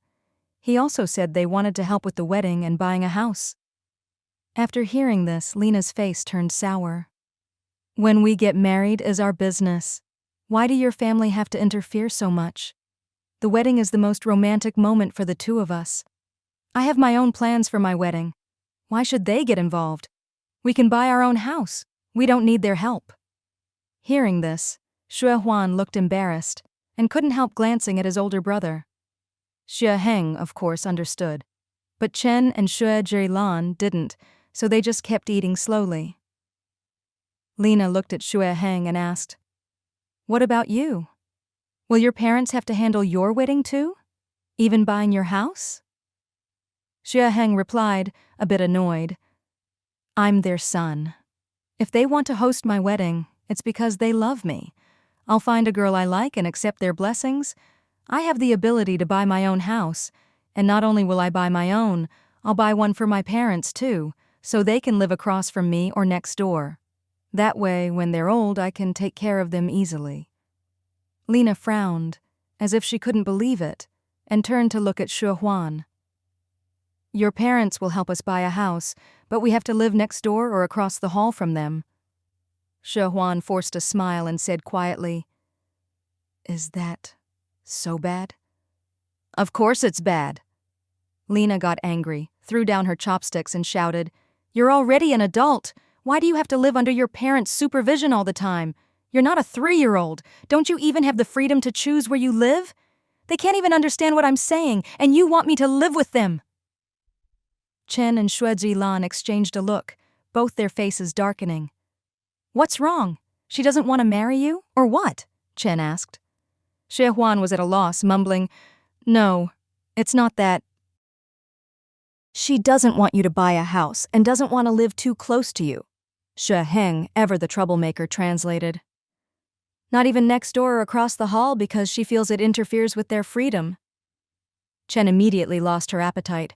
Xue Ling also put down her chopsticks, her face dark and grim. Xue Huan got anxious and quickly said, "Mom, Dad, she's just thinking like a foreigner. In her country, once kids are adults, they move out and live independently. They choose where to live and don't live with their parents, so she thinks it's not good for us to live together." "No one's asking you to live in the same apartment," Chen said gruffly. "Just the 3 families on the same floor. When you have kids, we can help look after them. If we get old, at least you'll know if we're sick or dead." Xue Huan saw his mom was angry and quickly said, "Mom, please, don't say that. It won't happen." "It will," Chen said firmly. "Who doesn't get old? Who doesn't die? I don't ask much of you. We worked ourselves to the bone to raise you, not to be a burden. We're already over 50, but we can still earn a living. When we retire, we'll have our pensions. We won't need you to support us. We won't be a burden. We just want, when we can't move anymore, to live a little closer to you so it's easier for you to take care of us. If, when I can't move, you still don't want to look after us, then, while I still can, let's just go and publish a notice in the paper and sever family ties right now." When Xue Huan heard his mother say this, he was instantly alarmed. This time his mother was truly angry. "Mom, what are you saying? Filial piety is our duty as children. How could I ever shirk that? Please don't worry, I never—" "No need," Mrs. Chen said coldly, her face dark. "Since the whole family is here today, I'll make myself clear. No matter which of us, your father or I, falls ill first, we'll take care of each other. We have our pensions, and as long as we're alive, we'll have an income. If you can't take care of us, then use that money to hire someone. But if you're not even willing to do that, if you see your father and me as some kind of monsters, infringing on your freedom and privacy, then let's just cut ties now." "No, Mom!" Xue Huan's eyes reddened and he choked up. "It's not like that at all." "Get out!" Xue Heng suddenly got angry too, his voice rough. "You've completely forgotten everything I taught you last Mid-Autumn Festival. If you like her so much, if you're so eager to accommodate her and always use those Western ideas, then why did you come back to China? Pack your things and go abroad. Don't come here and act all high and mighty. Damn it, don't bring that white superiority stuff onto our soil. Get out." "Brother." Xue Huan was stunned to see his older brother so angry. Xue Heng continued gruffly, "Mom and Dad have worked hard for decades, struggling to put us through school and send us abroad. Do you know how much debt the family took on for the 2 of us to study overseas? Mom and Dad scrimped and saved, eating in the cafeteria every day, and even at home they only had plain noodle soup. It wasn't until last year that they finally paid off all the debts. Do you know how many years it's been since they bought new winter clothes? Do you know how many years Dad has worn the same shirt? For the past few years, Uncle Wu has been sending them clothes. If not for that, their old clothes would have been worn to rags. Do you know that?" Xue Huan was stunned. Xue Heng glared at him and asked, "Mom and Dad could have stayed in the provincial capital and still had chances for promotion, but moving here meant giving up their last chance. They can only be ordinary doctors now. Why did they do it, huh? Just so the 4 of us could spend more time together as a family. They're getting old. They want to return to their roots, to enjoy their grandchildren, to have the whole family together. Is that too much to ask? Xue Huan was silent, tears streaming down his face. Xue Heng's voice was rough.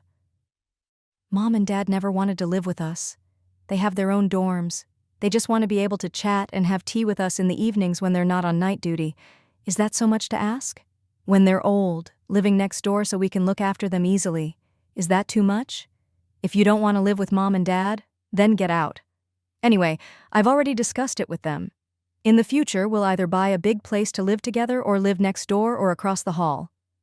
I didn't. Xue Huan choked. I want to be filial to Mom and Dad, too. Xue Heng snorted coldly. And what about your woman? If you keep singing the praises of freedom and individualism with her, ignoring family and filial piety, then what's the difference if I lose you as a brother? Either break up with her or go abroad with her and never come back. Xue Huan was frightened. His face went pale and he stood up. Brother. Xue Heng turned away, not wanting to look at him. Mrs. Chen, eyes red and wiping away tears, got up and went into her room, closing the door behind her. Xue Huan hurried over, knocking on the door and calling, Mom, Mom! Xue Lan, face dark, sighed, got up, slowly put on his coat, and walked to the door to put on his shoes. Dad! Xue Huan rushed over and grabbed his father's arm. Dad, I never thought that way. Filial piety comes first among all virtues. I know that. You don't need to know, Xue Lan said quietly and calmly. You're grown up now. Pursue whatever you want. I don't mind. If your mother falls ill first, I'll take care of her to the end. If I can't move anymore, I'll use my salary to hire someone to look after me. Your brother is the eldest. I expect more from him. You just do your best. We believe in science. When we die, we die. There's no need for all that ancestor worship. Your brother is right. If you feel you can't accept these values anymore, then go abroad. Just call home once a year to let us know you're safe. Xue Huan broke down, sobbing uncontrollably. Xue Lan patted his head gently. You've always been a bit delicate. Your mother and I worked hard to raise you. We don't ask for much, just that you can be happy, keep up with the times, and be a useful person to society. If after you get married you don't want to be around us, then just keep your distance. Go. Dad! Dad! Xue Huan cried loudly, hugging him tightly. No! I want to be with you. If life abroad was so great, why would I have come back? I'm not leaving. I'm not. But Xue Lan had lost interest in listening, pulled his hand away, put on his boots, and left. Lena didn't understand what they were saying, but she knew it was probably about her. She watched her lover cry in pain, feeling a bit worried, but she didn't get up. She felt this was a conflict between him and his family, and she didn't like getting involved, nor did she see the need. Seeing his father leave, Xue Heng grew anxious and quickly turned to knock on his mother's door. Mom, are you okay? Open the door, let's talk. Dad's gone out. It's late. Who knows where he's gone? Mrs. Chen's voice came faintly from inside. He's gone out to clear his head. He was too upset to eat. Probably went to Lingling's place. Ah Heng, I can't eat either. Go clean up the table and get some rest. Looking at the table full of barely touched dishes, Xue Heng was so angry his liver hurt. Don't hang around here. Take your woman and go. She clearly doesn't want to marry into our family. In the future, just call once a year to let us know you're safe. If you don't want to come back, then don't. Xue Heng dragged over the trash can and started dumping the dishes in one by one. Lena stood up arrogantly, turned to Xue Huan and said, It's impossible to even have a pleasant meal here. Let's go. It's not too late. Let's eat out. Xue Huan didn't move, leaning against the wall, motionless. Lena rolled her eyes and said quietly, Your parents don't know how to respect you or us. You're already an adult, but they keep interfering in your life. Our marriage, our house, where we live, how we get married, that's all up to us. We don't need to care about them. You go, Xue Huan said softly, eyes downcast. We're not right for each other. What? Lena frowned. What are you saying? Xue Huan said quietly. My worldview and values are too different from yours. I love my family. I like being with them. I don't feel my parents disrespect me, and I don't think they interfere. If you can't agree with me, then there's nothing left for us. Let's break up. Lena stormed out, slamming the door behind her. It was late at night, and Xue Heng's stomach was growling with hunger. Xue Huan sat on the other side of the sofa, looking sad, hugging his knees and not moving at all. Finally, Mrs. Chen opened her door and came out. Both Xue Huan and Xue Heng quickly stood up and went over. Mom, are you feeling any better? Mrs. Chen looked a bit pale and sighed softly. My head's still a little dizzy. I'm hungry, so I thought I'd come out and find something to eat. Xue Heng hurried to say, I'll go out and get something. Mrs. Chen shook her head and waved him off. No need. Let's just see what's left at home and make do. Xue Huan didn't dare say anything, just followed his brother. Mrs. Chen asked, puzzled, By the way, where's your dad? He hasn't come back since he went out. Xue Heng replied quietly. Mrs. Chen glanced at the clock on the wall and saw it was already past 11 at night. It's so late and he's still not back? Where could he have gone? Xue Heng answered. He probably went to Ling Ling's place. Just then, there was a knock at the door. Xue Heng quickly turned to open it. Cheng Tianyuan was standing at the door supporting their father. Brother-in-law, Cheng Tianyuan smiled. Uncle had a few drinks with my dad and the others, and he's a bit tipsy. I thought it'd be safer to walk him home since it's dark out. Xue Jilan's face was flushed, and he managed a smile. I told him I just had a little to drink, I'm not drunk, but Ayuan wouldn't listen, insisted on bringing me back. He walked in, but staggered and almost bumped into the door latch. Xue Heng and Cheng Tianyuan were startled and quickly helped steady him. Mrs. Chen scolded, Be careful, look at you. You say you're not drunk, but you can barely walk straight. Cheng Tianyuan smiled. Auntie, don't be upset. Tonight my dad and uncle had some lamb skewers and were in a good mood, so they had a few drinks. Uncle Jilan happened to come by, so they pulled him in to eat with them.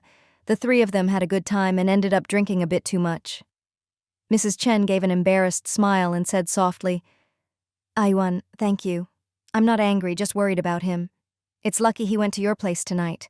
I know you'd look after him. Thank you, brother-in-law, Xue Heng said. Cheng Tianyuan waved it off. No need to thank me. It's just a few steps away. Let Uncle lie down on the sofa for a bit and bring him some tea. If he doesn't throw up, you can help him to bed. Okay. Xue Heng nodded. Mrs. Chen hurried to the kitchen to make tea. At that moment, Xue Heng's stomach rumbled loudly. Xue Huan, who had barely eaten dinner, was also hungry. Cheng Tianyuan laughed and asked, Are you all hungry? Didn't go out for a late-night snack?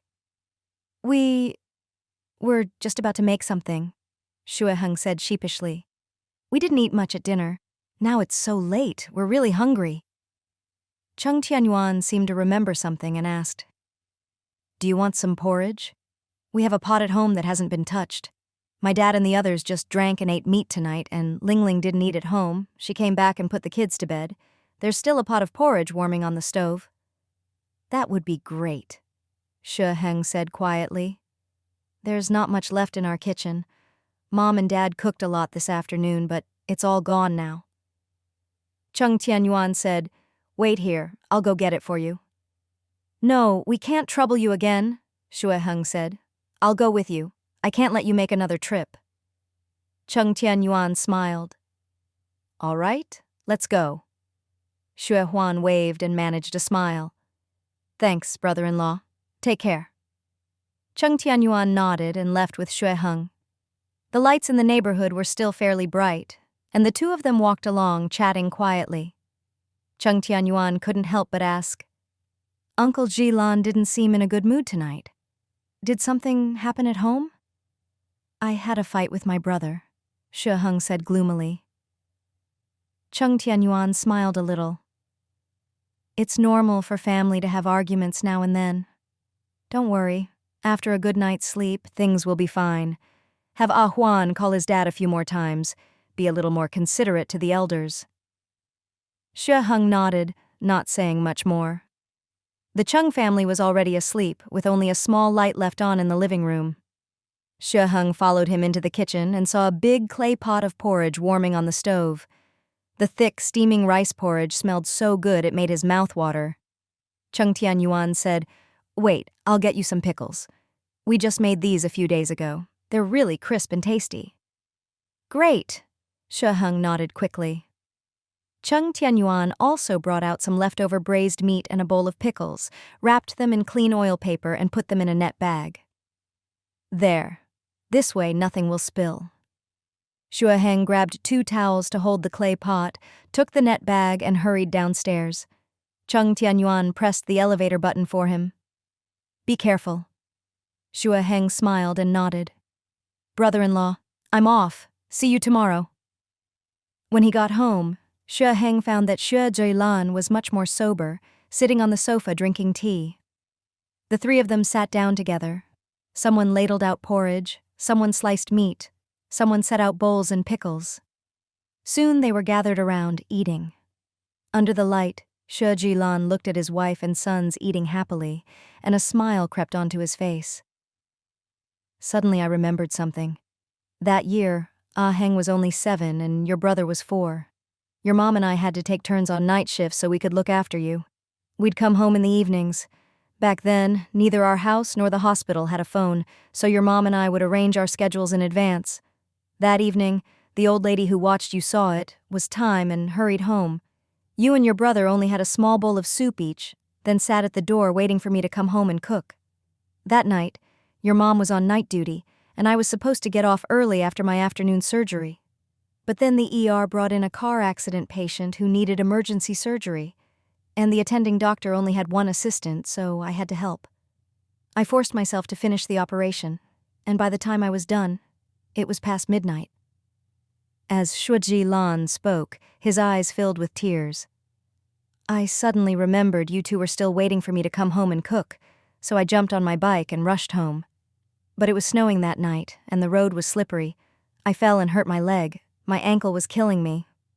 Luckily, I checked and it wasn't broken. The spot where I fell was right by your mom's hospital, so I hobbled into the ER and got some ointment for my injury.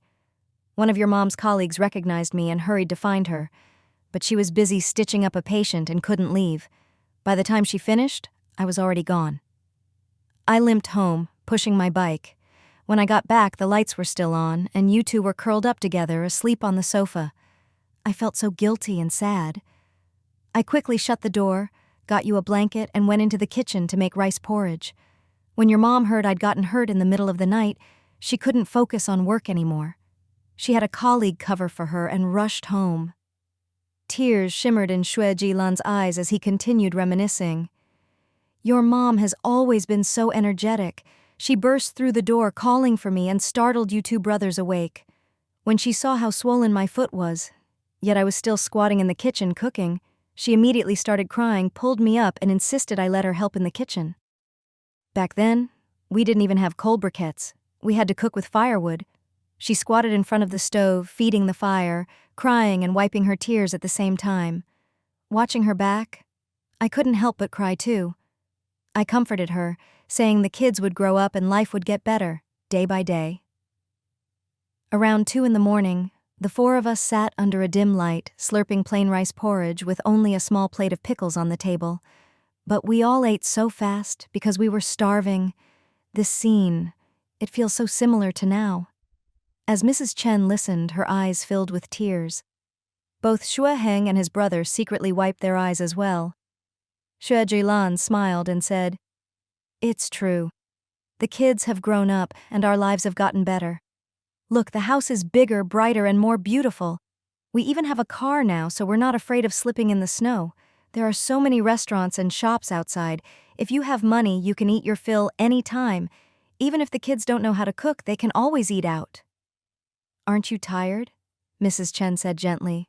"Go lie down and get some sleep." Xue Ling stood up, humming a little tune, and smiled. "And it's the weekend. No work tomorrow. We can sleep in as long as we want. Life couldn't be better. Let's all get some rest and sleep well."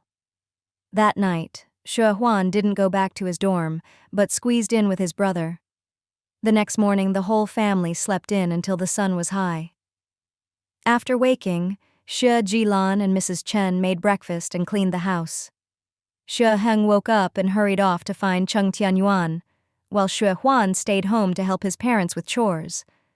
Suddenly, there was a knock at the door. Xue Ling went to open it and found several uniformed officials standing outside. The leader asked politely, "Hello, is this Xue Huan's home? We went to the hospital to look for him, and this is the address he left in their records." "Yes. May I ask what you need him for?" Xue Ling asked nervously. "I'm his father." "Please ask him to come out," the leader said. "He's currently suspected of involvement in an espionage case. We need to take him back to assist with the investigation." At that moment, Xue Huan came over, puzzled. "Espionage?" I'm a surgeon at the People's Hospital." The leader nodded. "We've already contacted your workplace. Xue Huan, right? Your girlfriend Lena is highly likely to be a foreign spy. Last night she was caught sending information abroad, caught red-handed by our people. We need you to come to the bureau to assist with the investigation. If you're involved, you'll be detained and prosecuted. If not, you'll be free to go after cooperating." Xue Ling was shocked. Xue Huan and Mrs. Chen were terrified. Around noon, Xue Ling was at the construction site discussing business with Cheng Tianyuan when she suddenly got a call from her father, saying that cousin Xue Huan was in trouble and she needed to come home immediately. "Is Tianyuan with you? Have him come too. He knows people at the foreign ministry. We need his help." Xue Ling sensed something serious had happened and quickly pulled Cheng Tianyuan into the car. "Uncle Tianyuan, I hope you and Auntie can think this over carefully, if you think it's possible." "Of course I think it's good," Cheng Tianyuan said awkwardly. "It's just that my wife isn't so easy to convince. She's been waiting for years for the right spot to build a villa. If I suggest changing locations, she'll probably be upset." "There's no other way," Xue Ling apologized. "Uncle, to be honest, I can give you another plot. But the engineers have already calculated. This is a super large building project, and if your villa is built next to it, the foundation work could seriously damage it. Uncle, we bought this land together. I have the bigger share, you the smaller. I can't just build for myself and let your villa fall apart in the future. That would be a disaster." Cheng Tianyuan nodded quickly. "I understand. I know you're looking out for me. But, Xiaoshui, you're asking me to give up my share?" "No, I want you to invest together," Xue Ling said. "We'll split the land and the investment, and when the big mall is finished, we'll both make money." "My good girl," Cheng Tianyuan gave a wry smile. "But where am I going to find that much money? Your project is huge." Xue Ling drove as she spoke. "Can you borrow from friends?" "I've estimated, for a project this size, we'll need at least 30 million more, not including interior finishing." Cheng Tianyuan laughed, then answered seriously, "Uncle only has about 1 million in savings right now. That's a far cry from what you need." Xue Ling laughed too, then said quietly, "Uncle, I've been running all over the capital, treating people to countless meals, using my parents' network, my third uncle's network, plus my friends' connections. I've finally gotten almost all the permits, just waiting on one more. Everything's ready, I just need your final word. You have to give me an answer in the next couple of days." "I don't even dare bring it up with my wife," Cheng Tianyuan said with a bitter smile. "I've let her down so many times, I really can't this time." Xue Ling rolled her eyes and said, "Uncle, how about this? I'll give you a new plot by Xiaoming Lake. There are trees and water there. It's even better for a villa." "What?" Cheng Tianyuan's eyes widened in surprise. "By Xiaoming Lake, you have land there too?" "Yes," Xue Ling explained. "That land was bought by my parents and is under my name. There are dozens of acres, and someone once wanted to rent it for a resort, but I refused. It's a beautiful spot right in the city. A rare find. I couldn't bear to rent it out." Cheng Tianyuan was tempted. A place like that really is better for a home. "Exactly," Xue Ling said. "If this investment works out, I'll build a villa community there next. Dozens of acres. At most a few dozen villas because we need a lot of green space and have to consider the lakeside stability." Cheng Tianyuan was truly moved. How much would you give me? Xue Ling thought for a moment. Uncle, we're family. You've always been fair with me. If you're willing to support me, I won't let you lose out. However much you invest here, we'll have it professionally appraised and I'll give you an equivalent value of land over there. You can pick the exact spot. If that's the case, then I'll have the confidence to talk to my wife. Cheng Tianyuan laughed. When we bought in the city center, my kids didn't like it. They said it was too noisy and they'd rather be by Xiaoming Lake with the trees and grass. Hearing there was a solution, Xue Ling quickly said, then hurry home and discuss it with your family. All right, Cheng Tianyuan replied happily. Ling, I'm easy to talk to. If my wife agrees, I'll get back to you right away. Xue Ling breathed a sigh of relief and asked, Uncle, are you sure you don't want to invest with me? No money, Cheng Tianyuan said gloomily. Even though I earn a lot, my family spends a lot too. And with money going back and forth among relatives and friends, I never seem to save much. Your sweater factory must make a few million a year, right? Xue Ling asked. Between the two families? Cheng Tianyuan replied quietly. Both families, plus the one I run with you, make about 2 million a year. But my family spends a lot. Last year alone, we spent several $100,000, and I donated another $200,000 to pave cement roads in my hometown. Right now, I only have about $1 million on hand. Wow, your family spends that much? Xue Ling couldn't help but ask. You have a lot of kids, right? But they're all students. How could you spend so much? Even if they ate lavishly every meal, even with seafood and lobster, it shouldn't cost that much. Cheng Tianyuan gave a bitter smile and shook his head. The kids are all teenagers, studying during the day and at home at night. They don't need much. Ling, you're family, so I won't hide it. My wife loves playing mahjong and often gambles. On a slow day, she loses a few hundred. On a bad day, several thousand. It doesn't seem like much, but she plays every day, even at night, and over time it really adds up. That's not good, Xue Ling frowned. Haven't you tried to persuade Auntie to stop gambling? 9 out of 10 gamblers lose. I've tried, but it's no use, Cheng Tianyuan said quietly. We've argued about it so many times, but it never helps. I don't want the kids to worry, so I just stopped arguing to keep the peace. She's not wrong either. When we were poor, she suffered with me. Now that we have money, if she can't spend it, when will she ever get to enjoy herself? As a man, it's my job to earn money for the family. I give her $50,000 a month and tell her not to go over that or I can't handle it. She's satisfied with that. Xue Ling still felt uneasy and advised, Uncle, try to get Auntie to stop gambling. Tell her it's fine to play mahjong, but not for money. In our country, gambling in groups is illegal. Does she know that? She definitely doesn't, Cheng Tianyuan said. But she just plays with a few friends, not with strangers. By then, the car had arrived at Dongfang Garden, and Xue Ling hurried upstairs with Cheng Tianyuan. A little while later, Xue's father, Xue Jilan, Xue Heng, Xue Ling, and Cheng Tianyuan all drove quickly to the foreign ministry. After more than 10 days of hard work by everyone, Xue Huan was finally released without charge. Once again, Xue Ling came home in the middle of the night. Cheng Tianyuan had made some rice porridge and was watching TV alone in the living room waiting for her.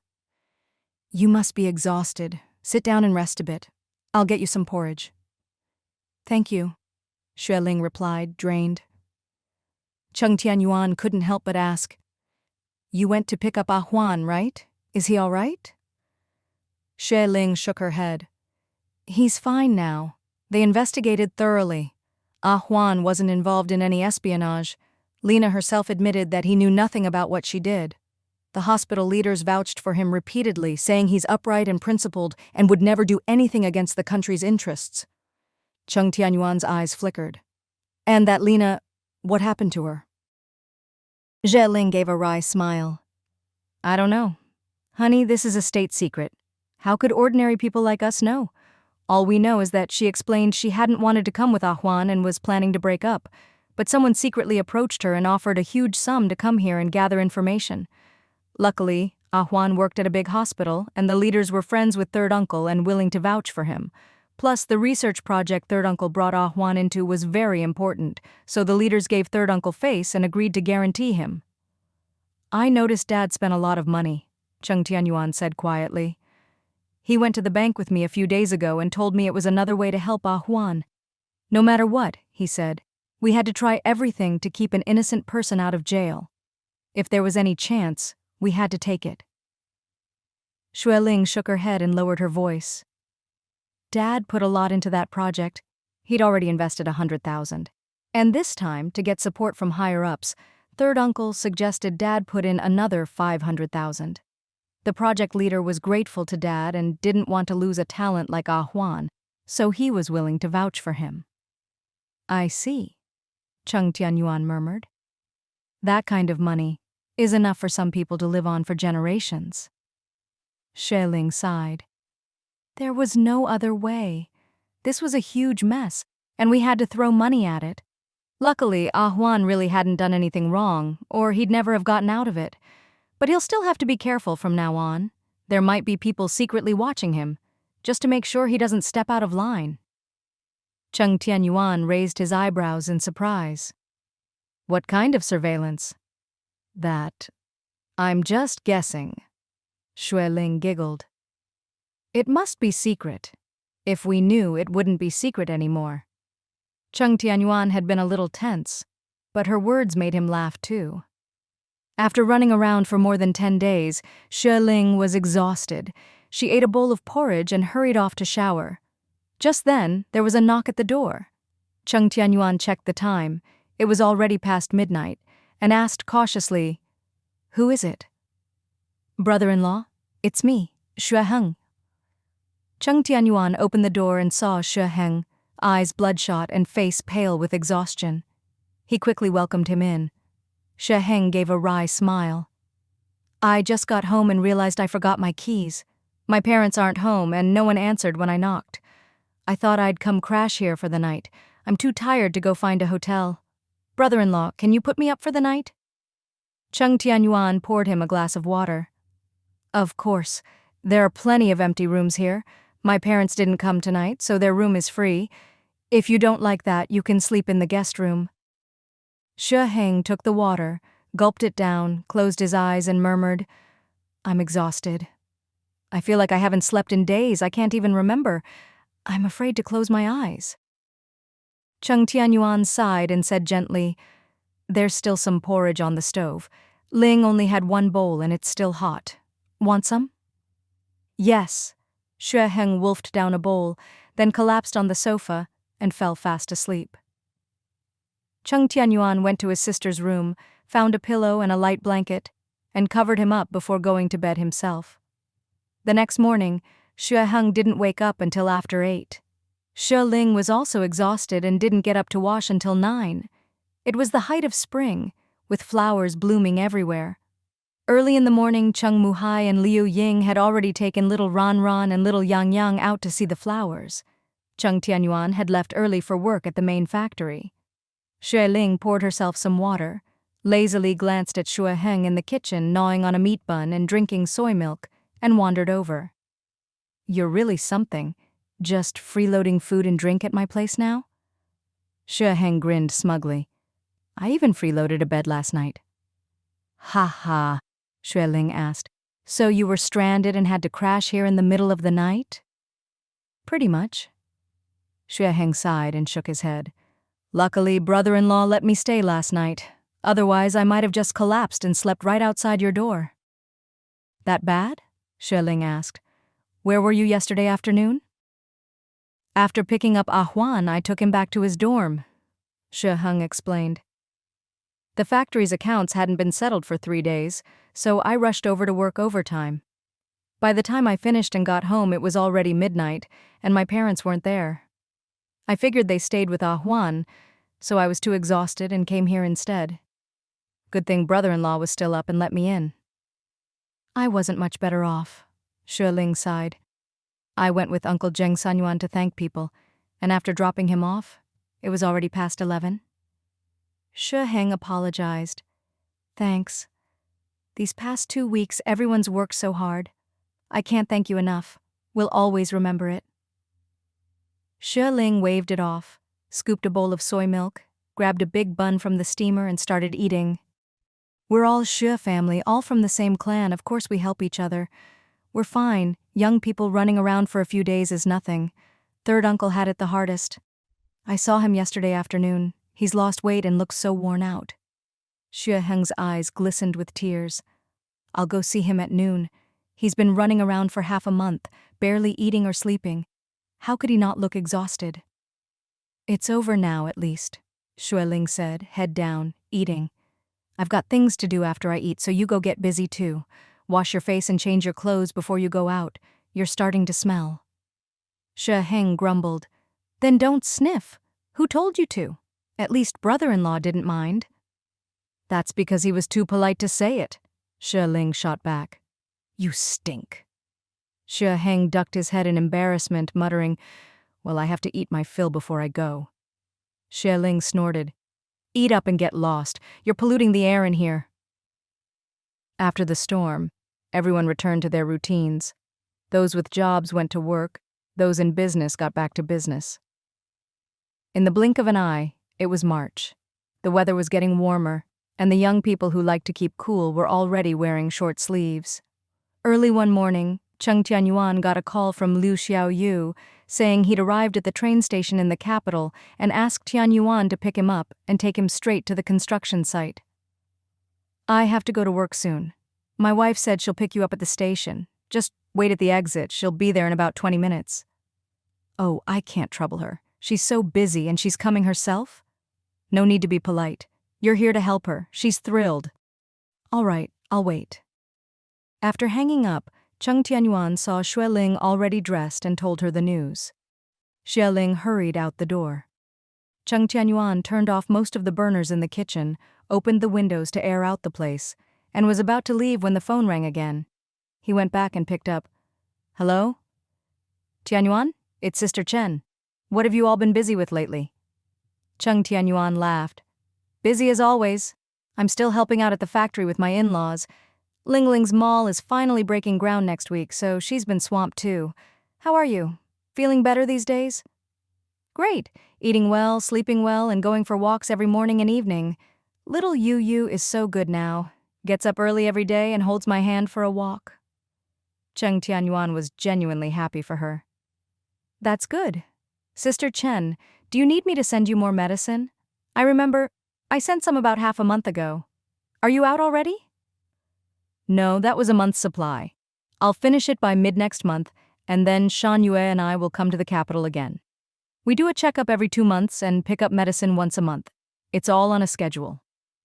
Cheng Tianyuan smiled. See, I get so busy I forget things. Work all day, kids all night, my head's packed full? Ha. If that's the case, I don't even know if I should bring this up with you. Cheng Tianyuan quickly said, Go ahead, I'm listening. What is it? Tianyuan, here's the thing. Lately, the paper factory got an order for napkins. At first, we didn't even know what they were. Turns out it's paper for wiping your mouth or sweat.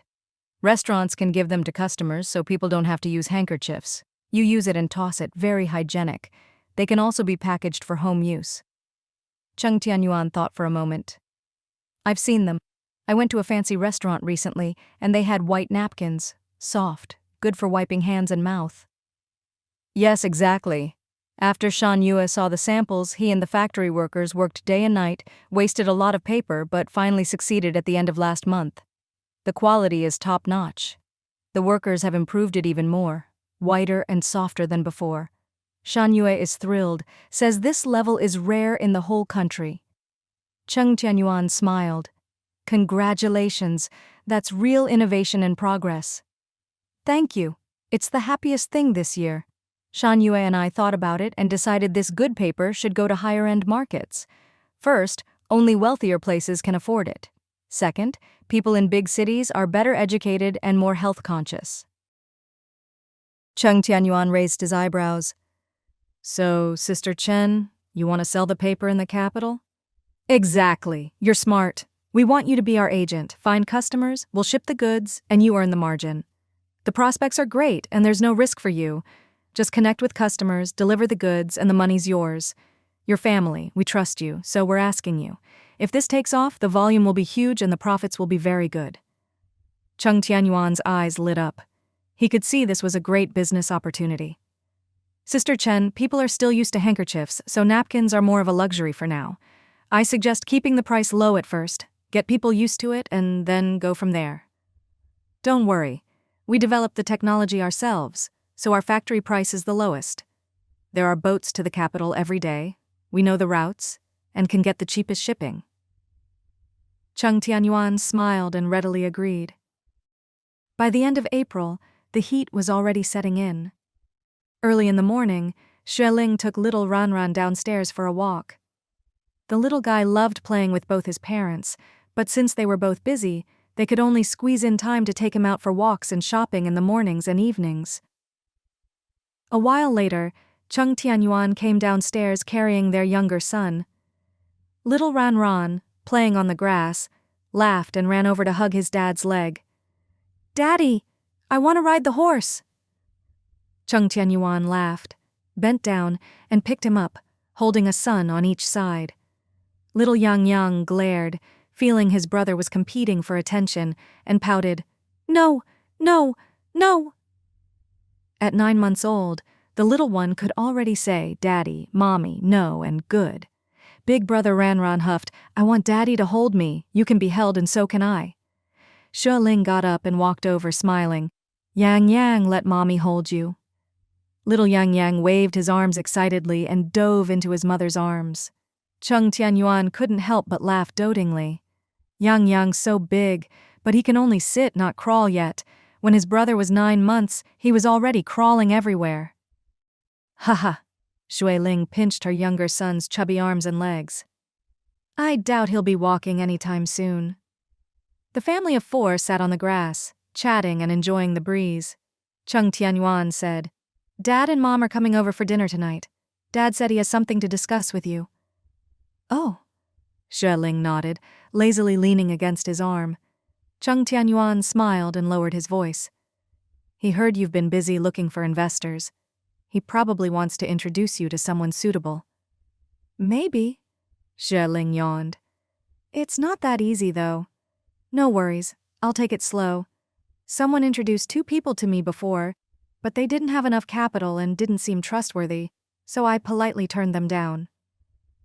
Cheng Tianyuan said quietly, "Dad said you shouldn't always reject people." "I don't want to waste time and money on people who aren't worth working with," Xue Ling muttered. "All the money I've made over the years is tied up in Ronghua Mall. I can't afford even the slightest mistake." She named the mall Ronghua Mall to commemorate their beginnings in Ronghua City as both a memory and a new starting point. Since the groundbreaking last month, the project had officially started. Every day there were over 200 workers, 5 engineers, Boss Liao helping supervise, 5 logistics aunties, and 5 security guards, about 250 people in total.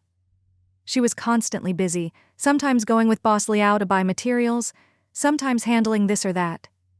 Except for sleep, she was spinning like a top all day. By the time she got home at night, her sons were usually already asleep, so lately she'd been getting up early to take the kids out to play. Cheng Tianyuan thought for a moment and lowered his voice. "If you need money, just let me know. With our rental income and my new napkin paper agency, we have about 200,000 yuan on hand. It's not much, but every little bit helps." Xue Ling smiled softly. "If I can't hold on, I'll come to you. Don't worry, the project's just started and I've only just begun using my funds. We deliberately chose different industries so that if one of us struggles, the other can help out." Cheng Tianyuan nodded gently. Who would have thought napkins could be so profitable? Once the volume grows, it should be a good business. "Of course," Xue Ling said quietly. "People's living standards are higher now, and they care more about quality of life. This industry will definitely boom. I mentioned it to Brother Shan Yu before, but he didn't know where to start. Now that they've figured it out, it's perfect. You should stick with this line and try to dominate the market." "Yeah." Cheng Tianyuan nodded. Just then, a voice called out from a distance. "Teaching your brother-in-law business so early in the morning? You 2 are going to make all the money in the world at this rate." "Uncle," Little Ranran saw Xue Heng and ran over to him. Xue Heng laughed, bent down and picked the little guy up, swinging him left and right until he was giggling. Little Yang Yang clapped his hands and babbled, "Yeah." Xue Heng had gotten into the habit of eating breakfast at the Chengs and often came by for dinner, so the two kids were very attached to him, always wanting him to play swing set. After swinging the older one, Xue Heng quickly went to pick up the younger.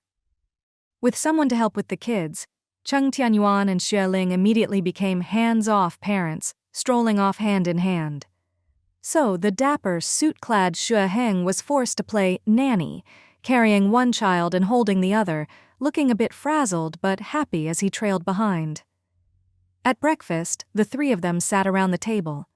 Liu Ying and Cheng Muhai had already eaten and took a grandson each downstairs, planning to walk to the market across the street. As Xue Ling munched on rice cake, she asked, "I haven't seen Huan much lately. Is he all right?" The spy incident had hit him hard. He couldn't believe his former lover had used him as a cover to harm the country, and he'd been depressed for over half a month. Fortunately, Xue Zhilan and Mrs. Chen kept him company and even took him on a short trip. Xue Heng sipped his sweet rice porridge and explained, "He's doing okay, just lost some weight. Work's busy and he's doing research at night so he doesn't have time to dwell on things. I heard a few nurses at the hospital are after him and even 2 young female doctors." "Oh, he's in demand." Xue Ling stifled a laugh. Cheng Tianyuan said honestly, Huan's tall, slim, good-looking, young and accomplished, and he studied abroad. What woman wouldn't be interested?" Xue Heng muttered, "He's not interested in romance right now. He wants to focus on work and maybe think about it in a few years. After what happened, my parents aren't pushing him. They're supporting his career first." "Fair enough," Xue Ling said. "A man should have ambitions. There are plenty of fish in the sea." Xue Heng glanced at her and sighed. "My parents are so biased. They support my brother's career, but they're always nagging me to date and get married. Last night my mom wasn't on duty, and when I got home early, she lectured me for over an hour."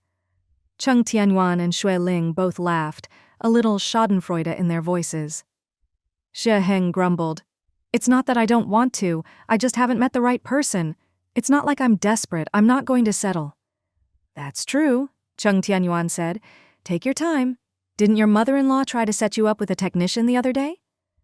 "Don't even mention it," Xue Heng said in a low voice, forcing a smile. "One look, and I knew she wasn't my type." Xue Ling couldn't help but ask, "So what is your type? I thought your favorite thing was meat?" Cheng Tianyuan couldn't hold back a quiet laugh. Xue Heng looked utterly defeated. "Can we not talk about meat? Last time I agreed to that blind date you set up, I was so nervous I couldn't eat. For days afterward, I couldn't even look at pork belly." "That bad?" Xue Ling burst out laughing. "Come on, Zhao Jiaxu's already lost over 10 pounds. Ever since she moved to the capital, Zhao Jiaxu had been thrilled, always wanting to chat or have Xue Ling treat her to a meal on weekends. Xue Ling usually ate out for lunch anyway, so she didn't mind. Whenever Jiaxu came, she'd take her for Western food. Recently, Western fast food chains had popped up all over the city, doing booming business. There were already 3 locations. Last time, Xue Ling had 1 burger, but Zhao Jiaxu ate 3, plus 2 Cokes, 2 orders of chicken nuggets and fries, and then 2 ice creams for dessert. The saying, "weight comes from the mouth," couldn't be more true. She always claimed to have lost over 10 pounds, but judging by her size and appetite, it didn't seem very believable. Xue Heng rolled his eyes and muttered, "Don't just look at the number. Look at her starting point. She's got to be at least 150 pounds.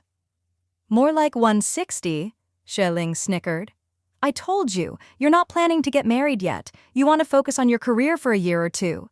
But as soon as she heard you were handsome and a returned overseas student, she wouldn't let it go, kept pestering me to introduce you." Xue Heng grumbled, "So just to help your friend, you're willing to sacrifice me?" "Is it really that bad?" Xue Ling teased. "Did she hold your hand? Kiss you?"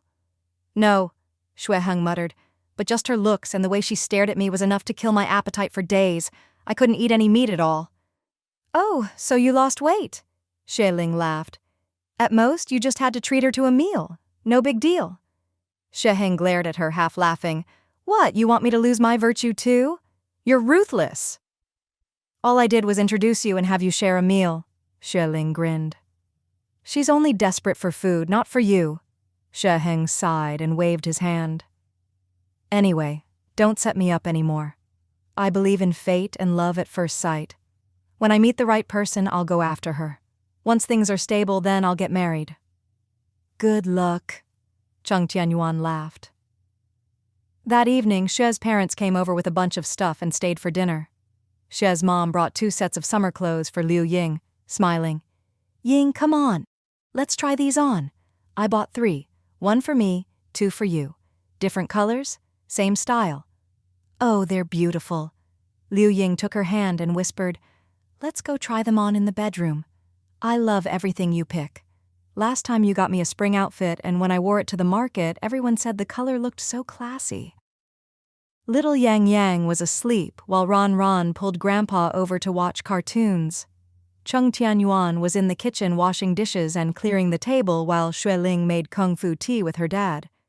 Xue's dad gave his hard-working son-in-law an approving look, then shot a glare at his daughter. These chores should be yours. Luckily, Ayuan can handle both inside and outside the house, and Muhai and the others help with the kids. Otherwise, how would you have time to run around outside? I know, I'm grateful. Xue Ling kept making tea. Her dad let out a long sigh. With Ayuan helping at the factory, your mom and I have it much easier. He learns fast, can read, and is quick with numbers. He's just perfect.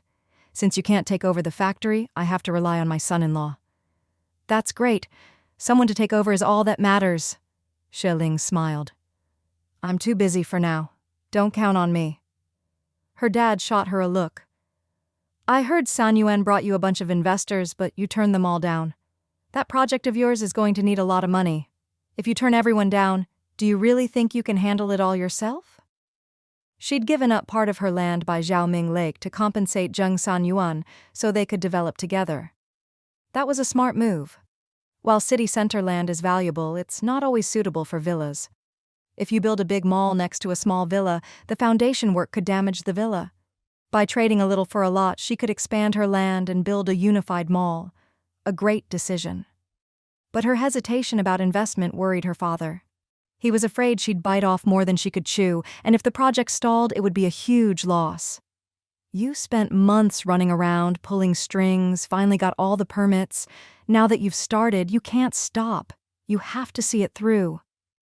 Xue Ling nodded. That's what I think too. It's just, I have enough funds to get to the middle or later stages, so I'm still watching and waiting. Dad, I've talked to the architects and done some rough budgeting. Actually, the foundation and underground parking are the most expensive and time-consuming. Once you start building up, it's easier and cheaper. Her dad frowned. So what's your estimate?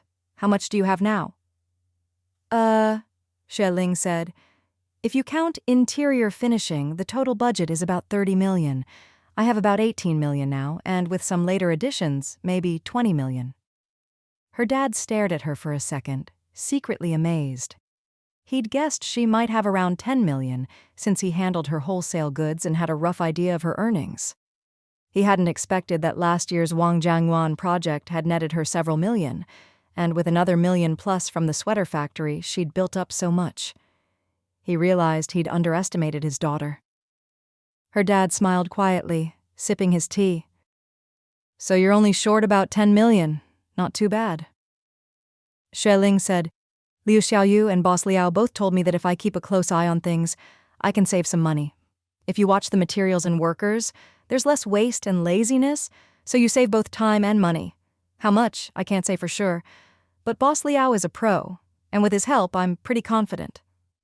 And? Her dad asked. Can you pre-sell some of it to ease the cash flow? I can't bear to sell, Xue Ling said with a wry smile. That's what I've been struggling with. If no one invests, I'll be short on funds. If someone else comes in, my share shrinks. Dad, that's the last piece of land in the city center. Once it's gone, it's gone. It hurts just thinking about it. Her dad rolled his eyes. Xue's dad rolled his eyes and said, exasperated, "That place is huge. With the mall, the front plaza, and the restaurants in the back, you could fit a whole village in there. What are you so pained about? I think you're just being greedy." Xue Ling shrugged, perfectly justified. "I'm a businesswoman. I've invested all my savings and taken a huge risk. What for? Everyone's in it for profit. If I'm not doing this to make money, what am I doing it for?" "When this is built, you'll be one of the rich people in the capital," her dad said. Xue Ling sighed. "It's just the beginning. I've planned it out. The first 3 floors will be shops for rent.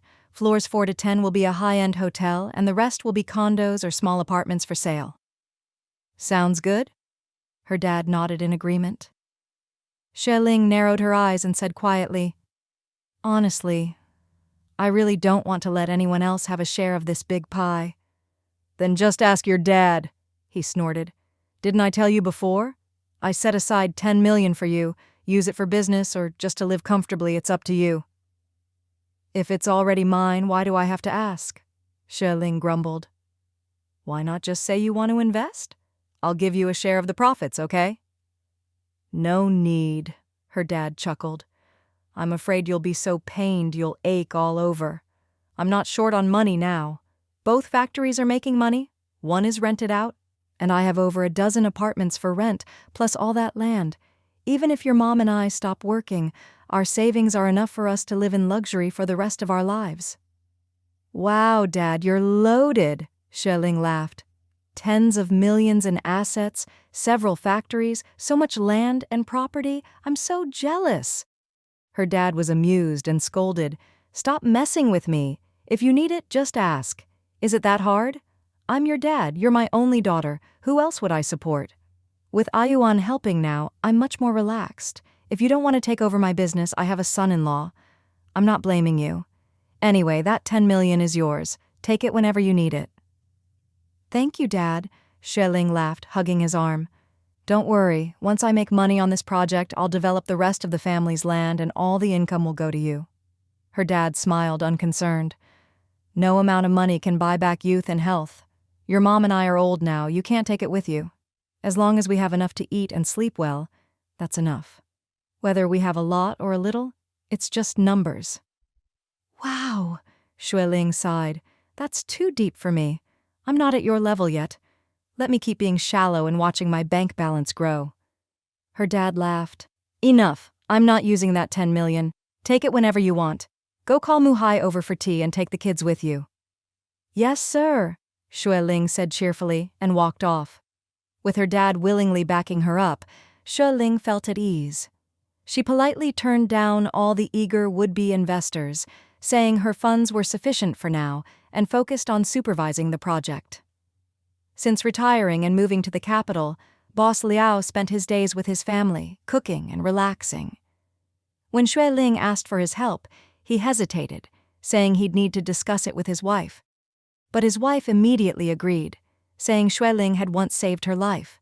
Anything she asked, they'd help with, no matter how hard. So Boss Liao happily came to help, managing the site's materials every day, hard hat on, busy and content.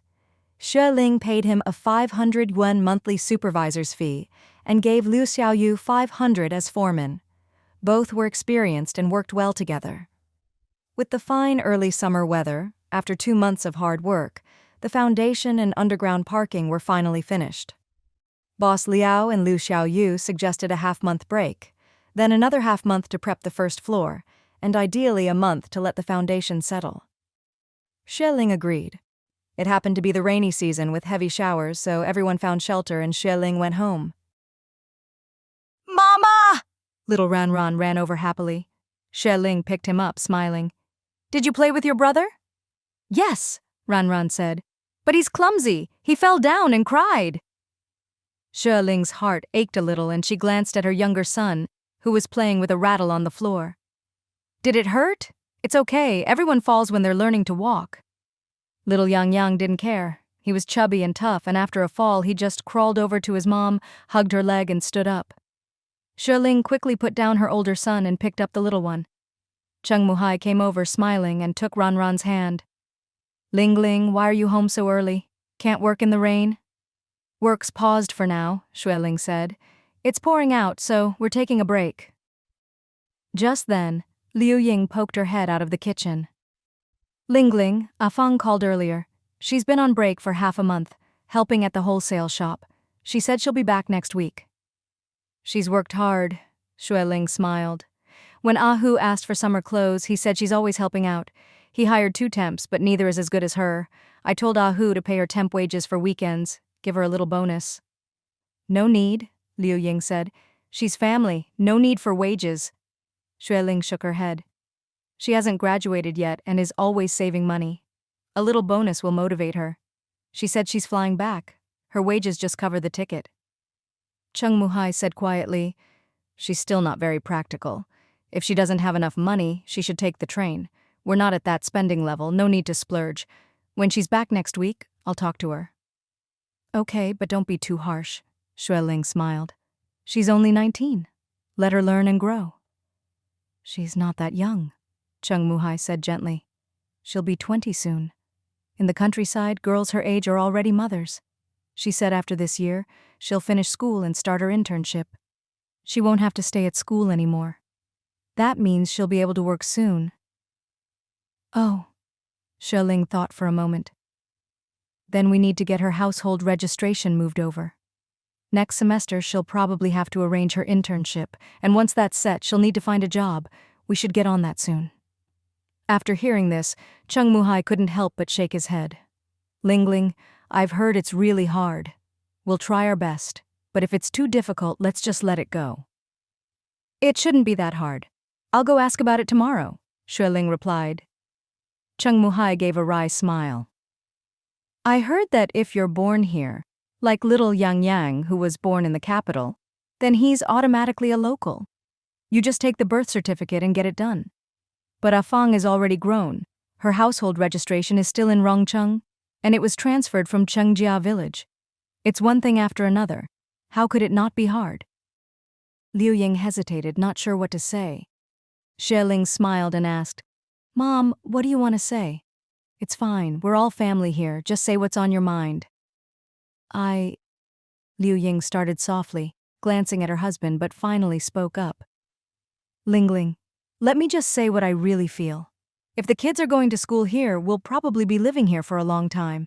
As for Fang, if her household registration stays in Rongcheng, her job will be there too. If that's the case, she'll be all alone over there. I know she's caused us a lot of worry, and what happened before made the family angry and ashamed. But honestly, I only have Ayuan and her.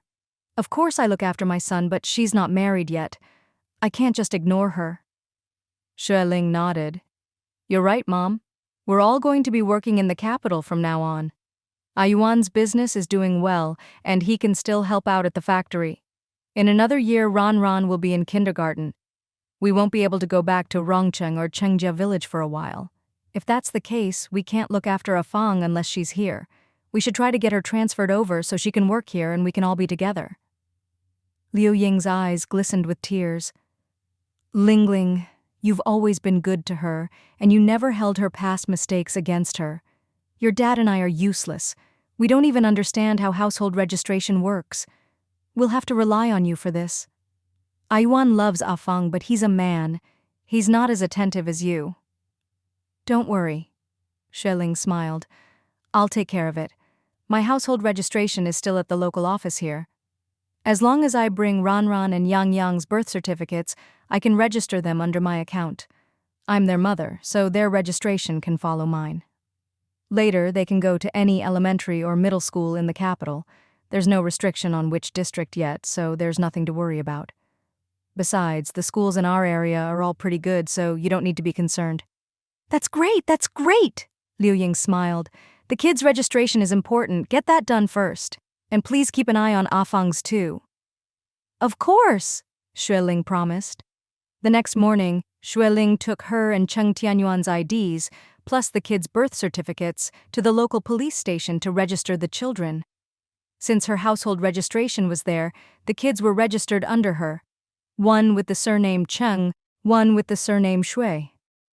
She asked the staff about transferring a household registration from Rongcheng and what the requirements were. The staff glanced at her, a bit coldly. If it's an adult, they either have to qualify under the talent recruitment policy or they need to own a new property here, meaning a first-hand property, either being sold or just sold by a developer. Xue Ling asked, "That's all? So if I buy her a new apartment, I can transfer her registration here?" "Yeah." The staff saw how relaxed she was and smirked. "Just bring the purchase contract and property certificate and you can transfer it. You'll also need some local transfer documents, and once everything's verified and stamped, it's done."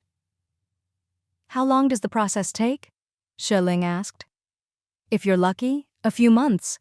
If not, it could take a year or more," the staff replied. "All right, I'll bring her in to apply next week," Xue Ling said. "I'll transfer my husband's registration too, so he can apply together." The staff chuckled. "With the new rules, you can't transfer a bunch of people to one property. Only the property owner can register there." Xue Ling nodded and smiled. "Thanks. I'll just buy them each an apartment then." She took out her car keys and left in a hurry. The staff was stunned for a moment, then muttered, "Wow, are young women these days all this rich? Talking about buying apartments like they're apples at the market? However many you want, you just buy them." A colleague laughed. "Did you see her car keys?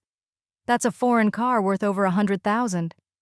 No wonder she can just buy apartments like that," the staff said sourly. "She's a real rich lady." When Xue Ling got home, she immediately shared the good news with Cheng Muhai and Liu Ying. "As long as we buy an apartment, we can apply. The process might be a bit complicated, but if we're lucky, it'll be done in a few months. Dad, Mom, I'm planning to buy 2 apartments and transfer Aiwan and Afang's registrations here. Once Afang brings her ID, I'll buy them for her. I'll go look at new apartments tomorrow." "Really?" Liu Ying was overjoyed. "But won't that be too expensive?" "Not at all." Xue Ling was now managing tens of millions, so a few thousand was nothing to her. "At most, it'll be 10,000 for 2 apartments. It's easy." Cheng Muhai thought for a moment.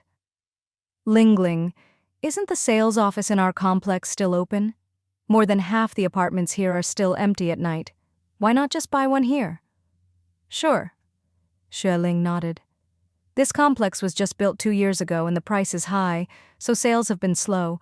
But it's convenient, so if we can buy here, let's do it." She added, "Afang will work here and probably get married here too. The apartment will be in her name. It'll be her dowry, my gift to her." Liu Ying and Cheng Muhai exchanged a look, flustered.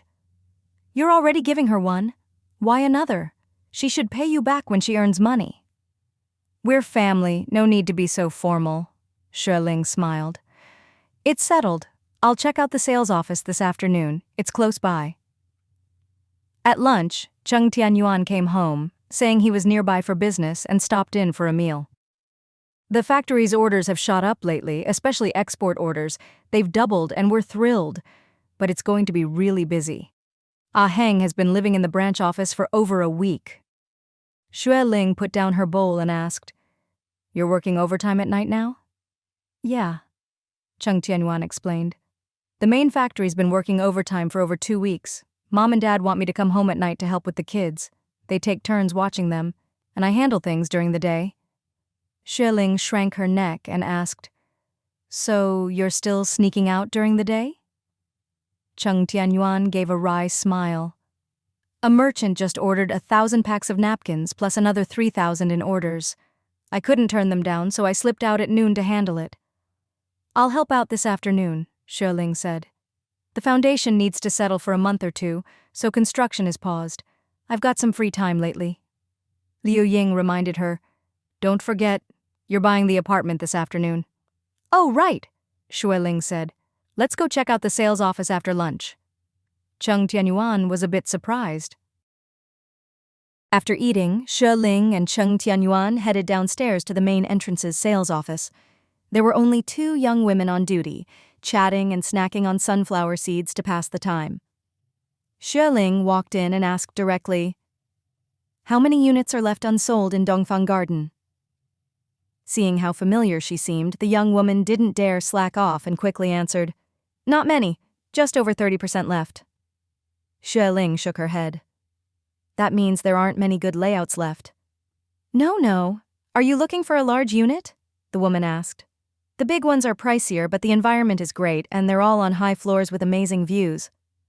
Xue Ling and Cheng Tianyuan exchanged a look, both thinking the large units were probably left because they were expensive and harder to sell. "I want a large unit, and in one of the outer buildings," Xue Ling said.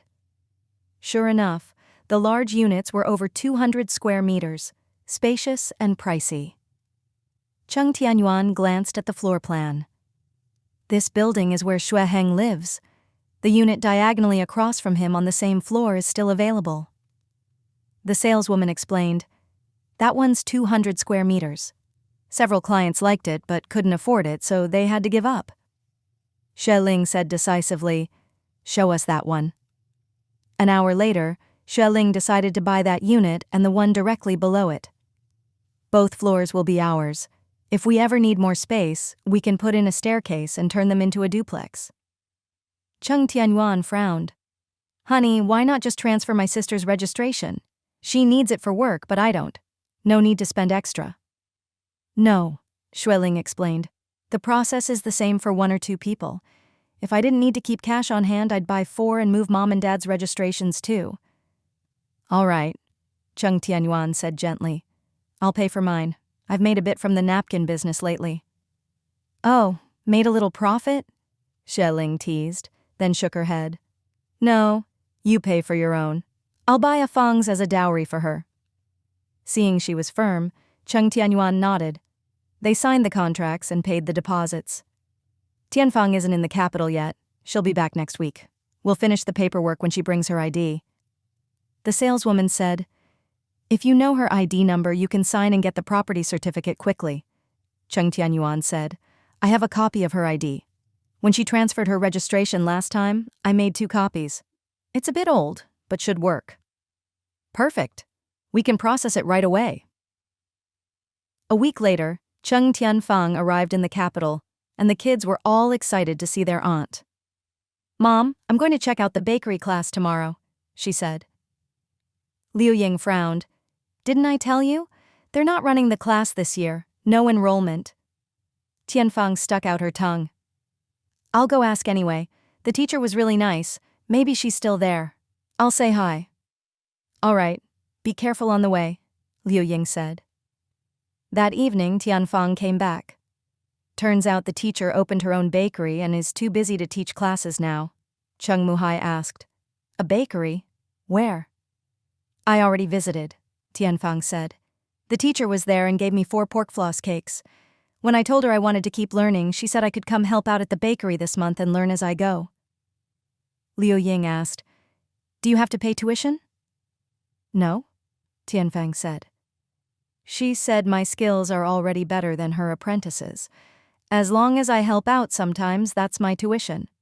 She usually starts baking at 3 in the afternoon, so I'll go early to help her prep." From then on, Tianfang helped with her nephews in the morning and took the bus to the bakery in the afternoon to keep learning. She'd usually be home before sunset, sometimes as late as 7 or 8, always bringing back different breads for the family. When Xue Ling saw she was back, she hurried to the sales office to check on the property certificates. The office said they'd be ready soon, and after another week, they finally got both certificates. The next morning, Xue Ling took the siblings to apply for the household registration transfer. The staff had them sign the forms and said, "Take this form to your local police station for stamps and signatures." Tianfang was worried. "Brother, does that mean you have to go back to Rongcheng?" "Silly," Cheng Tianyuan said. "I'll send the documents by express mail to Ahu, call him ahead so he can drive to Rongcheng and handle it. He knows people there, so it's best for him to do it. He's familiar with the town, so it's no trouble for him to swing by." Xue Ling said, "There's a post office nearby, let's go now. The sooner we get this done, the sooner we can relax." Tianfang was delighted. "My senior classmate said that in the middle of 3rd year you have to fill out forms with your household registration and ID number, then the school sends out notifications and everyone gets assigned to different places." Xue Ling thought for a moment. When the time comes, let me know in advance. I'll ask an old friend to help you get assigned to a good workplace. Sis-in-law, we can only go to Water Resources or the Hydroelectric Bureau, Tianfang explained. If it's not as good, it'll be the Telecom Bureau or a dam management center. Xue Ling said, Boss Liao's brother-in-law works at the capital's Hydroelectric Bureau. The pay and benefits are great. I'll have him ask around. If you can get into a big unit like that, you'll be set for life. Boss Liao had helped a lot with the Ronghua Mall paperwork, mainly because his sister-in-law's relatives worked in government offices, so things got done quickly. Wow! Tianfang's eyes sparkled. She bowed to Xue Ling. Thank you, sis-in-law, Xue Ling laughed. No rush. We'll try our best. Whatever happens, just keep a relaxed attitude. Okay, Tianfang nodded. For the next half-month, Xue Ling mainly helped out at the factory, with Cheng Tianyuan there as well, sometimes even taking turns on the night shift. With the couple pitching in, Xue's parents had it much easier, and even had time now and then to visit Cheng Tianyuan for a game of chess. One day, Xue Ling drove to the branch factory to pick up some red thread. She found Xue Heng in the office, looking exhausted. His hair was long, his face covered in stubble, which gave Xue Ling quite a shock before she burst out laughing. Oh my gosh, did you just come back from the Stone Age or something? Xue Heng blinked wearily, barely able to muster any energy. Just woke up. Didn't get to bed until 3 last night. It's been rough lately. Xue Ling clicked her tongue. The main factory's been running 3 shifts non-stop too. I've had time to help out lately, but next month I'll be back at the construction site. If you can't keep up, take a couple days off. Don't push yourself too hard. There's no way to rest with all these orders, Xue Heng muttered. The workers can rotate, but I can't. I have to be on call 24/7 from morning till night. Luckily, the past few nights have been quiet, so I've managed to catch a few hours of sleep. Xue Ling sighed. Did you have breakfast? Nope, Xue Heng said with a wry smile. After nearly 2 months of cafeteria food, I can't even taste anything anymore. Xue Ling grinned. My mother-in-law was just saying last night that you haven't come over for dinner in ages. I really miss auntie and brother-in-law, Xue Heng mumbled. Their cooking is my all-time favorite, no contest. Yeah, right, Xue Ling teased. So you only miss them? I was going to give you some fresh bread from my car, but I guess I won't bother now. Sis, my dear sister, Xue Heng called out. Xue Ling strolled out to her car and brought back the fresh bread that Tianfang had made the night before. We're all a bit tired of it at home, so I was going to bring it to the factory. But when you run into a refugee, you have to be charitable, right? Xue Heng's eyes lit up at the sight of the bread. Ignoring her teasing, he grabbed it and started wolfing it down, looking every bit the starving refugee. He finished one in a few bites and immediately went for another. Where did you get this bread? It's so good. There aren't any bakeries around here. I heard there's one up north, but I have no idea where. I'm stuck here all day, can't even get a haircut, let alone buy bread. Xue Ling explained. My sister-in-law is on break and has been learning from her teacher. She goes to help out every afternoon and brings home a pile of goodies.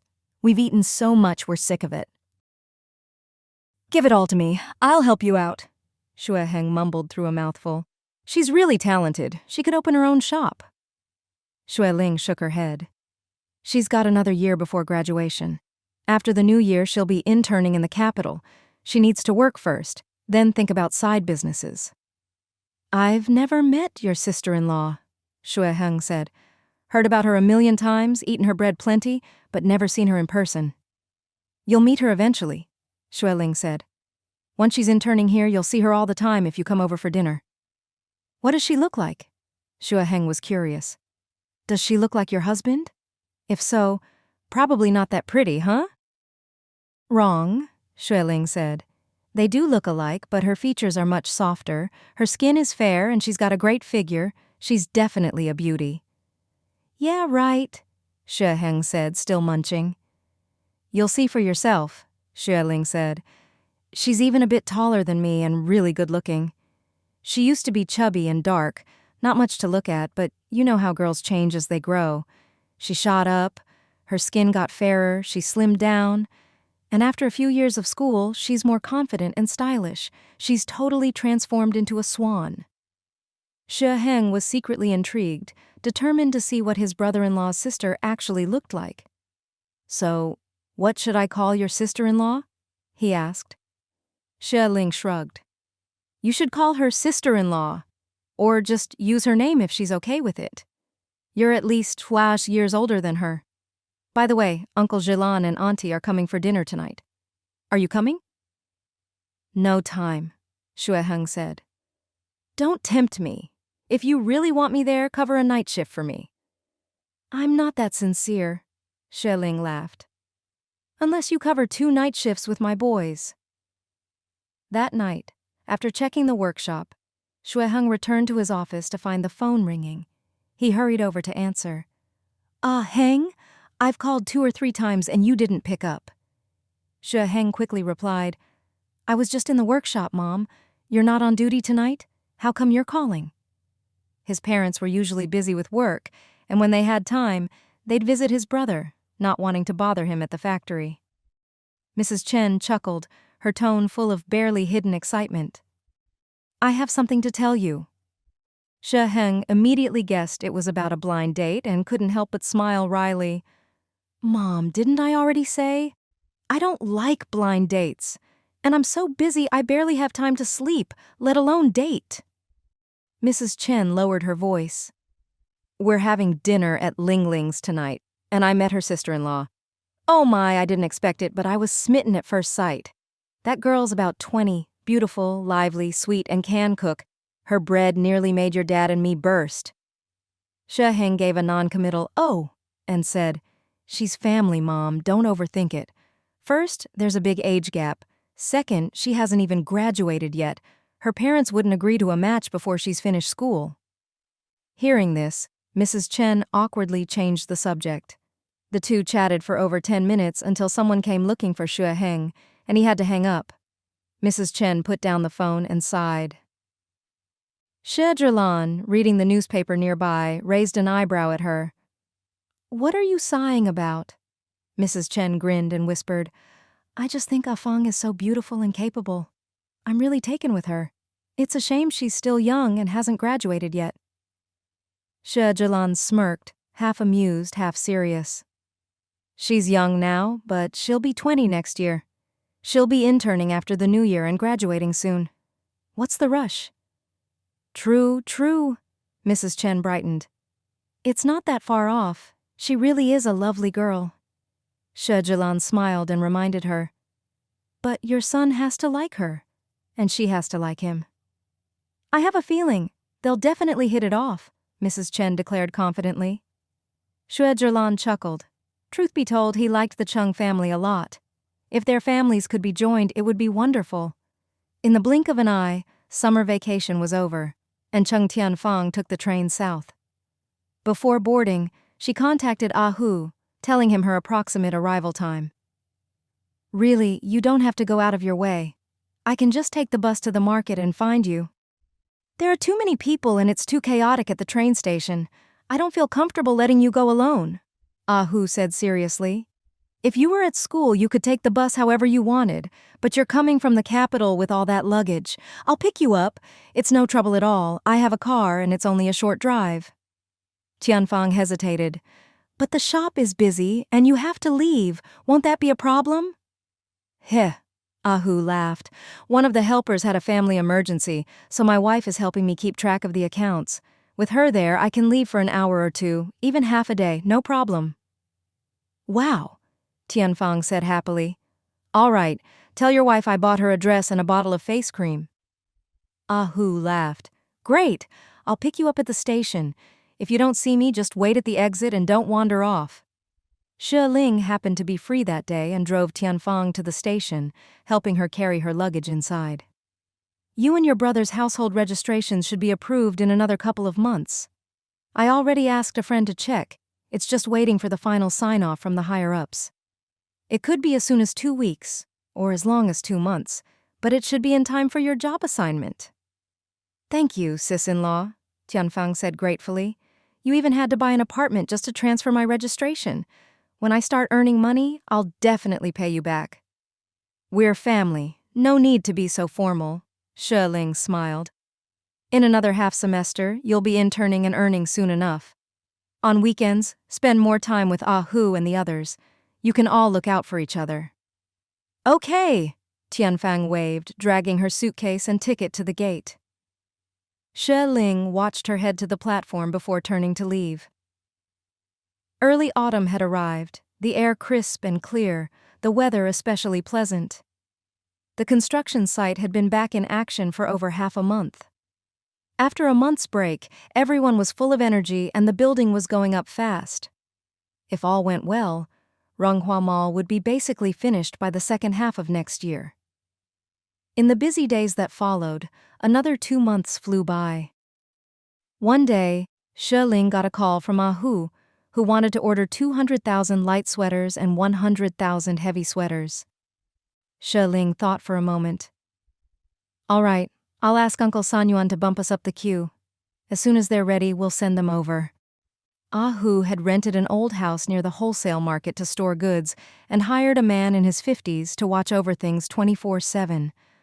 Hu chuckled. "Sis-in-law, I have some good news. Ching is pregnant." "Really?" Xue Ling was overjoyed. "How far along? Is she having a tough time? You have to be extra careful with the first baby." "Just over 2 months," Hu explained. "She's had some morning sickness, but otherwise she's fine. She can eat, just can't stand greasy food. She reads, cooks, and I take her for walks in the evening. Then we watch TV or play chess." "That's wonderful," Xue Ling reminded him. "Make sure she goes for regular checkups." "We are," Hu said. "We went a few days ago. The doctor said everything's normal, and we should come back in 3 months." "That's great," Xue Ling calculated. "So you'll be parents by early summer next year? Congratulations." Hu laughed. "Thanks. And I have more good news. Sister-in-law Kui Lu is pregnant too. Just found out." "Really? That's fantastic," Xue Ling said happily. "Tell her to take care of herself." Hu explained. "My mom was so happy when she heard about Ching's pregnancy. She was going to come take care of her. But when she found out Ching's symptoms weren't bad, she felt better. Then she learned sister-in-law Kui Lu was pregnant too, and since her symptoms are worse, she decided to stay in Rongcheng to look after her. Once she's stable, she'll come to the provincial capital to help Ching.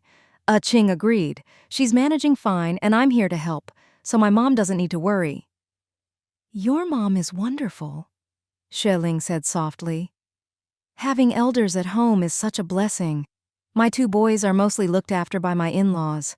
We only get to spend time with them at night. If it weren't for the grandparents, we'd never have time to work and earn money."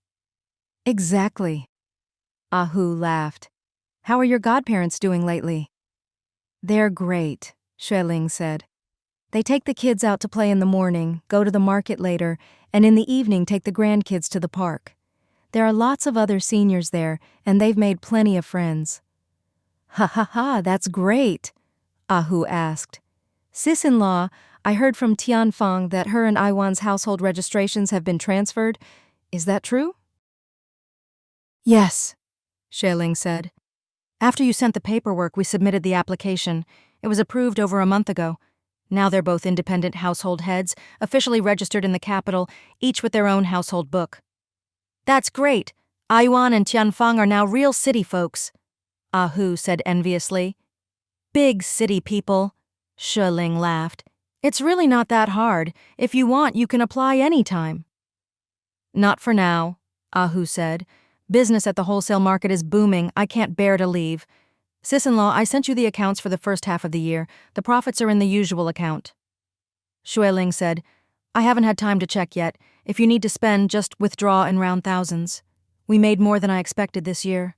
Aiwan said last night that we're now one of the factory's biggest clients, with stable and growing orders. The business is doing so well, and you deserve a lot of the credit. I'm just glad you trust me." Hu smiled. "Let's keep in touch. I'll hang up now." After hanging up, Hu glanced at the market crowd and the clock on the wall. 4 o'clock. Not many people left. We'll close up in half an hour.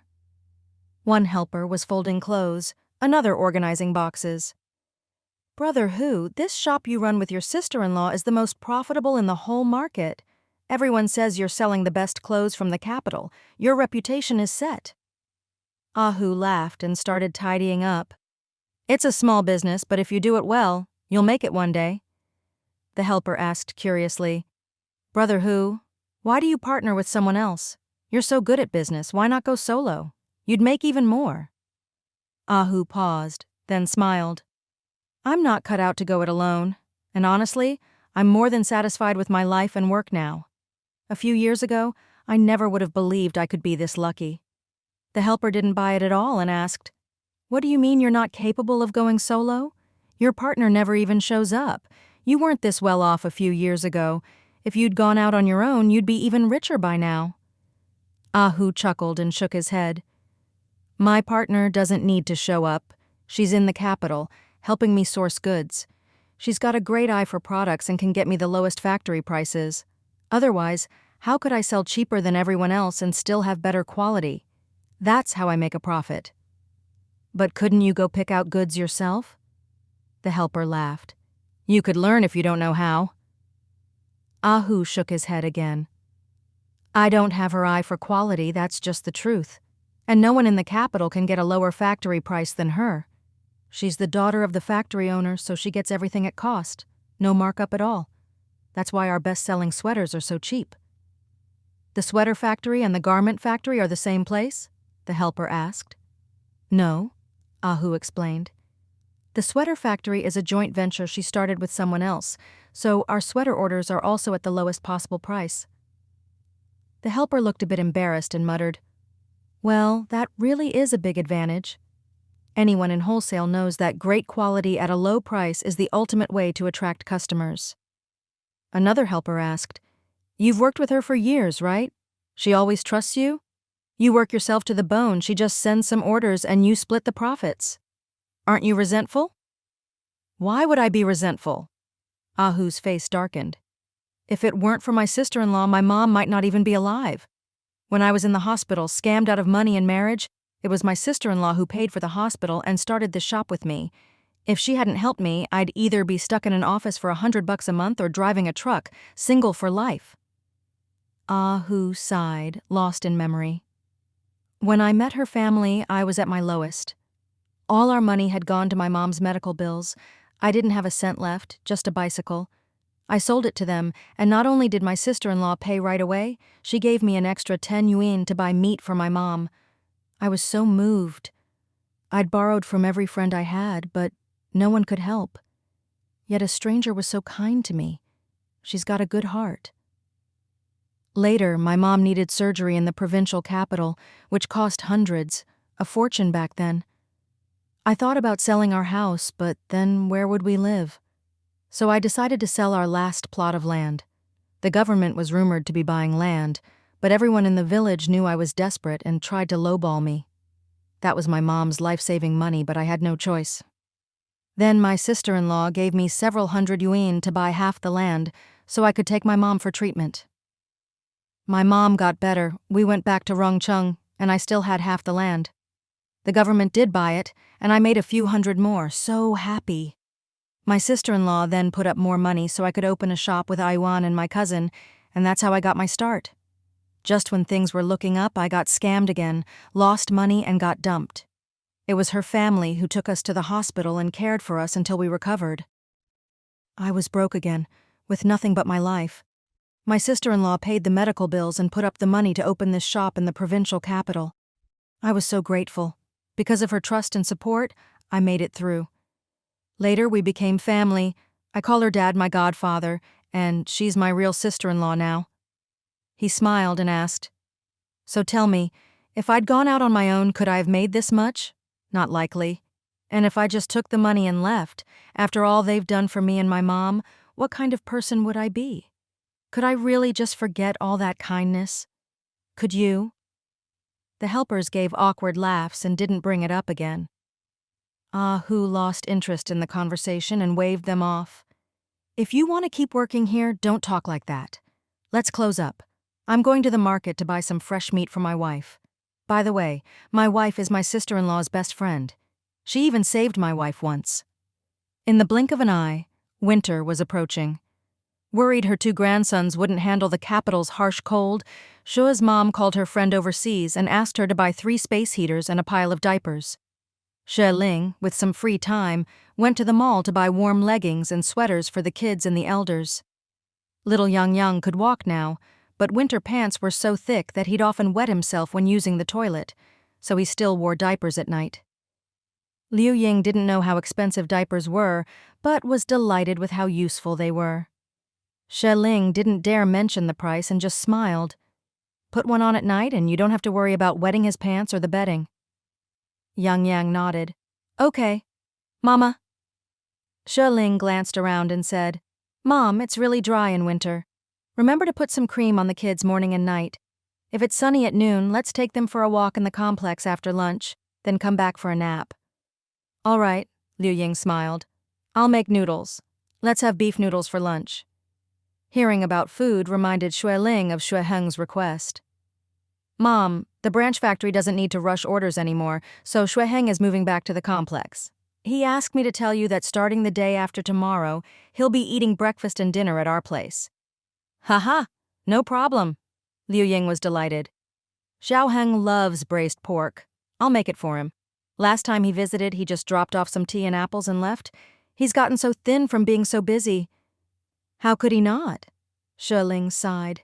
He's lived at the branch for half a year with irregular hours and cafeteria food. Of course he's lost weight. No worries, we'll fatten him up this winter. Cheng Muhai asked, Can't they hire a couple more people? It's too much for one person to handle such a big factory. Ayuan said they're working on it, Xue Ling explained. The branch has been profitable these past 2 years. At first, Xue Heng was worried about the cost of office staff, so he did everything himself. Now that profits are up, he's not afraid to hire an assistant or 2. That's good, Liu Ying said softly, feeling sorry for him. I'll ask Ayuan to get some lamb. Everyone's worked so hard, we should eat more lamb to stay warm. Xue Heng started coming over for meals every few days, and sometimes Xue Zhilan and Mrs. Chen would join them in the evenings.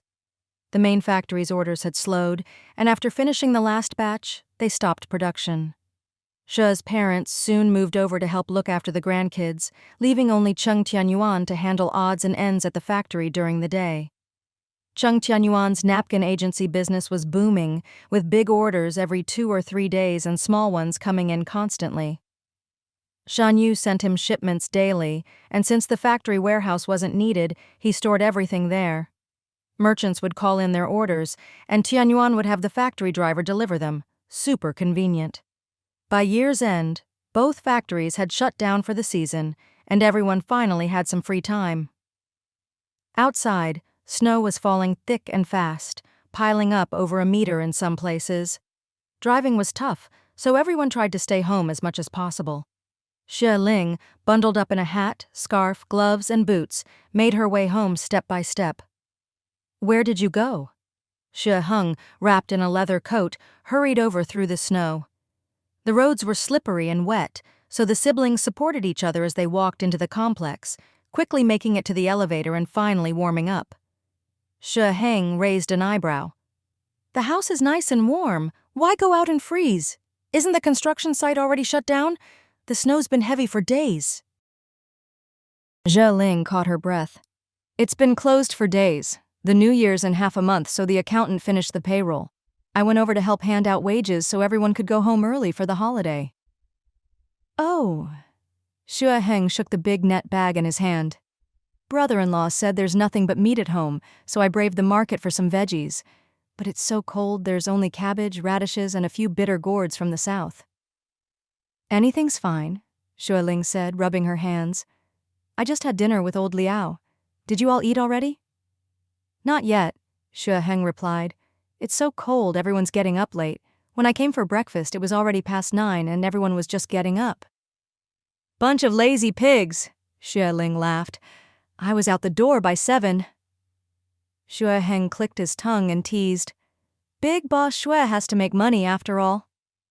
Once inside, the warmth hit them. They quickly took off their coats and boots, brushed off the snow, and headed to the living room.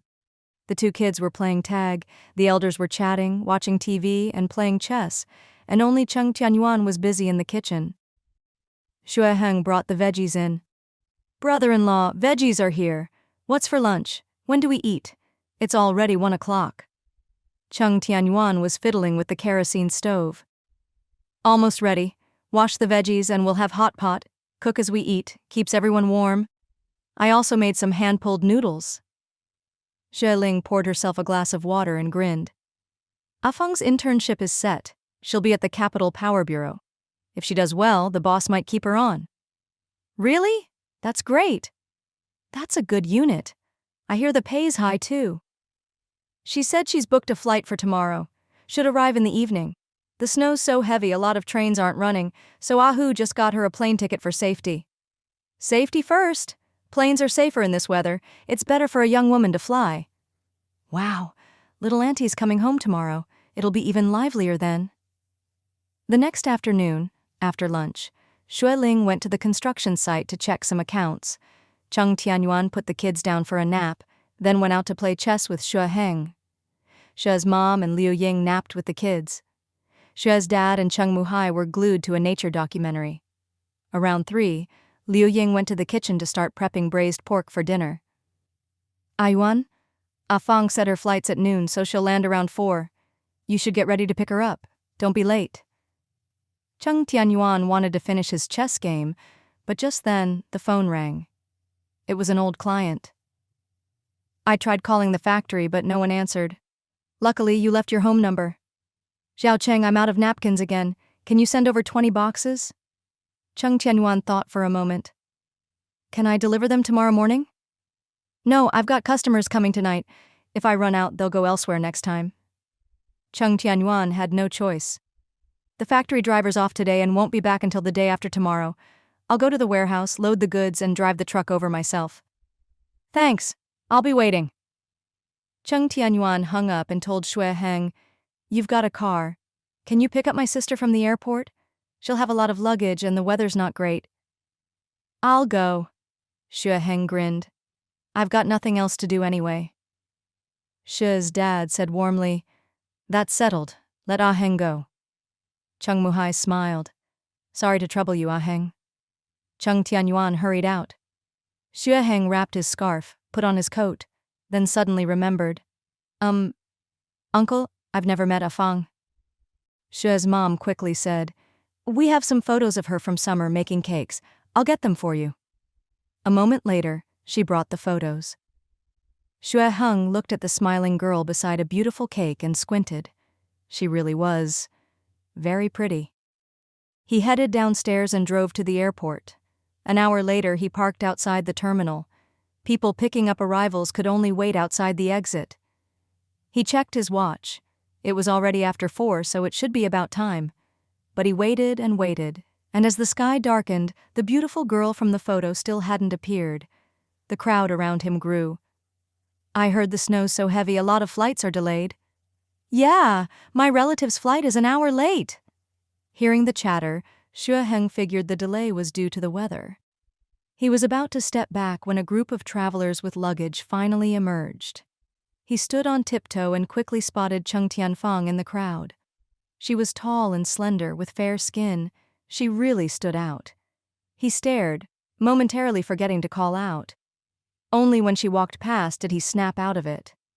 Afeng." Cheng Tianyuan heard her name, turned, and saw a tall, slim, handsome young man smiling shyly at her. Her heart skipped a beat. "Wow, he's really handsome. Practically perfect." Xue Ling quickly held up the photo. I'm Xue Ling, Ling Ling's cousin. My brother-in-law had to deliver goods last minute, so he asked me to pick you up." Cheng Tianyuan broke into a bright smile. "So you're Xue Ling. Nice to meet you." Seeing her beautiful smile, Xue Ling's face flushed red. I'll help you with your luggage. The car's over there." Cheng Tianyuan apologized. "You must have waited a long time? The flight was delayed a whole hour. Sorry about that." "No worries," Xue Ling grinned. "Didn't feel long at all." He eagerly grabbed all her bags and strode ahead. "Tired from the trip? Over 2 hours in the air, plus the delay. Whoa! The ground was still covered in snow. Distracted by talking, he slipped and fell, the bags landing on top of him. Cheng Tianyuan rushed over, worried. Are you okay? Does it hurt? Xue Ling laughed, his face turning even redder. I'm fine. Really not hurt at all. That night, no one had eaten dinner yet. Everyone was waiting for the two of them to come back so they could eat together. Zhao Yangyang and Ranran were hungry, so Liu Ying made some plain porridge and steamed 2 buns, letting the 2 little ones eat first. Ranran could already feed herself, and drinking porridge was no problem for her. But her younger brother wasn't as capable.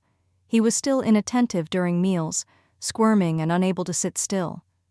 Cheng Tianyuan was very patient and fed his younger son until he was full. It's 7 o'clock! Daddy! The cartoon is starting! Ranran clapped her hands excitedly. Grandpa Xue looked at his little grandson with affection and said gently, Grandpa will turn it on for you. When Zhao Yangyang saw his older brother going to watch cartoons, he didn't want to be left behind and hurried over to join him. Xue Ling glanced out the window and said softly, It started snowing again. I guess it's hard to walk quickly in the snow, so they haven't arrived yet. Cheng Tianyuan went to the kitchen and came back saying, The dishes and meat are all in the steamer. If anyone's hungry, why don't we eat first? No need, Xue's mother said with a smile. We had pancakes this afternoon, so we're not really hungry. Grandpa Xue said gently, Let's wait a bit. There's no rush. Half an hour later, Xue Ling and Cheng Tianyuan finally came back. Everyone gathered around Cheng Tianyuan, smiling and asking her all sorts of questions. Xue Ling sneaked a glance at her, unable to stop the corners of his mouth from turning up, his handsome face slightly flushed. Cheng Tianyuan called out, Heng, time to eat! Come on! Oh, it's cold outside and the heating is strong inside, your face is all red. Xue Ling was extremely embarrassed and said softly, It's too warm, so I'm not used to it. At dinner that night, Cheng Tianyuan chatted away, excitedly telling everyone about things at her school. Xue Ling told her that it was confirmed she would intern at the capital's Electric Power Bureau for 5 months, and said that if she performed well, Boss Liao's brother-in-law had promised to personally apply to the Education Bureau to let her stay. Cheng Tianyuan was overjoyed and hugged Xue Ling's arm. Thank you, sister-in-law. I told my classmates that my household registration was moved to the capital and that I'm aiming to work here in the future. They were all so envious. I told them it was because my sister-in-law is a local and she specially helped me move my registration and even bought me a new apartment. They were even more jealous. They all envy me for having such a great sister-in-law. Everyone laughed. Cheng Tianyuan beamed and said, Dad, Mom, I bought you some thick winter underwear. Uncle, Auntie, I got you the most famous pickled radish from the provincial capital, the kind you said was delicious last time. I also bought puppet toys for Ranran and Zhao Yangyang. Thank you. Xue's mother looked at her, dressed in a thin sweater, her skin fair, her neck graceful, and couldn't help but praise, Our Fang gets prettier every year. We haven't seen her for more than half a year, and she's even more beautiful now. Cheng Tianyuan smiled sweetly. Xue Ling, off to the side, kept glancing at her and couldn't help but smile too. Cheng Tianyuan sensed his gaze and snuck a look back. The two of them met eyes awkwardly, then quickly looked away. Auntie, your face is red, Ranran muttered. Are you hot? Cheng Tianyuan was embarrassed and forced a smile. It's hot. There's no heating where I was, so coming inside with the heat, I'm not used to it. Cheng Tianyuan brought up a big pot and called out, The lamb stew is here. Everyone be careful. It's hot. Everyone ate happily. After eating a piece, Cheng Tianyuan quickly reached for another. Her chopsticks bumped into someone else's. It was Xue Ling. Their eyes met and both hurriedly pulled their chopsticks back. Xue Ling managed a smile. You first. Thank you. You have some too, Cheng Tianyuan said softly. The others were busy eating and didn't notice anything unusual. That night, when Xue Ling got home, his parents were already back. Dad, Mom, you don't have night shifts? Not tonight, Mrs. Chen explained. But it was too cold to go to the market, so we just ate at the hospital cafeteria before coming home. Have you eaten? Xue Ling grinned. I have all my meals at my brother-in-law's house now. Xue Ling, who was reading the newspaper, said, I don't have to be on duty tomorrow, so I'm going to play chess with Mu Hai and Wu. Mrs. Chen was a bit envious and asked, So you all eat over there? Xue Ling raised an eyebrow and retorted, What else? Are you going to come home and cook for us? Even if you did, it wouldn't taste good. Go on, Mrs. Chen said playfully. How could I compare to Sister Ying and Yuan's cooking? Xue Ling seemed to remember something and said softly, Mom, last time you said that when you're off for the new year, we'd go on vacation to the southern island and invite Huan to come too. No. Mrs. Chen's face darkened a little and she said quietly, That was before your brother's accident. Uncle Wu helped us with such a large sum of money, and only then was your brother safe. Otherwise, we need to save up quickly so we can pay Uncle Wu back. We have to be frugal and not spend recklessly. No need, Xue Ling said gently. I'll pay it back. The accounts for the branch factory are all settled for this year. We had a lot of orders, so I worked overtime for more than half a year and earned a decent amount. According to my agreement with Uncle, I get a 20% bonus. Xue Ling and Mrs. Chen both got nervous and asked, How much is that? Xue Ling replied, There are still 2 payments pending, but the total is already out, about 3.4 million. Although it's less than half of the main factory with fewer workers and machines here, this kind of progress is a big leap. Uncle praised me a lot. That much? Mrs. Chen was so excited, her voice trembled. So that's how many 100,000? Xue Ling smiled. Over 600,000. Wow! Mrs. Chen hugged her son, thrilled. That's enough. More than enough. I thought it would take years to pay back such a big sum. This is great. We can pay it back this year. Uncle Wu helped us so much, solving our urgent need. We're so grateful, but we can't let them keep giving us money and help. We have to pay it back. Xue Ling nodded and smiled. After paying back 500,000, we'll still have over 100,000 left. If Huan wants to buy a house, I can help him any time. No need. He can buy one himself when he earns enough, Xue Ling said gently. Mrs. Chen wiped her tears, choked with emotion. You finally made something of yourself. With Uncle Wu's guidance, you earn more every year. We have a house, a car, and you can make so much in a year. Your dad and I can finally relax. Your brother is your family, and he lives on his salary now. This sum is too big. You helping him shows what a good big brother you are. Mom, we're all family, Xue Ling said. Huan is my real brother. As long as I can help, I will. I can still save over 100,000 this year, and I'll try to earn even more next year. Great!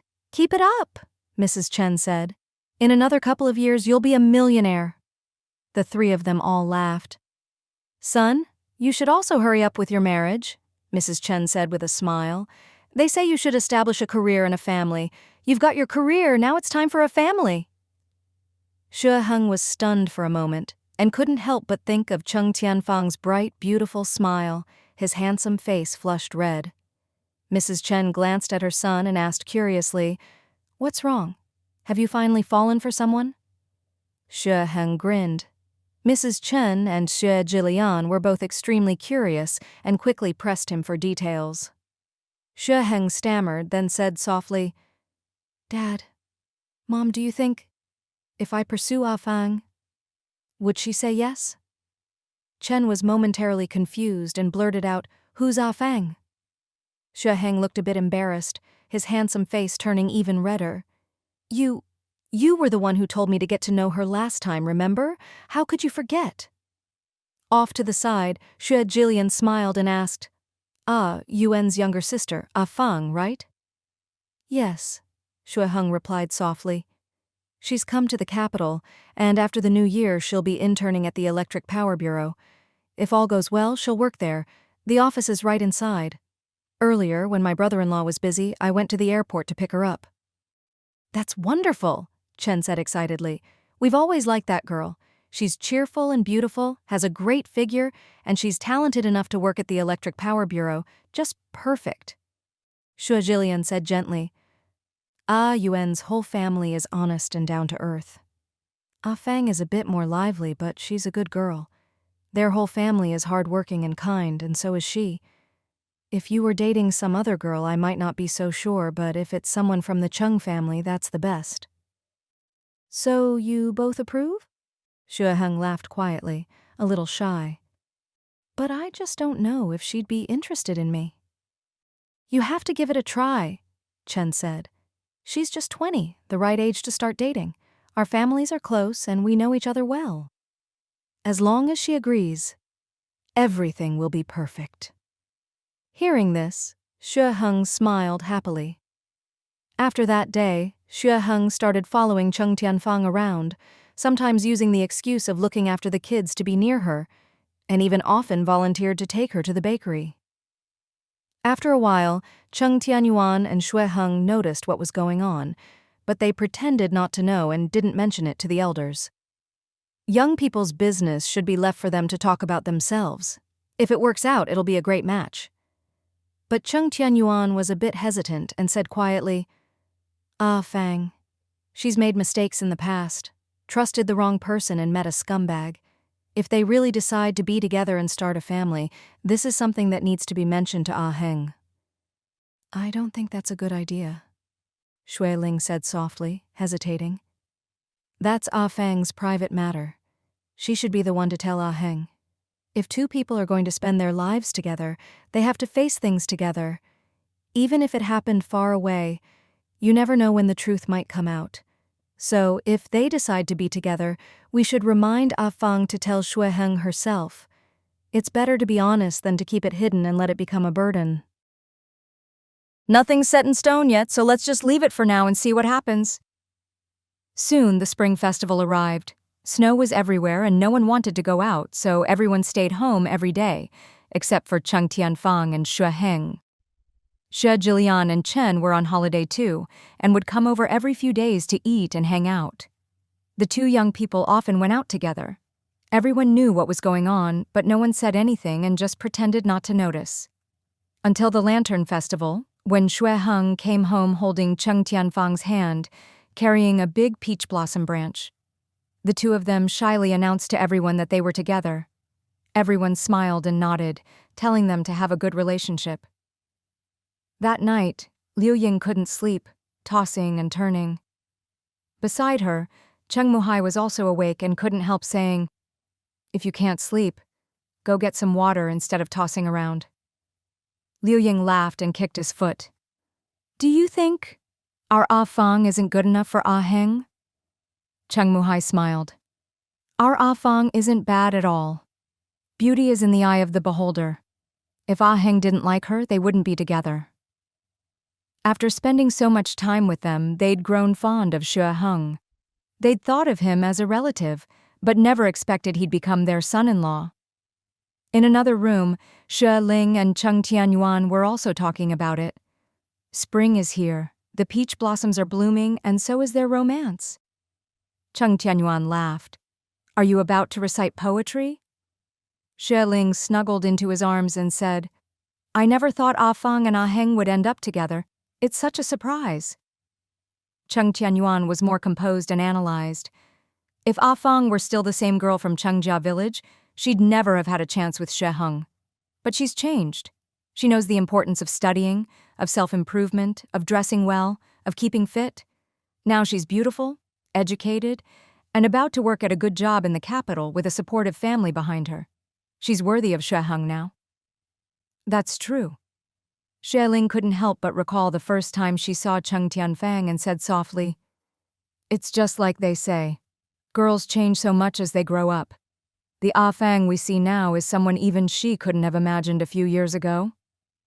Cheng Tianyuan kissed her forehead and said gently, She earned all this through her own hard work. We should be happy for her. I'm very happy, Xue Ling giggled. One is my little sister-in-law, the other is my cousin. They're both family. Now, Heng is truly one of us.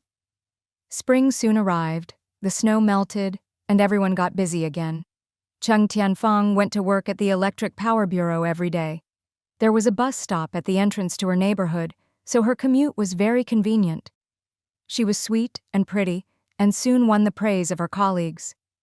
Several single coworkers even tried to pursue her.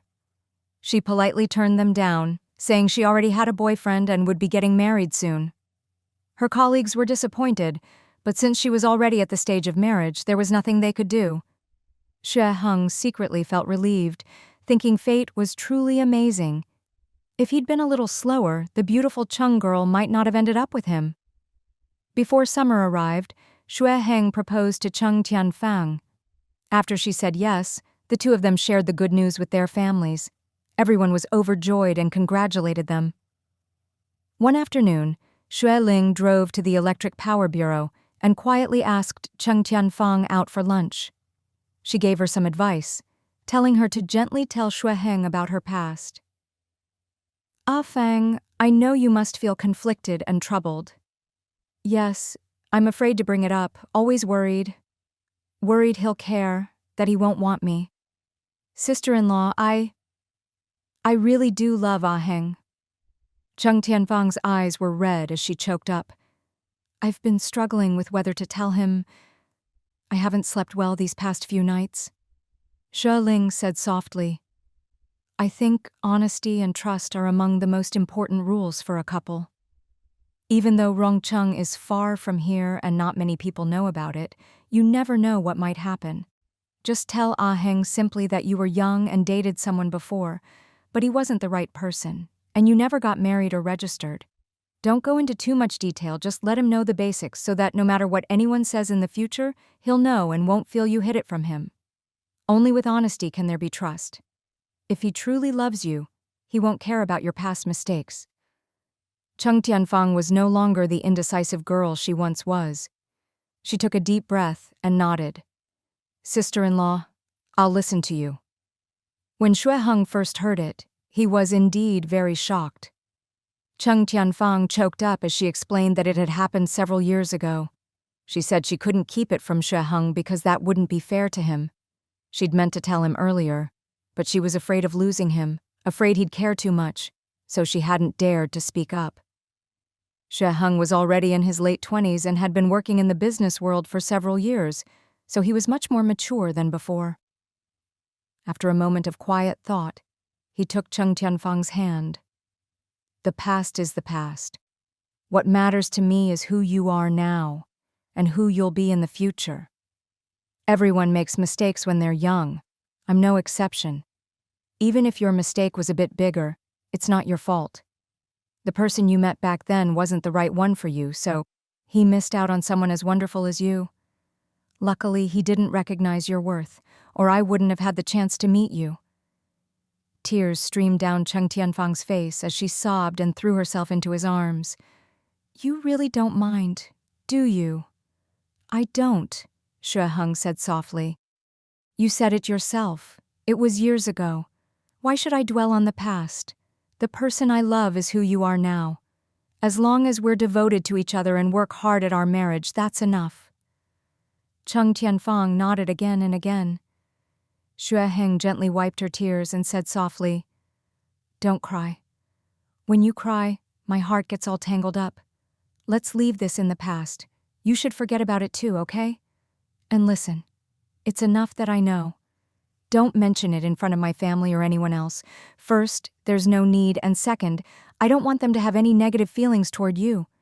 But don't worry, even if they did, I'd always stand by you." "Thank you." Cheng Tianyuan nestled in his arms. Xue Ling patted her shoulder gently and said, "My parents really like you, and my brother does too. We'll be a family from now on. I just hope you'll love our little family with me and get along well with everyone." "I'll be good to Uncle and Auntie," Cheng Tianyuan said with a shy smile. "They've always been so kind to me, and now they're your parents." "Silly," Xue Ling laughed softly. "They're your parents now too." Cheng Tianyuan blushed and hid in his arms. 2 months later, the leadership at the Electric Power Bureau signed off on making Cheng Tianyuan a permanent staff member, and she started receiving a base salary and small allowances. The work hours at the bureau were very regular, from 8:30 in the morning to 5 in the afternoon. Cheng Tianyuan got up early to exercise and helped take care of her two nephews. At lunchtime, she often went to the cafeteria to bake bread for her colleagues, and after work she'd go home to help with dinner and feed the two little boys. Xue Ling had to work overtime every 3 days and was now living at the factory. Cheng Tianyuan often brought him dinner, taking the bus back and forth. Xue Ling felt bad that she had to squeeze onto crowded buses every day, so he asked Cheng Tianyuan to buy her a small car worth several tens of thousands so she could get around more easily. Her colleagues at the bureau were envious when they saw she had a car so soon after starting work. When they found out it was a gift from her fiancé, they were even more jealous. "What does your fiancé look like? Why haven't we seen him? Doesn't he drive you to work?" "His family must be rich, right? He just bought you such an expensive car." "How old is he? Is he good-looking?" Cheng Tianyuan smiled and shook her head. "He's just from an ordinary family and does a bit of small business, so he's made a little money, but we don't spend recklessly. Mainly, he was worried about me taking the bus to and from work, so he bought me this car for safety." Her colleagues thought she was just being modest and laughed it off. Xue Ling and Chen saw that Xue Ling was too busy to even think about getting married, so they decided to set the wedding for the end of the year. Everyone was busy and all agreed with the plan, especially Xue Ling, who was hardly ever home at night because she sometimes had to work late at the construction site until 8, then handle the accounts and buy materials. Sometimes she didn't get home until 2 or 3 in the morning. Cheng Tianyuan felt bad for her, but there wasn't much he could do. The main factory was at its peak season, so he was swamped too, and with 2 kids at home, if she couldn't be there, he had to make time to be with them. No matter how tired or busy she was, Xue Ling always took the kids downstairs to play for a while in the morning before rushing off to work. Cheng Tianyuan also thought it was best to have the wedding at the end of the year, since she'd just settled into her job. If she waited until the end of the year to get married, the leaders wouldn't think she was putting her personal life ahead of work. Soon, autumn arrived, and Xue Ling's Ronghua Mall was finally completed. "There's 1 month left to finish the plaza in front. I'm planning to put in a small fountain, separate it from the crowds with some grass and flowers. I've already hired someone to design it. There are 2 plans, and once I pick one, we'll start right away." Xue's father paused with his chopsticks and couldn't help asking, "I heard there's a row of shops behind the mall. Are you planning to do food there?" "Yes," Xue Ling explained. "With such a big mall, there'll be lots of people every day who need to eat and drink, so it's perfect to set up small restaurants in the back. There are more than 30 units, and they'll all be rented out." Xue's father nodded with a smile. "That's very good." Chung Muhai couldn't help asking, "Ling, I see there are a lot of floors. How many apartments are there upstairs?" Xue Ling replied with a smile. "There are 28 floors in total, and 19 of them are apartments. Right now, there are about 500 unfinished units, all sizes, with windows on all sides, right in the city center. The environment is excellent." Xue's mother nodded and asked, "So after buying, people have to decorate themselves? That's a bit of a hassle." Xue Ling explained, "I told Liu Xiaoyu, just paint the walls and ceilings. First, I don't have enough money for more, and second, people in the capital have high standards and their own ideas about decorating. If it's all the same, they won't like it." "True," Xue's father said quietly. "That makes sense. For example, in this combined apartment we live in, if it were up to me, I'd think the decoration is too simple. But the space is big enough for all of us, so I can't complain." "Don't worry," Xue Ling laughed. "I've reserved the best floor for our family, so we can live however we want and decorate however we like." At the other end of the table, Chen put down her bowl and smiled. "Ling, I've discussed it with your uncle and the others. We're planning to buy 3 units on the same floor over there. We couldn't afford it before, but thanks to Ah Heng and your uncle's help, we've made some money these past 2 years. We'd like you to help us pick a good floor."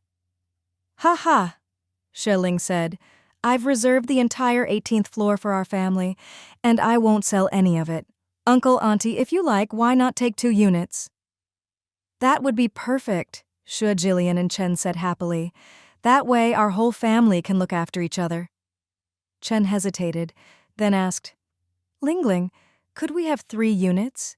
I mean, young people need their own space. We'll just be next door, not living together with them. Xue Ling raised her eyebrows and explained, No need, 2 units are enough for you. I'll give Ah Fang a large one as a wedding home for her and Ah Heng. No, Chen said with a laugh, waving her hand. Ah Heng should earn the money and buy it himself. You've invested so much in this mall, and as relatives, we're already getting a good deal. We can't keep taking advantage. That's right, Xue Jilian shook his head. All of us living on the same floor is already wonderful and very convenient. In the city center, apartments are extremely expensive. The fact that we can all be together is already a rare opportunity. Ah Heng can earn his own money and buy from you. Hey, Xue Ling laughed. We only have one little sister-in-law in the family. Now that she's getting married, as her sister-in-law, I have to add something to her dowry. She's my little sister-in-law and he's my brother. How could I be formal with them? I have hundreds of apartments to sell. One more or less doesn't matter. Xue's father smiled gently and said, If she wants to give it, just accept it. Ah Fang is such a lovable girl. As long as Ah Heng treats her well and you're kind to her, Muhai and Ying will be at ease. Exactly, Xue's mother added. Ah Fang is getting married, and as elders we all want to add to her dowry. As her sister-in-law, it's even more appropriate. She's managed such a big project, she's not going to miss one apartment. Don't be so polite with her. Chen and Xue Jilian still felt a bit embarrassed. Cheng Muhai and Liu Ying, on the other hand, were deeply moved. First, their daughter-in-law was so thoughtful, helping them prepare a dowry for their daughter. Second, if everyone could live together, it would be lively. They could look after each other and still have their own space. What could be better? When Xue Heng and Cheng Tianyuan heard the news, they were both secretly delighted. Living on the same floor? That's great. Xue Ling explained, Yes, once you get off the elevator, it's just left or right. Very convenient. There are 4 elevators at the corners, so you can choose whichever you like. Except for our 18th floor, all the others are separated. Our floor is just 1 unit after another. Ling, I'll buy, Xue Heng said happily. I'm already thrilled that Ah Fang is marrying me. We don't need a dowry or anything. I should prepare the wedding home myself. Cheng Tianyuan also shook her head. Sister-in-law, you've already given me so much. How can I take another apartment? Xue Ling thought for a moment and said, The dowry is something our family should prepare, according to our means. If you want to prepare your own wedding home, then pick any unit you like on the 18th floor. We'll live in a 300 square meter one, and you can choose from the rest. All right, Xue Heng nodded. We'll go pick one together when we have time. Xue Ling thought again and explained, I'll also reserve 2 shops on the first floor of the mall for Ah Fang as part of her dowry. Right now, she mainly earns a salary, which is stable but not much. With 2 shops, she can either start her own business or rent them out, earning a few hundred more each month. Wow. Cheng Tianyuan's eyes lit up. Sister-in-law, can I invest in a bakery? Of course, Xue Ling said. When you and Ah Heng go pick your wedding home, check out the first floor and choose the best spot. Thank you, sister-in-law. Cheng Tianyuan was full of gratitude. Xue Heng, however, felt a bit embarrassed and quietly reminded her. This isn't really right. You don't understand the design. This is a mall, mainly for business. The first floor shops are worth more than the apartments upstairs. You're embarrassed to take an apartment, but you're taking 2 shops at once. That's too greedy. Cheng Tianyuan blushed in embarrassment. I was just thinking about doing business and didn't think about that. Xue Ling laughed. What's there to be polite about? If it's suitable for Ah Fang to do business, isn't that perfect? If you don't want what I give, I'll just give you something else. Are you saying we're not family? Cheng Muhai said gently, All right, your sister-in-law's arrangement is the best. In the future, just help out at home more and look after your nephews." Hearing this, Xue Ling and Cheng Tianyuan finally accepted with gratitude. A month later, the plaza was finished and the shops started putting up "for rent" signs. A bunch of eager business owners rushed to find Xue Ling. Xue Ling hired 2 secretaries to help, and even with boss Liao and Liu Xiaoyu, they were still busy. Cheng Tianyuan brought a friend to discuss renting the 4th to 10th floors, planning to open an international hotel. Xue Ling was a bit reluctant, since she'd originally wanted to do it herself. Cheng Tianyuan quietly reminded her that this wasn't her area of expertise. She could invest or rent out, but shouldn't get involved in the management. Xue's father agreed with his son-in-law. "Why work so hard? Don't be too greedy. This big mall is enough for you to spend for a lifetime. Just invest and rent it out. Don't wear yourself out." "Exactly," Xue's mother scolded. "Xiao Yangyang is already 2, and Ran is in kindergarten. You should hurry up and have a little girl. Spend more time at home and with the kids." Xue Ling giggled.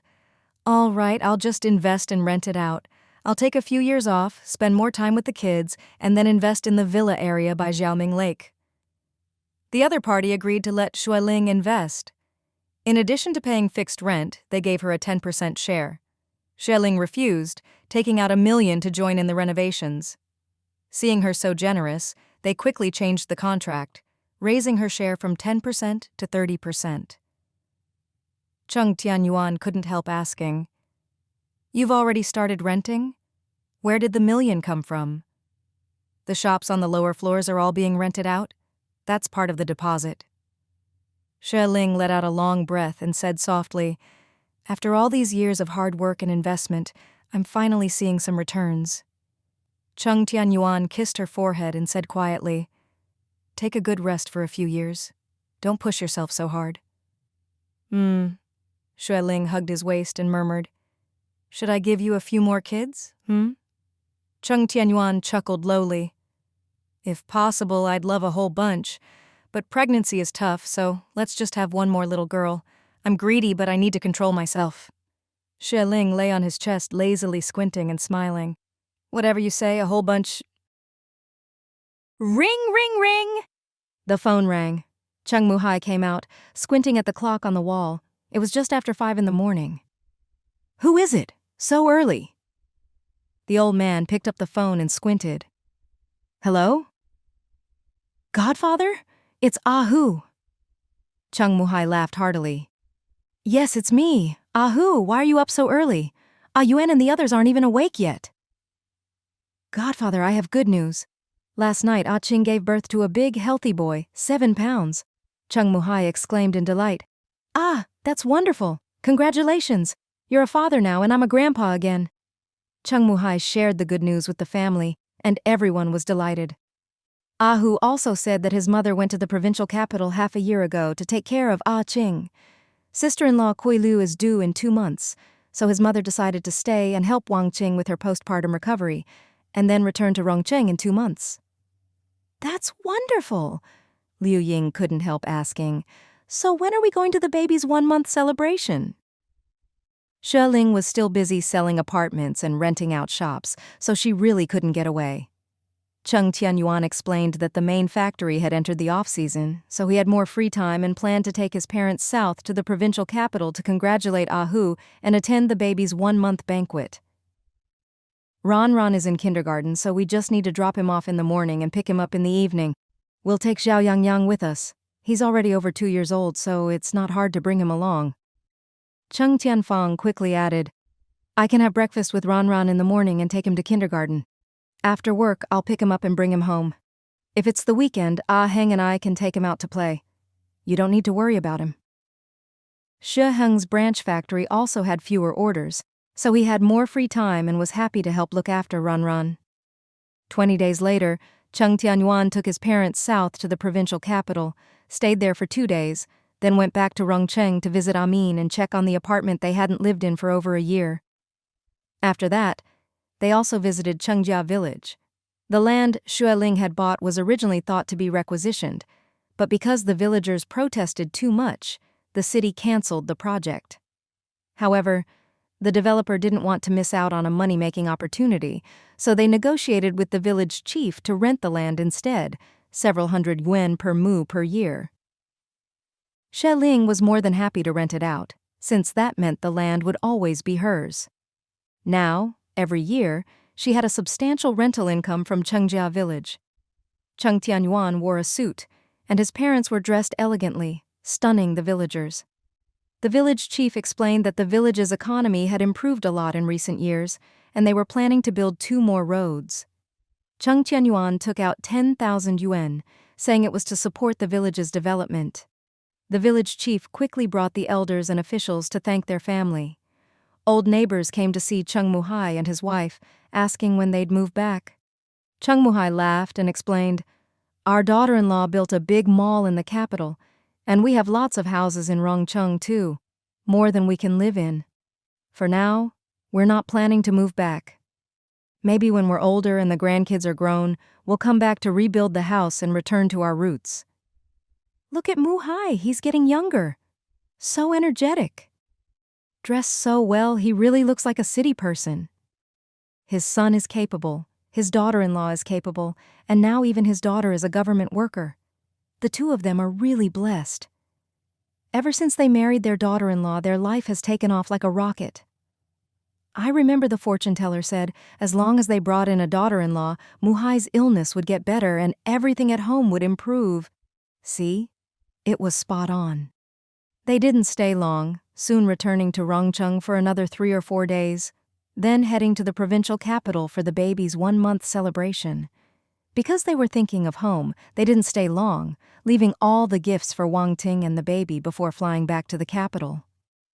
Ah Hu said with a big smile, "When New Year comes and the baby's a bit older, we'll fly over to see you." Last year, Ah Ching was preparing for pregnancy, so we didn't want to travel and spent New Year in Rongcheng. This year my mom will be looking after sister-in-law Kui Liu, so Ah Ching and I plan to bring our son to spend New Year with you. Of course, we'll come early. We have to attend Ah Fang's wedding. We'll be waiting for you, Cheng Tianyuan laughed. The baby will be over 3 months old by then and still breastfeeding, so it'll be easy to bring him. Remember to buy your tickets early. I'll pick you up at the airport. Will do. Ah Hu waved. Tell sister-in-law to save us a big room. Don't worry about rooms. We have several apartments, Cheng Tianyuan laughed. In the blink of an eye, winter arrived. Xue Ling handed everything over to the mall management, and seeing that the mall was running smoothly, she became a hands-off boss, spending her days at home with her son, eating, sleeping, and helping prepare for the wedding. Xue Heng and Cheng Tianfang's wedding was set for 2 days before Lunar New Year's Eve, with the ceremony at the Xue family's old house and the wedding home in the new apartment on the 18th floor of the mall. Xue Heng had worked hard these past few years and bought 3 large apartments at once, choosing the one at the end as the wedding home. Renovations had started 3 or 4 months earlier and were finished last month. Xue Ling reminded them to stay there only on the wedding day, and to keep the place ventilated until after the New Year in spring, just in case there were any pollutants from the renovations. Cheng Tianfang said, "Anyway, everyone will be together for New Year. He can just stay in my room." Before the little New Year, Ah Hu sold off all his stock, then flew north to the capital with his wife and son. Xue Ling and Cheng Tianyuan drove to the airport to pick them up.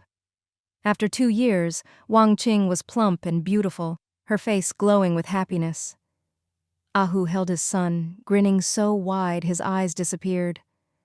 Wang Qing and Xue Ling hugged tightly. Ah Hu asked, "Where are we staying? Is everything ready?" Cheng Tianyuan explained, "There's still a room at home, but it's a bit small. We have 2 more apartments in the complex, fully furnished, and Afang and I already cleaned them for you. You can move in any time." "No way," Ah Hu said. "I've been busy all year, and this time I'm here to relax and freeload. We want to stay together so I can chat with Godfather and everyone. We all have plenty of places to live, but I'd rather we all squeeze in together. It's warmer that way."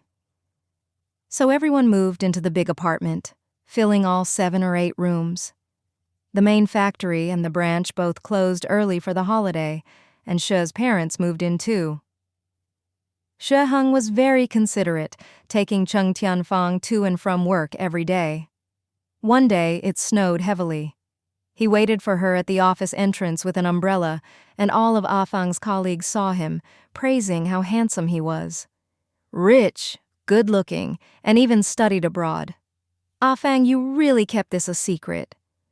Cheng Tianyuan smiled sweetly and said, I'm getting married on the 28th. I'll hand out invitations tomorrow and hope you can all come to our wedding banquet. Where's the banquet? We'll definitely be there, Xue Ling explained graciously. The wedding will be at my old family home, and the banquet is at noon that day. It'll be at the Ronghua Grand Hotel Banquet Hall, on the 4th floor of Ronghua Mall in the city center. The hotel had just finished renovations and opened for business 2 weeks earlier, with dragon and lion dances in the plaza downstairs as lively as a festival. The news and newspapers in the capital all reported on the big event, and Xue Ling, as the owner of Ronghua Mall, was even featured in a news interview. When her colleagues heard, they all exclaimed in amazement, "Oh my! I heard the banquet hall at the Grand Hotel is fully booked through the end of the year, and you still managed to get it? Impressive." Xue Ling and Cheng Tianyuan exchanged a glance and modestly said, they had friends helping, so it was easier to arrange. All the colleagues said they wanted to check out the mall and promised to come and celebrate. In the blink of an eye, the wedding day arrived. Everyone was busy, bustling in and out, and the whole house was filled with joy and festivity. Xue Ling and Chen specially went to invite third uncle to be their wedding witness, and he happily agreed. Third uncle said, I know Ah Yuan's little sister well. She's cheerful, beautiful, respectful to elders, and loves children. She's a wonderful girl. Ah Heng is truly blessed. Xue Ling was overjoyed and explained, now our families are even more closely connected. There's nothing better. Yes, even closer now. Third uncle smiled. I'll definitely have a drink at this wedding. Chen went over the wedding schedule with him, and third uncle listened carefully. He explained, these days I've been busy with Ah Huan and the others, working on this traditional medicine research. I'm in the lab every day, tinkering away, so I haven't had much time to see Ah Wu and the others. I didn't even know Ling Ling's mall had already opened until I saw her interview on TV. Xue Ling said, third brother, Ah Wu and the in-laws are all moving to the 18th floor of the mall. We've bought 3 apartments there too, and we'll move in next year, saving one for Ah Huan's future wedding. Ah Heng has finally made something of himself. Under Wu's guidance, his business is thriving. He paid for all 3 apartments himself. Good kid, third uncle praised. Ah Wu really put in the effort teaching Ah Heng almost hand in hand. They're as close as father and son. That's right, Chen said emotionally. Back then, we were so lucky to have Wu and his wife help us, guiding Ah Heng to get established here. And you, third brother, helped us transfer over so our family could reunite in the capital. Now Ah Heng is marrying into Ling Ling's family. Double happiness. We old folks are truly delighted. The wedding was held at the Xue family's ancestral hall. The bride and groom first wore traditional Chinese outfits, paid respects to their ancestors, then bowed to their parents and the wedding witness. Xue Ling insisted on also bowing to Uncle Wu and his wife, his eyes brimming with tears as he explained, Uncle and Aunt are like second parents to me. We must pay our respects. Uncle Wu and his wife tried to decline, but had no choice but to accept. Xue's mother beamed as she slipped a large gold bracelet onto Cheng Tianyuan's wrist. Everyone cheered in approval. Cheng Muhai and Liu Ying laughed and wiped away tears, reluctant to see their daughter marry but also happy for her. Ah Hu held his son, grinning from ear to ear. Wang Qing nestled at his side, clapping joyfully. Ran Ran and Xiao Yang, dressed in little suits, looked handsome and adorable as they sang a blessing song, making all the guests laugh with delight. Xue Ling handed out 2 big red envelopes, one for each child. Ran Ran shook his head and asked, Uncle, I have a dilemma. Now that you've married Auntie, you're my uncle-in-law. Should I keep calling you uncle or switch to uncle-in-law? Little Yang, still too young to say much, bounced around and shouted, Call what? Call what? Everyone burst out laughing. Xue Ling was stumped too. He squatted down, hugged Xue Ling, and pinched Ranran's fair cheek. "So what do you two think? Why don't you decide? Call me whatever you like, I'm fine with anything." Ranran shook his head. "I'm used to calling you uncle. Uncle-in-law is too hard." Xue Ling muttered, "Uncle, uncle." Xue Ling laughed. "All right, I think uncle is best too." A while later, everyone drove to the Grand Hotel. The bride and groom changed into a tuxedo and a snow-white wedding dress. The groom, handsome. The bride, beautiful. A picture-perfect couple. Wang Qing, ever the romantic, looked at Cheng Tianyuan in her wedding dress and whispered enviously, "Ling Ling, look, so beautiful. Wearing a white wedding dress and marrying the one you love, that must be every girl's dream." Xue Ling nodded, smiling happily. Beside them, Hu and Cheng Tianyuan exchanged a glance, both feeling a little guilty toward their wives. Hu whispered, "When we got married, she saved me a lot of money and only bought a red dress. If I'd known about this, I'd have spent whatever it took." Cheng Tianyuan didn't dare say a word. Back when he married Xue Ling, they were so poor they could barely afford food, let alone a new dress. Thinking of this, he felt even more tender toward his wife. At the wedding, Xue Jilian and Chen invited some colleagues and old friends. Xue Ling invited business associates, and Cheng Tianfang's colleagues came too. 24 tables in all. Cheng Muhai watched the radiant couple graciously greet their guests and couldn't help wiping tears from his eyes. "I've only ever seen scenes like this on TV. I never thought we'd live to see this day. Our son successful, our daughter happily married." Liu Ying was also moved to tears, whispering, "It's so good. Really so good." Ranran, seeing they weren't eating, quickly stood up to help serve them food. "Grandpa, Grandma, eat up!" Little Yang Yang, still clumsy with chopsticks, stabbed a meatball and stuffed it into Cheng Muhai's mouth. "Grandpa, eat, eat!"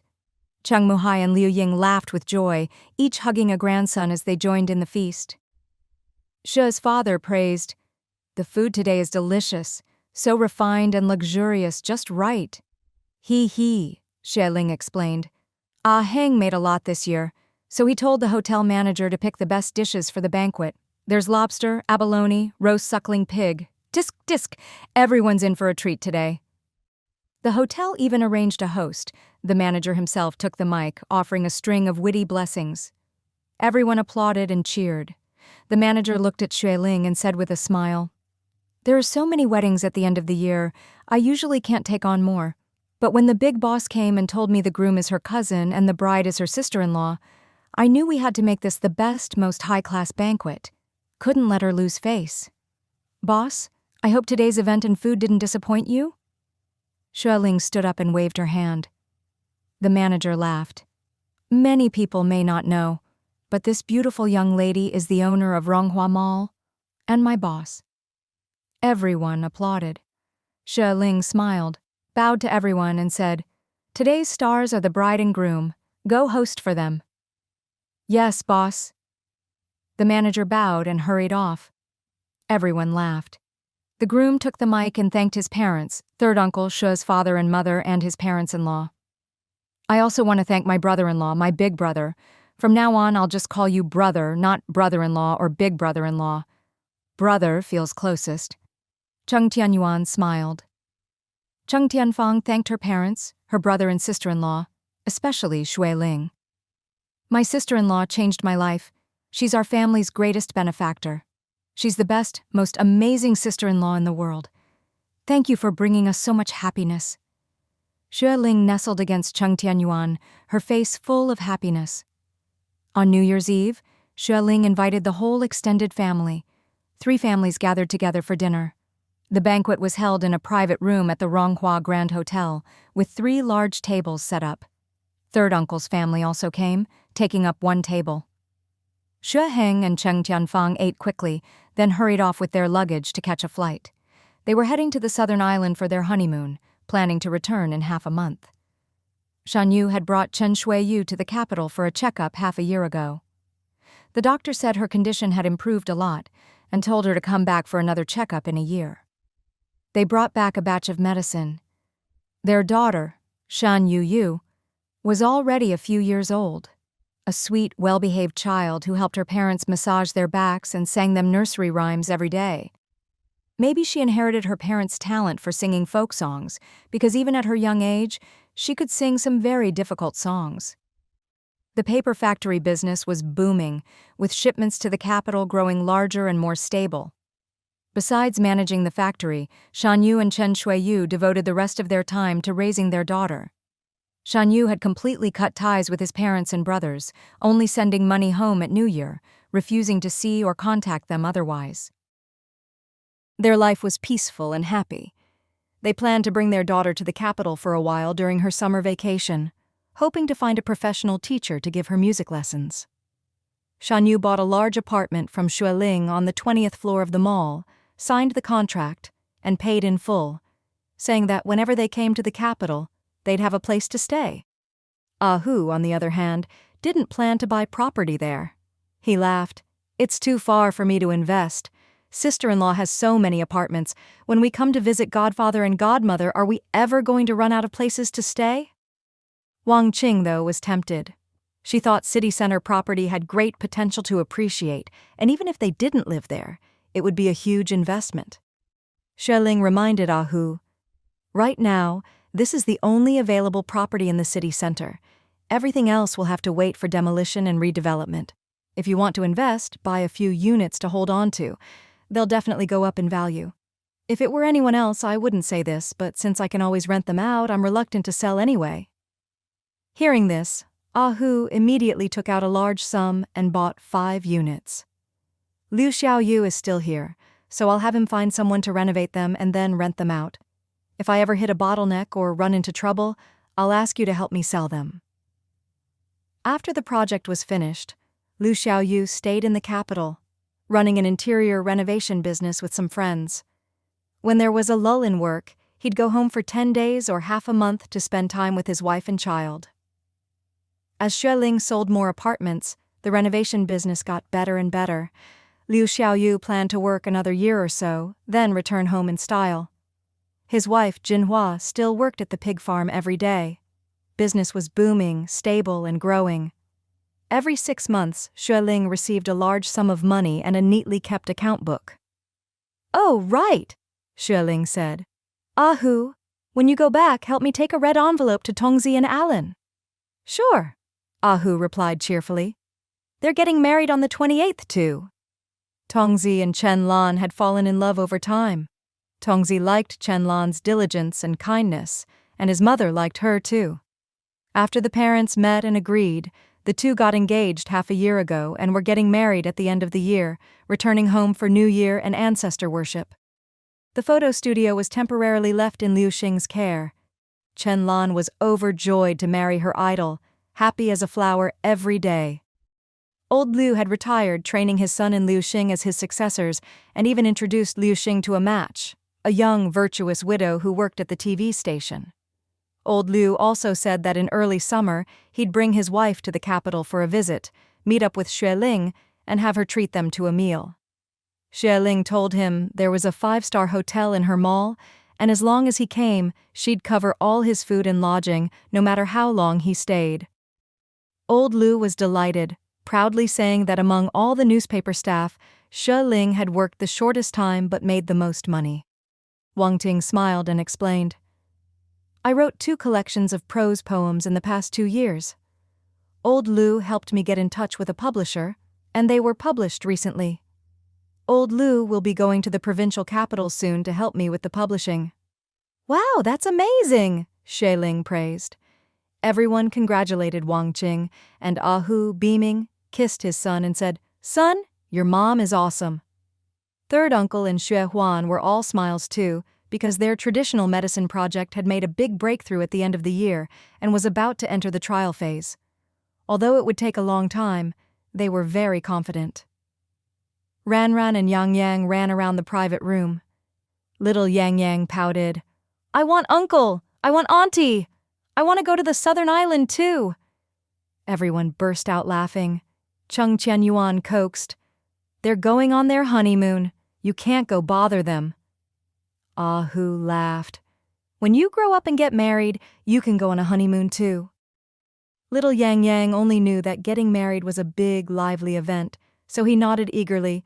Okay, okay. Everyone roared with laughter. After the Lantern Festival, Xue Ling and Cheng Tianyuan returned, bringing back a pile of gifts for everyone. Some are Southern Island specialties from Brother Shan Yu. They were so warm and welcoming, and little Yu Yu is so cute. She sings even better than the stars on TV. Sister Chen said they used to sing mountain songs, and even the hardest ones little Yu Yu can sing. Xue's father teased, "Don't envy people for having a precious daughter. You two should hurry up and have one yourselves." Xue Heng and Cheng Tianyuan both blushed and giggled. On the other side, Cheng Tianyuan put down his cup and smiled.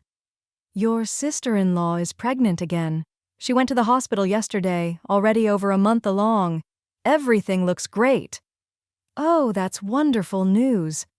This time, sister-in-law has to try for a baby girl." "I hope so too, but if it's a boy, that's fine," Cheng Tianyuan said gently. "They're all our children. Boy or girl, it's all good."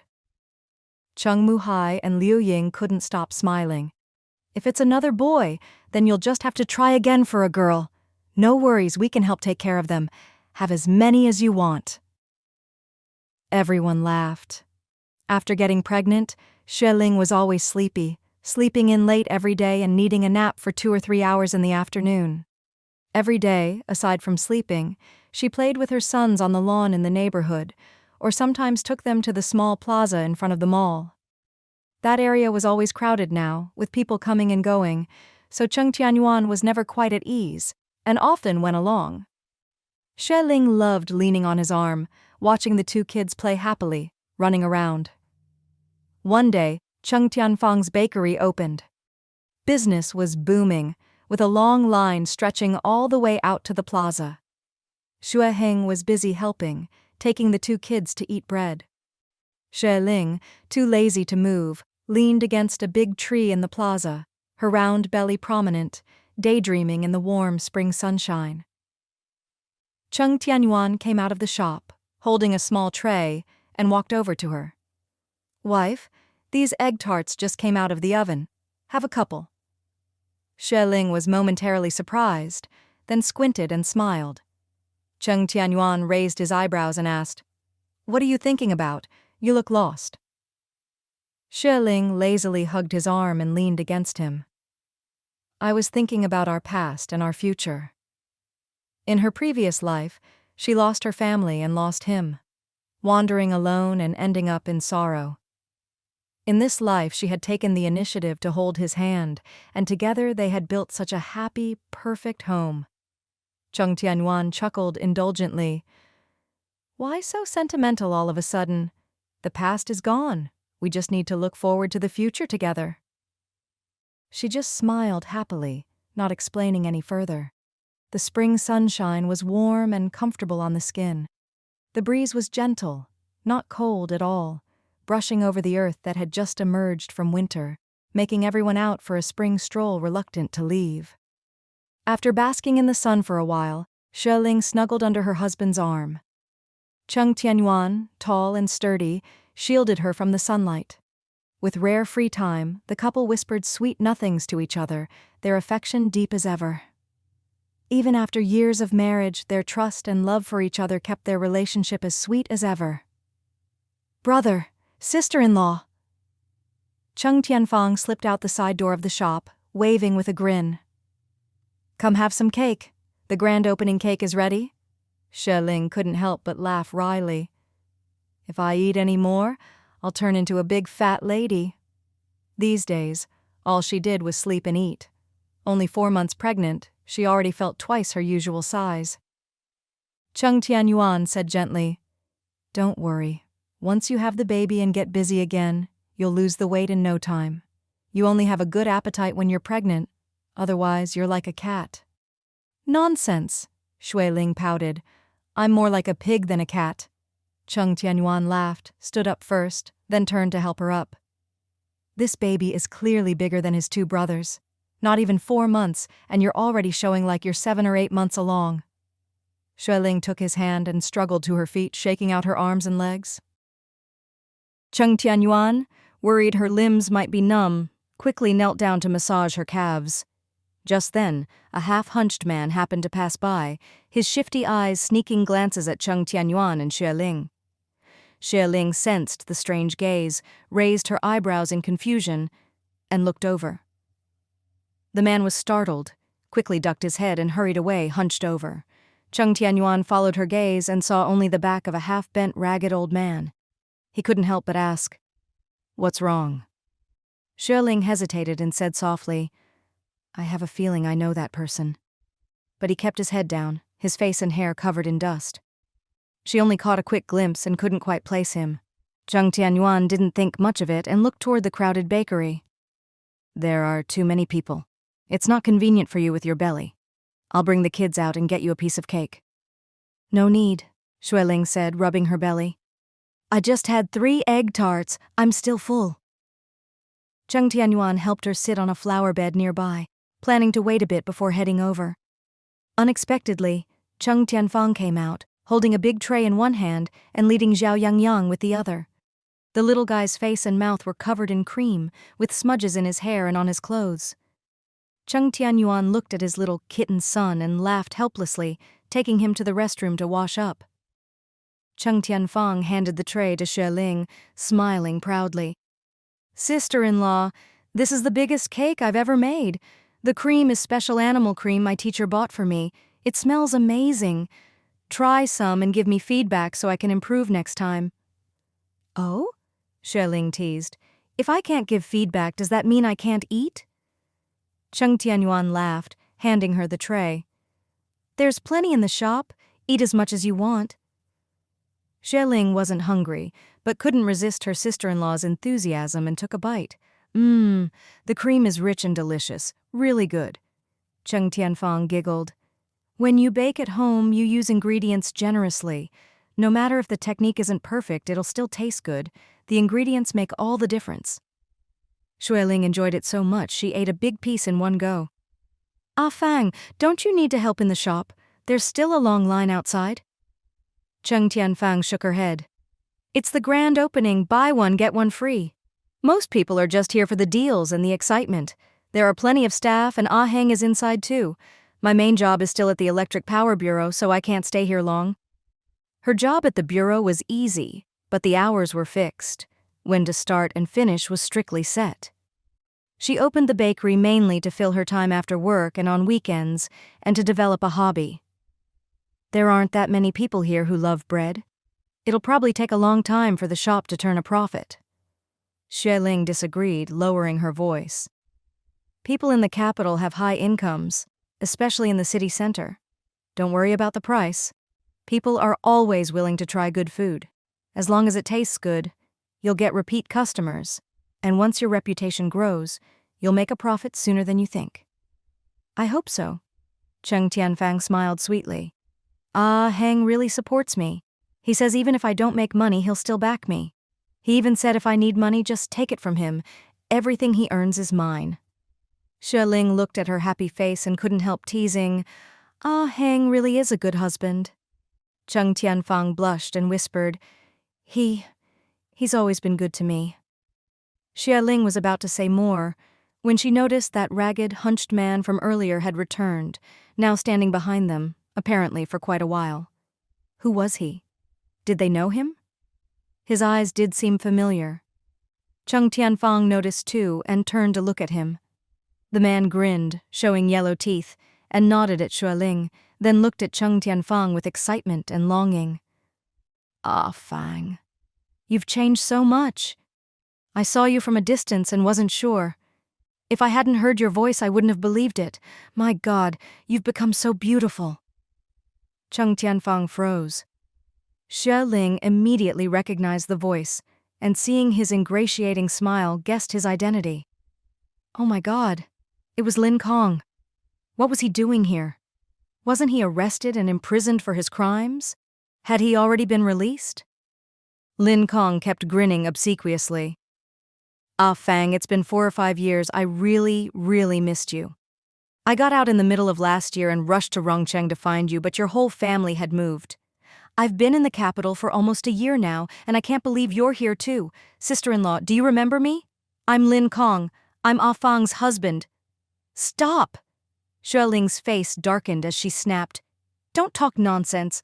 Ah Fang never registered a marriage with you, and she already cut ties with you at the police station. If you keep this up, we'll call the police.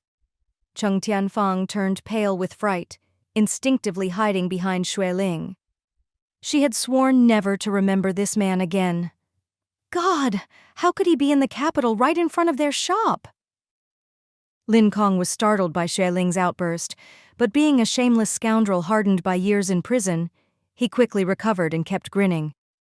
Sister-in-law, don't be like that. No matter what, Ah Fang and I were once husband and wife. We're family. Isn't it a bit harsh to talk to me like this?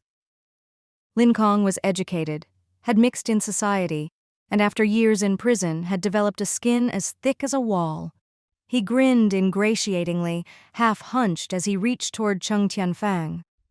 Ah Fang, what are you hiding for? It's me, Ah Kong. Come on, let me have a look at you. Get lost? Cheng Tianyuan's face went pale with fear, and she shouted, You bastard! I've hated you for a long time. There's nothing between us anymore. Get away from me! Xue Ling, one hand on her belly and the other shielding her sister-in-law, grew more anxious and angry as Lin Kong edged closer. Didn't you hear? Get lost! If you come any closer, we'll call for help. Lin Kong gave a sheepish smile. Why be so heartless? Sister-in-law, I told you we're husband and wife. I already said you're not, Xue Ling snorted coldly. I suggest you leave right now, or I'll call mall security. If you don't want to end up back in jail, you'd better get lost. Lin Kong quickly clasped his hands together, still grinning. Sister-in-law, don't be like that. Even if we're not married now, we were once husband and wife. Ah Fang, they say a day as a couple means 100 days of kindness. Why won't you even talk to me? Let's catch up. Talk about how you've been. There's nothing to talk about, Cheng Tianyuan snapped. Don't come any closer. I told you there's nothing between us. Get lost. Lin Kong pretended not to hear, glancing around before asking with a smile. This shop is yours? I heard you say you can even bake cakes now? Western stuff, huh? I never expected that. Ah Fang, you've really changed. He spotted the cake Xue Ling had set on the flower bed, grabbed it, and started wolfing it down. Xue Ling's heart sank. This guy had always been shameless, and after all these years he was even worse. If he found out Ah Fang owned the bakery, he'd definitely hang around, freeloading food and money. And if Xue Heng saw him, it would surely cause trouble. If Uncle Jillian and Auntie found out, how would Ah Fang ever fit in with the family? She took a deep breath, quickly turned her head and whispered, Go upstairs at the back of the mall. Don't stay here. Hurry. Cheng Tianyuan panicked, instinctively obeyed her sister-in-law, and rushed off toward the back of the mall. Lin Kong, halfway through the cake, shouted after her, Ah Fang! Ah Fang! He tossed the tray aside and tried to chase after her, only to be blocked by Xue Ling. Xue Ling spread her arms, her voice cold. Get lost, you scoundrel! Lin Kong grew agitated, seeing Cheng Tianyuan fleeing as if for her life. Sister-in-law, move! If you don't, I won't be polite. I've respected you as Ah Fang's sister-in-law, but why are you treating me like this? I still have things to say to her. Xue Ling was anxious, backing up as she shielded her belly. Security! Security! Over here! Honey! Cheng Tianyuan heard her shout, and without a second thought, scooped up his youngest son and sprinted over. Hearing her husband's voice, Xue Ling breathed a sigh of relief. Quick! Over here! Back in Chengjia village, he'd just wanted to fool around with a few girls but never expected silly Ah Fang to fall for him so hard, even chasing him to the county. They'd spent almost a year together in the capital, then went back to Rongcheng to get married, and she'd even gotten pregnant. If only her child had survived, and he hadn't gone off with those bad friends, he'd be the boss of this bakery now with a beautiful wife and a few cute kids. Sigh. Anything is possible in this world, except for what if, no matter how much he wished for it. But it wasn't too late. He was only 30 and Ah Fang was in her 20s. They were both still young, and there was every chance to start over. A day as a couple means 100 days of kindness. They'd even had a child together. She couldn't have forgotten that. He had to find a way to get back together with her. Thinking this, he grinned with satisfaction. He waited outside the bakery for a long time, but Cheng Tianyuan never came back. In the back kitchen of the Ronghua Grand Hotel, he saw lots of leftovers, some still steaming, and quickly helped himself. The cleaning lady tried to chase him off, but he cursed her out and ran away. By evening, the bakery was quiet, with only a few beautiful staff left and no bread on the shelves. Hungry again, he pushed open the door and went in. The staff glanced at him with disdain. "This is a business, not a place for beggars." Lin Kong glared at her and said gruffly, "What are you talking about? I'm here to see your boss. Where is she? I'm from Rongcheng too. I'm an old friend of Cheng Tianyuan." The staff exchanged surprised glances. During training, the boss had mentioned she was from Rongcheng in the south. One of them forced a polite smile. "She's not here. All the bread is sold out. If you want to buy something, there are only 2 loaves left that got squashed in the oven." Lin Kong frowned. "Where is she? I want to see her." The staff shook her head. "All we know is she lives on the 18th floor of the mall. Those are all luxury suites with private elevators and security. No way for outsiders to get up there." Lin Kong was both overjoyed and incredulous when he heard this. She lives up there?" Although he'd muddled through more than a year in the capital, he wasn't completely clueless. He knew that Ronghua Mall was now the most bustling high-end spot in the city center. It was a shopper's paradise, packed day and night. The lower floors were all shops. Above that was a luxury hotel, and higher still were the premium apartments. He'd heard these suites were the most expensive residences in the city. Prime location, great views, convenient transport, but the price was sky high. Only the wealthy could afford to live there. If Ah Fang lived here, she must be rich. The staff nodded, explaining, "The boss just said she lives on the 18th floor, but we don't know which unit. Sir, is there anything else? We can leave a message for her if you want, otherwise we're about to close up." Lin Kong, sly as ever, remembered how Cheng Tianyuan had avoided him earlier and decided not to push his luck. He'd be better off waiting for another chance. He grinned. "I just came to see her, nothing urgent. It's already dark, so I should head back. She invited me for bread today, but I was busy and came late. We're very close. Not just from the same hometown, but family. I'll come by again in a couple of days." The staff eyed his clothes with suspicion and inward disdain. Their boss was a formal employee at the Water and Power Bureau. Her husband owned a big factory. Her in-laws were doctors at the Central Hospital, and her own family was wealthy. How could she have a relative like this? Lin Kong turned to leave, but quickly doubled back. "By the way, you said there were 2 loaves left? Give them to me. They're squashed anyway, can't be sold. Ah Fang told me to come for bread, and I haven't had any yet." The staff had no choice but to bag up the last 2 loaves and hand them over. Lin Kong took them, grinning, and left, tearing into the bread as he walked. The staff watched him wolf down the bread and rolled their eyes. How could the boss's family be so rich and have a relative like that? "Hey," another staffer giggled, "no matter how rich you are, not all your relatives and friends are rich." He does have a southern accent, and he called her Ah Fang. Maybe he really is from her hometown. A beggar coming to a place like this. He looks old, but his voice and eyes don't seem that old. With that hunched back, how could he not be old? Who cares? We're just employees. Once the bread's sold, we're off. Let's clean up and go home. Xue Ling was busy in the study and glanced at his watch. It was already 6:30. They always had breakfast and dinner at his mother-in-law's place, lunch at work, and rarely used their own kitchen for anything but boiling water.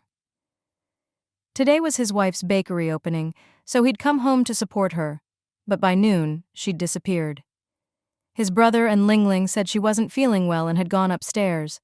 Seeing the shop was under control, he hurried upstairs to check on her. He found his wife pale and dazed on the sofa, looking unwell. She avoided his gaze, saying she was just tired from the past few days. She'd been busy at work and preparing for the bakery opening, even staying up late the last 2 nights, clearly exhausted. He kissed her gently and led her to bed to rest. She slept through lunch, so he ate at his mother-in-law's, then hid in the study to balance last month's accounts. At 3, he checked on her again. She was still asleep. Worried about the shop's first day, he went down to check for half an hour, but the staff were handling things well, so he went back to work. Time flew as he worked. When he finished, he went to the next room, but the bed was empty and messy. His wife was gone. He chuckled, tidied the bed, and went to the living room. There she was, holding a cup of water, staring at the steam. Xue Ling smiled, his voice low and warm. Cheng Tianyuan was startled, then smiled back at him. Seeing her looking better, he said softly, "The shop's finally open, and now you have staff. You don't need to work so hard. Look at you, you've lost weight." She managed a smile and leaned into his arms. He gently patted her head. "You skipped lunch. Aren't you hungry?" "No, I had cake this morning." She lowered her eyes, still frowning. He nudged her, his nose brushing her hair. "You slept so much you forgot to be hungry, but it's been 10 hours since that cake. It's almost 7. Mom and Dad are probably starting dinner. Let's get changed and go eat." She sighed. "I really don't feel hungry." "That won't do," he said gently. "You slept too much and you're tired, so you don't feel it. But skipping lunch and dinner will hurt your stomach." He pulled her up. "Come on, let's wash up and change. After dinner, we'll check on the bakery." She suddenly remembered the shop and frowned in worry. "Right. I don't even know how things are going." "It's fine," Xue Ling smiled. "I was there for half an hour this afternoon. Customers kept coming, the staff were organized, everything was smooth." The staff had been trained for a week. The morning rush was tough, but once things settled, they managed well. She breathed a sigh of relief. "Thank goodness for you." He pinched her cheek affectionately. "Come on, I'm starving, let's eat." Looking at the tenderness in his eyes, she suddenly teared up. Xue Ling was startled and quickly hugged her. "What's wrong, honey? Are you sick?" She shook her head, sniffled, and forced back her tears. I just feel you're so good to me. I'm just really happy." He let out a breath and laughed. Lin Kong recognized Cheng Tianyuan at a glance, still tall, well-dressed, and even more steady and handsome than before. He couldn't help but remember the time he'd been beaten up by him, and terrified, he immediately gave up chasing Cheng Tianyuan and bolted. He clearly knew the area well, weaving through the crowd and slipping away down the street in no time. By the time Cheng Tianyuan arrived, all he saw was the man's fleeing, ragged figure. He set his son down and quickly supported Xue Ling. "Honey, what happened? Did a beggar pester you for money?" Xue Ling had calmed down, but she was still worried about Cheng Tianyuan, her heart pounding. Yuenge, that beggar wasn't just anyone, it was Lin Kong." "What?" Cheng Tianyuan's brows furrowed, but after a moment's thought, he calmed down. "He was sentenced to a little over 3 years back then. By now, he should have been released last year. But why is he here?" Xue Ling shook her head anxiously and explained everything that had just happened. Cheng Tianyuan was furious. "That bastard still dares to talk nonsense. He's asking for a beating." His chest heaved with anger. He glanced at his son and scolded, "It's my fault for being too late. Otherwise, I'd have taught him a lesson." Little Yang, seeing his father angry, thought it was because he'd gotten messy eating cake. His eyes reddened and he hung his head. Xue Ling gently stroked his hair and quietly soothed Cheng Tianyuan. "Don't be angry. Hitting people is against the law. I blocked him just to keep him from pestering Ah Feng." "You're pregnant. How could you block him?" Cheng Tianyuan frowned in worry. "Are you all right? Did you get hurt?" "No," Xue Ling explained. "There were lots of people around. When I called for security, he panicked and ran off." Cheng Tianyuan felt uneasy, glancing toward the bakery. Luckily, Ah Heng was inside helping and didn't run into that scoundrel. If he started spouting nonsense, Ah Heng might get suspicious. "He knows," Xue Ling said quietly. "Before they got married, I told Ah Feng she had to tell him, or else she'd always have that thorn in her heart. If something like today happened, Ah Heng wouldn't blame her for hiding it. What did he say? Cheng Tianyuan was surprised, not realizing his wife and sister had handled this quietly. Xue Ling gave him a look and said softly, "He truly loves Ah Feng, so of course he accepts her past. But he told her not to let anyone else know. It's not something to be proud of. The fewer people who know, the better." If you truly love someone, even if it hurts or feels unfair, you still try to forgive, because love includes tolerance and understanding. Cheng Tianyuan quickly understood and said gently, "You were right to advise Ah Feng. After all, there are no secrets that last forever. No one could have predicted what just happened." Fortunately, his wife had made sure Ah Feng warned Xue Heng in advance. Otherwise, if this had blown up, it could have been a disaster. But Xue Ling was worried about more than just that. She explained, "When we were chatting, you had your back to Lin Kong, but I was facing him. Still, I couldn't recognize him at first." "He's fallen so far, who could recognize him?" Cheng Tianyuan said gravely. "I didn't recognize him either." No matter how bad Lin Kong was before, he always put on airs as a scholar and official's son, always dressed well and looked clean. Who would have thought that after prison he'd end up a street vagrant, hunched over and in rags? How could anyone recognize him? Xue Ling sighed softly.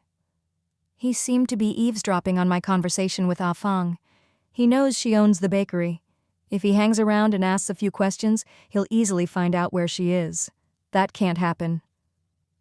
From the look of him, he clearly hadn't given up and was planning to use their past to freeload food and money.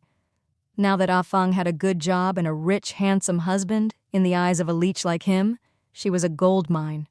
There's no way he'd let her go. Cheng Tianyuan's face darkened, and he grew anxious and worried. His little sister had finally turned her life around, studying hard for years to earn a secure, official job. She'd met a man who cherished her, with in-laws who were kind and loving.